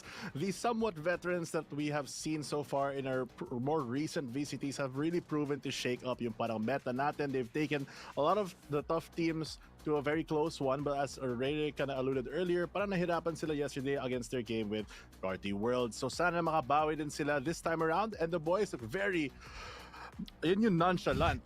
Grabe. Oo nga, no? What is that? Yung nonchalant. Ang galing! They are actually prepared for it. Pwede na kayo huminga, guys. Nakatingin sila lahat sa camera. Camera? Ang galing! Uy, gumalaw yung isa. Wala. Ayan. Wala. Timing. Alam na alam nila eh. Pero all in all Stinky Cat nga, nakilala natin sila na noong circa 2022, talagang explosive sila. Nagpakilala sila bilang rather ng 2023 Game Lab Alpha. Lahat tayo nagulat. At sana ngayon, yung momentum na nakita natin sa kanila last year, ito nga ba yung ma-apply nila for Split 2? I think yan yung isang bagay din na napakagandang example netong OSC. Kasi nagsimula nga sila as a team na hindi natin kilala ni isang member dun sa roster nila. And they caused so much upset throughout that 2023 year, diba? Na ang dami talagang nagulat na grabe naman to, parang naging mortal enemy na sila ng Oasis Gaming at one point kasi laging nasi-stretch out yung mga games nila pag itong dalawang team yung naglalaban. And this time around, I think nakakatikim sila ng taste of their own medicine kasi kahit yung mga mas bago nating teams, binibigla din etong very calculated team natin. And one of the teams that I'm talking about na bago rin dito na potentially pwede ring i-upset tong Meow ay walang iba kundi ang next team for our introduction, which is Tyrant Esports.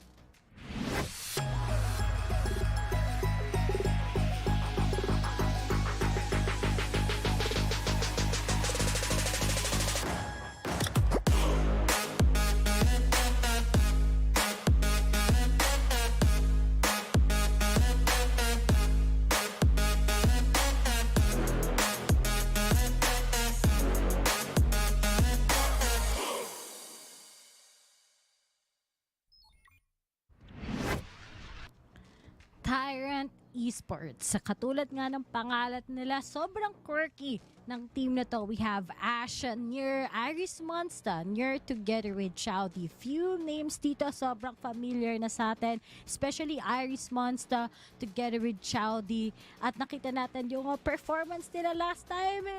It's not as explosive, but I am sure this time na nakita nila yung old Stinky Cat sa kanilang pagkatalo for Carti World gives them so much hope. At talagang kita mo, di ba, prayerful talaga sila para lang manalo sa series na to. Ayan, nagdadasal na nga yung isa. Naghahanda na para sa laban na ito because it looks like to be a difficult challenge to face a team like OSC. But like you mentioned, dito sa Tyrant Esports, a lot of returning names here. And to be fair, even though they are also in that situation, nag-aaling sila 0-2 from the previous games, they have proven naman their worth. They took a game of Oasis actually during ng parang requalification nila. So they have a lot of potential. Konti na lang yung kailangan lang nila para ma-push. Because as we can see from OSC, when you kind of make a name for yourself, eventually, nakikilala naman talaga kayo. Oo, yan rin yung naging team natin. Every time na meron tayong panibagong team nga na hindi pa natin kilala, the mysteriousness of your team, pwede mo maging asset yan eh. Kasi wala pang VODs yung mga tao, di pa nila alam yung gameplay and yung strats nyo, kung saan yung mga rotations nyo. So, ang dami nyong pwedeng pasabog talaga na gawin, especially at the start of our Split 2, which is now, kasi week number 1 pa rin tayo, di ba? So, nakakaaliw din talaga yung potentials ng team na to. May tanong lang ako, kasi baka si Ray masagot, kasi yung isang player nila kanina, merong good morning towel sa ulo. Para saan yung ganun? Ba't sila naglalagay ng towel sa ibabaw? Pawisin kasi sila, guys. So, ganun lang ba yun? So sobrang init kasi ng ulo nila pag in-game. Kailangan may pampakalma. Yun yung nilalagay nilang good morning towel. At syempre, ang init sa Pilipinas, talagang mapapapunas ka sa buong katawan mo. At di ko alam kung saan niya ginamit yun na habang nagpe-pray siya. Di ko na masasabihin kasi minus points ako sa langit yan. Pero feel ko yung bimpo na yan, buff yan sa mga pro players eh. Ay, di ba dati si Davay ata yun? Yung meron good morning towel pag nagkakas dati, di ba? Napapansin nyo yun. Ayan, aliw, may bago tayo natutunan kay Ray. Ngayon, matututunan naman natin kung ano ang map bans o map veto ng mga team na to as we head on over to our map selection.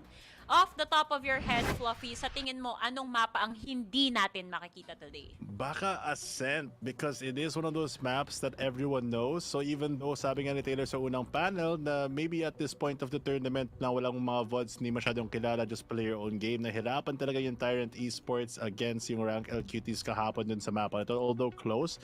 And Icebox as well might be off the pool. I think I'm gonna go and agree pa rin kay Fluff, pero to natakot na. I don't think para sa Tyrant siguro tong ban na to, pero silang gumawa. Siguro mas nakahinga yung old sikat, but I'm gonna say as well, bind talaga.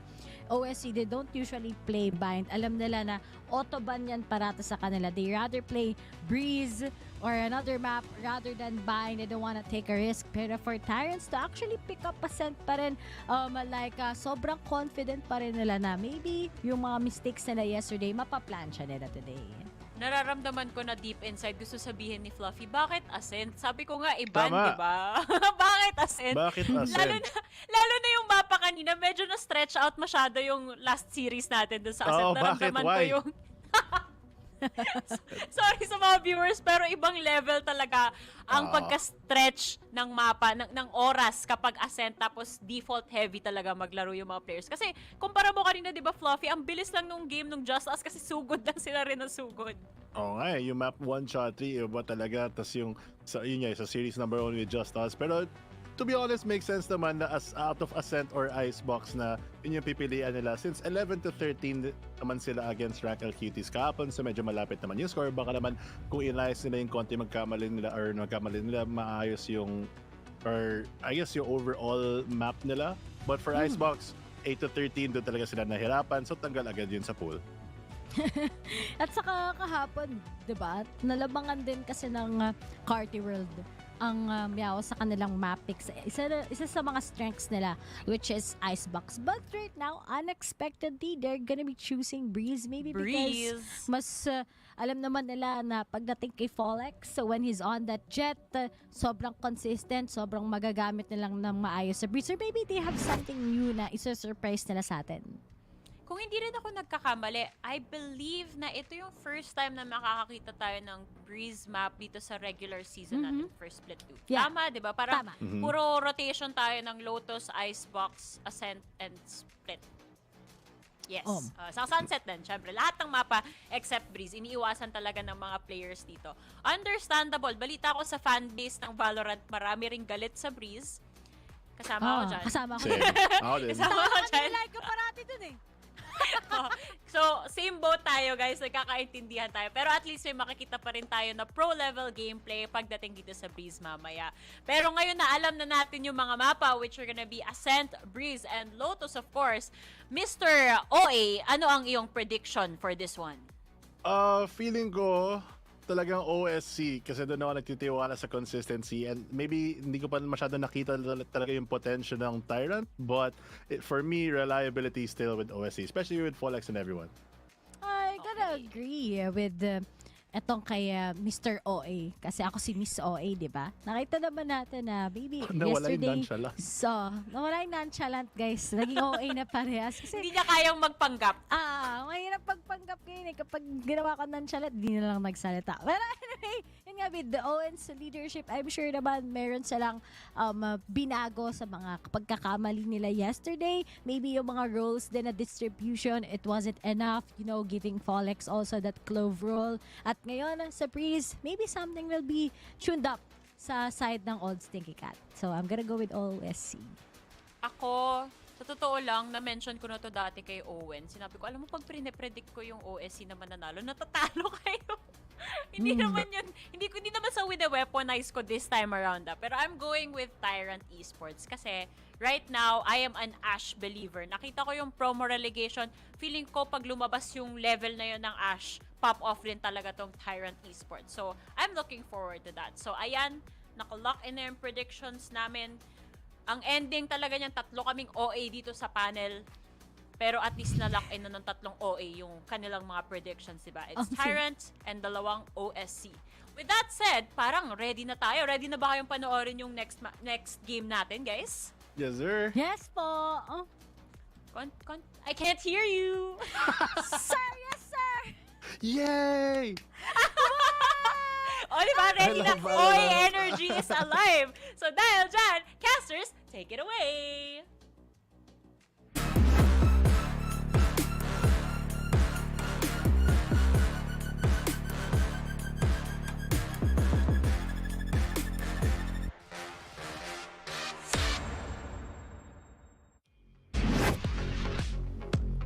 Thank you very much, panel. But how about you, Raph?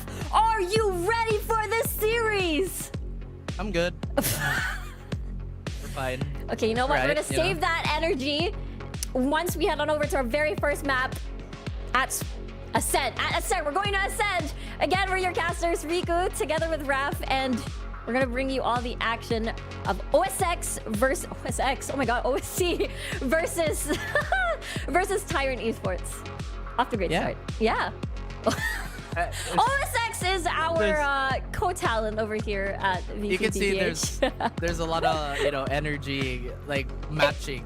True, I know, right? Like even our outfits have a lot of That's matching, true. Even right? our headphones, it's completely like opposite Oh of my everything. You know what I God. mean? Oh my God, you're right. And that is my job as my side quest as your co-caster. I think I'm a 3 out of 3 so far, which is pretty much getting a little bit of a reaction. But let's talk about the game wrap. Any predictions so far? Because I know we've got old Stinky Cats again having this sort of run last split. They had a lot of quite the impressive run last split. But for Tyrant as well, it's a very familiar name too. Yes, I mean, predictions, I feel like it's gone in such a strange way, right? Because although they've been fairly accurate, we've had a few upsets already on the openers. So I wouldn't be surprised if Tyrant starts bouncing back, obviously, right? But old Stinky Cat, I'm pretty sure they're feeling the effects of losing that opening game. Of course, a top 3, top 4 team wouldn't want a slow start coming in to the next season, right? And I love the fact that both these teams are kind of experimenting with their comps. I do appreciate the Clove pick on the side of OSC. Woo! It looks like they're playing a little up-tempo, plus the potential to crawl up with that Viper. On the side of Tyrant, they really want to, again, keep going with that double duelist comp that's been a little unkind to them in their openers, but we see the potential. Ash has been crazy. He's been taking the helm of all these entries. I think there's been a lot left on the table for Nier to perform, but maybe this is his day to bounce back. That is indeed what we're looking forward to. And, one of the things that we're eyeing, like, even though we've seen Ascent like 3 times today, Raph, it does feel like we're constantly seeing. I can hear the grunts of pain. But honestly, having to see Clove on Ascent for, I believe, the very first time over here at Split 2 in the regular season is a breath of fresh air. Yes, this is the first time we are going to be seeing the Clove pick. I'm trying to jot my memory banks here, but you are absolutely correct. And just to clarify, I know it's been 3 years of me absolutely hating on Ascent. I was about to say, no, I don't hate the map. No, the map is fun in pubs. In pro play, it's absolutely... I think the map is fun on pubs. But other than that, it's fun on pubs. Yes. The fact that we run the same comp every single time is just astounding to me. I'm glad that there is a stable map for all of our great pros to kind of flex their philosophy on and show mastery over that said comp. At the same time, I would love to see more variation. That's true. I mean, eventually we're gonna be getting what? Abyss, Haven, Pearl. The classics that we remember. It feels like it's been so long since we've seen those maps, actually. Oh yeah, especially Haven, Yeah, a year. Has it been that fast? What? I don't know. It feels like that though. I could be wrong. I'm kidding. Do you perceive time differently at your size? Maybe. You are pretty tall. Yeah, you are pretty tall, but only for just a little bit in comparison. Fall X and Dignify, though, get 2 kills so far. And now Tyrant Esports stuck in the middle. Iris in already inside the site, but gonna get eliminated almost immediately. Chase the only one left, so it's gonna be quite a fast round so far. Oh, Knife him! the knife! Woo! I just wanted to scream that. Oh, let's see that a lot of our players and of course everybody here at the desk getting excited for our first melee kill of the day, I believe. Now, the thing is, we're already seeing the value of Fall X here. Super high fragging player, but can still contribute in terms of utility. I think that's the best thing about Clove's kit. It doesn't necessarily hamper your aggression because your controller, you kind of want to stay alive a little bit, but that just does not apply to our newest addition to the cast, Tyrant Esports. They're gonna be feeling a loss over there. I feel like that might be a confidence blow, you know? It's round 1, you get knife. Yeah, true. And the fact that it all happened from just fighting at mid and everything else just followed through. So it didn't feel like the usual standard of going through a site straightforward. But look at this off angle from ONQT. Very aggressive, but the shorty could spell the end for him. Oh, does he get one though? He does get one actually. And Snakebite's gonna dash right in. Gonna get killed there by the Dizzy as well, getting another kill off across the map. So let's see how Tyrant can get at least some consolation prizes here and there. That's a 1, perhaps a 2, and Chase with the double on the classic. I think you're absolutely right when you said this might not be a slow map. Both these teams love to turn up. Yeah. And obviously, meow. Taken yet another round. Have you ever said ooh in your entire life? That's a very interesting question. Do I look like the type of person to indulge in these types of things? I was just wondering. I feel like you're very golden retriever today, and I'm very black cat. True. I feel like it's just one of those. It is my first day casting, so maybe that's where the energy is coming from. Anyway, this is the time, Tyrant. This is the time where they can retaliate now. To answer your question, by the way, unironically, no, absolutely not. Noted. Why are you keeping track though? It has been a running gag today about the whole uwu and everything at the very first series. So let's see if this information can be maybe like some plans. No, I'm not excited for this at all. Again, Tyrant, they want to make something happen here, right? I mean, it is the bonus. They have to worry about the Bulldogs, which haven't really shown their heads here. OSC, they're very patient.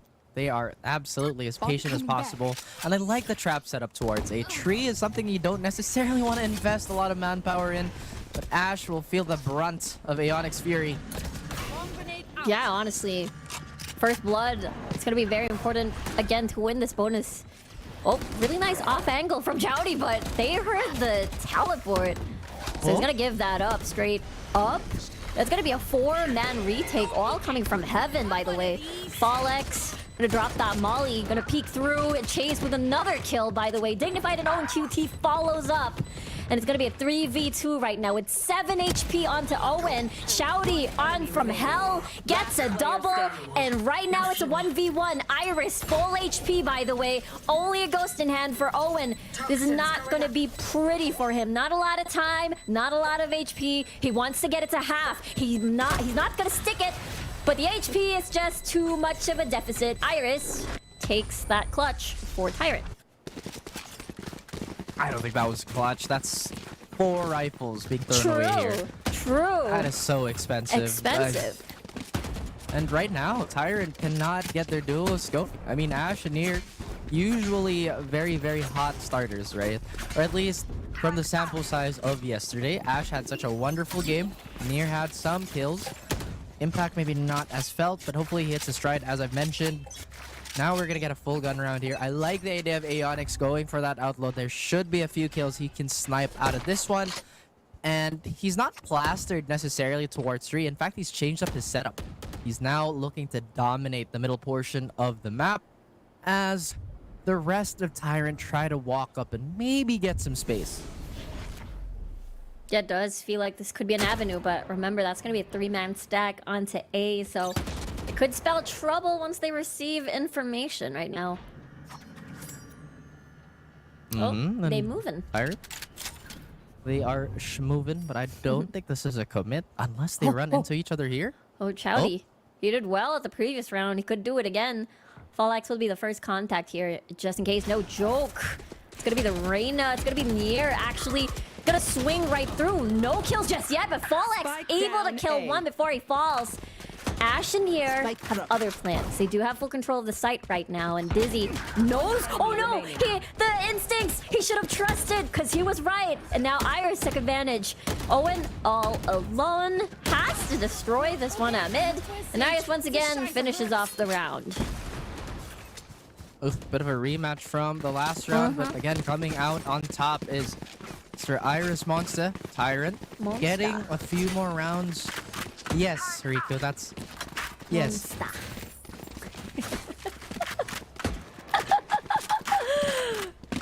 I don't know why I'm giggling. Like, it's the pause every single time. You know, I'm just so happy you can't see what's going on my camera right now. I can take a guess. The face palm is the number one thing. Guess all you want. As Tyrant might not make the right one. Oh, hold that thought. Aeonix with the Sheriff shot. And now it stops Tyrant on their tracks here. But Iris again with a Nanoswarm kill as well. And it's now even. That it is. Here they might reassess, but the re-hit is on its way. Looks like they're fighting it out. Tyrant get first blood again, but Meow, they want to retaliate. Ooh, so many low health numbers on the side of Tyrant. But with Sheriffs in place, might not be a lot of damage to provide. Oh, 1 HP onto Chowdy. He's gonna go back. And there's the ult coming from Fall X. And let's see if they're gonna able to get this retake down. They have a lot of tools. They have the upgrade coming from Fall X. You gotta get a kill for you to get that revive in check. And that's gonna be a good retake. And look at that. That's a lot of nods from Dignified. I'm so happy they brought out this guy. I mean, you know, they want to fight a lot. They want to confirm the space. They want that sound cue. And Trailblazer has gotten a lot of value. I think earlier on, it was what, round 3? It tanked the recon vault. And the recon completely disappeared. That's why I was so surprised. Like, it didn't even pop a scan or anything.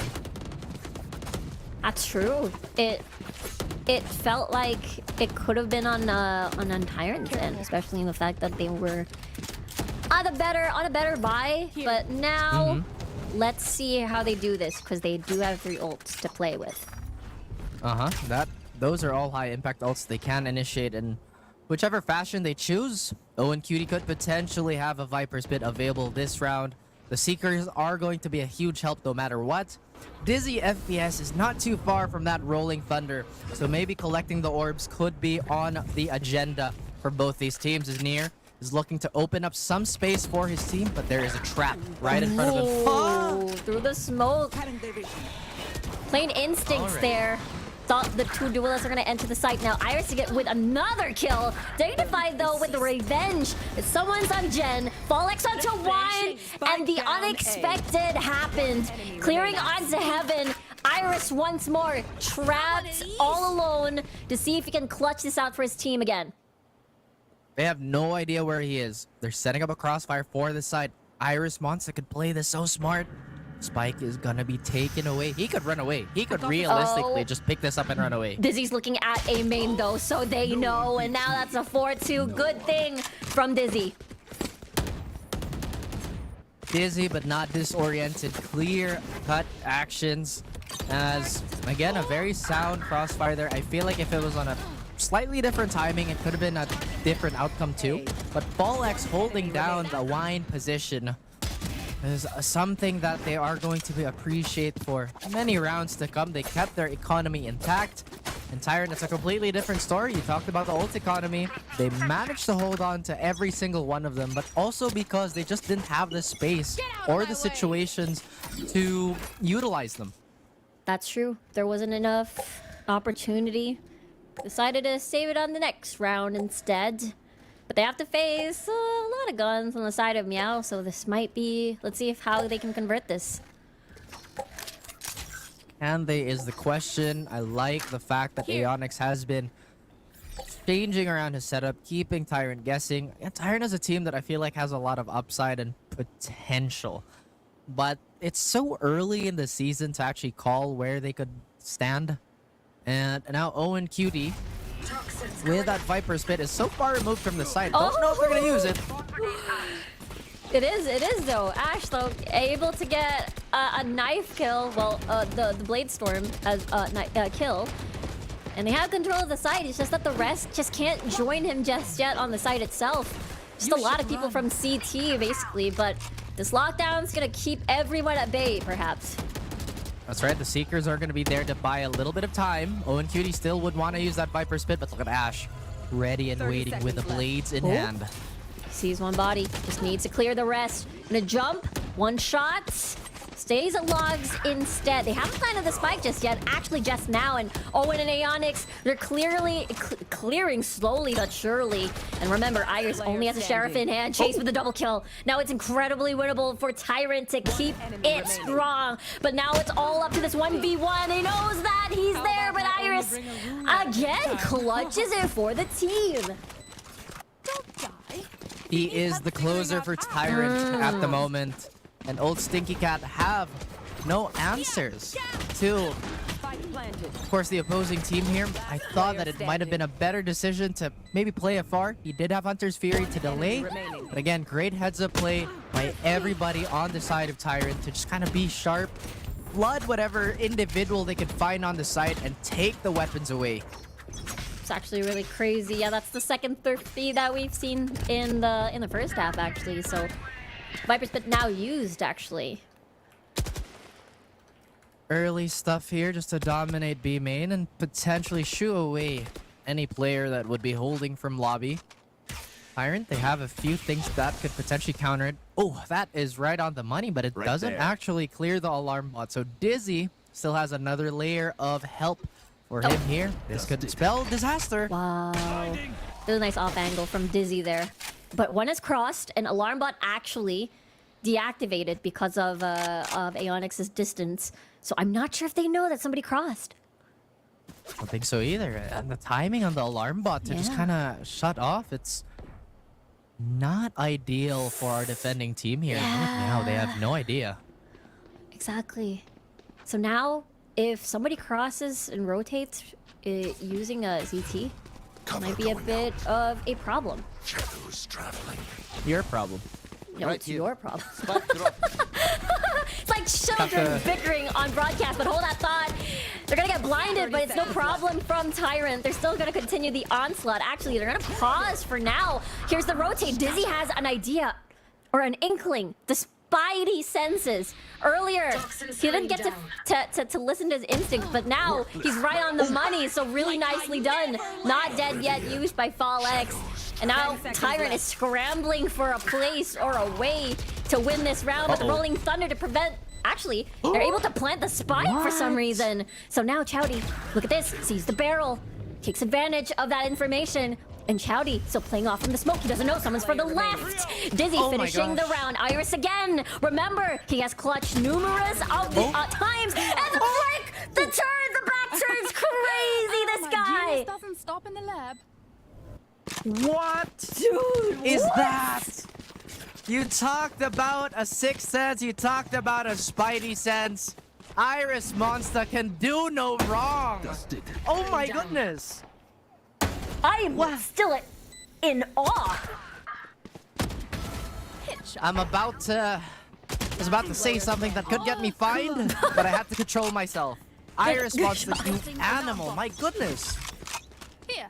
Yeah, up until now, I'm like really speechless. Like, he is locked in. He's mega locked in on the first map. And so far, every single time that Iris is left alone to his own devices, he just makes every round count. Leave him alone for too long, and he's gonna be a thorn in your side. Tyrant, once again, stealing a few rounds away from the claws of Meow. Meow looking to, once again, tighten their defense because that mid portion was a bit, if not a huge problem for them. And now they advance. They push up just a little bit, albeit with weaker buys. Do they check? Oh, eliminating Ionix right off the bat. Busy with the trade as well, off screen. It's quite low already, half HP, and FallX. Another kill with the body shots. 3v3 now. Still anyone's round. That's true, but now with Chowdy tying it up and getting a third for himself, it's gonna be... Dude, Huh? his game sense is insane. He has a really good chair. Really has. 30 But- seconds but- left. But now it's all up to this clutch, this 1v2 clutch. Let's see. Spike planted. Iris is alive. And True. if he's alive, then he's gonna win. Or at least that's what the data has been telling us, if we're really going for... He has full You know. utility. He still had... Oh, I guess it already, like, respawned or off of cooldown. But this is a lot Yes. to clear. Drop in a smoke. Indeed it is. X, he has a lot, and I mean a lot of ground to cover. Good thing he has one more smoke. He has a decay, if that does come into play. But this crossfire looks like it might be the end. It of might this be. round. Doesn't see anyone, actually. They're very well hidden. They can hear someone in lane, and there's the wide peak Shouty, though. But the 4K on this round, I swear, the impact of Iris in this map for Tyrant is insane. Truly the closer for Tyrant, as you mentioned. Despite it going pretty well, in all honesty. For Meow, I mean, it was an eco for the most part. They did get their damage done. They stripped away some of the armor and took a few weapons away. But ultimately, Tyrants stay intact. And because they snowballed so many rounds together, they're not going to have any bank issues for the foreseeable future here. As Meow, they have like Killjoy ult, the lockdown for a potential retake here. Again, maybe they have to change something up on this defensive side. It definitely already positioned by tree, so already prepared for a possible retake, and this is going to be a swift execute. The Viper wall is going to have the entirety of that map, so Mir and the rest will really have to work their way through this. As Heaven is going to be smoked out, they're already in. And there's just a lot of utilities. Everybody's pretty much flashed. It's lights after lights after lights. And now here comes the retaliation from Yao. They want to clear hell as well. FallX with a double kill. And that is only Iris all alone. I mean, 1v4? No way. There is just no way, right? Statistically speaking, this could be impossible. We've seen crazier things, but he does get the first pick here. That narrows it down to 1v3. Exactly. How do you isolate all of these angles? Where will your game sense and aim really take you in a 1v3 situation at the moment? There's lots clear, and there you go, Dizzy. No clutch for you, and 5-5, now it's even. I'm not gonna lie, I thought he probably could have pulled off something crazy Yeah. there. I mean, we've seen it. Not really out of the realm. Not at all. But anyway, I'd be afraid. again, I would be very afraid too. FallX has been landing shot after shot, and in turn has been giving him so much leeway for his smokes and everything to kind of pop. And he's only 3 away from the ult again. FallX, I think this agent is an almost perfect fit for his playstyle. Very true. Very aggressive for the team and landing a lot of these important shots and frags. And you're right, not dead yet. Almost there. So let's see what the play is for Tyrant. Oh, that's the play. Hello, Dizzy. That's right. Let the Reyna go crazy. Maybe get a pick, but this flash could spell the end for the round for Tyrant. As long as they stay stealthy, then nothing bad should happen, right? Right? Maybe. I mean, I don't think there's not much of a fall. Oh, there it is. There's the flash. There's only going to be one person peeking. What I was about to say is FallX enough to prevent this waterfall from falling through. Actually, there might be a yes as FallX destroys Mir over there on lane. But there's 3 more to kill. Iris on logs, actually, just trying to prevent the cavalry from going in. But there you go. He is gone. Aeonix with a double. And that's 16 health onto Ionix, just forcing them onto this very close space. He's so low right now, and Chase is able to clutch it for Tyrant. The water corrodes the rock yet again. And we are getting this side of Ascent getting terraformed by Tyrant. They are just slowly and inching away. They do have that lockdown available now. Hunter's Fury could be used as a combo. Considering Meow doesn't have that many weapons on hand, they might just want to pass that Vandal on towards Fall X. Since he's just one away from the ult, not dead yet. Guys, can we please stop naming ults three words? It's not dead yet. cool and all, but is there anything else that's... There's one. Run it back. Run it back. Run it back. Yeah, but it was it's fine. It's fine. You get like the first one for free, right? Yeah, yeah. And then yeah, not yeah. dead yet. It's like, okay, guys, you know, I'm not questioning your design choice or anything. catchy. Actually, I am. Not but dead yet. But that's true. It's not like a. It's not like a res or Yeah. From the Shadows is another one. Oh my goodness. Like the 3-word ults. Yeah. Because listen, the duelists, they got it cool. Empress, we have Blade Storm. You know, we have true. all this. We have Lockdown. yeah. We have Showstopper. Seekers. And then we have not dead yet. Okay. It's got Justice for controllers. from the shadows. I mean, it can sound pretty cool. Aeonix 3 HP. I think he's gonna challenge this a little bit more though. See if he can get chip damage or get lucky with a kill, but he's just gonna retreat and go back. That they do. They do take a considerable amount of, once again, chip damage. So Hunter's Fury might just look to confirm that kill instead. Here we go. It's Dizzy to fall. Dizzy has fallen. Lockdown now initiated in a place where it's pretty hard to destroy. So I'm pretty sure this lockdown's gonna be sealed and well delivered as Ash gets a kill onto Fall X, and it's 4v3. How will the retake go? This could be a challenge unless he gets another kill. Unable to destroy the scan, actually. So it's 50 HP. Owen all alone here against 4 players of Tyrant. This is a tall order as they're just firing shots to the wall. And he's down. I actually can't believe Owen survived for that long. Yeah, I know. Considering Ash was barrel snuffing him, and Tyrant, they look really good. I'm not saying that maybe OSC is a step slower today because the woes started again on our opener. Maybe they're still figuring it out. And I think this was an excellent point brought out by the panel that OSC tends to struggle against teams that they just don't have VODs on. So it just means that Meow is very good at making tailor-made strats for these teams. Very true. Very, very, very true. Especially like it feels like when it's like tailor-made, prepared against that team, and as well as it does feel like when Fall X is on a more mobile agent, if you will. Perhaps that could be key as well. I think I remember some of his performances on other maps where he just go ham as a Raze. Maybe as a Clove, you don't have the same access towards that abilities. Nah. Yeah. Oh, actually, you know what? That's a good point. Now they don't. I just realized they don't have no duelist. an immediate gap closer. Yeah. Like they don't have type. You're so smart. Aw, Anywho, thank you. I take it back immediately. Meow. I always They're setting it up. You know, like I can't. You know, it's just too tempting. Right here.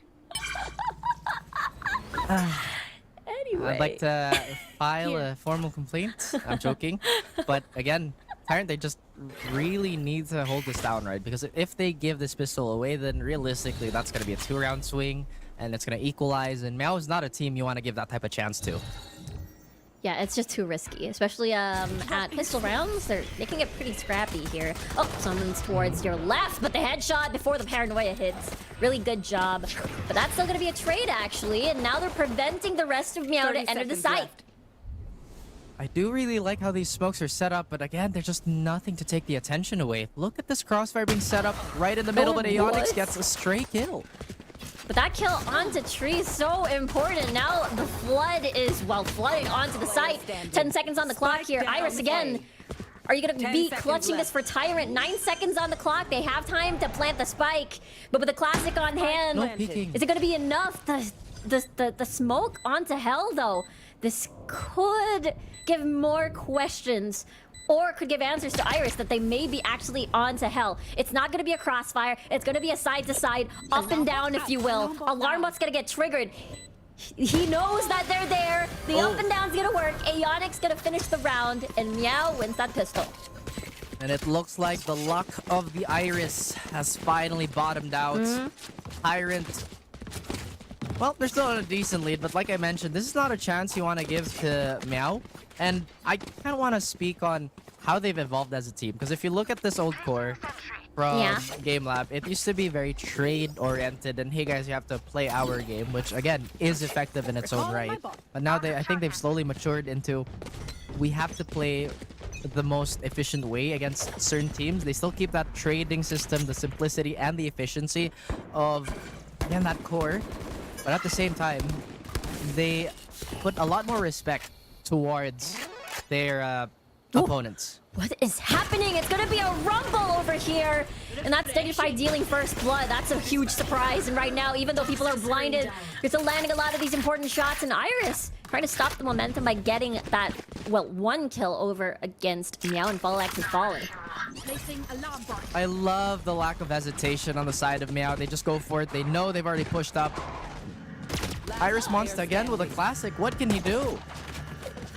Definitely not a lot of options there, and Chase with the same weapon in hand, and really, it's one of those things. Can you get a free upgrade? Can you get a free anything at all? Maybe some exit frags. There you go. The Spectre in hand. Let's see. Dignified. If Chase wins this, I might uwu. Yes! Go! Go! Aha! That was a risky gamble.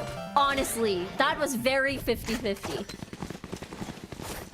It could have been, but again, it was a gamble that Meow was willing to take. I mean, they did have 4 players on their end. This was a really messy fight. I like the idea, but I think you have to kind of cover up the fact that, okay, we're walking up towards Cap with pistols. What if there's a possibility of a player marking from tiles? And that's going to be an unfortunate Tyrant sandwich.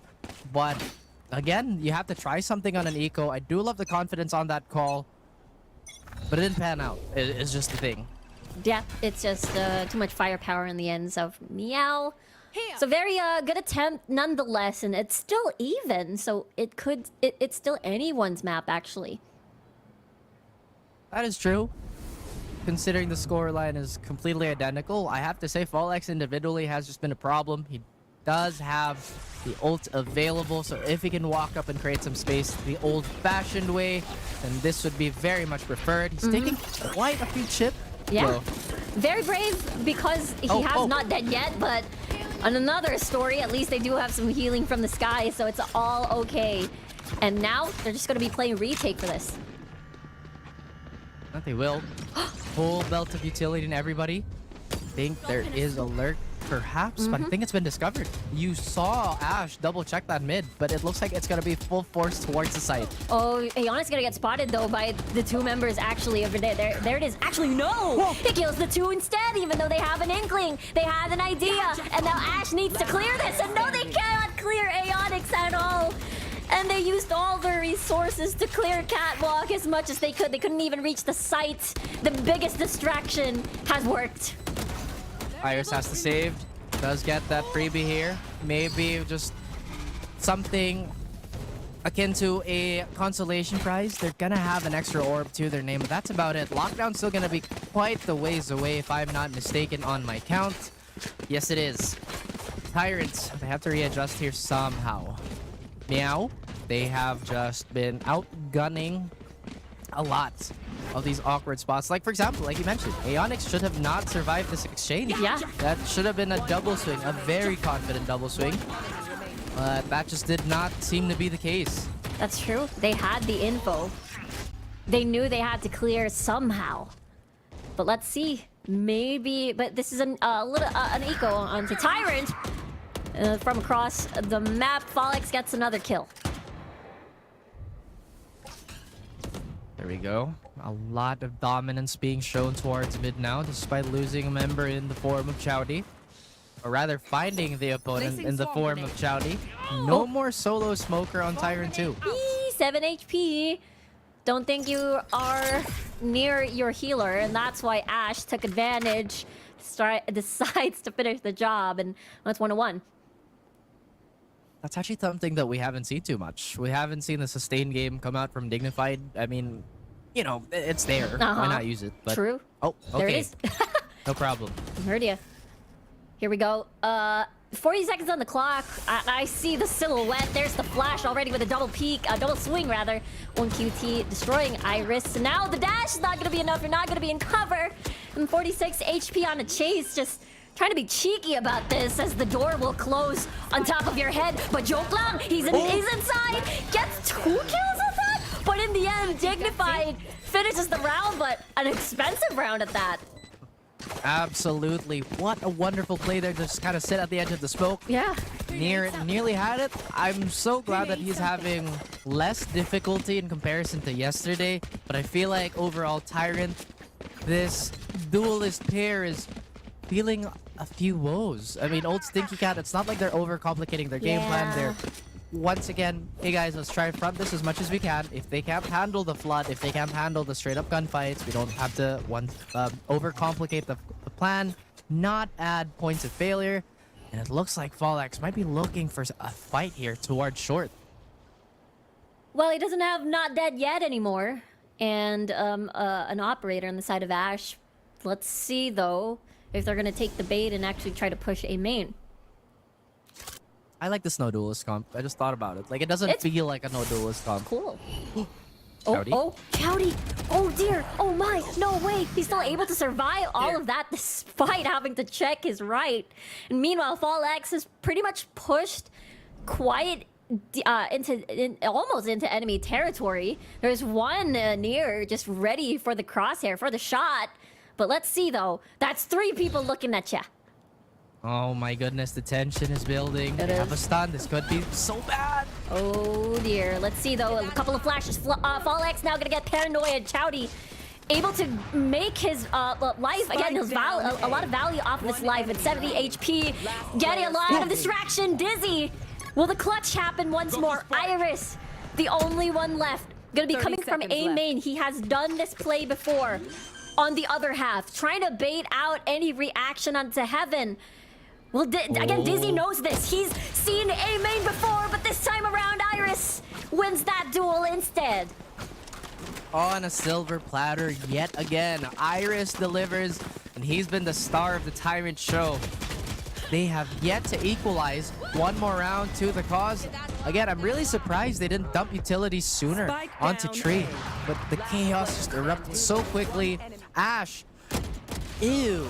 Okay, seeing that in the perspective of Dizzy, that's gross, man. That's actually so clean. Now look at this. Let's not overcomplicate the plan. Let's fight. Let's fight with the 2 duelists already onto main. The first shot's not gonna hit though because of that fault lines. It's gonna make things a bit complicated, and it's an exchange of utility so far. That is true. And it does look like Meow, they don't want to overextend their hand here. They saw both duelists present on A main. Near goes for the jiggle. Doesn't get anything out of it. Dignified still has all the scouting utility that they would need. And they're looking to combo it with something. What? FallX. And that's a judge this time. I feel like Nier is prepared. And he's bouncing up and down onto the dismiss. Not gonna save him at all, but Dignified is alone and it is gonna work. And now we're even again. It looks like Ascent has just been that map for us. I mean, I think it's already been established, right? Very like when we're real. here, it's pretty much a coin toss for the most part. Everybody's so good at this map. And, you know, everybody's looking for creative solutions on how to go about their playstyle. But still, evenly matched. As you mentioned, Aeonix does have that lockdown plus a Seeker combo. So old Stinky Cat could have a really reliable way of scouting out where Tyrant could be holding. But they do have that Hunter's Fury if they choose to use that to deny plant. Oh, wow. It is a possibility. Nier again. Really badly needs a kill to get a heal, but instead gonna die. Owen with a good first blood for Meow. And it does, and it actually prompts another reset here. Once again, Meow, very smart. They're not too stubborn to deviate away from their plan, making them pretty fluid. I like the lack of rigidity here. Tyrant, what are they up to? Looks like everybody's fallen back to just the safety of everything. True. I mean, it's been a while since we've seen B. Since the switch, it has been You're right. constantly A, so this might be a big switch up to get the double digits. B is for bad. B A is for let's hit this site. There's no... Yes, write it's that not down, write even... that down. It doesn't... It didn't even... Okay, I agree. I'll just agree. Anyway, execute. Here we go. Fall X gonna get paranoid, but it's no problem. No one's really there to sort of punish him on that one. And now they're pretty much strapped onto Boathouse. Really nice scan though, coming from the side of Chase, but there's really no follow-up. They just have an idea, an inkling, and Chase with a kill, make that a double, and Dignify with a trade immediately. Now it's a 3v2 situation, and as well as a Viper's Pit to add on to that. But on the other side, the entrance though, everybody's gonna be coming from CT, so the Viper's Pit is not gonna be any of use, but it doesn't matter. Meow makes it count. It doesn't matter what op you're holding. Owen Cutie will do what he wants, apparently. As Meow, despite the unorthodox use of the Viper's Pit, that was a really sound call to just, hey, don't force the engagement here. And you saw the chaos erupt towards the stairs position. Tyrant unknowingly sandwiching themselves into so many things. But in turn, it skewed the ult economy to them by quite a bit. Dizzy's Rolling Thunder is very, very close. I wouldn't be surprised if they invest a lot just to take this orb right here. Yeah, there it is. No one to challenge that either, especially with okay, they don't have the operator anymore, but surprised because, it's surprising because honestly, they always challenge a main.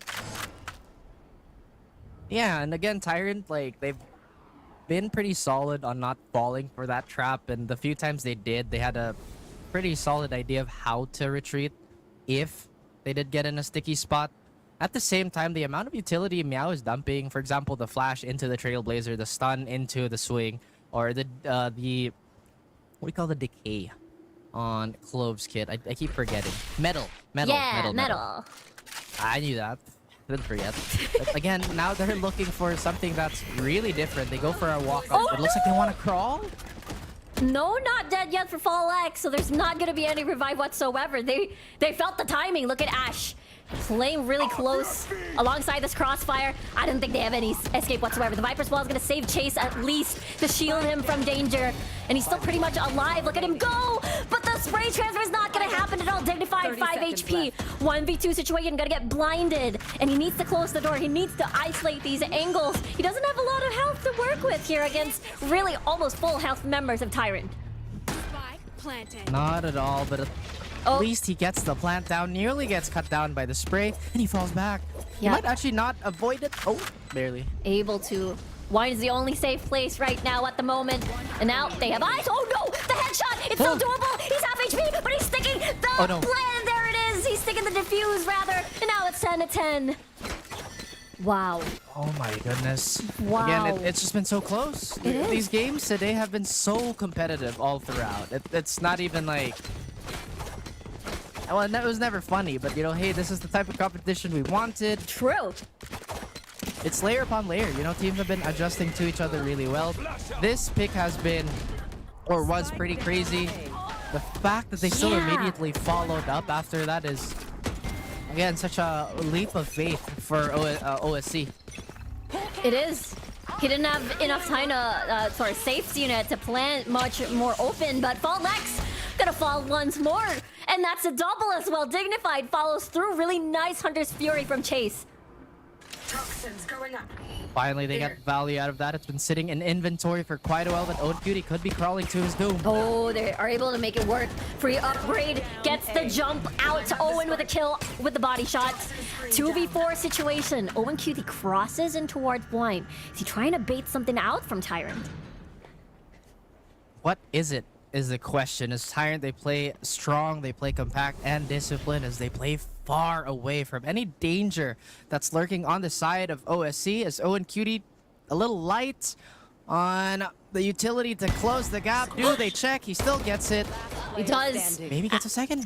That's not gonna be it though. One's gonna come from heaven. The paranoia is not gonna hit anyone at all actually. And look at that! Jumps towards Jen. Still able to find that shot. 4K. Will it be a 5K to take it to 11-10? Now he knows where the last member is. Owen, will he get to clutch this? Yes, and an ace for Owen Cutie. Meow is now 11-10, close to match point.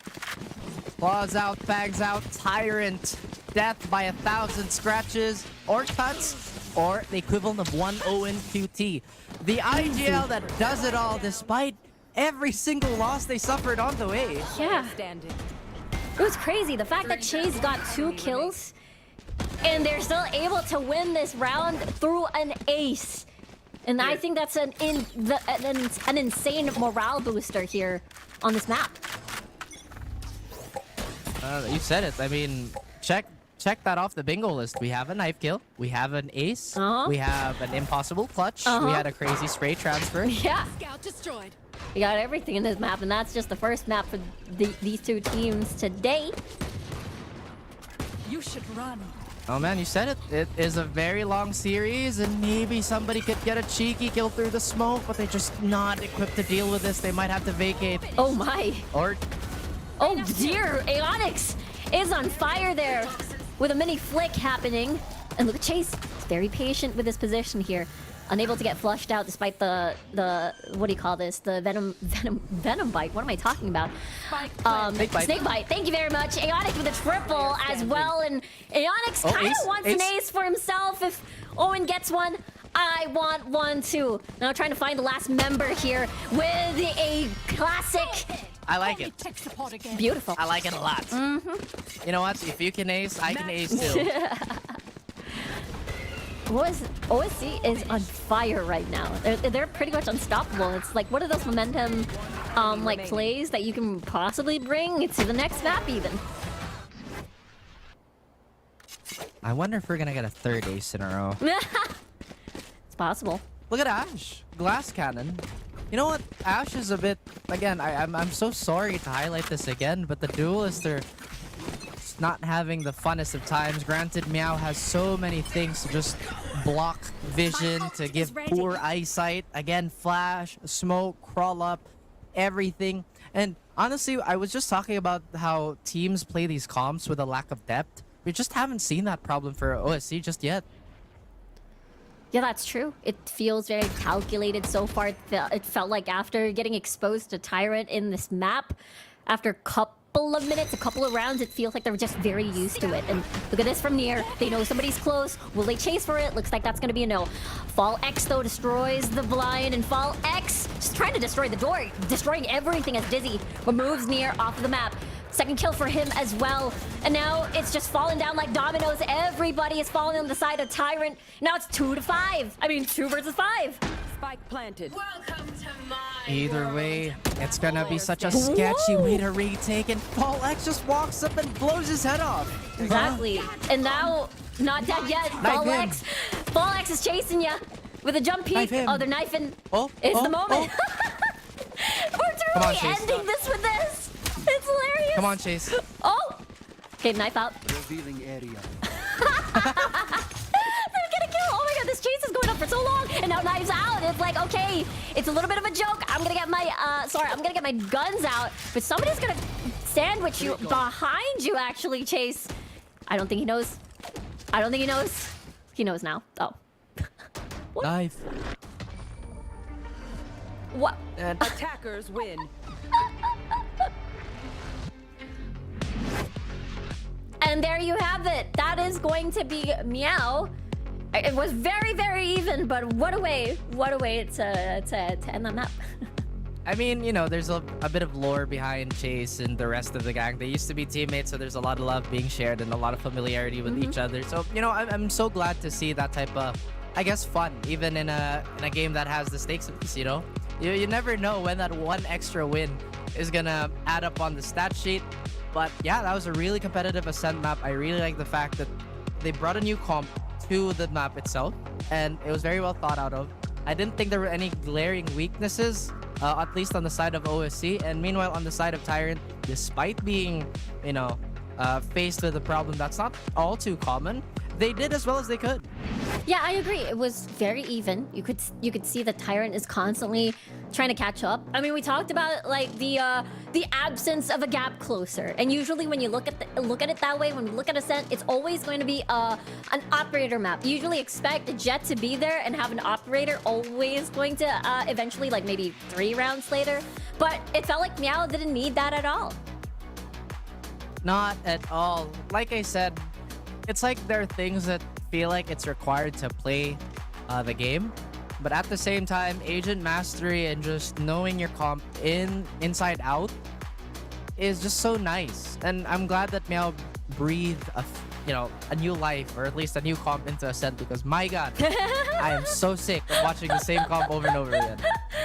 I mean, that's true. I think today, even though we've seen Ascent multiple times, I think 3 out of 3 of the matches today, we've seen Phoenix, we've seen Reyna, double duelist, now Clove, the duelist-less composition from Meow. Really doing a lot of work on both the first half, but especially the second half, as we take a look at the highlights here. And it started off really scrappy in mid here. It really did, and again, all the way through, you could feel both these teams really not letting off their foot off the gas. It's just been super high octane. It was a long map, but it never felt like a slow map. Yeah. And Taze, who's had a little bit of a slump in the previous day, has just completely shed it. He's been doing well. He's been making the right calls. Hopefully that translates well onto the series moving forward. And again, this is just great Valorant to watch. Very. It was incredibly close. It felt like it all boiled down to 1v1s, 2v2s. And honestly, there was a lot of like early picks, maybe early 2 picks from either teams, and then you still wouldn't really tell who would win in the end because it's just really that close. Somebody else is gonna end up trading you. And also 2 aces in this map, even though it was back to back. Crazy. Yeah. You're so excited about it. It's like, yeah. Yeah, happy. I'm happy. Like, I liked what I saw. That's why. I see. Why does your really hair look like Clove's hair? Like, I can see... You know, I wish I can see, like, I could do that. like almost like a demon headband, you know, like the horns. Maybe because... You know what? That might be a good idea. Yeah. You know? Style it like that. I would honestly love to rock that hairstyle, actually. Right? There's been a few, like, hairstyles in Valorant I've rocked that I kind of want to rock. Obviously, I've done the Reyna one. I've done Jet many times. Just need to color my hair. Maybe do a little bit of a checklist, you know, for your hairstyle. But let's go on first for a short break before we head on over to map number 2. Don't go away.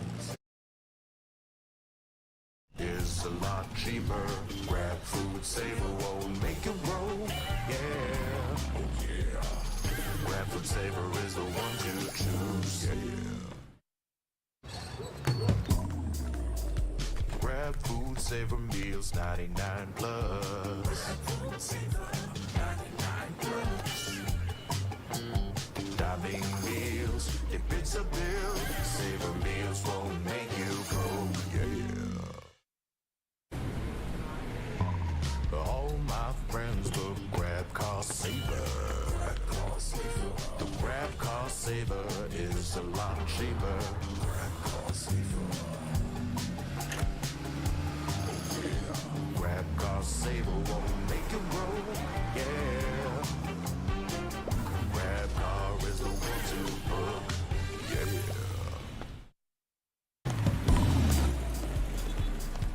All my friends will grab food saver.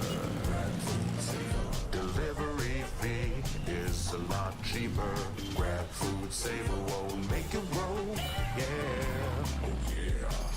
Grab food saver is the one to choose. Yeah. Grab food saver meals 99 plus. Grab food saver 99 plus. Diving meals, if it's a bill, saver meals won't make you go, yeah. All my friends will grab car saver. The grab car saver is a lot cheaper. Grab car saver. Grab car saver won't make it roll, yeah. Grab car is the one to book, yeah.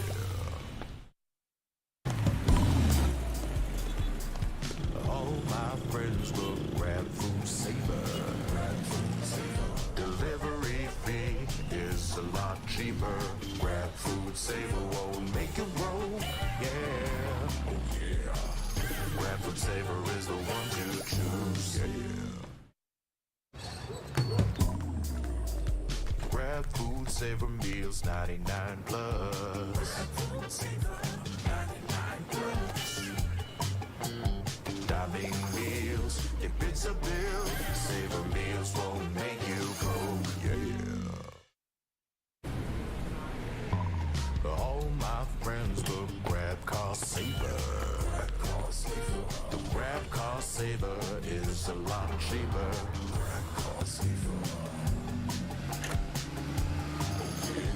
Grab Car Saver won't make you grow. Yeah. Grab Car is the one to book. Yeah.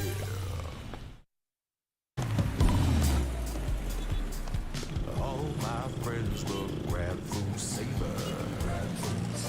Delivery fee is a lot cheaper. Grab Food Saver won't make you grow. Yeah. Grab Food Saver is the one to choose. Grab Food Saver meals 99 plus. Diving meals, if it's a bill, Saver meals won't make you go. All my friends will grab Car Saver. The grab Car Saver is a lot cheaper.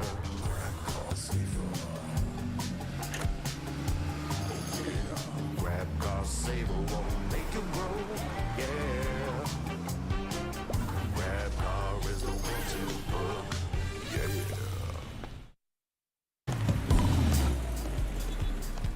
All my friends will grab Food Saver. Delivery fee is a lot cheaper. Grab Food Saver won't make you grow. Yeah. Grab Food Saver is the one to choose. Grab Food Saver meals 99 plus.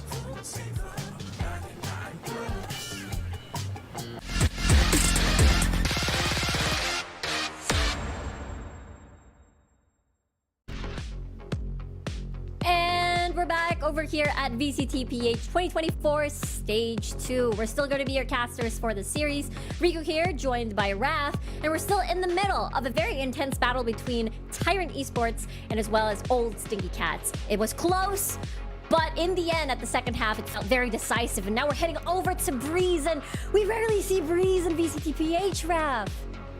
Yes? Why? Okay, no, there was a time where I think the region absolutely adored Breeze. I mean, you could go on a history lesson about Breeze. You know, I like think when you said we should go to a history lesson, you were holding your glasses like this. Professor Raph, enter.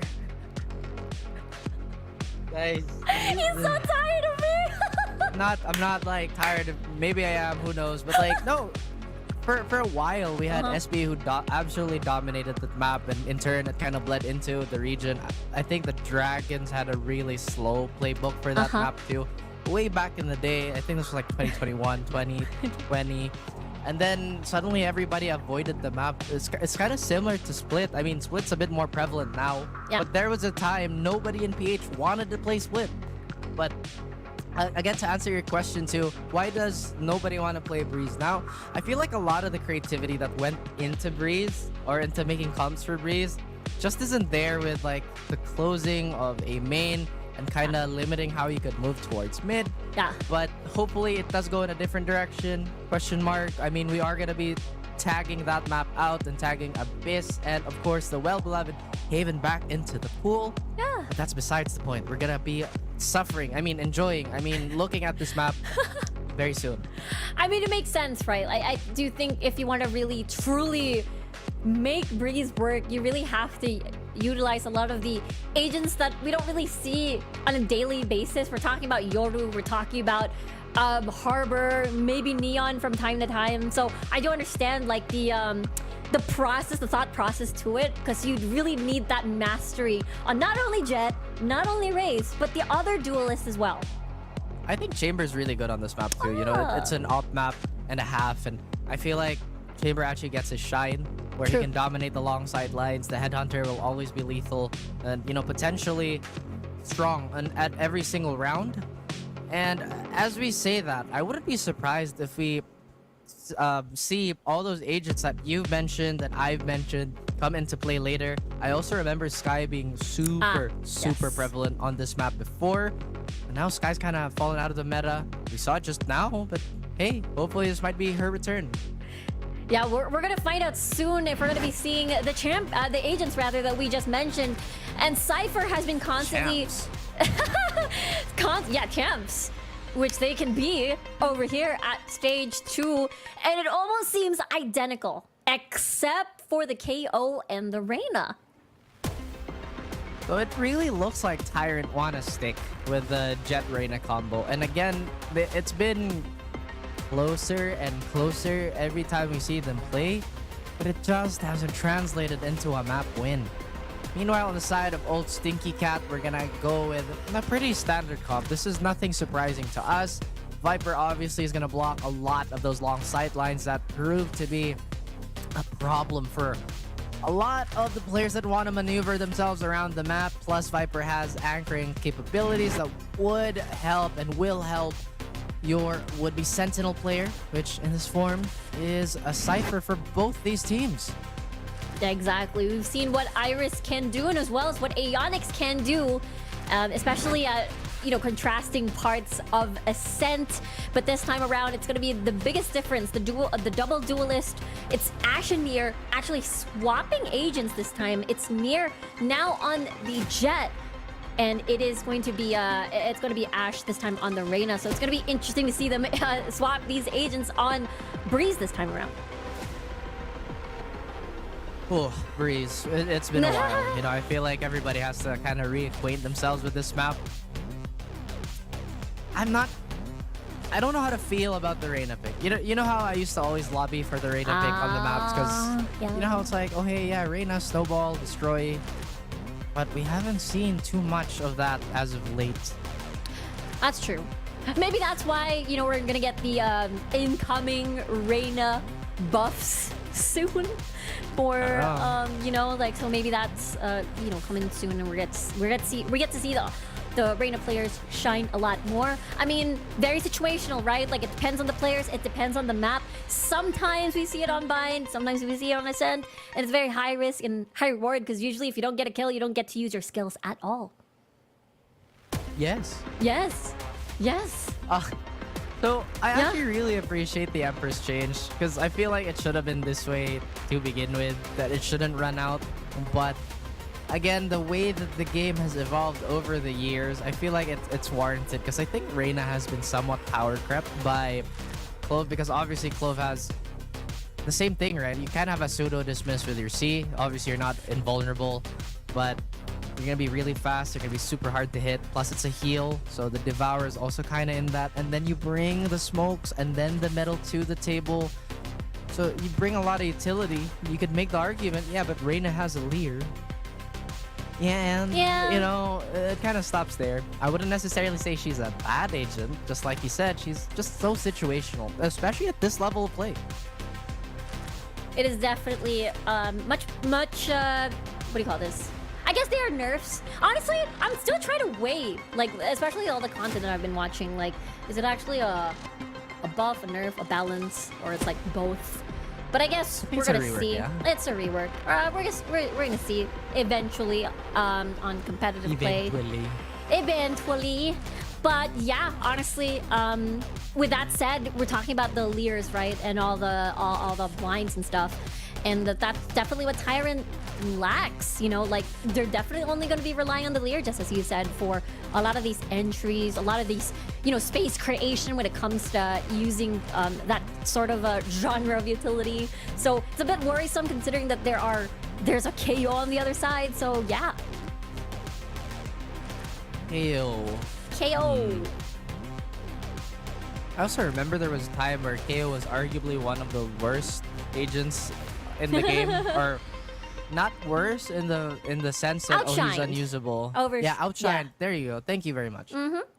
It's like Yeah, okay, but Sky can flash better. Yeah, Yep. okay, but Seekers is better. Yeah, okay, but he's not a prio on any map. Like, he wasn't a Yeah. prio. But now the tables have tabled and Turned. turned. You turn the table. Yes. Rudy's record check.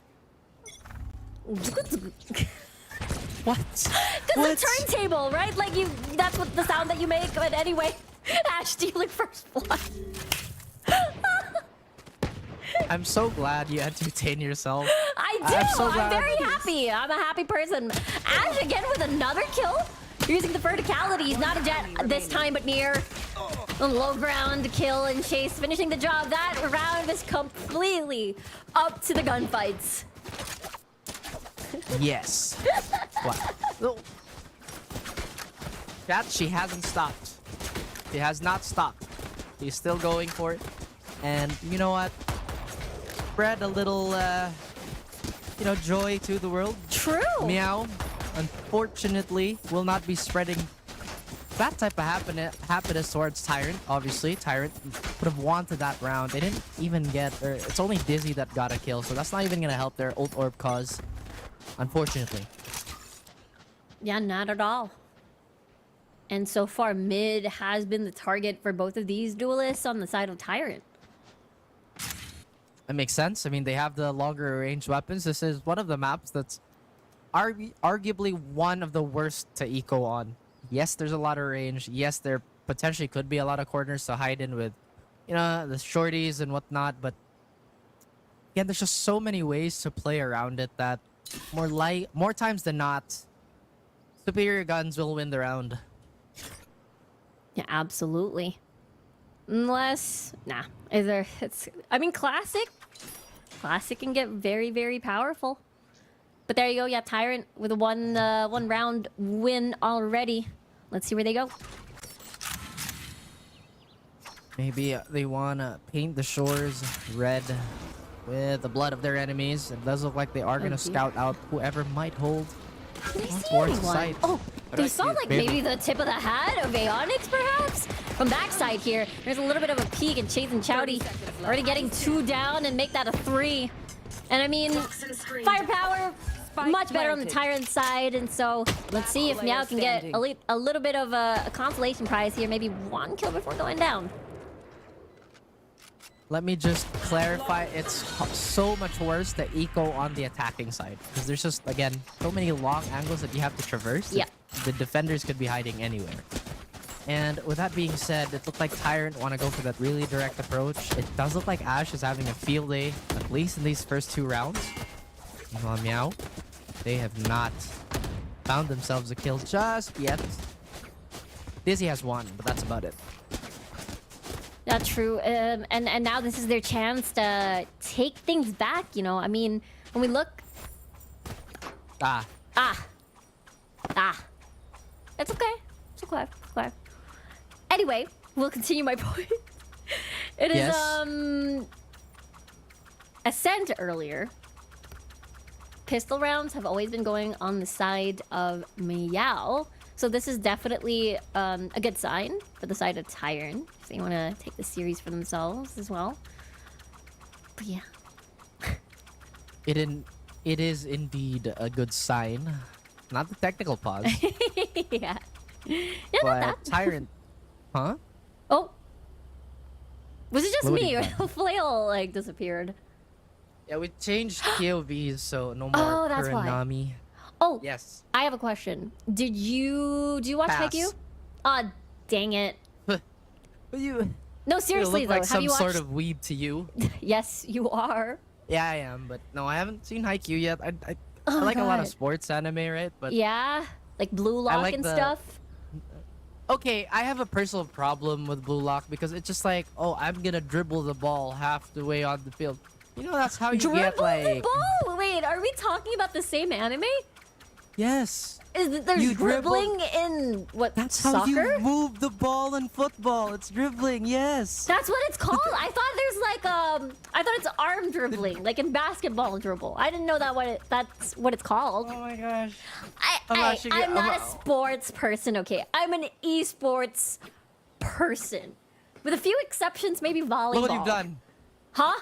Huh? Yes, it's dribbling the ball. Okay, Look, thank you for the lesson. Yes. I was just looking Yes. for people who watch Haikyuu because the movie was out in the Philippines.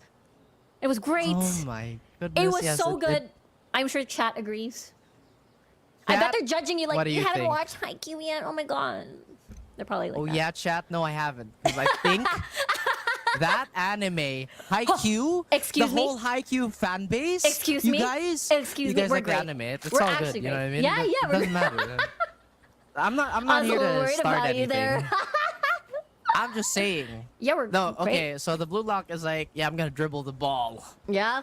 Sure. Let's push this idea that this is how we play football. Yeah. But again, it's a fun sports anime, so go ahead, watch it. I just recently watched Baki versus Kengan. That's the type of sports anime, like you know the fighting. Baki the I can. Yes. Yes, that anime. Like, okay, I have yet to find anyone that watches Haikyuu. Okay, the next I'm cast sure I'll there's a ask lot of weebs. in the you know, VCT chat- broadcast team and chat for sure. Well, let's go see what's up on chat. Chat, you weebs, expose yourselves now. But it's okay, you know, like it's okay. Like, but I do recommend watching Haikyuu. It's a very wholesome anime. I see. I mean, the cool thing about like, I think people forget sports animes are very slice of life anyway, because you know it's following the life of an athlete or a student. So like you know, there's a lot of that being incorporated. It's I very personally real. haven't seen Haikyuu. Yeah, You should. I think put it on the volleyball li- is one of. Yeah. Sorry, I was distracted by Ash doing a little bit of The juggling. the juggling. The dribbling. The No, that's not dribbling. dribbling. That's just. That's not dribbling. That's juggling. That's juggling, Yeah, but- definitely. Other Yeah, I mean, Yeah. it is the technical pause, guys. It's the third round, you know. So it's like, well, what is there to talk about at this point in time? Yeah, please enjoy our podcast about anime. I'm sure this little segue might interest you. I have yet to watch Kaiju number 8. Actually, Oh, I heard it's really know good. The manga came out so long ago, and it's been backlogged for me, unfortunately. I think another one is Bungo Stray Dogs. That looks so good, dude. I've heard good things about that anime too, Bungo honestly. Stray Dogs, yeah. Yeah. Oh. Yeah. Oh, sorry. Ash's juggling upgraded by jumping as well. That's a lot of guns. This is amazing. The guns are multiplying. That's true. That's a lot of guns. Oh, tired arms. Understandable. It's okay. That's a Yep. lot of juggling. Take a break, Ash. I'm pretty sure you've seen JJK. You know, Yes, I love that's the new Jujutsu hotness. Kaisen. And don't worry, chat. We are not going to discuss spoilers if No you weren't spoilers, worried no about that. So just stay put on stream. Keep watching. I might. I actually planned on like maybe one of these days I'll cosplay Geto because the hair is there. So why yeah, not? that's you know true. what I mean? Actually, you should. You should find your Gojo Satoru, and then just walk in a I'll mall punch him? or Yeah. something, or walk in a mall. I don't know. I mean, it's one of those things where it's like, oh yeah, cool. You know, I'm sure a lot of people will agree that cosplans tend to stay as cosplans. You know what I mean? People just say, oh yeah. It's quite difficult to find the time, resources to try and get the cosplay down. Which I do think if you cosplay someone, that's why maybe like school uniform vibes are always like the air quote easiest to like cosplay in my experience. Because I did cosplay have like once yeah. or twice. Oh, you did. Reina, right? You did. No, not yet. I Oh. have yet to do that. I've yet to do, tactical gender swap Reina. But that's in the plan. That's in that's the in the plan. priority list. I've actually cosplayed somebody from Death Note like all the way back in high school. Oh my That's some god, lore. did you cosplay like L? With No, the not L. white shirt? No, and... no, no. Oh, okay. How about No, you can keep Yagami guessing. Light? Did you cosplay Ryuk? No, Near I'm from Death sorry. Note. Oh, Yeah. here. Yes, I know him. The white hair Anyway. guy. Yeah, so you see Savitar says, I'm with Raph on this one. There might be a little bit of delay, but whatever opinion I said 3 minutes ago, hell yeah, brother. I like it does feel like you're in space and you like, I agree, and then it just goes back and forth. Yeah, dude. Little light years. I don't know what I'm saying, but yes, I agree. It's okay. Whatever you said, I agree. Thank you, you know. I mean, this is map number 2, guys. Yeah, just chill. What's up? If I know it's like 8 o'clock right now, so if you haven't eaten dinner yet, I implore you to eat right now. If you don't have food, like, it's time to grab some food, grab food. It's there, very convenient. But yeah, you're gonna see our lovely faces at the moment. Hi, we're back. Unfortunately. Unfortunately. I know you guys are like really excited to watch the game after like the very, very intense Ascent match. But please enjoy our conversation about anime. Because we love anime. Yes, we do. I have to fix my hair. Sorry, guys. Don't normally do that, but it was really messy. Like, I took off the hair clip and whatever. But yeah, we were talking about a lot of anime, and again, we're just really excited to get this game going because Breeze. We love Breeze. It's been a really competitive day for the most part. Just a quick little recap. We had Subversive at the start of the day. Yeah. Just let me run through the schedule here. Yeah, go. Again, stare at our mugs. Where was it? That's right. Here it is. I have lost it. Here it is. So it was just us and Subversive. Obviously, JustUs took that 2-0. And then we had a really competitive series between Avernus Esports and Carti. Yeah. Now we are here between Old Stinky Cat and Tyrant Esports. But before we can continue, we will have to go on a very short break, guys. So stay tuned. We'll be right back.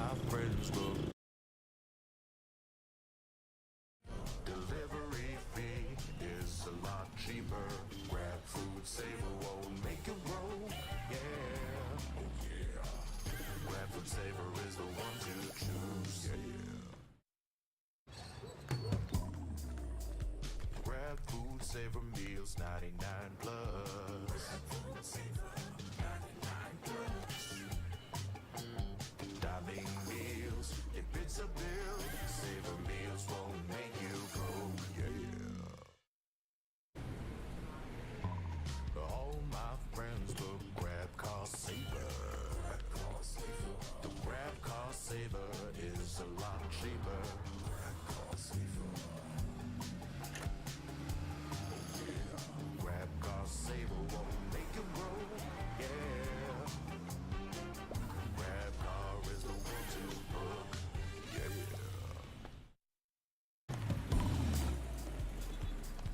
All my friends look grab food saver.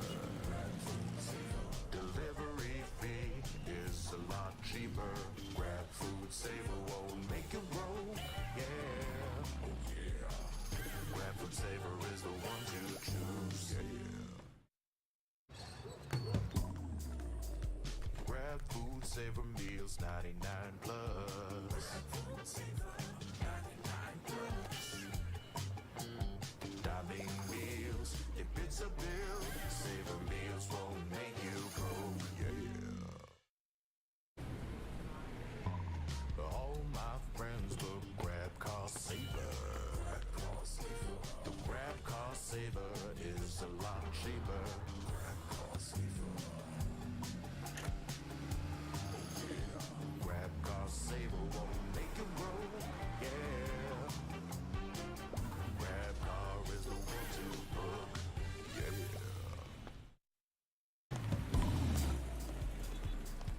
All my friends look grab food saver. Delivery fee is a lot cheaper. Grab food saver won't make you roll, yeah. Oh yeah. Grab food saver is the one to choose, yeah. Grab food saver meals 99 plus. Food saver 99 plus.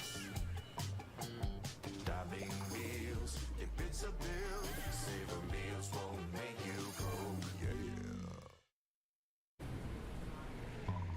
All my friends look grab cost saver.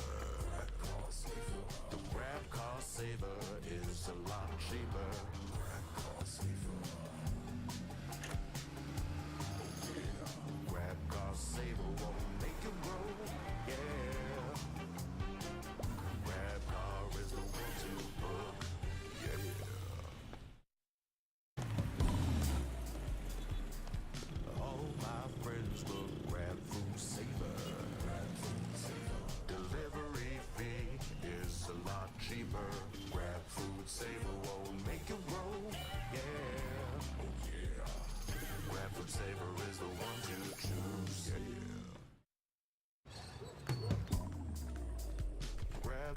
Saver meals 99 plus.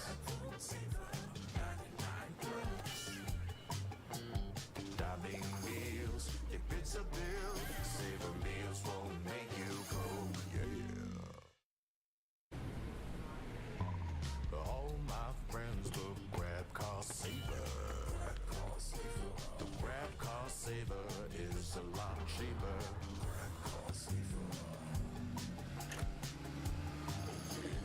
Grab car saver won't make you roll, yeah.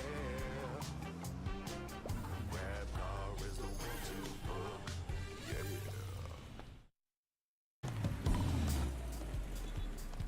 All my friends will grab food saver.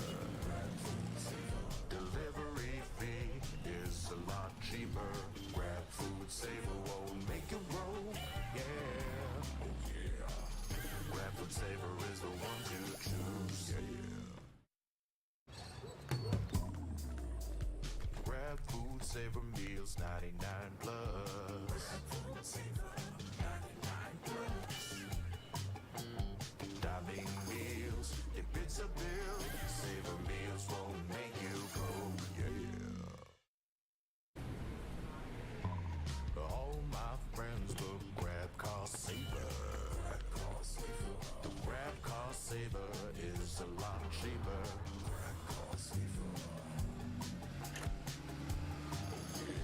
Grab car saver won't make you roll, yeah. Grab car is the one to book, yeah.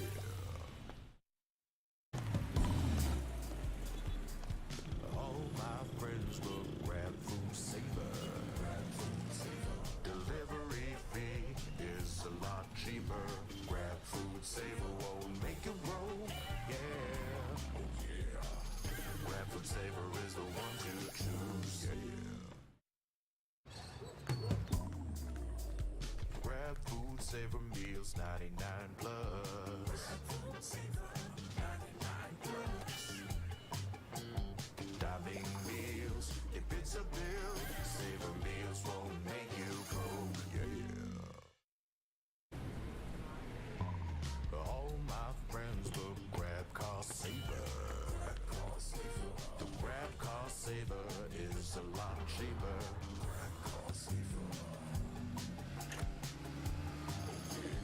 Grab car saver won't make you roll, yeah.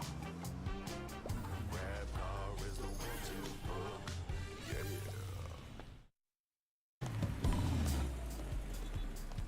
All my friends will grab food saver. Delivery fee is a lot cheaper. Grab food saver won't make you roll, yeah. Oh yeah. Grab food saver is the one to choose, yeah. Grab food saver meals 99 plus. Dining meals, if it's a bill, saver meals won't make you go, yeah. All my friends will grab car saver. Grab car saver is a lot cheaper.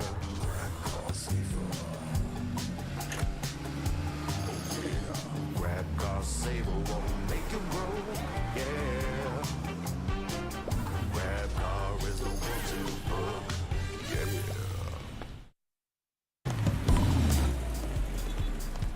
All my friends will grab food saver.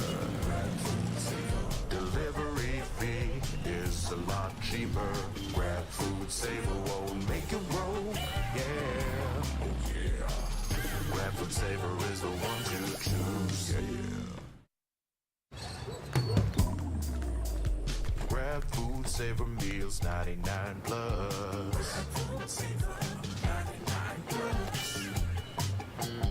Dining meals, if it's a bill, saver meals won't make you go, yeah. All my friends will grab car saver. Grab car saver is a lot cheaper.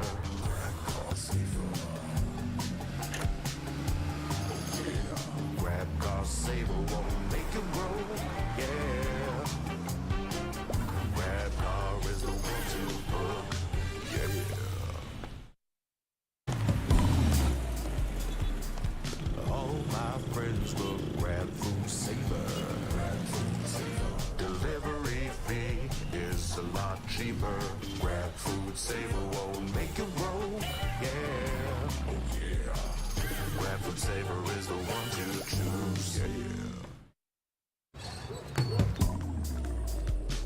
Grab food, savor meals, 99 plus. Dining meals, if it's a bill, savor meals won't make you go, yeah. All my friends will grab car saver. The grab car saver is a lot cheaper. Grab car saver. Grab car saver won't make you grow, yeah. Grab car is the one to book, yeah.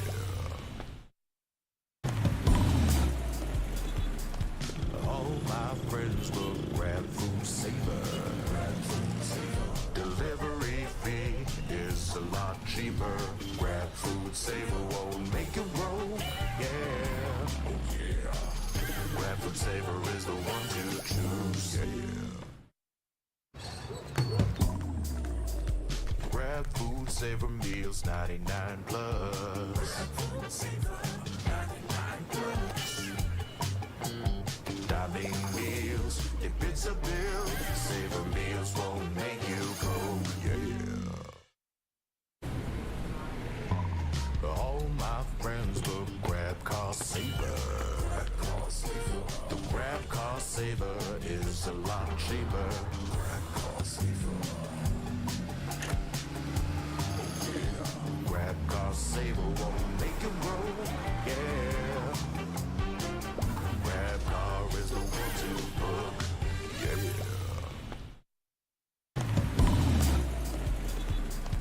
All my friends will grab food saver. Delivery fee is a lot cheaper. Grab food saver won't make you grow, yeah. Oh yeah. Grab food saver is the one to choose, yeah.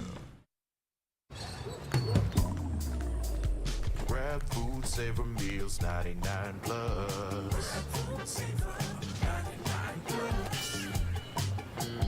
Dining meals, if it's a bill, saver meals won't make you go, yeah. All my friends will grab car saver. The grab car saver is a lot cheaper.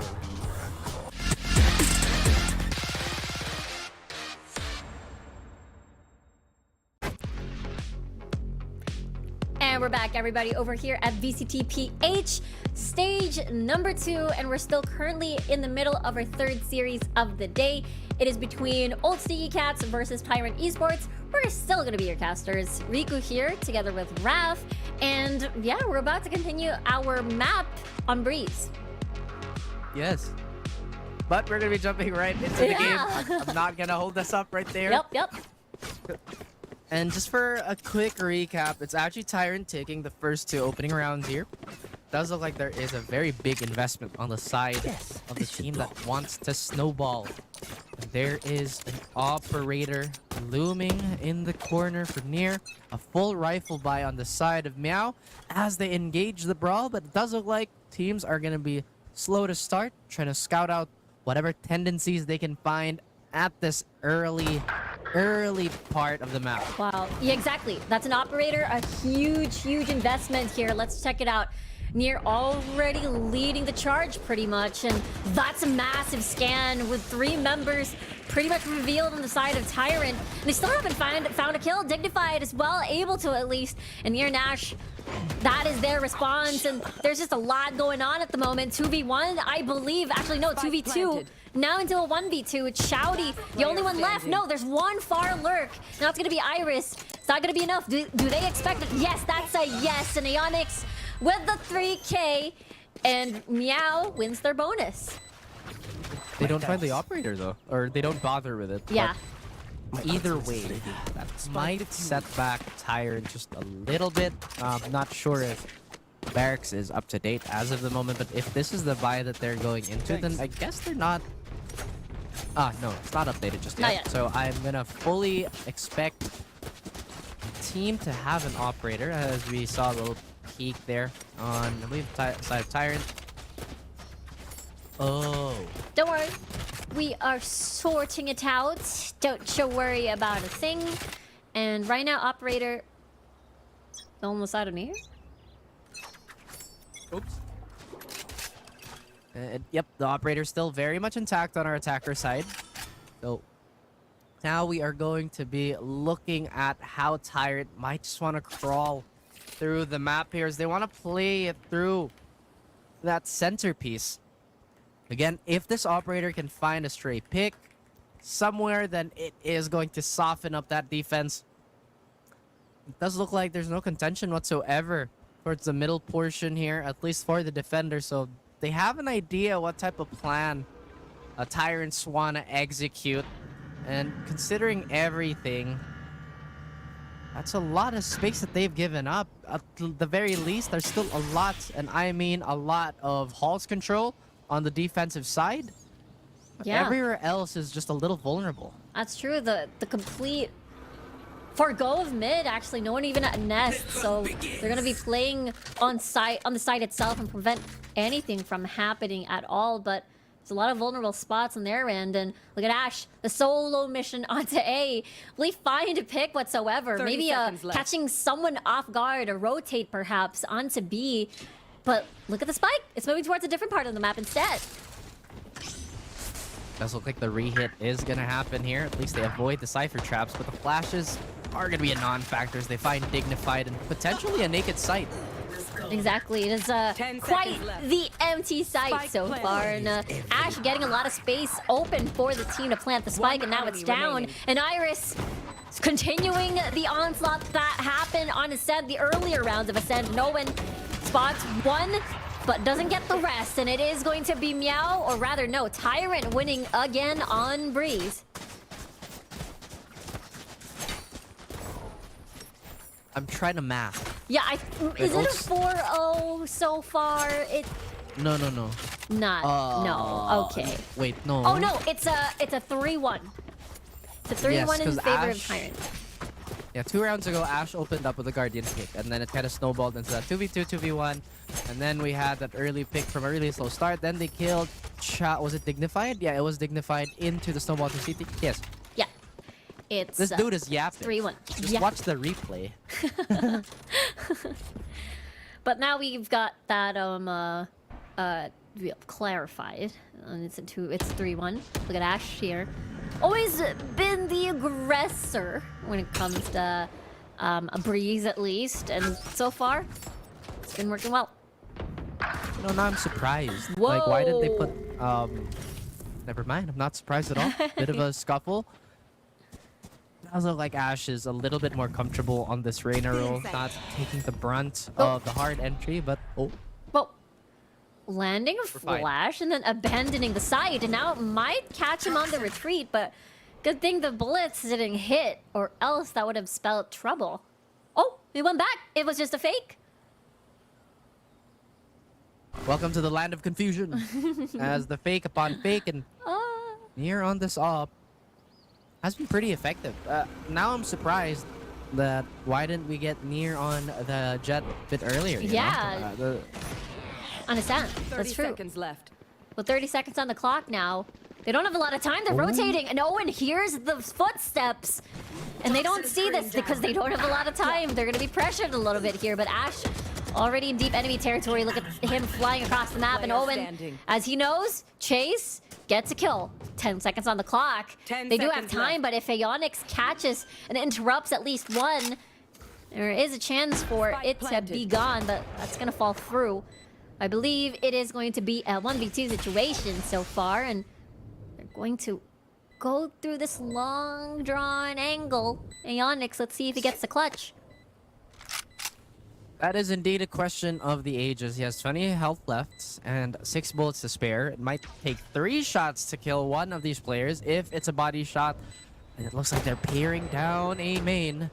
Neonix has revealed himself. I don't think he's gonna survive this. No, not at all. Not at all. 4-1 now in favor of Tyrant Esports. It's looking really good so far for them on Breeze. Just write that down. Yes, We thank have you. 4-1 for Tyrant. For Tyrant. 1. I Are you doing Melly the stick? You know, the classic way to count something. You're like 1 stick, No, 2 I'm stick, just writing and the then. numbers. Wait, why? When I have a perfect set of numbers on my keyboard.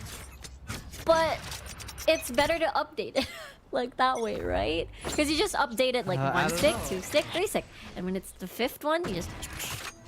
But I guess that is confusing.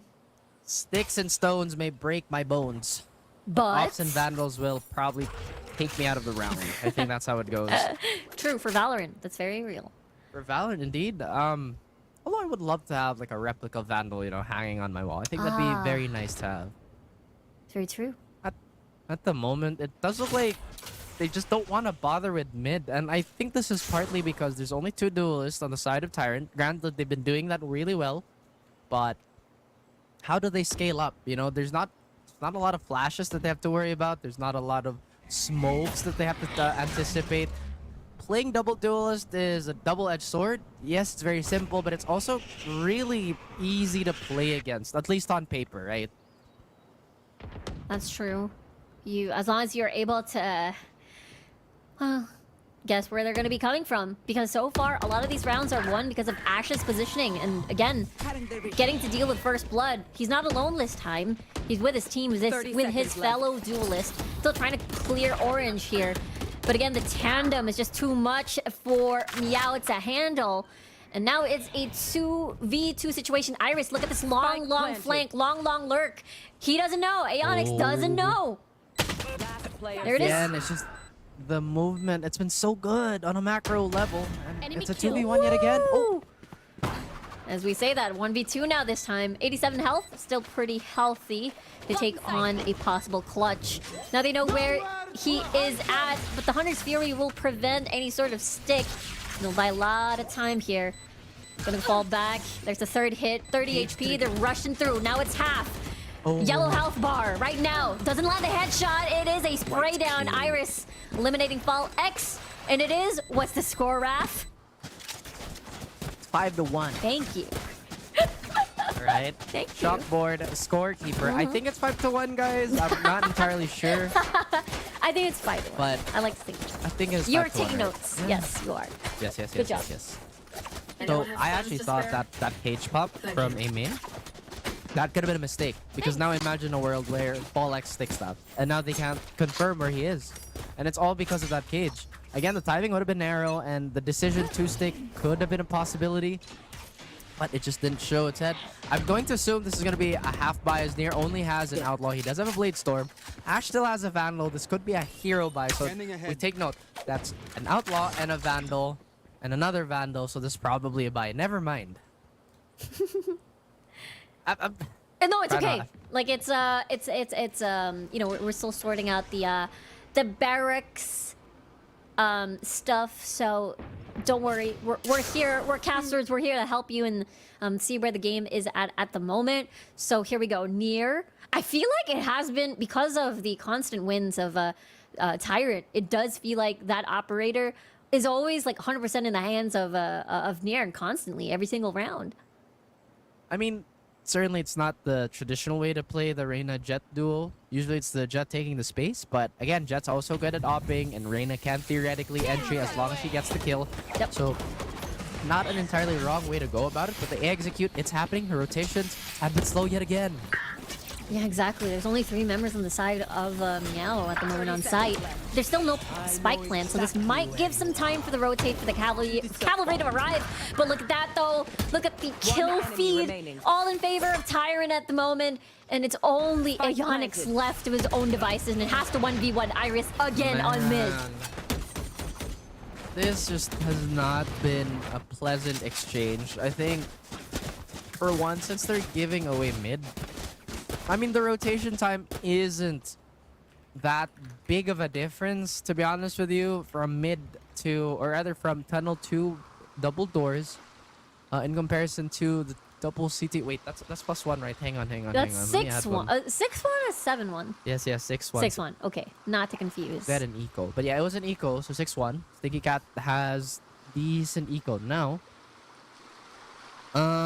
What was I saying? So right, they're not taking care of mid. They're not expending manpower towards mid. Yeah. Yes, the rotation is still going to be safe, relatively safe, but they've been caught out twice. The one time they had Dignified get caught out from the Halls push, I believe, because it was a late Halls push. And now we're seeing Iris Monster find the scap, completely obliterate the late double doors guy.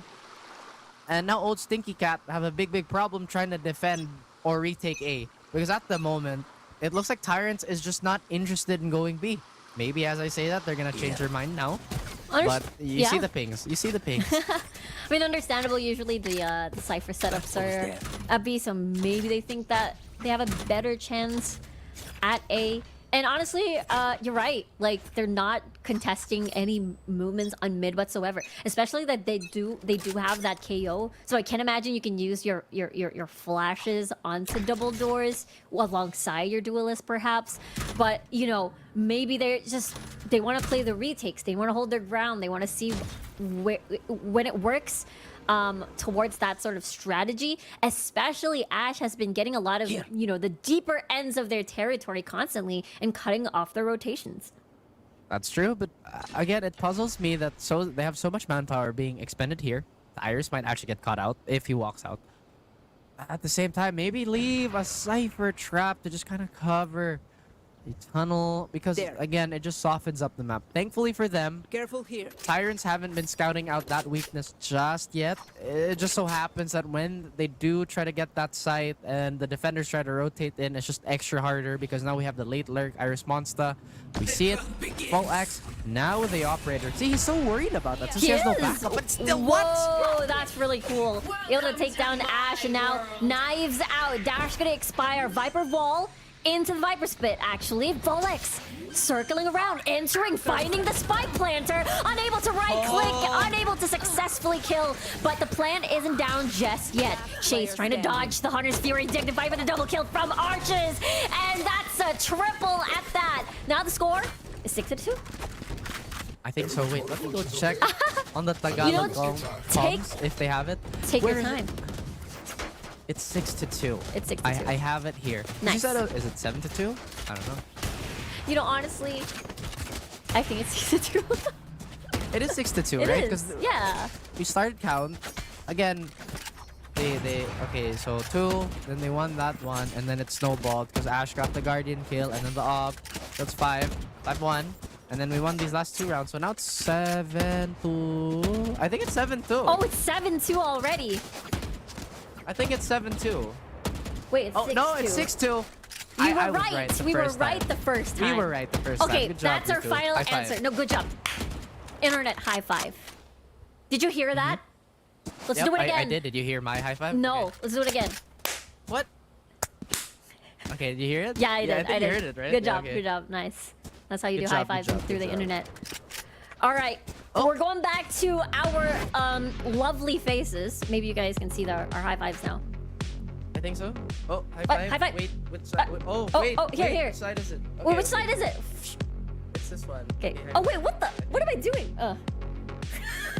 What are you doing? How? I can't. There. Whatever. We did it. Good job, Ref. But hi. That was a struggle. Okay. A little bit of struggle, but we did it. That's what matters. We did it. Welcome back. The update is remember 6-2. That's our final score at the moment. Yes. Yes. Okay. Yes. It is 9 o'clock. 9:08 9 to be p.m. specific. Mhm. Unless you guys have like a more specific watch. A more specific Well, time now- zone. Yeah, it should be 9:12 when it reaches chat, not this one.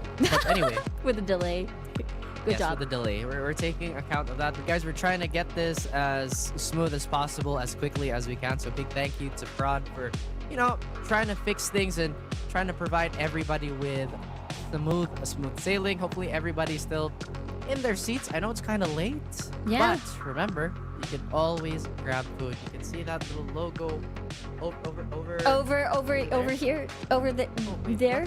Okay. Yes. Yes. Mm-hmm. But yeah, guys, there is a code. There is a code. I think it's being spammed in the chat, or the bot is taking care of that. Thank you, Mr. Robot. Do not become our overlords. Thank you.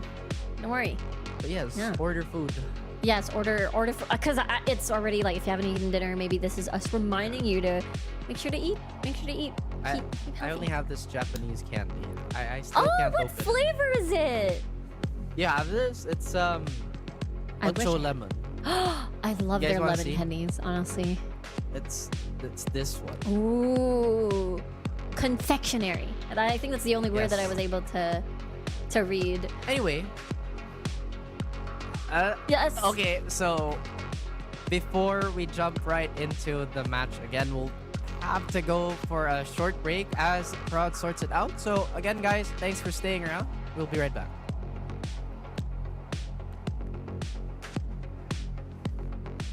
We're gonna do a little dance. We're gonna do a little dance. Yeah. So yeah, we're still sorting things out on the tech side. So don't you worry, we're in the middle of sorting things out. So again, we're still on breeze on our last series of the day between Old Stinky Cats and Tyrant Esports. So again, it's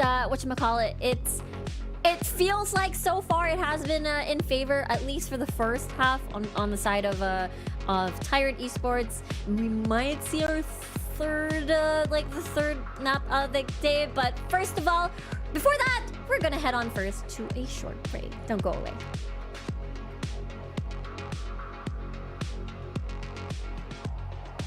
Doing a little dance again.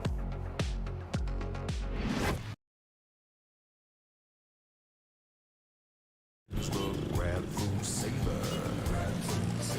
Delivery fee is a lot cheaper. Grab food saver won't make it roll. Yeah. Oh yeah. Grab food saver is the one to choose. Yeah. Grab food saver meals 99 plus. Grab food saver 99 plus. Diving meals, if it's a bill, Saver meals won't make you broke, yeah. All my friends will grab car saver. The grab car saver is a lot cheaper. Grab car saver. Grab car saver won't make you broke, yeah. Grab car is the one to book, yeah.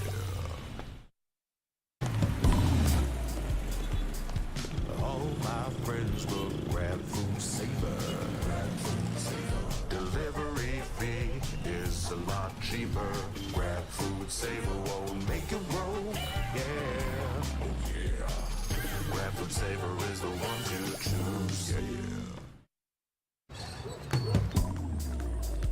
Grab food saver meals 99 plus. Grab food saver 99 plus. Diving meals, if it's a bill, Saver meals won't make you broke, yeah. All my friends will grab car saver. The grab car saver is a lot cheaper. Grab car saver. Grab car saver won't make it roll, yeah.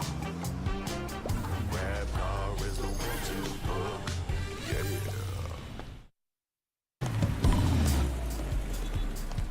All my friends will grab food saver. Delivery fee is a lot cheaper. Grab food saver won't make it roll, yeah. Oh yeah. Grab food saver is the one to choose, yeah. Grab food saver meals 99 plus. Grab food saver 99 plus.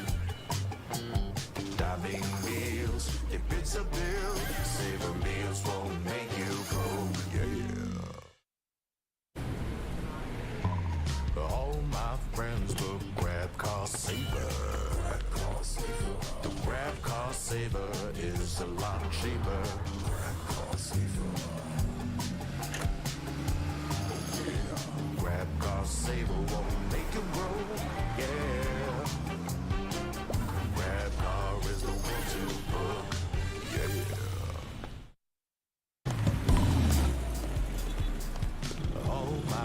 friends will grab food saver. Delivery fee is a lot cheaper. Grab food saver won't make it roll. Yeah, oh yeah. Grab food saver is the one to choose. Yeah. Grab food saver meals 99 plus.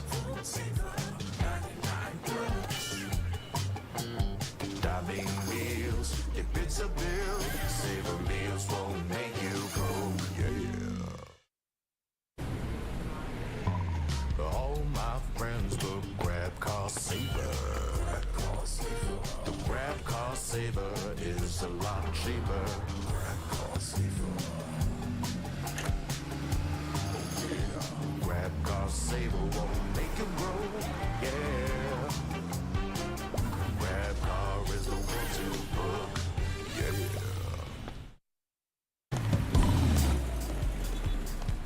All my friends will grab food saver. Delivery fee is a lot cheaper.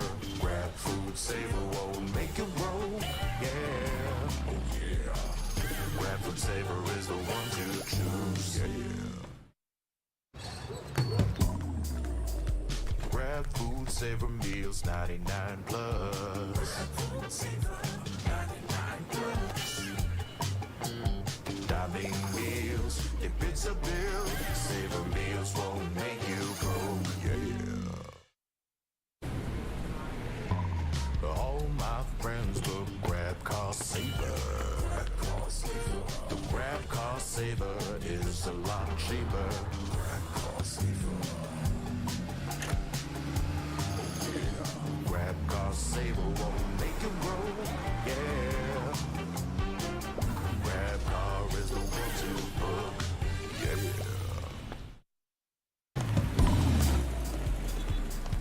All my friends will grab food saver. Delivery fee is a lot cheaper. Grab food saver won't make it roll, yeah. Oh yeah. Grab food saver is the one to choose, yeah. Grab food saver meals 99 plus. Diving meals, if it's a bill, saver meals won't make you go, yeah. All my friends will grab cost saver. The grab cost saver is a lot cheaper. Grab cost saver. Grab cost saver won't make it roll, yeah. Grab car is the one to book, yeah.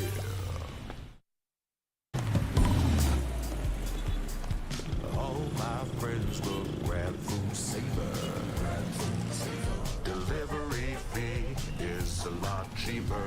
Grab food saver won't make it roll, yeah. Oh yeah. Grab food saver is the one to choose, yeah. Grab food saver meals 99 plus. Diving meals, if it's a bill, saver meals won't make you go, yeah.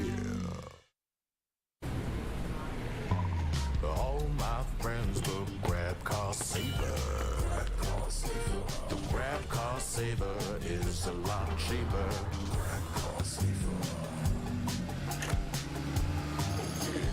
Grab cost saver won't make it roll, yeah. Grab car is the one to book, yeah.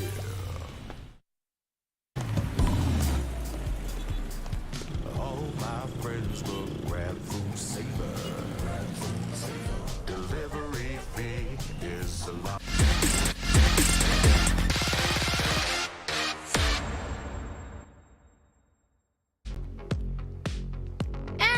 We are back, everybody, over here at VCT PH Stage 2. And we're now heading over right away to the game.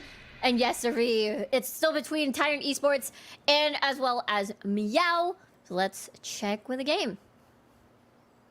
And we have Near again with the operator. And we see the score up top. So Tyrant actually has a decent advantage here. OSC might have just gassed out. It seems that their defense has been quite faulty for the last few rounds. And they haven't really patched it up. Again, it's the same weakness. They're walking up towards mid.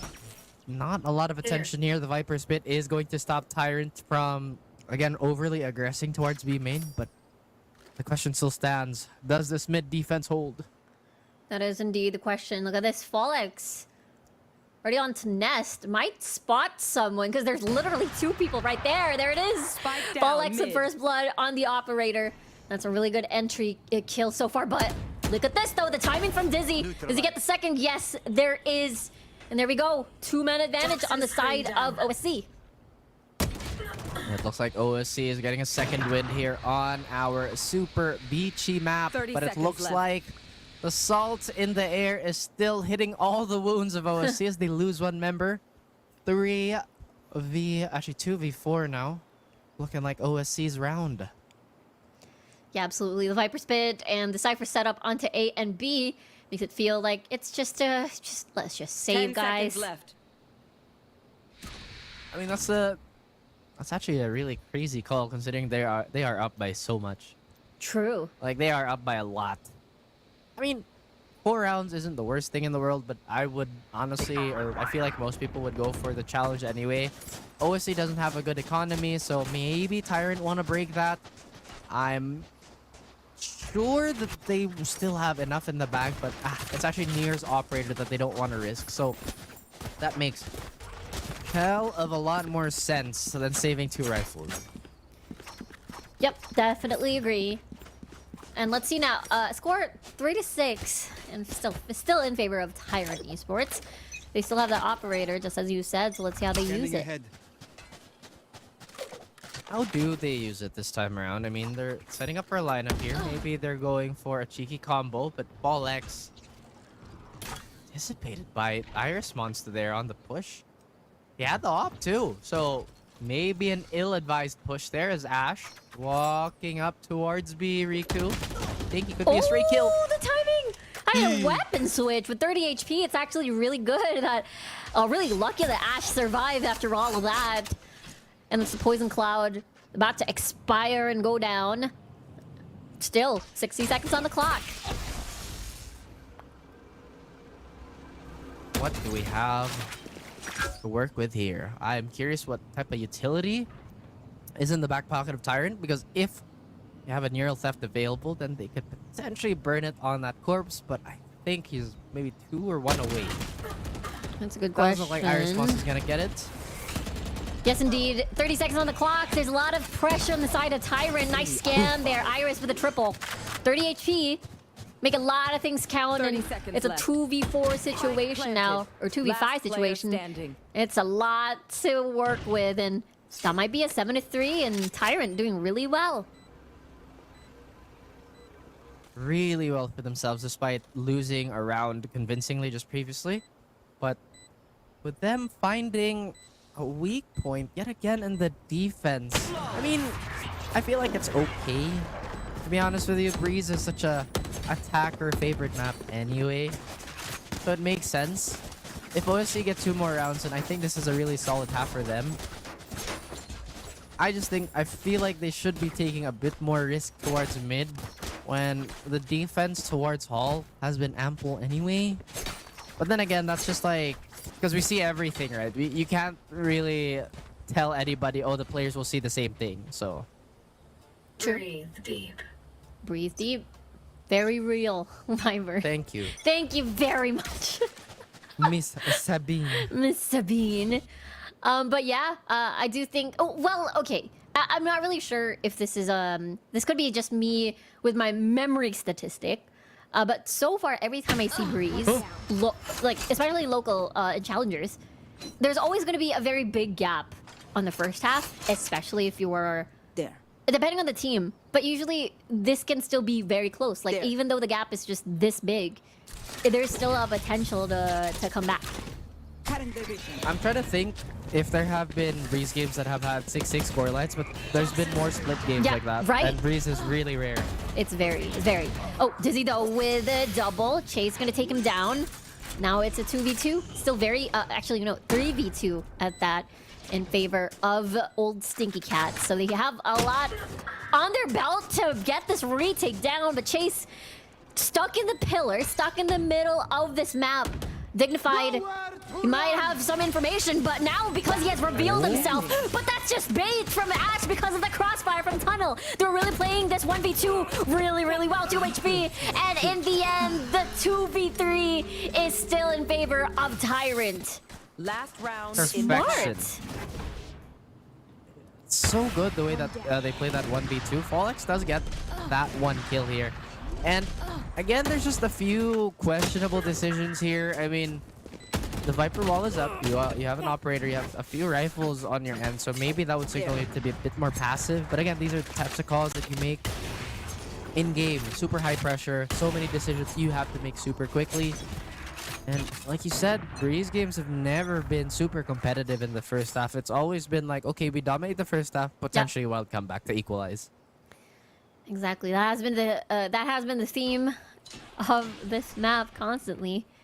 And so far though, Tyrant has been making a lot of the man deficit rounds work. Old Stinky Cat, old Inky Stat, getting found by Ash again. How many first bloods does this man already have? But every time he does, it's been a high conversion rate for the rest of his team to punish this defense for being somewhat lacking. But like you said, this is just the nature of the beast, and Breeze is a pretty fickle map that way. Let's see where the decisive moves are gonna come from. It's like 1v1. Oh no, he didn't clear halls. Not at all. I was hoping to see a Fallex versus Ash duel, but looks like that's gonna be a no. Chowdy already pretty much in deep enemy territory. Owen though with first blood so far, and that make that a double. Fallex finally revealing his position, and they're stuck at doors. And the 1v1 of the lurkers, by the way, at mid. So we'll see that who wins, and that's gonna be a Yonix. Still lots to clear onto Tunnel. And it's now a 1v3 situation. Make that a 1v2 with an operator. With 12 seconds on the clock and a spike in the middle of nowhere. It's very hard to make this work. And now it is Meow slowly catching up. Can't make it. Door stuck. Door stuck for near. Cannot. Get that switch. Yes. Yes. That's why he went for the weapon swap. I am trying to keep track of a lot of things. Don't worry. Don't worry. You're doing a great job. No, you. I mean, yes. Yes, me. Yes, you. Yes, us. Words of affirmation. Good job, us. Good job, us. Good job, chat. Good job, chat. Good job, chat. Sticking around. All right. Absolutely. Thank you, by the way, for everybody who's still in the chat. Thank you for supporting the teams that you are supporting. And thanks for, again, tuning in. And as much as we would want to give you more discounts, the only one we can give is already a hefty one. That's minus 60 pesos, by the way. So go ahead and do that. I think it should be floating in chat right now. We now have the side swap, which could be the start of something new. Yeah, it could be, honestly. It is just a 4-round gap between the two teams, even though Tyrant's in the lead. And First Blood, already dictated by Fallex. They were just waiting, though. Oh, man. So, that was... I feel like that's one of those things, right? Like, don't get baited into the fact that you have a huge lead on Breeze, because we've literally seen 0-12 comebacks on this map more than once. It's actually silly how often it happens on Breeze, right? So 4-8, it doesn't seem like it's all that secure. Nope, not at all. Raph, the silence is deafening, honestly. I've never seen a calmer start of a pistol round, even though First Blood has already finished. And now they have identified, okay, 30 seconds on the clock. We really need to move. I'm going to dash in 45 HP. Near, though, is still in a very good position. Look at that. Dart kill. Double kill on the side of Chase. The Viper wall really hiding Tyrant off of this position. But they're going to be patient. They're going to wait. They're going to wait for the rest of the cavalry to appear and get this retake down. Beautiful exit out there just to play the longer angle. I do believe it should have been the Sheriff that went for the window. But again, they're coalescing. They want to get this retake. Oh no! Oh. Quite unfortunate. Iris, though, one hit away, basically.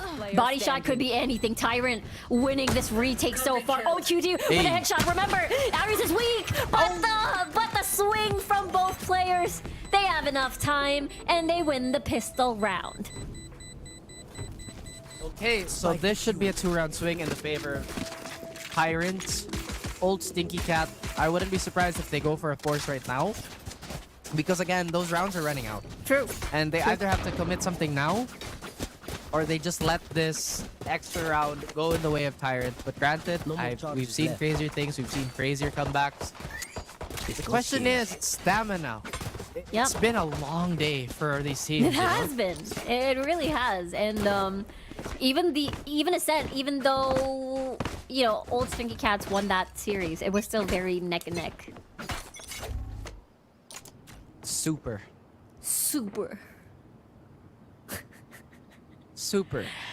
is Duper? the hold by Nier. Sorry. He is so patient. He is, though. Breeze. Remember when I told you Breeze is gonna be slow? It's all hell. And it is. It is. It's like, wait for the 30-second mark. Maybe wait for anyone from the opposition to push aggressively towards our direction. But we'll see, though. Owen, first contact here versus Chowdy, but doesn't know someone's on top of the stairs, at least. So he has to be careful, so he's backing away. I can't believe they're playing so measured right now. Or if not measured, then uncertain. Either way, since we don't know how the utility spread is, we're just gonna have to witness these classics try to do work with Ash. Dismiss. 47 HP here onto Ash. It's a lot of damage, but surprise across the wall. Reveals himself. It's a kill from Owen right now. And the dart's massive from Dizzy as well. And now they're slowly chipping down the lives of Tyrant, despite them getting sort of an upper hand at the very beginning. Nice instincts coming from Iris, though. Ionix and Iris once again duel it out, and they finish the round. I feel like the Cyphers have only seen each other in this know. game. I don't remember them finding other players. But I just really think it's the general size of this map. And yeah, you barely see each other. Yeah, it's just like, oh hey dude, wait a minute.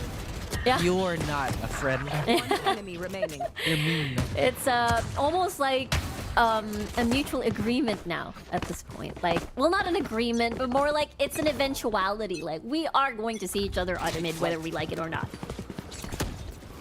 Find me at the center of the map and duel me at the crack. The center of the universe. Oh, hold that thought though. Joke lang. Iris will fall in the hands of Fall X, so no Cypher versus Cypher at the ends of this round. But that's gonna be a quick execute from Meow onto B.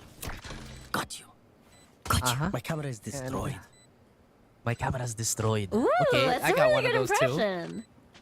Oh, does he know? Of course. Now he knows. I must wait a moment. Now he does. Unfortunately, that is a very, very creative way of checking for info, but this is pretty much, I would say, an OSC round. It is, lied. though. I mean, it is two players on the side of Tyrant, so probably wants to save and get some exit frags. So it is definitely an Old Stinky Cat round, and now they're going 6-9. Oi! Oh, wow. You know, so in English, it's in Filipino, uy. Uy. I mean, it's very multilingual at this Very point. true. Very universal, I believe. But like we mentioned, right, that 4-8 lead really isn't as big as people would like to think, especially on Breeze. And again, we are just isolating this to our region. Okay, maybe not, but I think there was a 12-0 comeback against Pacific. 100 Oh, 100 Thieves. Thieves. Okay. Was this the 100 Thieves one with Steel? I can't remember, but this was a while back. This was when Breeze was new, and we had one of the wildest comebacks. I know Asuna was in it. Oh. But we've also had one of those here. Uh-huh. I think it was like 11 to like 12 or something. Something wild. Oh. The magical word. Anyway, since we're back here, the last thing you said was about Haikyuu and how or why I should watch it. Yes. I think if you're an anime fan, you should watch it. I don't know. I mean, it has I'm a everything. manga fan. It has action, it Rather has read. comedy, it has wholesome feelies, you know? It has a lot of relatable characters, you know? Yeah. I don't want to spoil too much. I don't want to ruin it for everyone watching. Well, what do you mean? Like, oh, it's they play volleyball. Yes. But I like, would've you know, never the known. build up of things, like I don't want to spoil anything. I That's guess so. important. That's important. That's true. You should recommend me an anime. If I'm recommending you like Haikyuu so hard, you should recommend me something. Convince me to watch it. I mean, remember I was talking to you this morning about was it this morning? This or morning? I afternoon? don't remember. Was it this morning? I'm not It was sure, About actually. Vinland Saga. It was Vinland Saga. 'cause Oh I really yeah, like the... that's true. That's true. I have no enemies. I heard Vinland Saga, like season It's 2 so good. was like the leap of season 1 to 2 was immense. I heard. Dude, it's great. It's fantastic. You know, If you didn't have to I spoil find me, it- why should I watch it?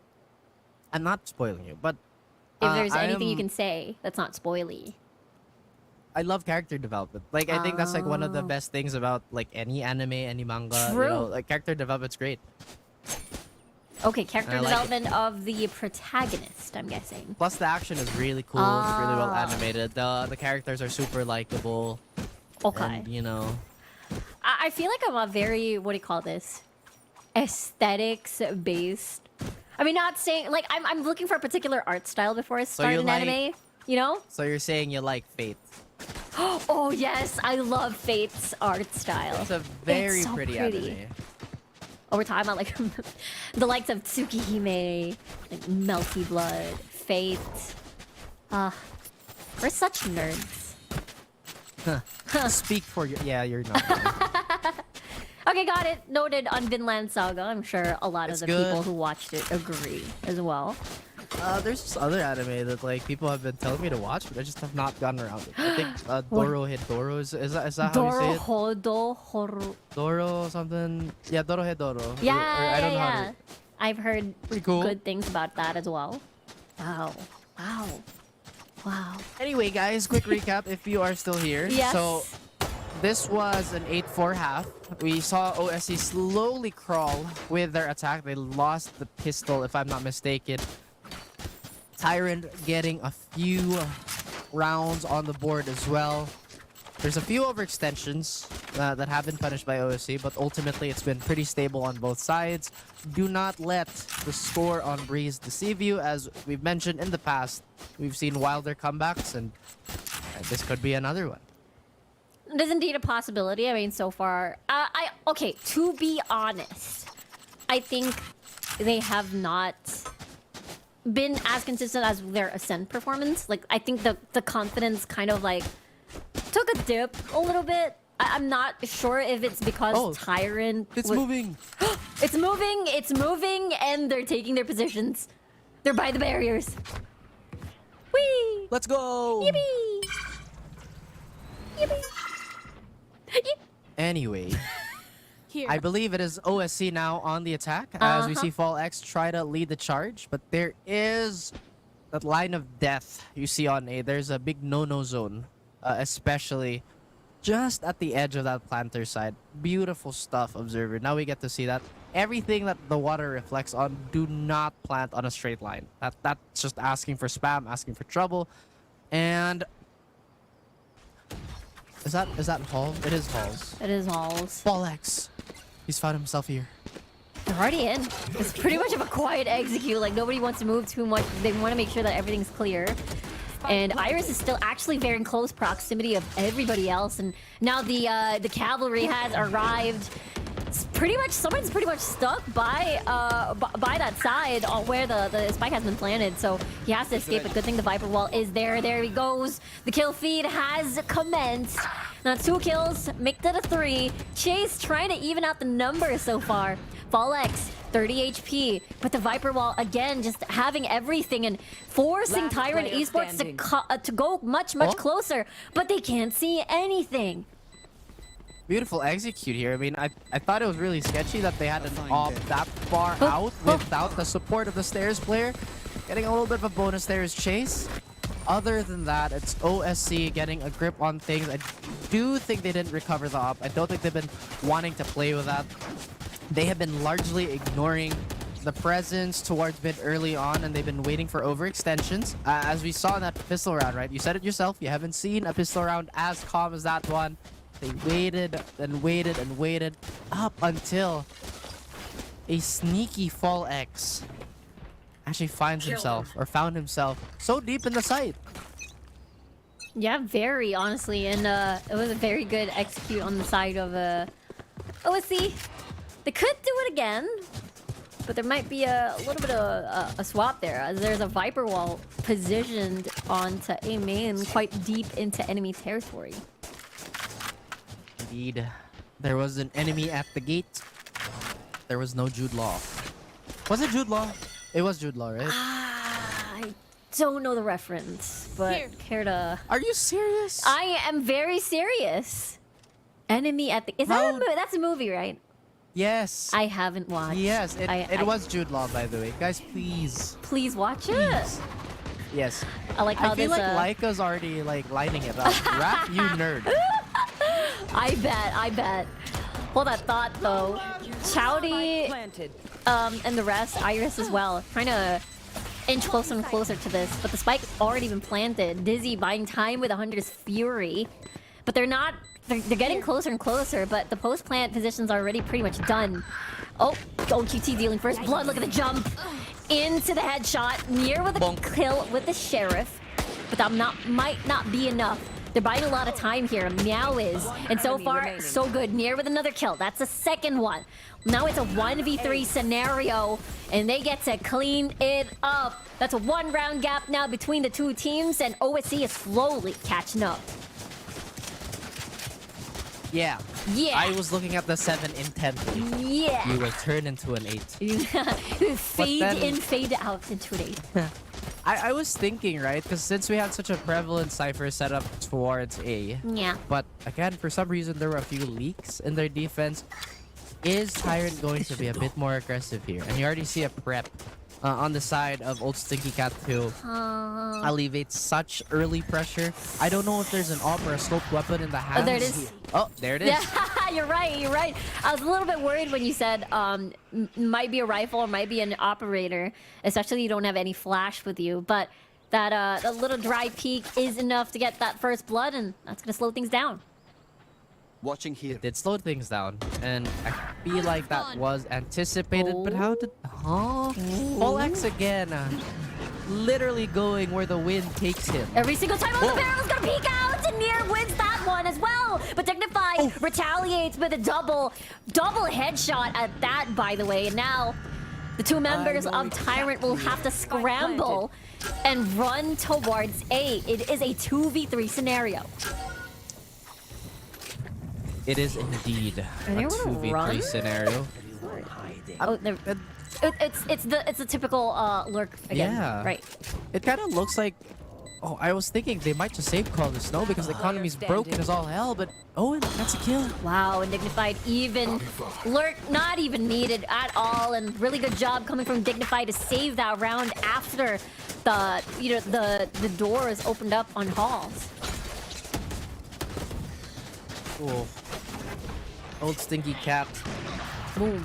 Again, despite losing that, right? Plus it's Dizzy too. Dizzy's been performing really well these last few rounds. Crazy. And that scan could have been something that would have helped, but it did not deter them from hitting the site hard and be very determined.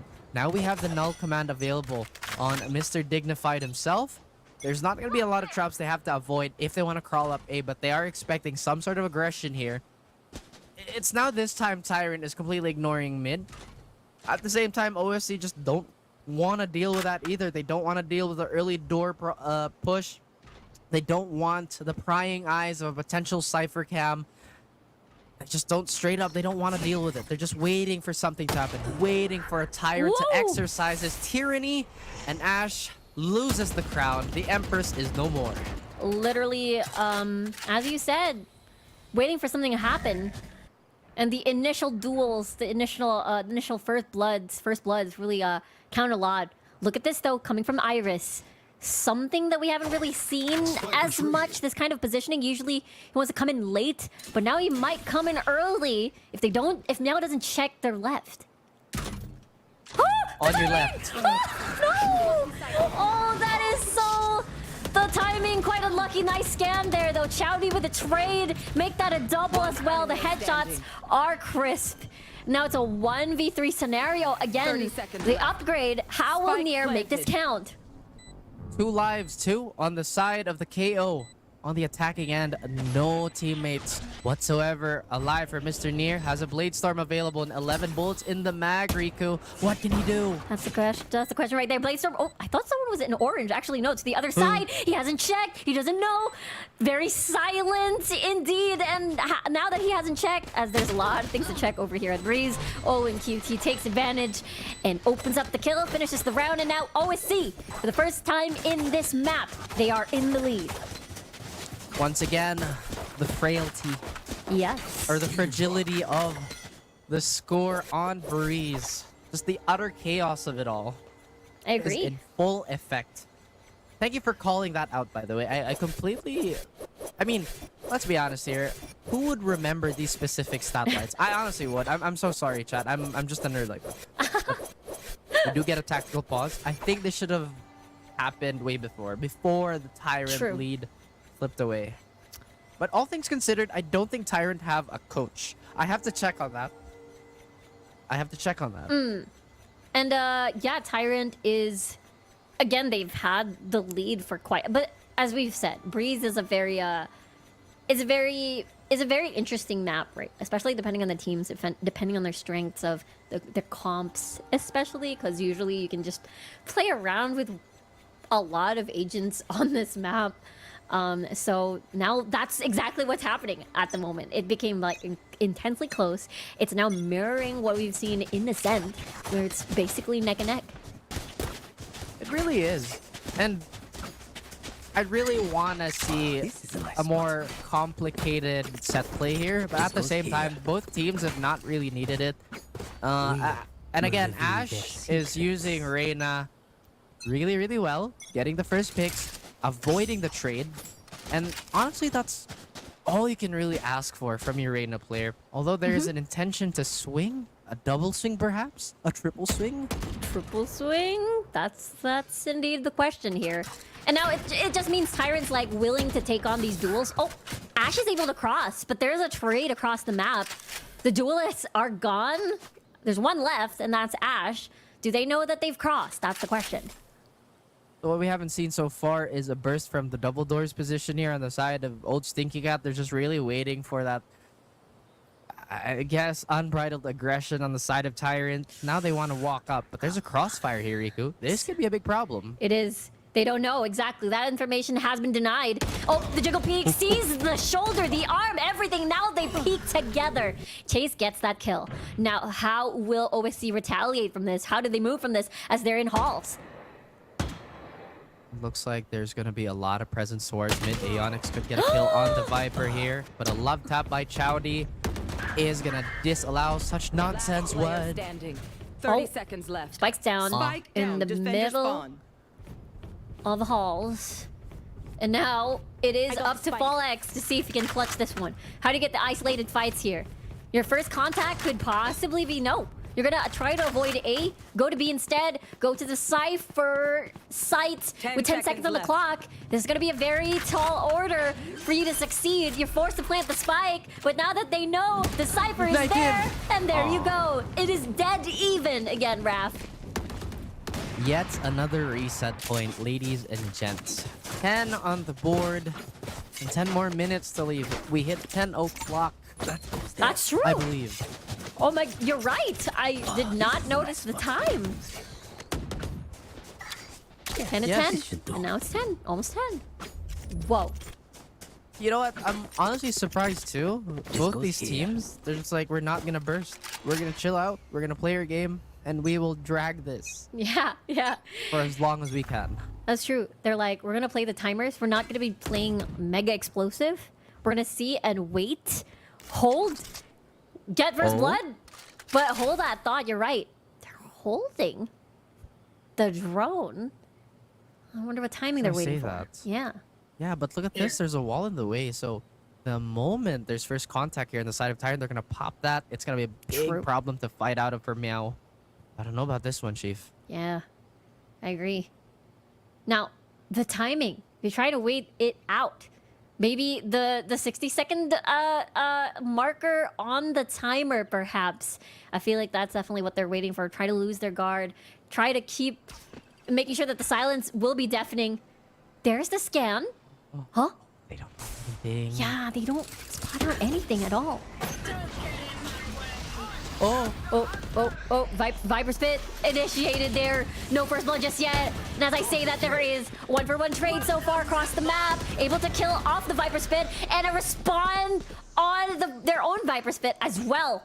And now, look at this. Chase Queen very, very close. The flash will be avoided. And an operator shot as well. He is basically surrounded. And they're able to plant the spike with 20 seconds to spare. And look at this Dignified. Oh my God. 2 bullets. They're up against an operator. 2v2 scenario, by the way. Iris going for a long flank again on towards a main, Raph. That's going to be a lot of time being burned here. Nier has to get a kill or he has to wait for his teammate. There's just no in between. Now look at this. You see that they're anticipating the flank, but Dizzy could have a dart up very, very soon. It's going to scan out Nier. That is going to confirm where he is. But again, this is up to the flank. Iris. No, they know. Yeah, they spotted him out. Able to kill one. 1 for 1 now. 1v1 situation.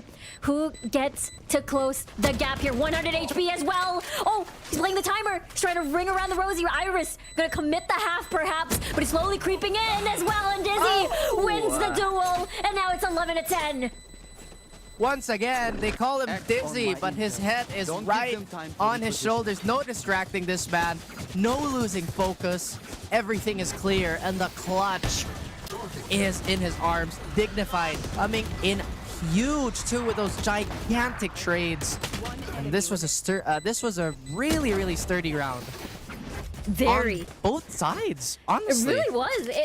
It has been incredibly close for both of these teams. And honestly, even though it's not very apparent on like maybe the kill feed, but positioning-wise, it has been the battle between Aeonix and Iris constantly in Breeze, actually trying to make sure that all of like there are no holes at all on like their strategic positioning.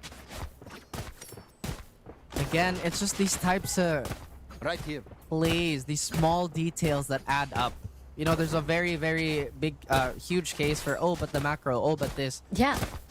I agree that, yes, you can look at the larger picture, but then you see all these small things that just solidify a game plan and can't help but appreciate it. And again, the patience by both these teams, it's been really intense. It's a nail-biter. Everybody's been contributing. I don't think anybody has slowed down. Yeah. You know, Nier has been picking up initial kills for his team. Dignified has been just clutching it out. Information from both the main initiators have been all helpful. And let's not forget the personal 1v1 that Iris Monster and Aeonix have been experiencing for like the last, I don't know, 30 minutes. For the entirety of this game, if they're not meeting at mid, they always do like this prolonged this fight rather during a site retakes and site defenses. But OSC now in the lead, Raph. Yes, they are. But how long are they going to be there? It looks like the adjustment has finally come into play. There's a lot more attention being spent towards mid on both ends. Viper is all on her lonesome as that smoke is going to dissipate. A very, very risky angle is being taken here towards B long 2. Wow. Again, Ref, they did this again. Don't do anything after the barrier breaks. Wait till 60 seconds and then make a move. See if anyone wants to push us. It's been That's working. Ash gone too. Yeah. It's been working. Even if it's on A main or on to B, the strategy, the calls were very similar. Win that duel. Ooh. Let's see though. Chase wins that one. And it's now 1 for 1. Whoa. That's Here we go. Nicely done by FallX and Dizzy. Trying to make this count. That's They a want whiff and a that half. match point. Yeah. Oh man, Chase and Standing. his teammate all alone. Chowdy against Oh. the world. What is The going reload. on? Huh? The reload happened. The timing, the unfortunate timing. No spike plant. There is a spike plant already. My bad. 60 HP on the Chowdy, and pretty much a spread out position for this post plant. Might be a little bit of a challenge. You can get the isolated fights, but you can't go in the middle of the site or else you're gonna be completely surrounded just like that. And there you go, Meow. Match point onto this series even. Match point. Chowda. Chowda. Do you know what that's from? No. It's Chowder. You know, with Mangdal. What series? Chowder. Oh, is that a show? Yes. Is it a dog? They're a bunch of animals, but I don't think it's dog. Either way, the early pick from the lurk, or not super early, but the nest pick really just elevated that round to. Whoa. Massive scan. Yeah, no, you're not going for this. No. No, they're still they'll do it going for anyway. it. There we go. And Aeonix deals first blood once more, and the Hunter's Fury initiated as well to get more space near. Forces back away. Null command. There we go. OSC really wants to win this map, really wants to win the series, unless Iris has anything to say about it. There we go. 1v1 situation! 1v2 rather. And there we go. Meow wins this series 2-0. Yes. Yes. I'm at a loss for words. I mean, that was such an intense scramble at the very end. And again, we talk about the things that they could have adjusted. I feel like a trap deeper into Ivy, maybe deeper onto A side, would have changed the course of this match, maybe for the better or the worse. But we just didn't see that type of adjustment. That entire right side of A side was just the old litter box for old Stinky Cat. It was almost unchallenged. Fall X made that his home. Many times they could have probably gotten value out of whatever utility they could have used to resist the push. But again, that was such a really bravado call, you know. Okay, they're scanned, there's 3, we have KO ult. Let's do it. They haven't stopped it before, they're not gonna stop it now. And honestly, usually, right, you're like, okay, maybe they won't go for it after knowing that there's 3 members there. But at the same time, they immediately went for it, right? Because they know that they're probably going to scramble for repositioning after getting spotted quite close to the entrance of A main. So really good decision-making, not only decision-making, but split and quick decision-making on the side of Meow. And it looked, again, pretty dicey at the very beginning. What? How much is that lead? 6-1, right, Raph? It was 6-2. Oh, 6-2 and even. then, yeah, it was 6-2. We were confused. But I think the moment Ash couldn't get that first contact and winning those duels, it just kind of fell apart here. And again, there was just so many times where they didn't invest. See, look, they have the tripwire for Hall, but they didn't. I mean, it was old Stinky Cat just outright ignoring it. It was, look, the right side of A of this pyramid is going to be free. It's free as all hell. Yeah, it's like really free, just as you said, and it's about that post plant. There was no what do you call the situation where every time like they plant the spike, it's usually almost a guarantee. Their post plant OSC is like really good. And I feel like, you know, when they're gonna go over the VOD, there's just so many things that they could have patched up. And true. Again, it's just really making sure that your protocol is in place. If the jet is dashing this way, it's also part of the heads up thing. And I understand the boys, this is probably their first outing on VCT, so there might be things, oh, I want to do this right, I want to do this right, I want to do the perfect play, instead of doing the correct way. And again, that's really hard to measure, right? Like when you're new, when you're young, you're like, oh, I just want to perform. Yeah.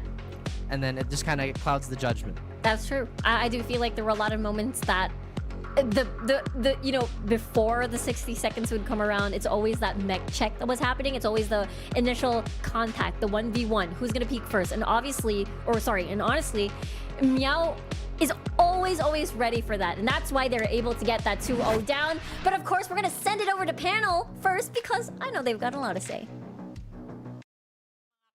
Na kumapit hanggang dulo dun sa cast na yun. Lupit ka talaga, guys. Pero ang may sala talaga ay ang ating Miss Nonchalant or Miss Mas OA pa kaysa sa OA na si Ray Ray. Yun na ba yung patikim ng sumpa mo this week, Ray?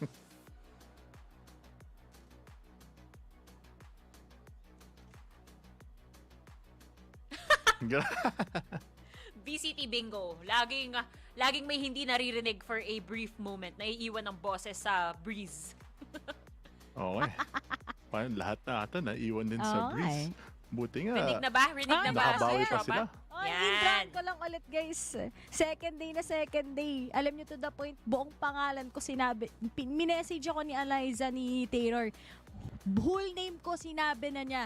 Dahil nga grabe yung Ray Rakers. Kahapon natapos tayo 7 p.m. Tapos ngayon 10 p.m. Boom! Saksak. Okay lang yan. At least, natuwa naman tayo sa gameplay dito ng dalawang teams. Lalo na dito sa Ascent, Fluffy. Nakakatawa panoorin yung interaction netong Meow, pati si Cheese. Hindi lang sa Tyrant. Syempre maganda yung laban nila. Pero the way sila makipaghabulan kay Cheese kanina, napakalupit nun. Sinaksak pa talaga nila. Tinatry. Okay, grabe. I feel like this is the second time kasi yung series beforehand din, yun din yung ginawa nila on map number 2. And dito naman sa Ascent, parang same story din na medyo matagal back and forth talaga yung games and a lot of these teams kind of experimenting sa mga compositions, especially with the Viper. Pero dito naman sa Breeze, alam naman natin mas matagal pang itong mapa. Bakit ba? Hindi ko alam. Sabi ko sa inyo, huwag kayo mag-breeze eh. Pero anyway, at least for Meow, diba, they survived these 2 maps yesterday kasi yung sa mga crucial moments like round 20, round 21, kung kailan patapos na, tsaka sila nawawalan, nagka-crumble. And I'm happy to see that they are back on track. But as for Tyrant, sayang yung collective effort. Pero hopefully sa next matches, makakahabol sila. Oo, nakikita natin din kasi yung potential talaga netong Tyrant. May mga moments na, speaking of Breeze alone, 9-3 yung half nila kaso nabaliktad lang talaga ng OSC. And again, lagi naman natin nakikita na yung experience ng ilan sa mga teams dito, it shows off in the long run talaga. So, konting experience pa siguro for Tyrant and makaka-keep up na rin talaga sila sa iba pang mga teams dito. Pero, alam ko, pinahaba natin ng pinahaba yung paghihintay ng lahat. So, bakit hindi na natin idiretso agad to sa interview dahil we get a chance to talk with the one and only big brain of OSC, Mr. Owen Cutie. Hello po. Hi, Good Owen! evening. Hi! Ay, Hello. iba yung jersey ngayon ni Owen ah. Parang ibang team yun ah. Parang take me back to 2023 ah. Okay, Imposter po, congratulations. Imposter. Ako, Owen, simple lang naman yung tanong ko sa'yo. Ano ang feeling na nakalaban mo si Chase kanina at may mensahe ka ba para sa kanya? Napil ko na kina-counter strat niya ako kasi alam niya yung way of calling ko eh. So, napansin ko kanina na medyo binabagalan niya talaga tapos binabasa nila yung mapa. Kaya, ginawan ko ng paraan sa kumbaga, alam namin na pupush lang naman sila ng pupush kasi si Chase naman kasi more on utility based siya. Kaya, ayun. Mensahe. Mensahe ko kay Chase, galingan niya pa. Konti na lang. Uy, salamat nga pala. Di nyo pa pinag-game 3 kasi... Salamat. Ikaw, Fluffy, anong gusto mo tanongin kay Owen? Well, speaking sa dun nga sa bagalan, the game lasted quite a while. So yung tanong ko lang is, kamusta naman yung mental niyo? Because aside from all the other reasons kung ba't tumagal, it's a long comeback coming from that. And medyo experience kayo pero medyo halad din yung team. So how did it affect your mental? Ganun?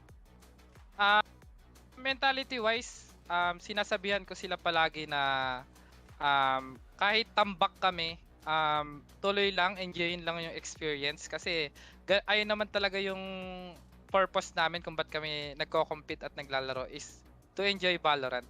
Kaya sinasabi ko sa kanila palagi na kahit natatalo tayo, think like a winner lang. Like, lagi tayong mag-isip na kaya nating i-comeback at ipanalo yung mga games. Round by round. Pang Miss Ayun. Universe. Oo nga eh. Grabe yung Handang-handa. sagutan, no? Gusto na talaga mag-enjoy. And ako naman, Owen, na question ko kahapon, pinili nyo Icebox. And you don't usually pick Breeze. Pero anong naging desisyon? Bakit Breeze yung pinili nyo against Tyrants? Nung nag-VOD review ako, nakita ko na hindi naman nila ipipit yung Icebox kasi natalo sila kahapon sa Ranked LQTs. So, this time, sabi ko, try naming ilabas yung mga mapa na pinag-practicean talaga namin. And tinatanong ko rin yung teammate ko kung saan silang map na confident. Kasi kung ako lang yung tatanungin, parang ang selfish ko. So lagi ko silang tinatanong kung ano yung map na gusto nilang piliin. Tapos, yun, sinabi nila na Breeze daw. Eh di Breeze. Yan po. Okay lang. naman. And sa mga- Maganda, at least diba na-comeback nyo. Gandang kwento. Oh. Sa mga previous tournament, nakalaban na rin po namin sila sa mga amateur tour na mga LAN tournaments. And natatalo po namin sila sa Breeze. Kaya confident po kami na mag-pick ng Breeze this time. Yun naman pala. Ano na, based from experience pala yung picking kanina. Meron pa akong dalawang tanong sa'yo, Owen. Una sa lahat, or una sa huli, kasi patapos na tayo sa interview. Sinong mas cute? Si Owen Cutie o yung Rank L Cuties? Sila po. Ay! Nagpatalo! Nagpatalo Humble. si Owen Cutie. Humble. Yung pangalawang tanong ko, kasi kanina hindi kasi clear sa amin kung sino yung nag-call na team dun sa mga takpos eh. Umamin ka, nagtakpos ba kayo tapos nag-away-away na naman yung members mo o hindi? Kasi nakikita ko yung mga clips nyo online ha, yung mga... Wait lang, may 20 seconds pa tayo. Hayaan nyo muna silang magsagutan. Ganon. Nung sa tech post po nung una, yung kay Dignified po nagbug po yung HUD niya, yung HUD ng game niya. And then yung mapa niya rin nagbabug. Like, dalawa yung nakikita niyang agents. So, tinry niyang i-recon. Kaso kasi yung Valorant niya naka-install sa HDD kaya tumagal po ng sobra. Pero wala nag-away. Wala naman po. Ayan. Walang umaway kay Aeonix kasi tawa ng tawa si Aeonix eh. Pag pinapagalitan eh. Nanggagaslight. Ang galing eh. Nagsawa na po kaming awayin Akala- si Louie kasi Ayan. siya po yung lagi naming inaaway eh. Wala na, pagod na. Tinatanggap niya na lang at this point. Pero ayan, congratulations on your first series win. Day number 2 pa lang, at least nakabawi na agad kayo from yesterday. Baka may gusto kang i-shoutout bago natin isara tong interview na to. Shoutout po sa lahat ng mga nakakalaro ko ng Valorant yan.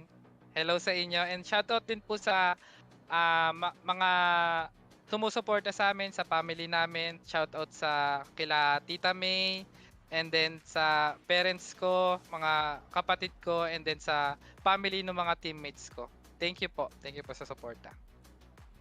Yeah, thank you, Owen, and congratulations once again. Kita-kits sa susunod yung laban! Bye-bye! Hi. Uy, ang saya-saya naman. Hindi man tayo early out katulad kahapon, at least nag-enjoy naman din tayo sa interview na yon. So, dahil dyan, natapos na ang ating final series of the day, i-reveal na natin kung ano na nga ba ang current status ng ating standings.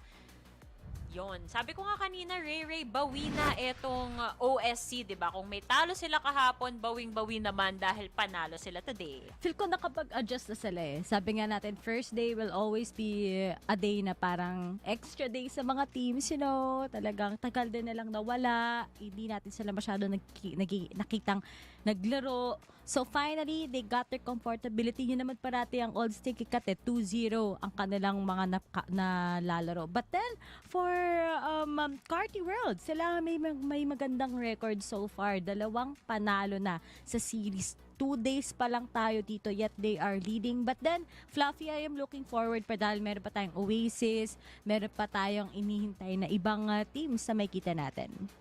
Oo nga, pero yung na-mention mo na, yung Carti, good position for them so far, especially entering yung parang unang week natin dito. And Oasis, marami silang pwedeng ipakita pa. And they have a lot of things to show kasi medyo nawala din yung surprise factor since they can see all the other teams play.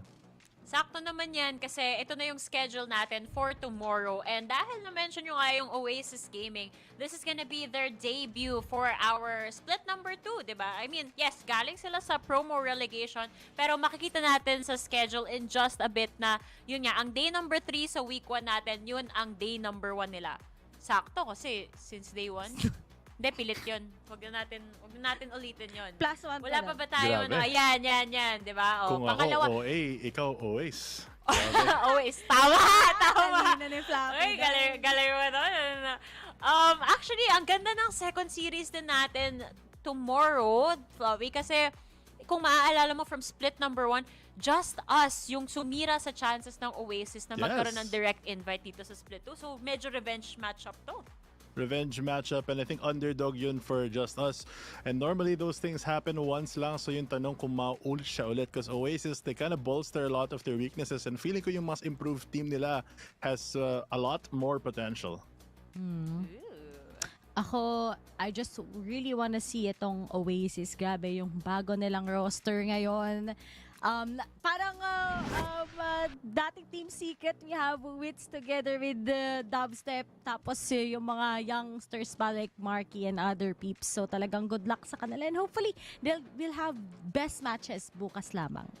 Nakakapanibago din. Ako, personally, since nag-start ako sa VCT, first time ko makikita yung Oasis Gaming nang wala si Wild Oreo. So, maninibago talaga ako dyan. But, yun nga, sabi nyo nga, exciting games ahead tomorrow. Excited din ako sa final series kasi pag may mga new bloods tayo, ang saya nilang pagtapatin para lang i-compare. Kasi parehong unknown names yung mga members din netong Avernus saka rank LQT. So, excited ako mapanood yan. But alas guys, dito na nagtatapos ang lahat. Nais po namin magpasalamat sa Mineski Global, the official tournament organizer of the 2024 VALORANT Challengers Philippines, presented by PPGL, the biggest multi-game esports league in the country. There we go. Oh, basta lahat ng esports sa mundo. And of course, our official super app partner, Grab. Score Grab's lowest prices ever with up to 15% cheaper fares and GrabCar Saver delivery fees for as low as 15 pesos with Grab Food Saver delivery and thousands of budget-friendly meals for as low as 99 pesos and Grab Food Saver meals. You can also use the promo code GrabFood60 and get up to 60 pesos off to your next minimum order spend of 550. The promo runs from 11 a.m. onwards. At syempre guys, last but not the least, this tournament is officially sanctioned by the Games and Amusement Board. Salamat po! Again, here on the panel, it has been your girl, Likeable, and then... Fluffy. And then, Riri! And thank you guys so much for watching. Kita-kits ulit tomorrow for day 3 of our week number 1 dito sa VCT PH Split number 2. Bye! Sayonara!